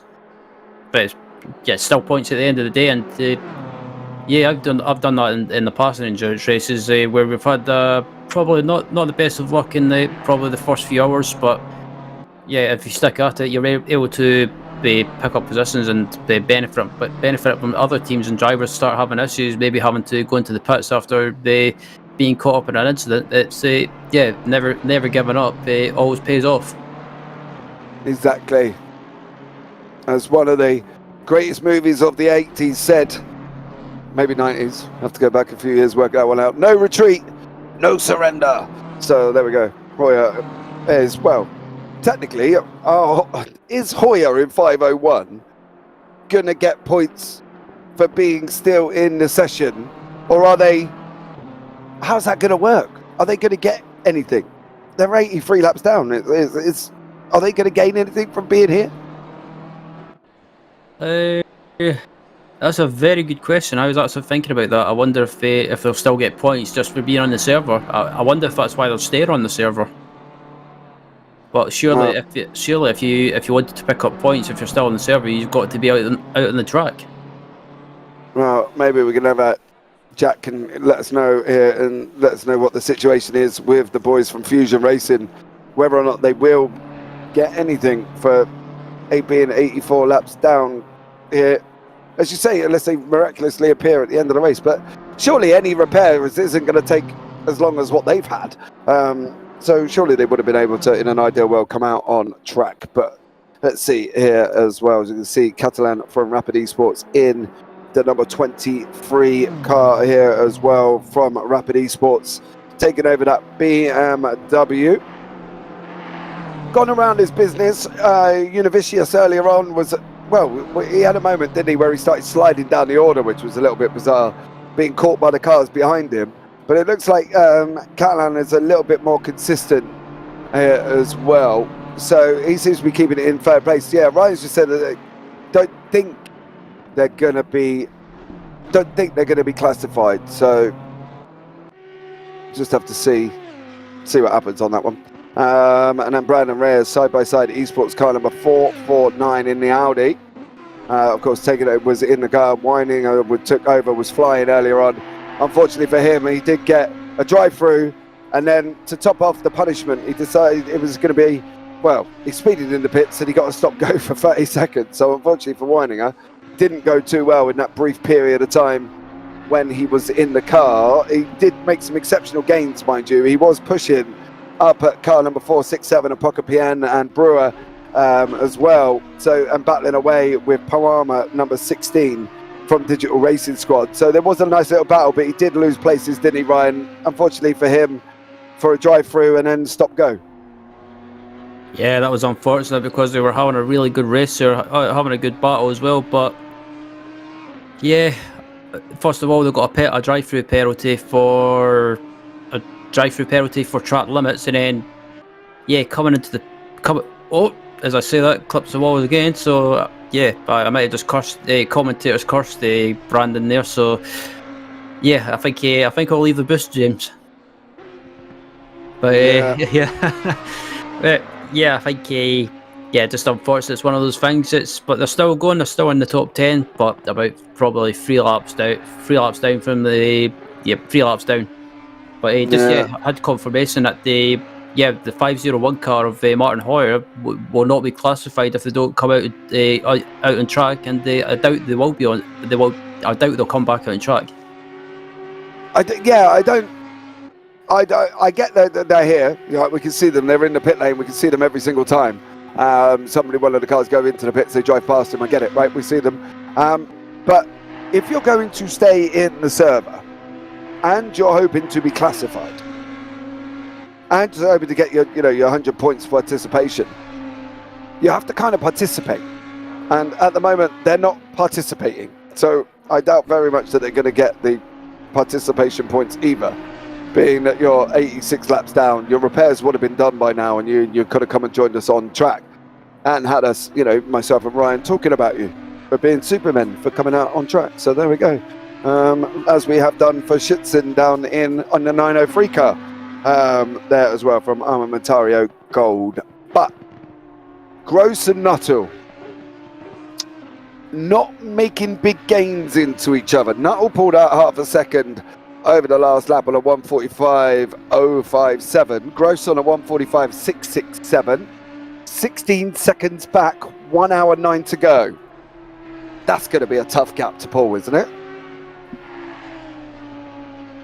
Yeah, I mean, yeah, that's going to be a bit of a tough gap to pull, I think, because it's pretty much this stage of the race. I mean, the time loss that Cracked Racing's had, still, I don't know how they've lost that much time, but I think he's got a feeling it's down to the pit stops, maybe just losing a little bit of time on pit entry or pit exit. But looking at the gap, it's about 16.3 seconds now. So it's that gap is slowly coming down. But asking about who I put my money on, I think my money's slowly shifting towards the 27, because I think they've got a secret for their strategy in the closing stages, and I think they could be in the box seat. Of course, Nuttall went in the pits there with 1 hour 26 on the clock. The guys at Venari seem to be a little bit more consistent in the area that we expect them to be, round about the hour 10-minute mark of 10 minutes past the hour into where we expect them to be. So, Gross has still got a pit. Nuttall has got a pit as well. So how they come out, that's going to be the final deciding order, isn't it? How Gross goes in, how he comes out in the pits, and where Nuttall is and how far in front he is at the time he enters his pit stop. Because otherwise, it's going to be the guys at Venari taking the win, surely, from the guys at Cracked Racing. Yeah, unfortunately, because Cracked Racing, they've had a good race to get up to the front, and but I just think I can understand why they've went as long as possible, just to try and cut out a splash and dash, or go as long as possible, just so they don't have to take as much fuel. But I think Ferrari Racing, I think it looks like they've pulled off a masterclass with the fuel strategy. Yeah, Brandon Reyes here, and is that Stoybecker battling it out here for 8th and 9th place at the moment.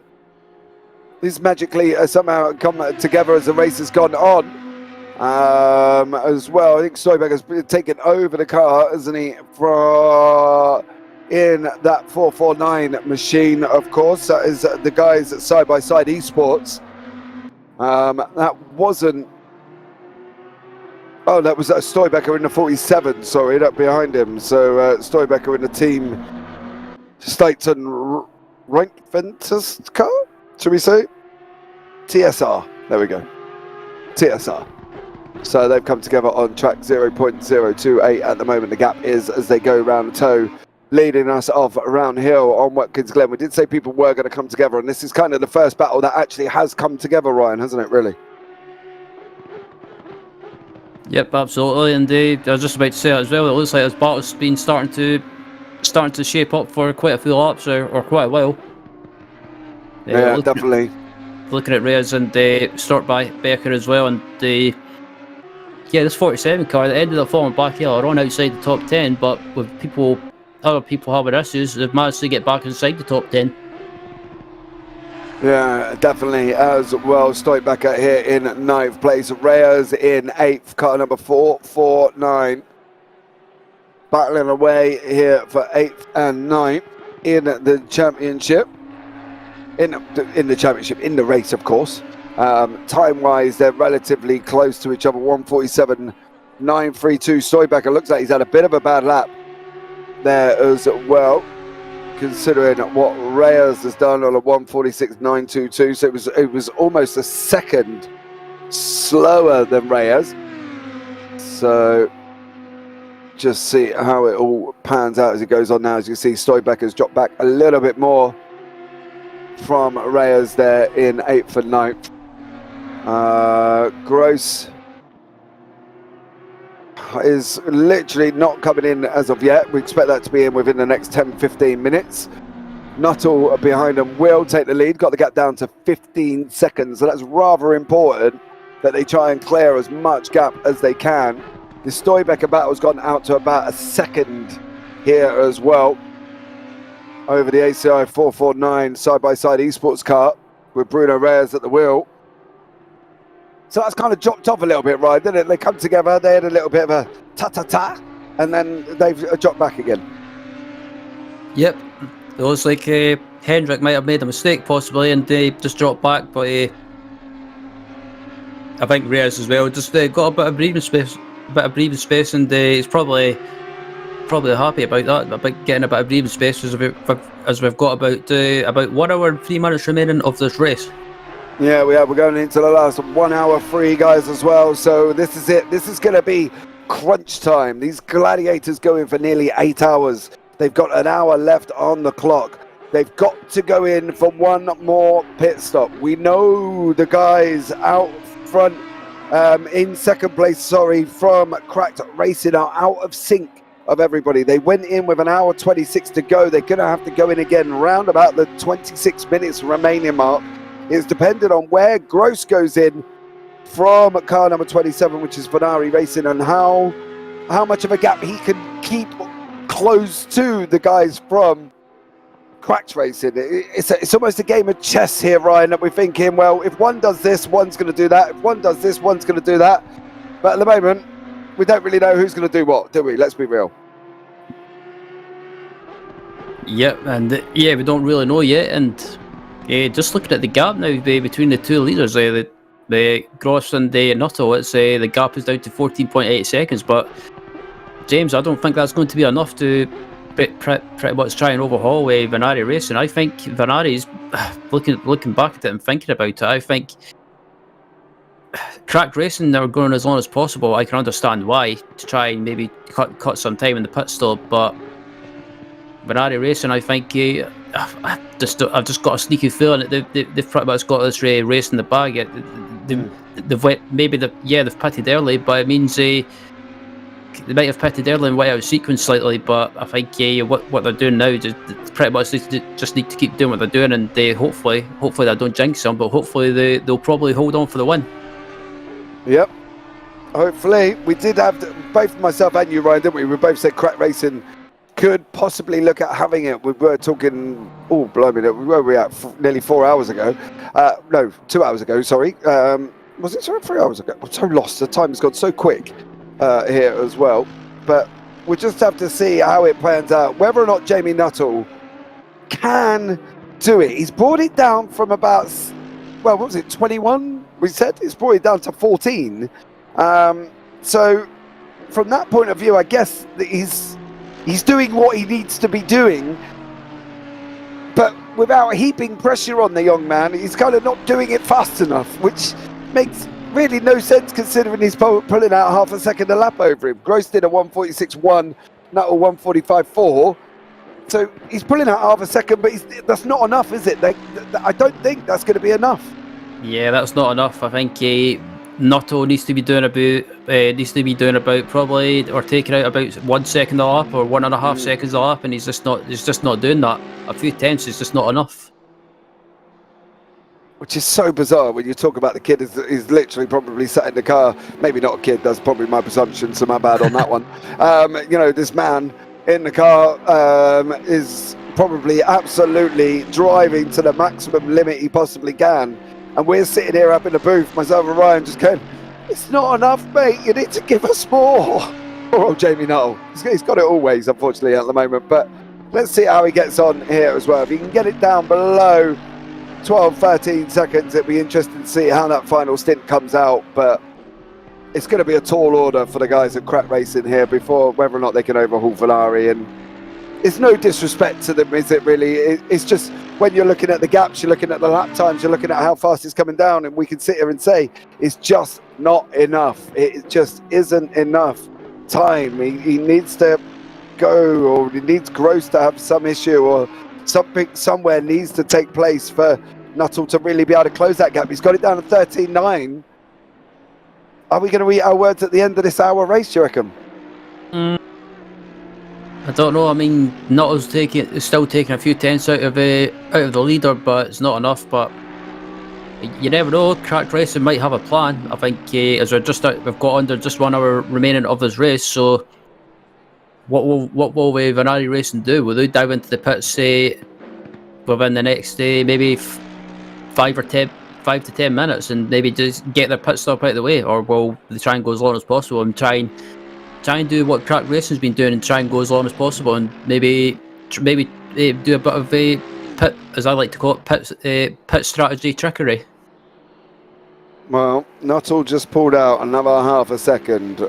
Gross on a 1:45.807. Jamie Nuttall from Cracked Racing, 1:45.302. So he's now down to 13.5 seconds.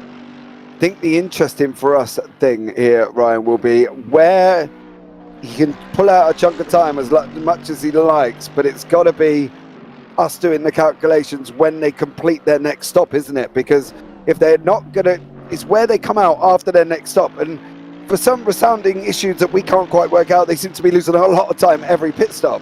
If they come out with 21 seconds again, and they're going to have 26 minutes left, they definitely are not going to make it, right? We're fairly positive about that. They're not going to be able to pull 21 seconds over 26 minutes. It's just not doable. Yeah. What have they got to do? Honestly, I don't think that is anything they can do. I think they've just got to hope that the leaders have issues and maybe make a mistake. Maybe, I'm not saying I hope they do, but maybe have issues and maybe hope that Ferrari have issues and maybe like spin, hit the wall, maybe lose it in the bus stop chicane. But speeding in the pits?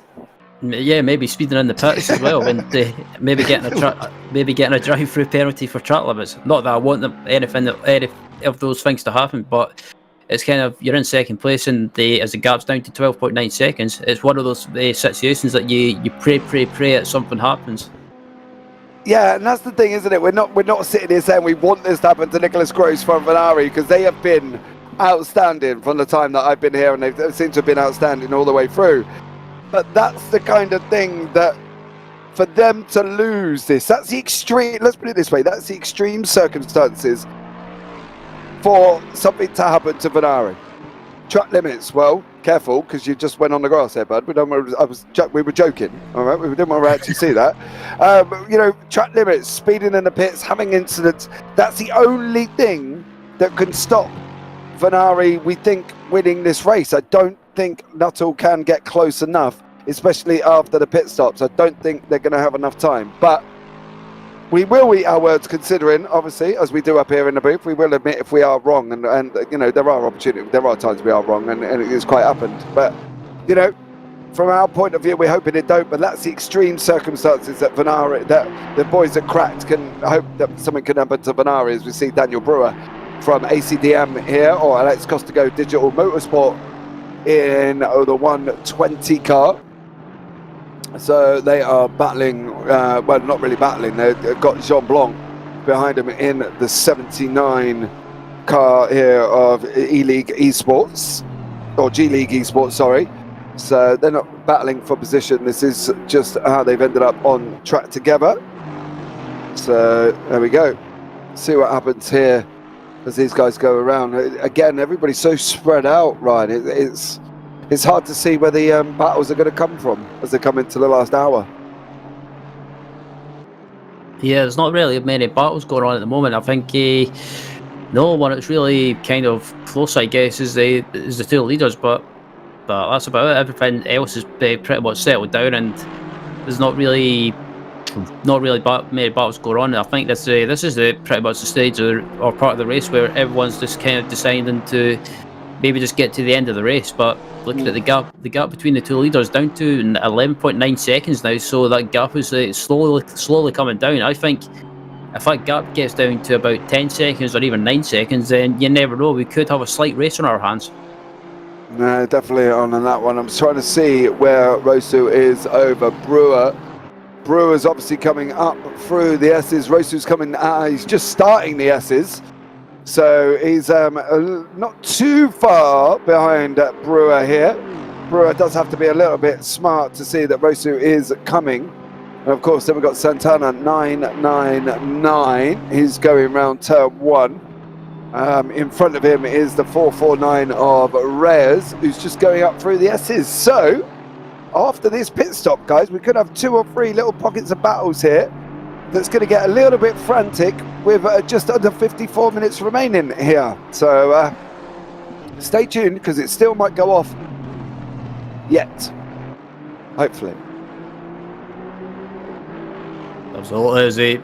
Just looking at Daniel Brewer at the moment for the Cascade Digital Motorsport team, and good recovery from this team as well, sitting in 5th place, and considering they were pretty much towards the back of the field on lap 1 after facing the wall on the exit of the bus stop chicane. I think that's a good recovery by them, the 5th place, and that's going to be a good haul of points for them in the standings. But Daniel Brewer's probably been the anchor man in this car as well. Absolutely, just done a mammoth job to get this car back up into the top 5.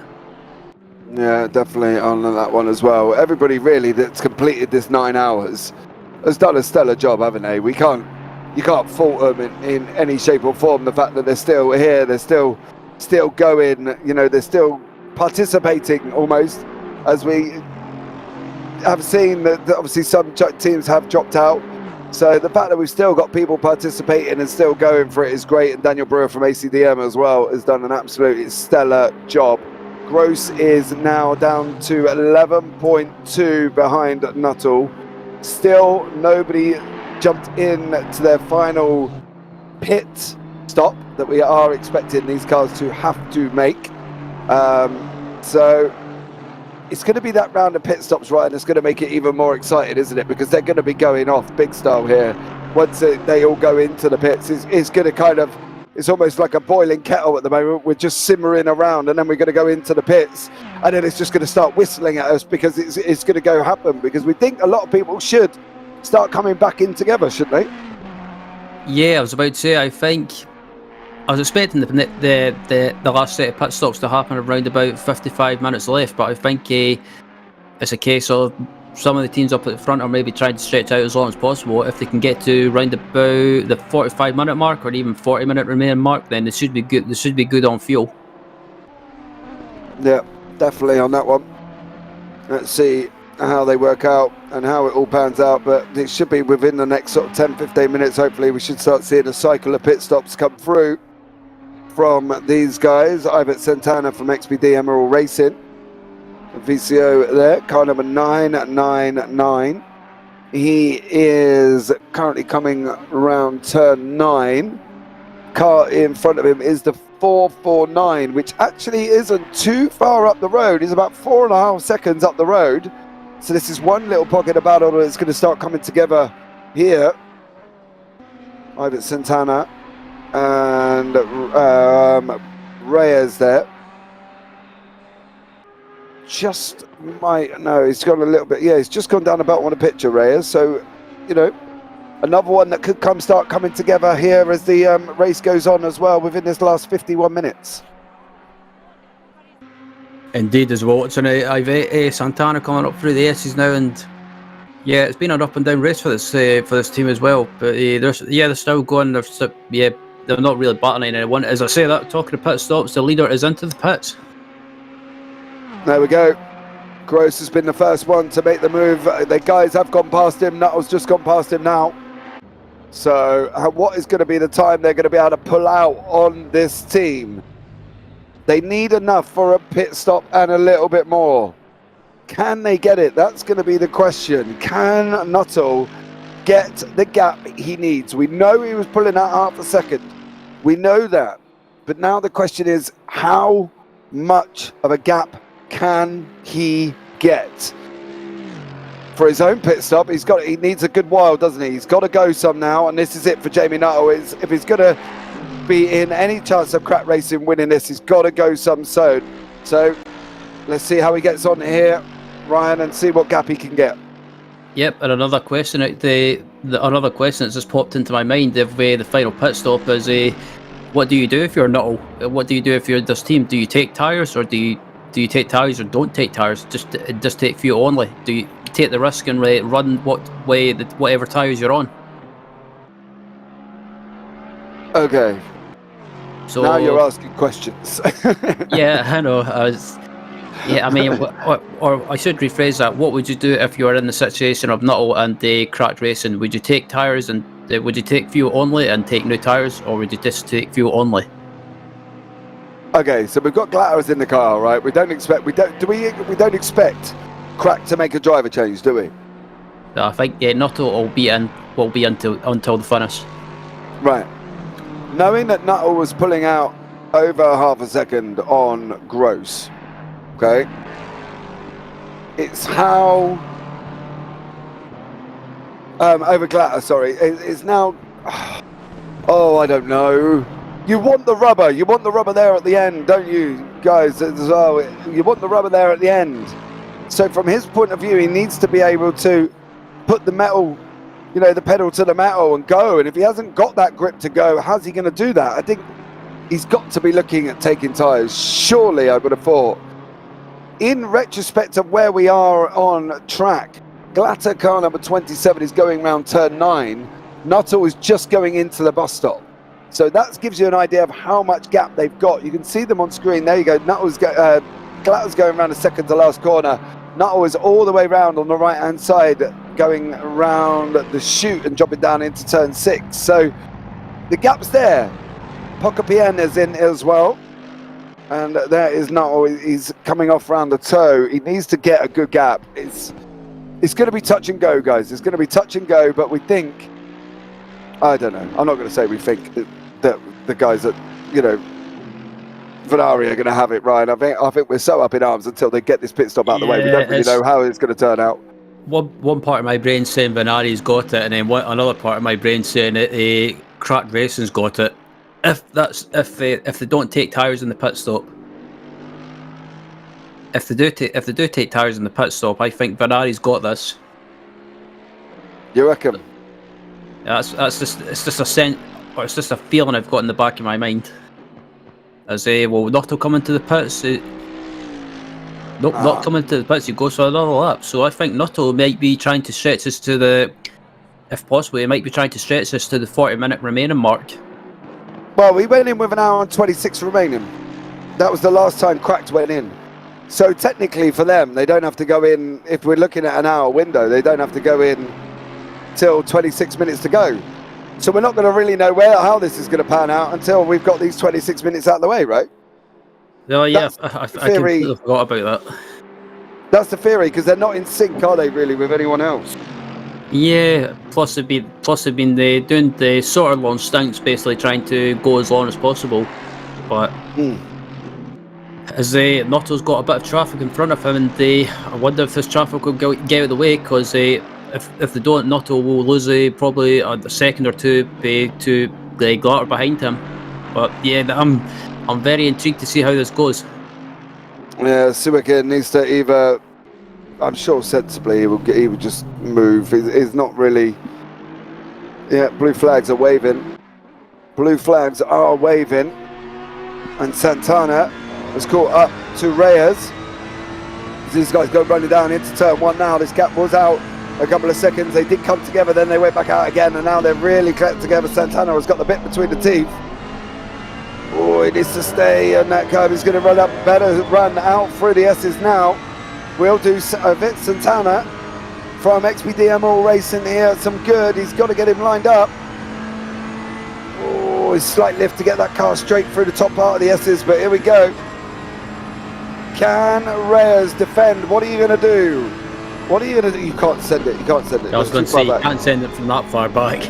No, I know, you know, licking a stamp and posting it comes to mind, but blimey, he would have been FedExing that one, not posted it if he sent it from that far back, I'll tell you that much. But I was thinking of DHL. Well, you know, either one. There are plenty more couriers available, guys. You don't have to take recommendations from either of us here in the booth. Yeah, just don't use a courier that's in the UK called Herms, because they're terrible. But anyway, back to the race. Ryan's got his nails out in the background there as well, so don't forget, guys. 0.3 now between Santana and Reyes. Oh, Santana's got a better run. Here we go. Hold on to your hats. Is he going to try and run it around the outside? Oh! That was a bit of a chop from Reyes. Yep. Reyes turned around and was like, no, no, no. You're not having that one, son. You're going to do it. You're going to lose your nose in the process. So here we go.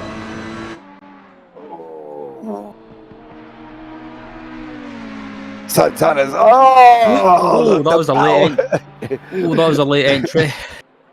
It was, but then we were all geared up for the next lap of action, and then Reyes went, "No, going in the pit spec."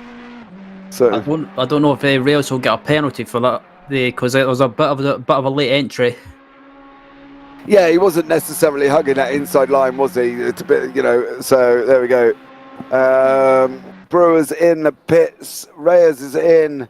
And obviously the Hoya, as we know, is still in. So there we go. These guys are in the pits now. We're not going to find out really if our predictions are correct for at least another, well, 17 minutes on what's going to happen with Nuttall. So, you know, just going to have to see how this one pans out. We'll pick you up once this cycle of pit stops has finished, who is where. And who is taking over what, because it is tough when they start going into the pits. Then keep an eye. We know Glatter's taken over the car from Gross. Brewer from ACDM is getting a little bit close to Jamie Nuttall. As I say, that possibly could be a tyre difference, which is what we were talking about earlier on. So see how this one pans out, and whether Nuttall really wants to get involved with Brewer, who's on fresher tyres. I guess he's probably not going to want to, is he? You might let him go if he's doing quicker times than you on new tyres. I don't know. That's the thing. Do you want to a back marker go? Oh, is Santana's got a drive through? I'm going to take a guess. That's the track limits. But yeah, I don't know what you do. What you do if you're Nuttall, do you let Brewer go by? Yeah, you might have to let him go by, but on the other hand, you could use that slipstream to try and maybe just try and increase that gap. Yeah, he's definitely got Brewer's definitely got the speed over him. You know, he's got fresher tyres. He might as well. Oh, Mayado out of the bus stop. Kulash racing their race just gets from bad to worse. They are still going. They are a good few laps down currently at the moment as well. Miado now into the bus stop, unfortunately. Doesn't bode well for them. And now they've gone down the order. Nuttall's still not going into the pits. I think from my point of view, I'd let Brewer go, because it's making no sense trying to stay behind him. Trying to stay in front of him, sorry. Yeah, so it's like Brewer's got the run on Nuttall, and if I'm Nuttall, don't fight it too much, just let him go. I suppose from the entitlement, Nuttall is the lead car, but Brewer clearly is quicker. Yeah, that's a good point. I think I can understand why Notto's a bit hesitant to let Brewer go, but that's the thing as well. It's one of those things. What do you do? Not entirely sure. Me personally, let him go and follow him. Let him drag you along. So I think staying in front is just going to cost him and cost him and cost him. Unless Brewer sees it as following Nuttall, we might be able to get pulled along, but it seems a little bit strange. I think within the next 14 minutes we're going to see Nuttall go into the pits anyway. It looks like from that point of view, if he's been caught up that quickly from Brewer, he's got to take tyres, right? He can't afford not to. Yeah, that's what I was thinking. I think it might be worth him taking tyres, or maybe not take. I was going to say I don't think it's like iRacing. You can't take either left side or right side tyres. So I think if he does take tyres, he's got to take them all round. So yeah, I'm interested to see how this pans out, because I just have a feeling that Brewer might be costing Nuttall some time, with Nuttall having to concentrate what's behind him. I think from Nuttall's point of view, I wouldn't even concentrate. There we go. Possibly something we may have done. Don't run that outside line into that bus stop. There we go. Now slot in behind him and just kind of follow him. Yeah, they're round about the same gap. Based on where they were on the track map, Cracked and Vanari are still the same gap apart. Vanari's just coming around across the start-finishing line now, and these guys are still going into the chute. So there's not really much of a difference of gap, but they are going to have to try and build it a little bit more. I think he's going to need a little bit more, is Jamie Nuttall. Yep, absolutely. So I think that's the correct decision to let Brewer go, because they look at the way Brewer's pulling away now. So I think I think you're correct. I think if you're the Nuttall, you have to take tyres. I think he's got to. I don't think he can hang on his tyres that he's got at the moment. I think he needs to be taking tyres to have any chance of going at Glatter. Now the thing is as well, judging by what we're looking at in conjunction here, they've got to have a gap around about 58.2 at the moment. I think that's one of the things that we've got to make note of. It's 58.2 seconds gap. What do we think their pit stop time is going to be looking at the moment? Pit stop time, I think. That's a good question. I think it comes down to whether how much fuel that the Nuttall and the Crack Racing team have to take. I think it'll come down to that. Okay, well they've got to take less, right? They've clearly got to take less. They've got roughly about, if we're correct, around about another 11 minutes of running. So they're only going to have 26 minutes of fuel to put in. So is it possible that they're going to come out near or by the guys from Vanari? I think 58 seconds. That's that's good. That's going to be really close. But when the Nuttall makes his pit stop, now I think they will take tyres, but it's a matter of how much fuel do they take. I think they'll have to take less fuel, which might just. I don't know if they'll jump Glatter, but I think it'll be really close on the pit exit. Yeah. Sit back, guys. Get ready for this, because this is going to go either two ways here. We're going to have a massive run up for the line, and we're going to have loads of battles appearing all over the place, because it has been a great battle so far from the guys in car number 71. They're from the Cracked Racing team, Samir Smogy, Jamie Nuttall and Slam Fleety. And then we've got the 27 of Vanari, Nicholas Gross, Sasha Glatter and Michael Huck here as well. 36 minutes we're expecting within the next 9 minutes or so of Jamie Nuttall going to be heading into the pits. We are also predicting that he is going to finish the race, Ryan, we think, don't we? Yep, Nuttall is in that car until right till the finish, so he's going to the finish, and I think Glatter's in for the finish as well, so it's pretty much battle for the win between these two drivers, who have probably been the quickest drivers out of both teams. Yeah, they definitely have. And 36 minutes remaining here as well. Don't forget, guys, when we have finished, you can head over to the Challenger Split.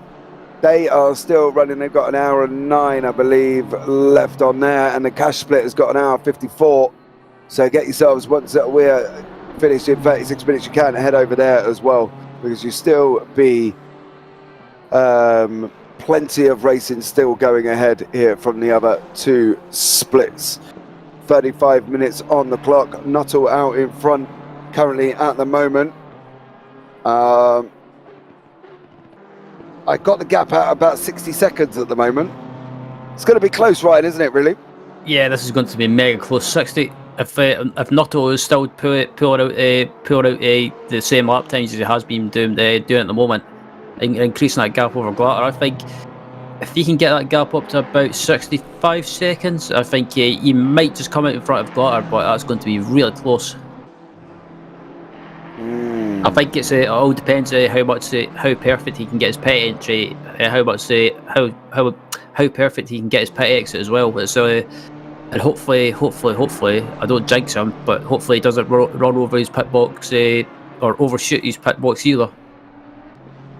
Well, time is going to tell as we come into the last 34. We're expecting 8 minutes, possibly, for Nuttall to start going in to the pits. Nuttall, last time out, mind you, did not have a good lap time. I'm not where are you on track at the moment? You are car number 71. They're in the pits. Nuttall's in the pits. So we'll keep an eye on your track map. But the car number, you want car number 27. He's just going past them now. Oh, Nuttall's leaving. Oh, they're out. They're going to be out together. Aren't they? There they are. Oh, it's going to be a sprint. They've got him at the end. Cracked and Vanari, they are going to be on track. Are we taking from that Cracked have not put new tyres on that car? That's the feeling I get.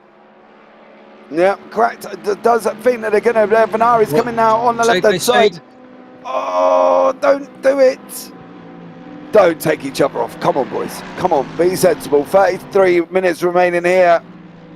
And we are now heading down for the final sprint from Jamie Nuttall, car number 71 from Crack Racing. Sasha Glatter, car number 27 from Vanari Racing, battling it out for your victory. This is it. If they can't get it closer, they cannot get any closer. We told you we think it was going to be close, and it was. And now they are out together on track. What's the tyre situation, though? What do we think the tyre situation is going to be? I don't think Nuttall took tyres. I honestly don't. They didn't? Yeah. No? Yeah, just been told that Nuttall did not take tyres. So if Sasa Glatter is on fresher rubber, I think that the advantage could be Sasa Glatter. Well, stay tuned, guys, because we're going to find out in about 32 minutes that the pit stop was too quick. They didn't take tyres, they did take fuel, and it's brought them right out here where they need to be in front of the Vanari Racing team on older tyres.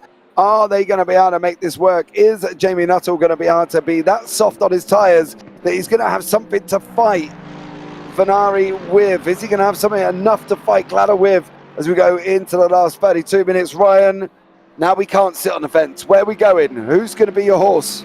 I think if you're on fresher rubber, Sasa Glatter's on the fresh rubber, I think it's an advantage to him. And you look at Glatter, he's got the run heading down to the bus stop chicane. No, surely he's not going to go around outside. That would be absolutely brave. And nope, decides to back out of it. I think he's playing a bit of mind games here, trying to maybe trick Nuttall into making a mistake. But Nuttall, to credit to him, he's not letting the pressure get to him at the moment. No, he definitely hasn't. This is your leaders after 9 hours. Or 8.5 hours, it comes down to this. 30 minutes of racing between Jamie Nuttall and Sasha Glatter here from Cracked, from Vanari, battling it out here at Watkins Glen. Oh, this is going to be a tough one. This is going to be a tough one to pick. I don't know. I'm going to go the opposite. If you're going Vanari, I'll go Cracked. One of us has got to be right, I suppose.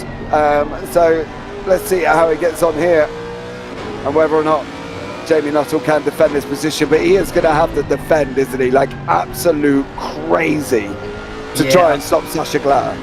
Absolutely, because that Lexus is even though it doesn't get used that much now, it's still a really quick car in a straight line. As I say that, looking at the sunset as well, that's another thing coming to the end of the race. That's something that these drivers are going to have to struggle with slightly with the sunset going down. Yeah, they definitely are coming down into turn 1. We're on board with Sasha Glatter from Vanari Racing, chasing down Jamie Nuttall from Cracked Racing. Nuttall did not take tyres. Vanari did, didn't we? That's what we're presuming we're putting out there, that they did take tyres. So let's see how this is going to work out. Here we go, the speed is going to run. Nuttall just places his car in the middle of the track. He says, well, go on then, son, which way are you going to go? Comes across, covers him off. Oh, it's a slow entry into the bus stop for Nuttall. Didn't catch that entrance curb right, did he there, Ryan? It was either on or off, and he just didn't quite get it right. I think that's a bit of a case for the old tyres as well, not taking new tyres. I think he's having to be not tiptoe, but he's having to be very careful and not hammer them. But I think that entry into the bus stops again he just got compromised slightly, and Sasha Glatter trying to take a wide entry and try and square the corner off to get back on the power early. And again, Sasha Glatter's got the run, and I think this could be the move possibly, but as they're going to side by side just about, and it looks like Sasha Glatter again backs out of it. So I don't know. I think Jamie Nuttall and Cracked Racing, I think the decision to not take tyres might have just backfired. How long can Nuttall defend him for though? Because Glatter's looking quick. He's being able to get the power down. He's like he's got that grip underneath him that the guys in front don't. I think the non-tyre thing, I think, could be the wrong decision, but only the guys in Cracked will know where their tyres are at, right? So they'll be able to say, well, to be fair, we've got 80% or whatever left on the grip, but this is going to be a tough one. This is really going to be a tough one for them to be able to keep back Sasha Glatter from Vanari Racing, and I'm expecting it to happen towards the end of this S's section, if I'm not wrong. Yeah, I think Sasha's got the run now. He's got a great run through the S's now. He's carrying the momentum. Look at the speed he's got in the straight line. As he tucks it, he pulls out from the slipstream, and he keeps getting a run. But Nuttall, to credit to him, is absolutely doing a fantastic job of defending and handling this pressure, especially when you consider he's on pretty much on rubber. It's probably about I'm not sure, about an hour and a half old. Well, hour and 26 they went in. We think they've taken tyres on that last one, so they've been on these tyres for just over an hour. It can't backfire as a singular fish. They've got nothing to lose bar any major incident. So there we go. I suppose they've got a point, haven't they? You've got nothing to lose. They've thrown the dice. They've just got to now go with it. They can't turn around and say, well, if only we did that, if only we didn't do that. You did it. You're taking that decision, and now you've got to live with it and try and defend this position for your life until you can get Ferrari. Sasha Glatter there sticking his nose in. God, that could have been dangerous. That could have ended up in contact as well. But yeah, I have to agree, it's one of those situations that if you don't have a chance of winning and you want to come back out in front of the car that you're battling with, you've got to do something drastic with your strategy and just not take tyres. Yep, and that, as they say, is as drastic as they come here in this rival split. 26 minutes remaining, 8.5 hours gone, and it all comes down to this last 26 minutes. Sasha Glatter from Vanari, Jamie Nuttall from Cracked Racing. All right. Are we going to look at a defensive drive of the season here from Jamie Nuttall to hold Glatter back, do we reckon? It's difficult. I mean, he's still got about probably Still got Oh! Yep, yeah, Nuttall again was compromised on the entry through the bus stop, so I think his tyres are starting to cry enough, or slowly starting to cry enough. Oh, here we go, this is it now. Glatter goes in a little bit hot there. Can he get that car turned and get that run down that little boot straight before we start into the actual boot itself, the hill of turn 8? Here we go. Glatter looks like he compromised himself on toe there, didn't he? He went in a little bit hot and didn't quite make it. Oh, this is Brandon Reyes. Ooh, whoa. Okay. Brandon Reyes in side by side, but with Venari. Oh, Ryan, this is going to be so tough. 25 minutes remaining.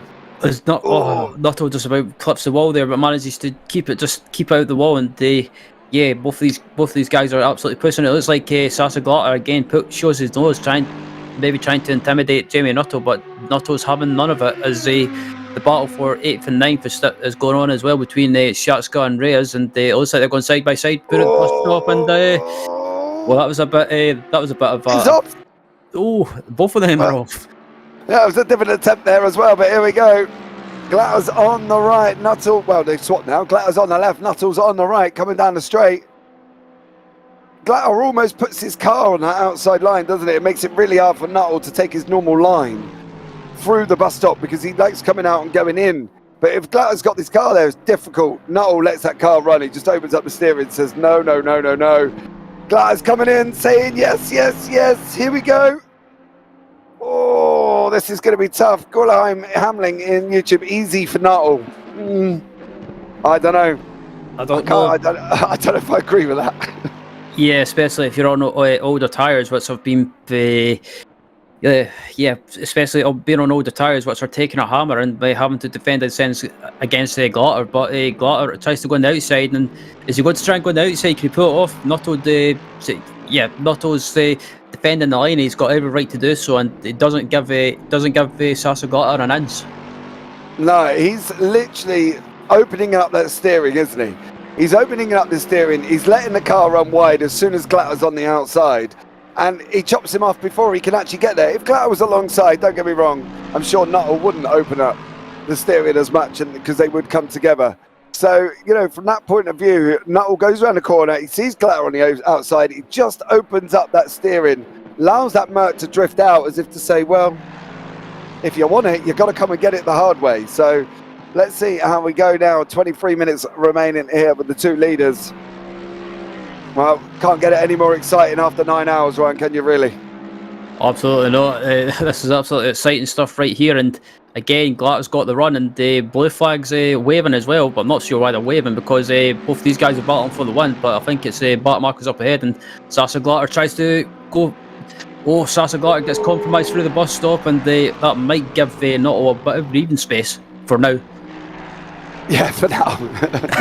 Briefly, I'm sure, because I think Glatter's going to come back at him. He's got the tyres under his car there, and I think he is going to come back at him again. But that's the problem Glatter's going to have. He can't make move into the bus stop if you're not alongside, right? Because going too wide, unless there is going to be a mass... if Nuttall's going to give you, I don't know, an acres of room all of a sudden, that's just chancing contact. Surely he's got to be looking at down into turn 1 or here down into 8 for that move, hasn't he? Is he going to really chance the contact into the bus stop? Oh, as we see Brandon Reyes here battling for 8th and 9th for Shatka as well. Oh, Shatka's in the wall. Whoa, where are you going to put him? Oh, what was? Yeah. That was very silly. Absolutely, I'll take that back. That was absolutely pathetic. I'm not... Okay. It's not often I get speechless if anybody's watched anything previously, but that kind of threw me out there, apart from the fact that that was just the... To be honest, that was pretty much pretty much racecraft driving that you would probably see back in I don't know if you remember it. Remember it, James? GP2. It's just very bizarre, wasn't it? Anyway, Glatter's got the run here on Nuttall again. He's not going to go through too wide. You can't do that. You're trying to throw Nuttall off the line. That was just more reminds me of rookies in iRacing than it does of quality on LFM here. But there we go. I'm not quite sure what to say about that. I'm sure somebody's going to look at it somewhere because that was just crazy. That was just insane what we've just witnessed there from Shaka and Reyes. I'm not even sure it was Reyes as much, was it really, Ryan? Nah, I think Reyes just it wasn't intense a lot bit of contact in the final corner by Reyes. It was just maybe just outbraked himself, and I think Shaka just got in a bit of a rage moment, and they just decided to try and squeeze him against the wall, and they squeezed him against the wall, and they unfortunately got spun out. But as this battle still heated up for the lead, it looks like Sasha Glatt is trying to make a move up inside, and this is a bit, well, I was going to say scary, but for Nuttall it's probably tense. Yeah, it definitely is. For Nuttall, he's going to be, he's got all over the back at the moment of him currently is the one and only Sasha Glatter chasing Nuttall down. Is he going to take that dive into turn one? No, not this time. He needs that run out the S's, but he needs it a lot cleaner, doesn't he? I think that's the problem. Yeah, that's the thing. I think Sasha needs to maybe just brake a little bit early, maybe try and get back on the power, brake early, get on the power early, and maybe try and carry that momentum through turn one. But again, that Lexus in a straight line really quick, and he might be alongside this time by head into the chicane, and he keeps going for the move, James. He keeps going for the move, and then just all of a sudden this backs out. So I think sorry, mate. He's got him around the outside. He's going to have the inside line going down. No! I'm speechless. Goodbye, nose of Mr. Glatter. Go and pick it up because it has just been chopped off by Jamie Nuttall there. I thought he was going to have that. That was even going to be... Sasha just got the run. There's a bit of bump draft in there. And it looks like Sasha, he keeps going for that outside line, as if he's trying to maybe... there's a bit of a slight body rub there. There was contact then. But I think Sasha's trying to go for the move on the outside, maybe trying to play mind games and trying to unsettle, trying to compromise Jamie's entry into every corner. I think that's the thing, he can do that on the bus stop, can't he? Because if he pushes him and sandwiches him to, doesn't allow him to come out, Nuttall has got to hit the brakes on that bus stop to be able to do it. He's defending, look at this. Well, Sasha's got the run. Okay, what's Nuttall going to do now? He's going to try and carry it on he's going to try and hold it on the outside, but he might try and get the slipstream heading to the bus stop.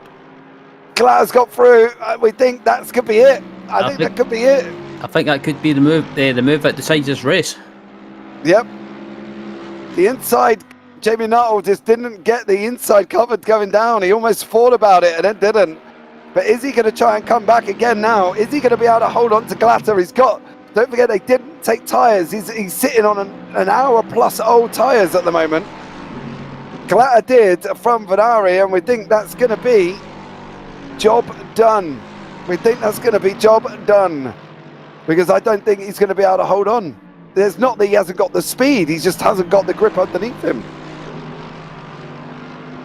Yeah, that's the thing. I think Jamie Nuttall's you have to give credit to Jamie. He absolutely tried to hang on as long as possible to hold on to that lead. But I think with Sasha being on fresher rubber, I think he had the advantage, and Jamie Nuttall was it was just a matter of time, I feel, before that move was done. It wasn't really as if it was kind of, as you say, when it was going to happen, wasn't it? Because Glatter was climbing all over him. He kind of was bullying him almost to try and take the inside lines off him.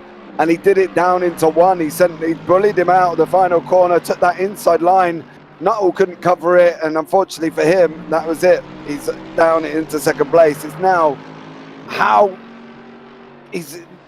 Glatter's gone faster already.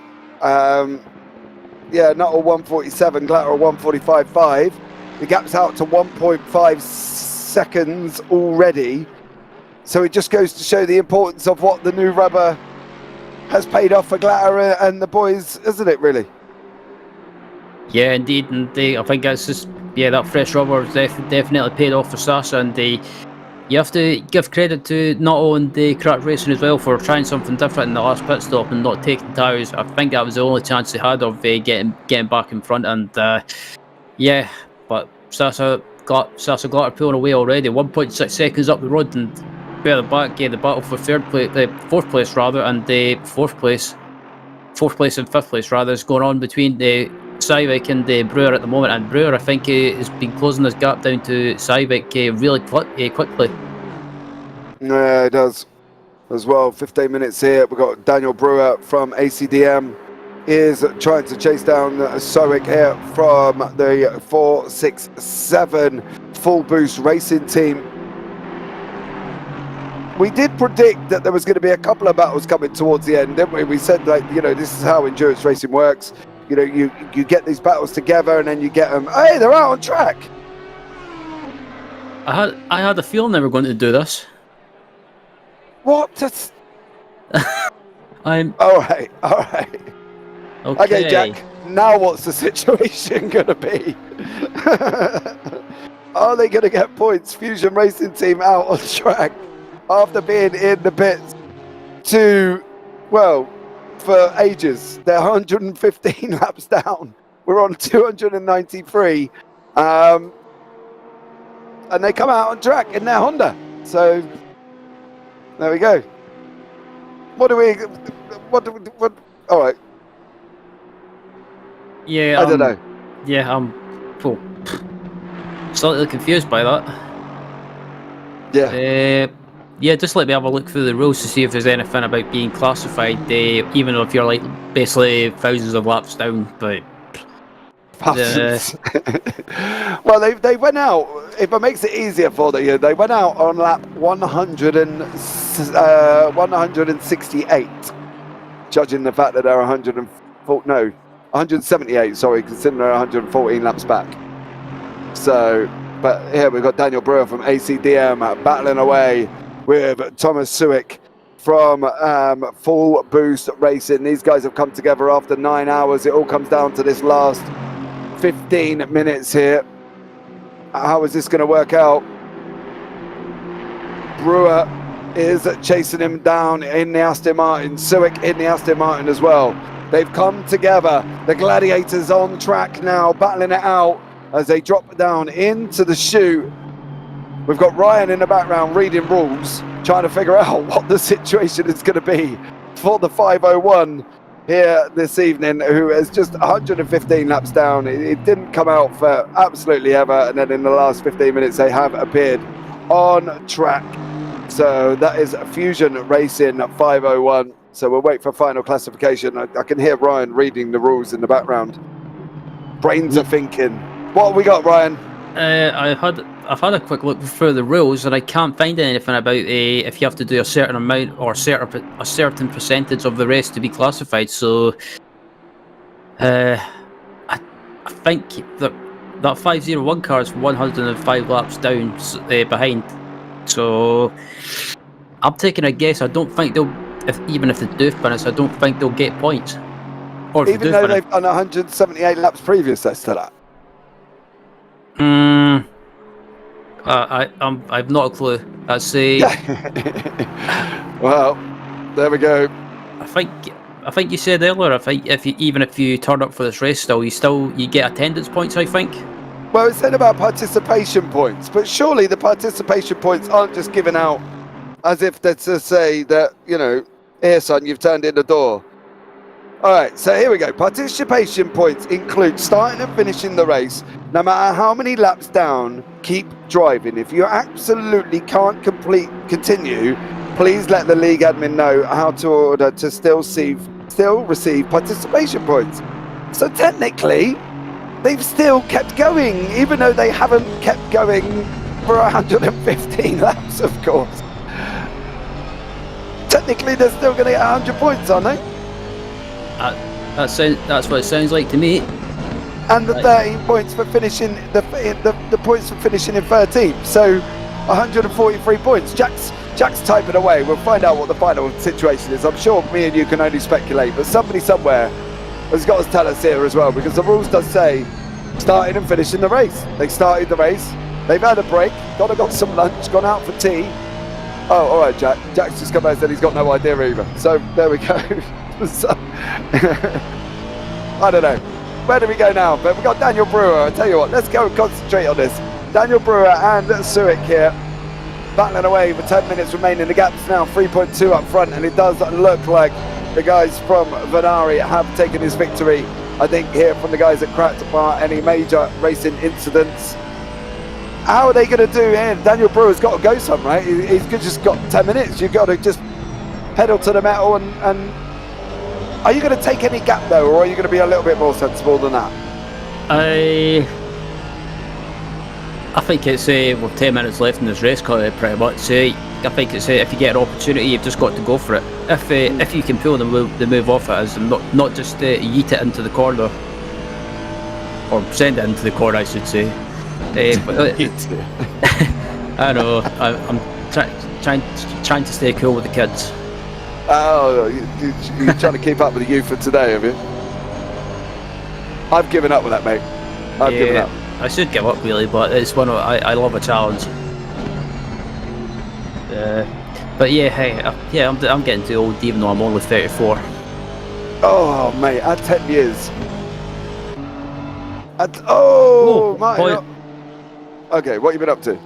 No, I just spotted Hoyer on the stream, and I thought something happened. He was going very slowly, and I thought something happened. So, but yeah, just ignore me. I thought something dramatic had happened. Yeah, he isn't down for anything. Isn't down. I don't know. There we go. Brewer still battling away with Suick here. These two going 2 for now. 8.5 minutes remaining. It's definitely been a challenging one here, wasn't it, Ryan? I think you were here from pretty much the beginning. How's it been through that sort of period? It's been an interesting one, hasn't it? Yeah, it's been an interesting race, but it's been a good race. I mean, yeah, we've only got 12 cars left, but the racing I've seen today has been absolutely fantastic, and we had pretty much the last couple of hours we've had a quiet spell, but that battle for the lead between Glatter and Nuttall was sensational to watch. How Jamie Nuttall held on to the lead for so long. As hold on for a second, they're going side by side with the bus stop with a bit of contact, and Daniel Brewer, I take my hat off to you, good sir. And he made it through. And he did it as well. Absolutely unbelievable from Daniel Brewer. Literally just sent it on Suick right at the end of the race, and got the job done in the bus stop for the ACDM team. Absolutely unbelievable as well. That was a great effort, and they both survived, which is always good. Yeah, absolutely. Suick down to 5th place and Brewer up into 4th, and the 4th place, a good recovery for the team at the 120 team, and the Full Bush Racing. It's also been a good recovery from them. So I think they'll be fairly satisfied with the 4th and 5th place, considering where they were on lap 1. But yeah, it's still going as well, and they pretty much cover up to 7 minutes and 10 seconds remaining in this race. And yeah, coming to the end of the race, James, if we were doing a driver. Not a driver, but a team of the race vote. Who would you go for?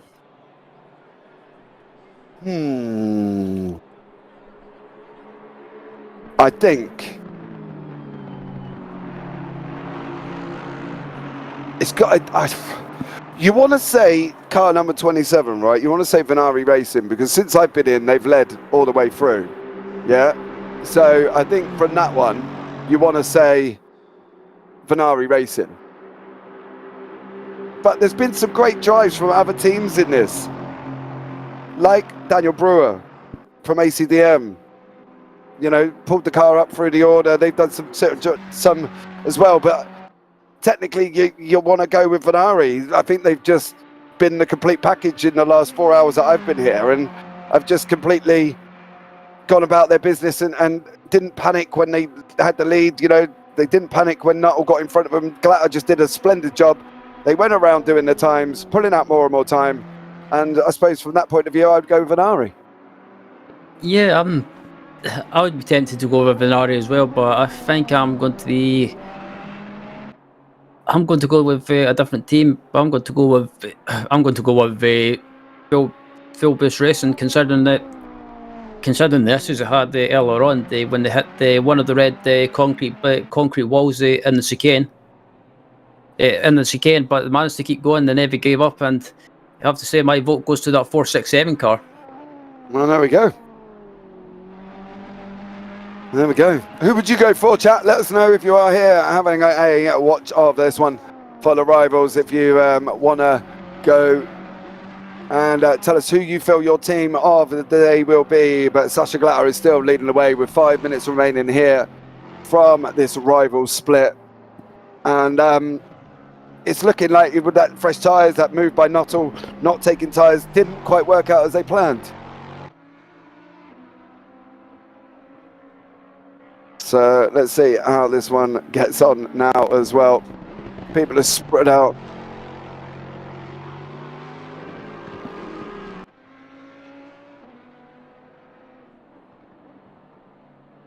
Okay, guys, well, thank you so much for joining us. Ryan, give us a rundown of what we've seen on the rival split so far as we're going into the last 5 minutes.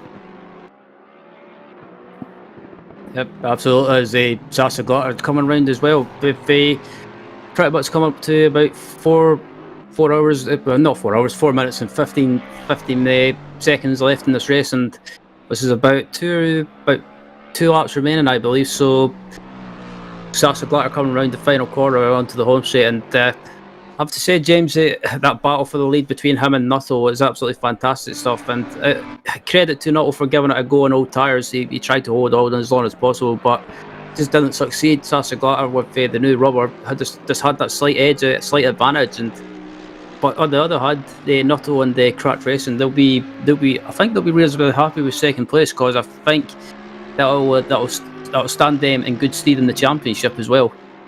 Yeah, absolutely, it will, Dave. And what a race if you haven't been watching the rivals, what a race you have been missing. Kulash Racing, Sim Racing was leading the race there as well, car number 73. They were out in front and leading. Technical issues then put them down the order. Unfortunately for them, it then led into a Cracked Racing, Vanari Racing battle. For the last 4 hours, they've been backwards and forwards on pit stops and pit stops and pit stops. One takes the lead, next one takes the lead. Jamie Nuttall at Cracked Racing through the curveball. They didn't take tyres on the last pit stop, and they come out side by side. Nuttall managed to hold on for them. Car number 71, as driven by currently Sasha Glatter from Vanari Racing, battling all the way. He got into the inside. Since then, Glatter has pulled out a 5-second gap. And that has been how it has been for the last 4 hours of this rival split. It's been absolutely unbelievable battle. Now we've got Andrew Mayatu from Kulash here in 10th place, battling it away with the TSR car of Shatska there as well. But there's been some interesting battles all the way through. Car 467 of Full Boost Racing battling away with car number 120 from ACDM as well. Them guys have been battling back tooth and nail over the last 5 minutes. But here we go as we're coming around 2 minutes 1 second on the clock. They're going to be going down into turn one now. Mayado on the right hand side, is he going to try and run him around the outside, going up through the S's? There's going to be a slight little bit of contact now. Here we go, up through the S's, running this side by side battle. Are they going to give room, do we reckon, Ryan? What do we think? Is there going to be room there? It's going to be a bit tight, but they've gave each other just enough room coming through the S's down. It looks like Kulash Racing with Miato at the wheel has got that position up into 9th place, and there was a bit of a bit of door rubbing through the S's there, just ever so slightly, but coalesce up into 9th place. That TSR car with Shaz got the wheel down into 10th place, but yeah, apart from that, Sasa is leading the race now with a 5.3 second gap now, and it's just stormed away and built up a bit of a gap, and yeah, it's been a fantastic race. And as we've got about 1 minute 5 seconds left in this race, will be the next lap should be the next lap should be the last lap by the looks of it. As further back, we're looking at the battle for, or we're looking at the 12th place car rather of the Anton Abakmov.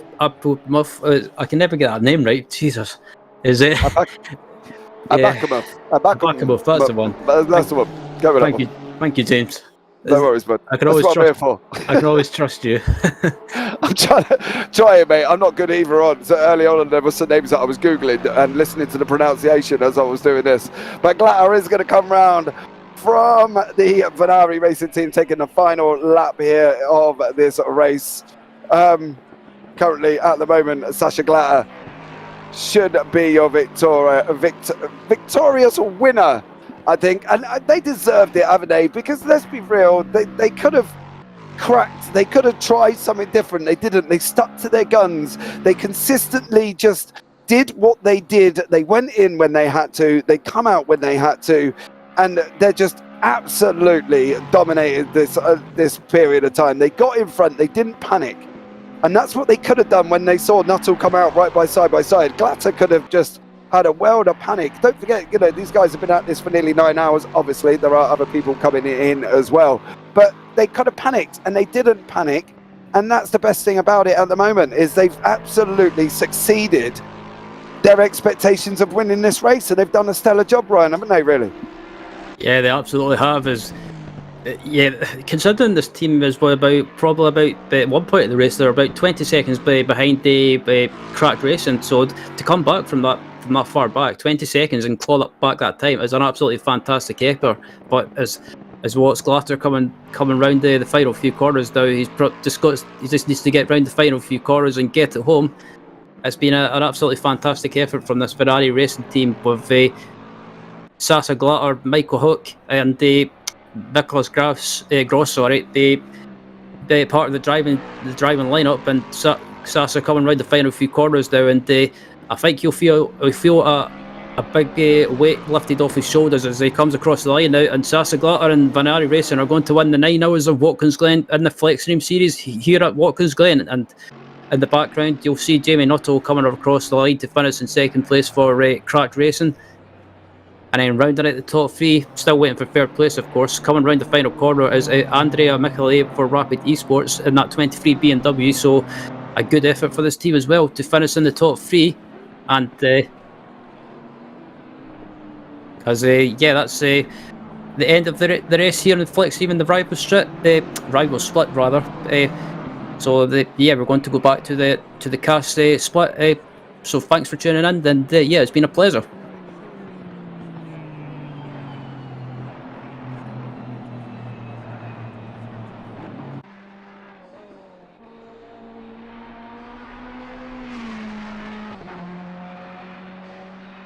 Right, so there we go, and I think what an absolutely barnstorming 9 hours of racing we have seen here from the rivals split as we come back along. Glatter was in 1st place, car number 27, Vanari Racing in 1st, Cracked Racing in 2nd, and then of course car number 23 was Rapid Esports in 3rd place there as well. Behind that for them, car number 120 was the ACDM team in 4th. 467 was Full Boost Racing in 5th. Rusu from number 16, the Digital Racing Squad in 6th place.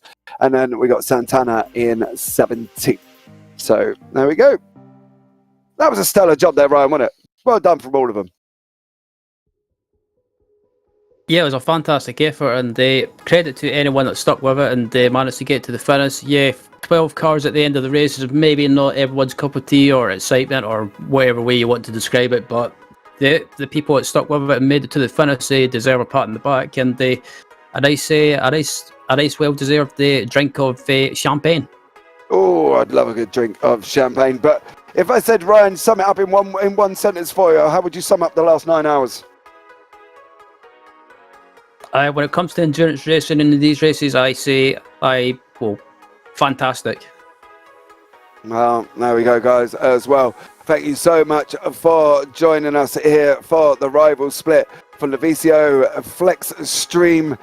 Thank you again from LFM. So from myself, Ryan Walker, Jake Maloney, Zach Sweeney was also in the booth as well earlier on, and Cav was here as well, wasn't he? Ryan joined you as the day went on, but from all of us here, thank you so much for joining us. But for now, guys, take care, have a great week, and you never know, we might see you on the track sometime. Good night.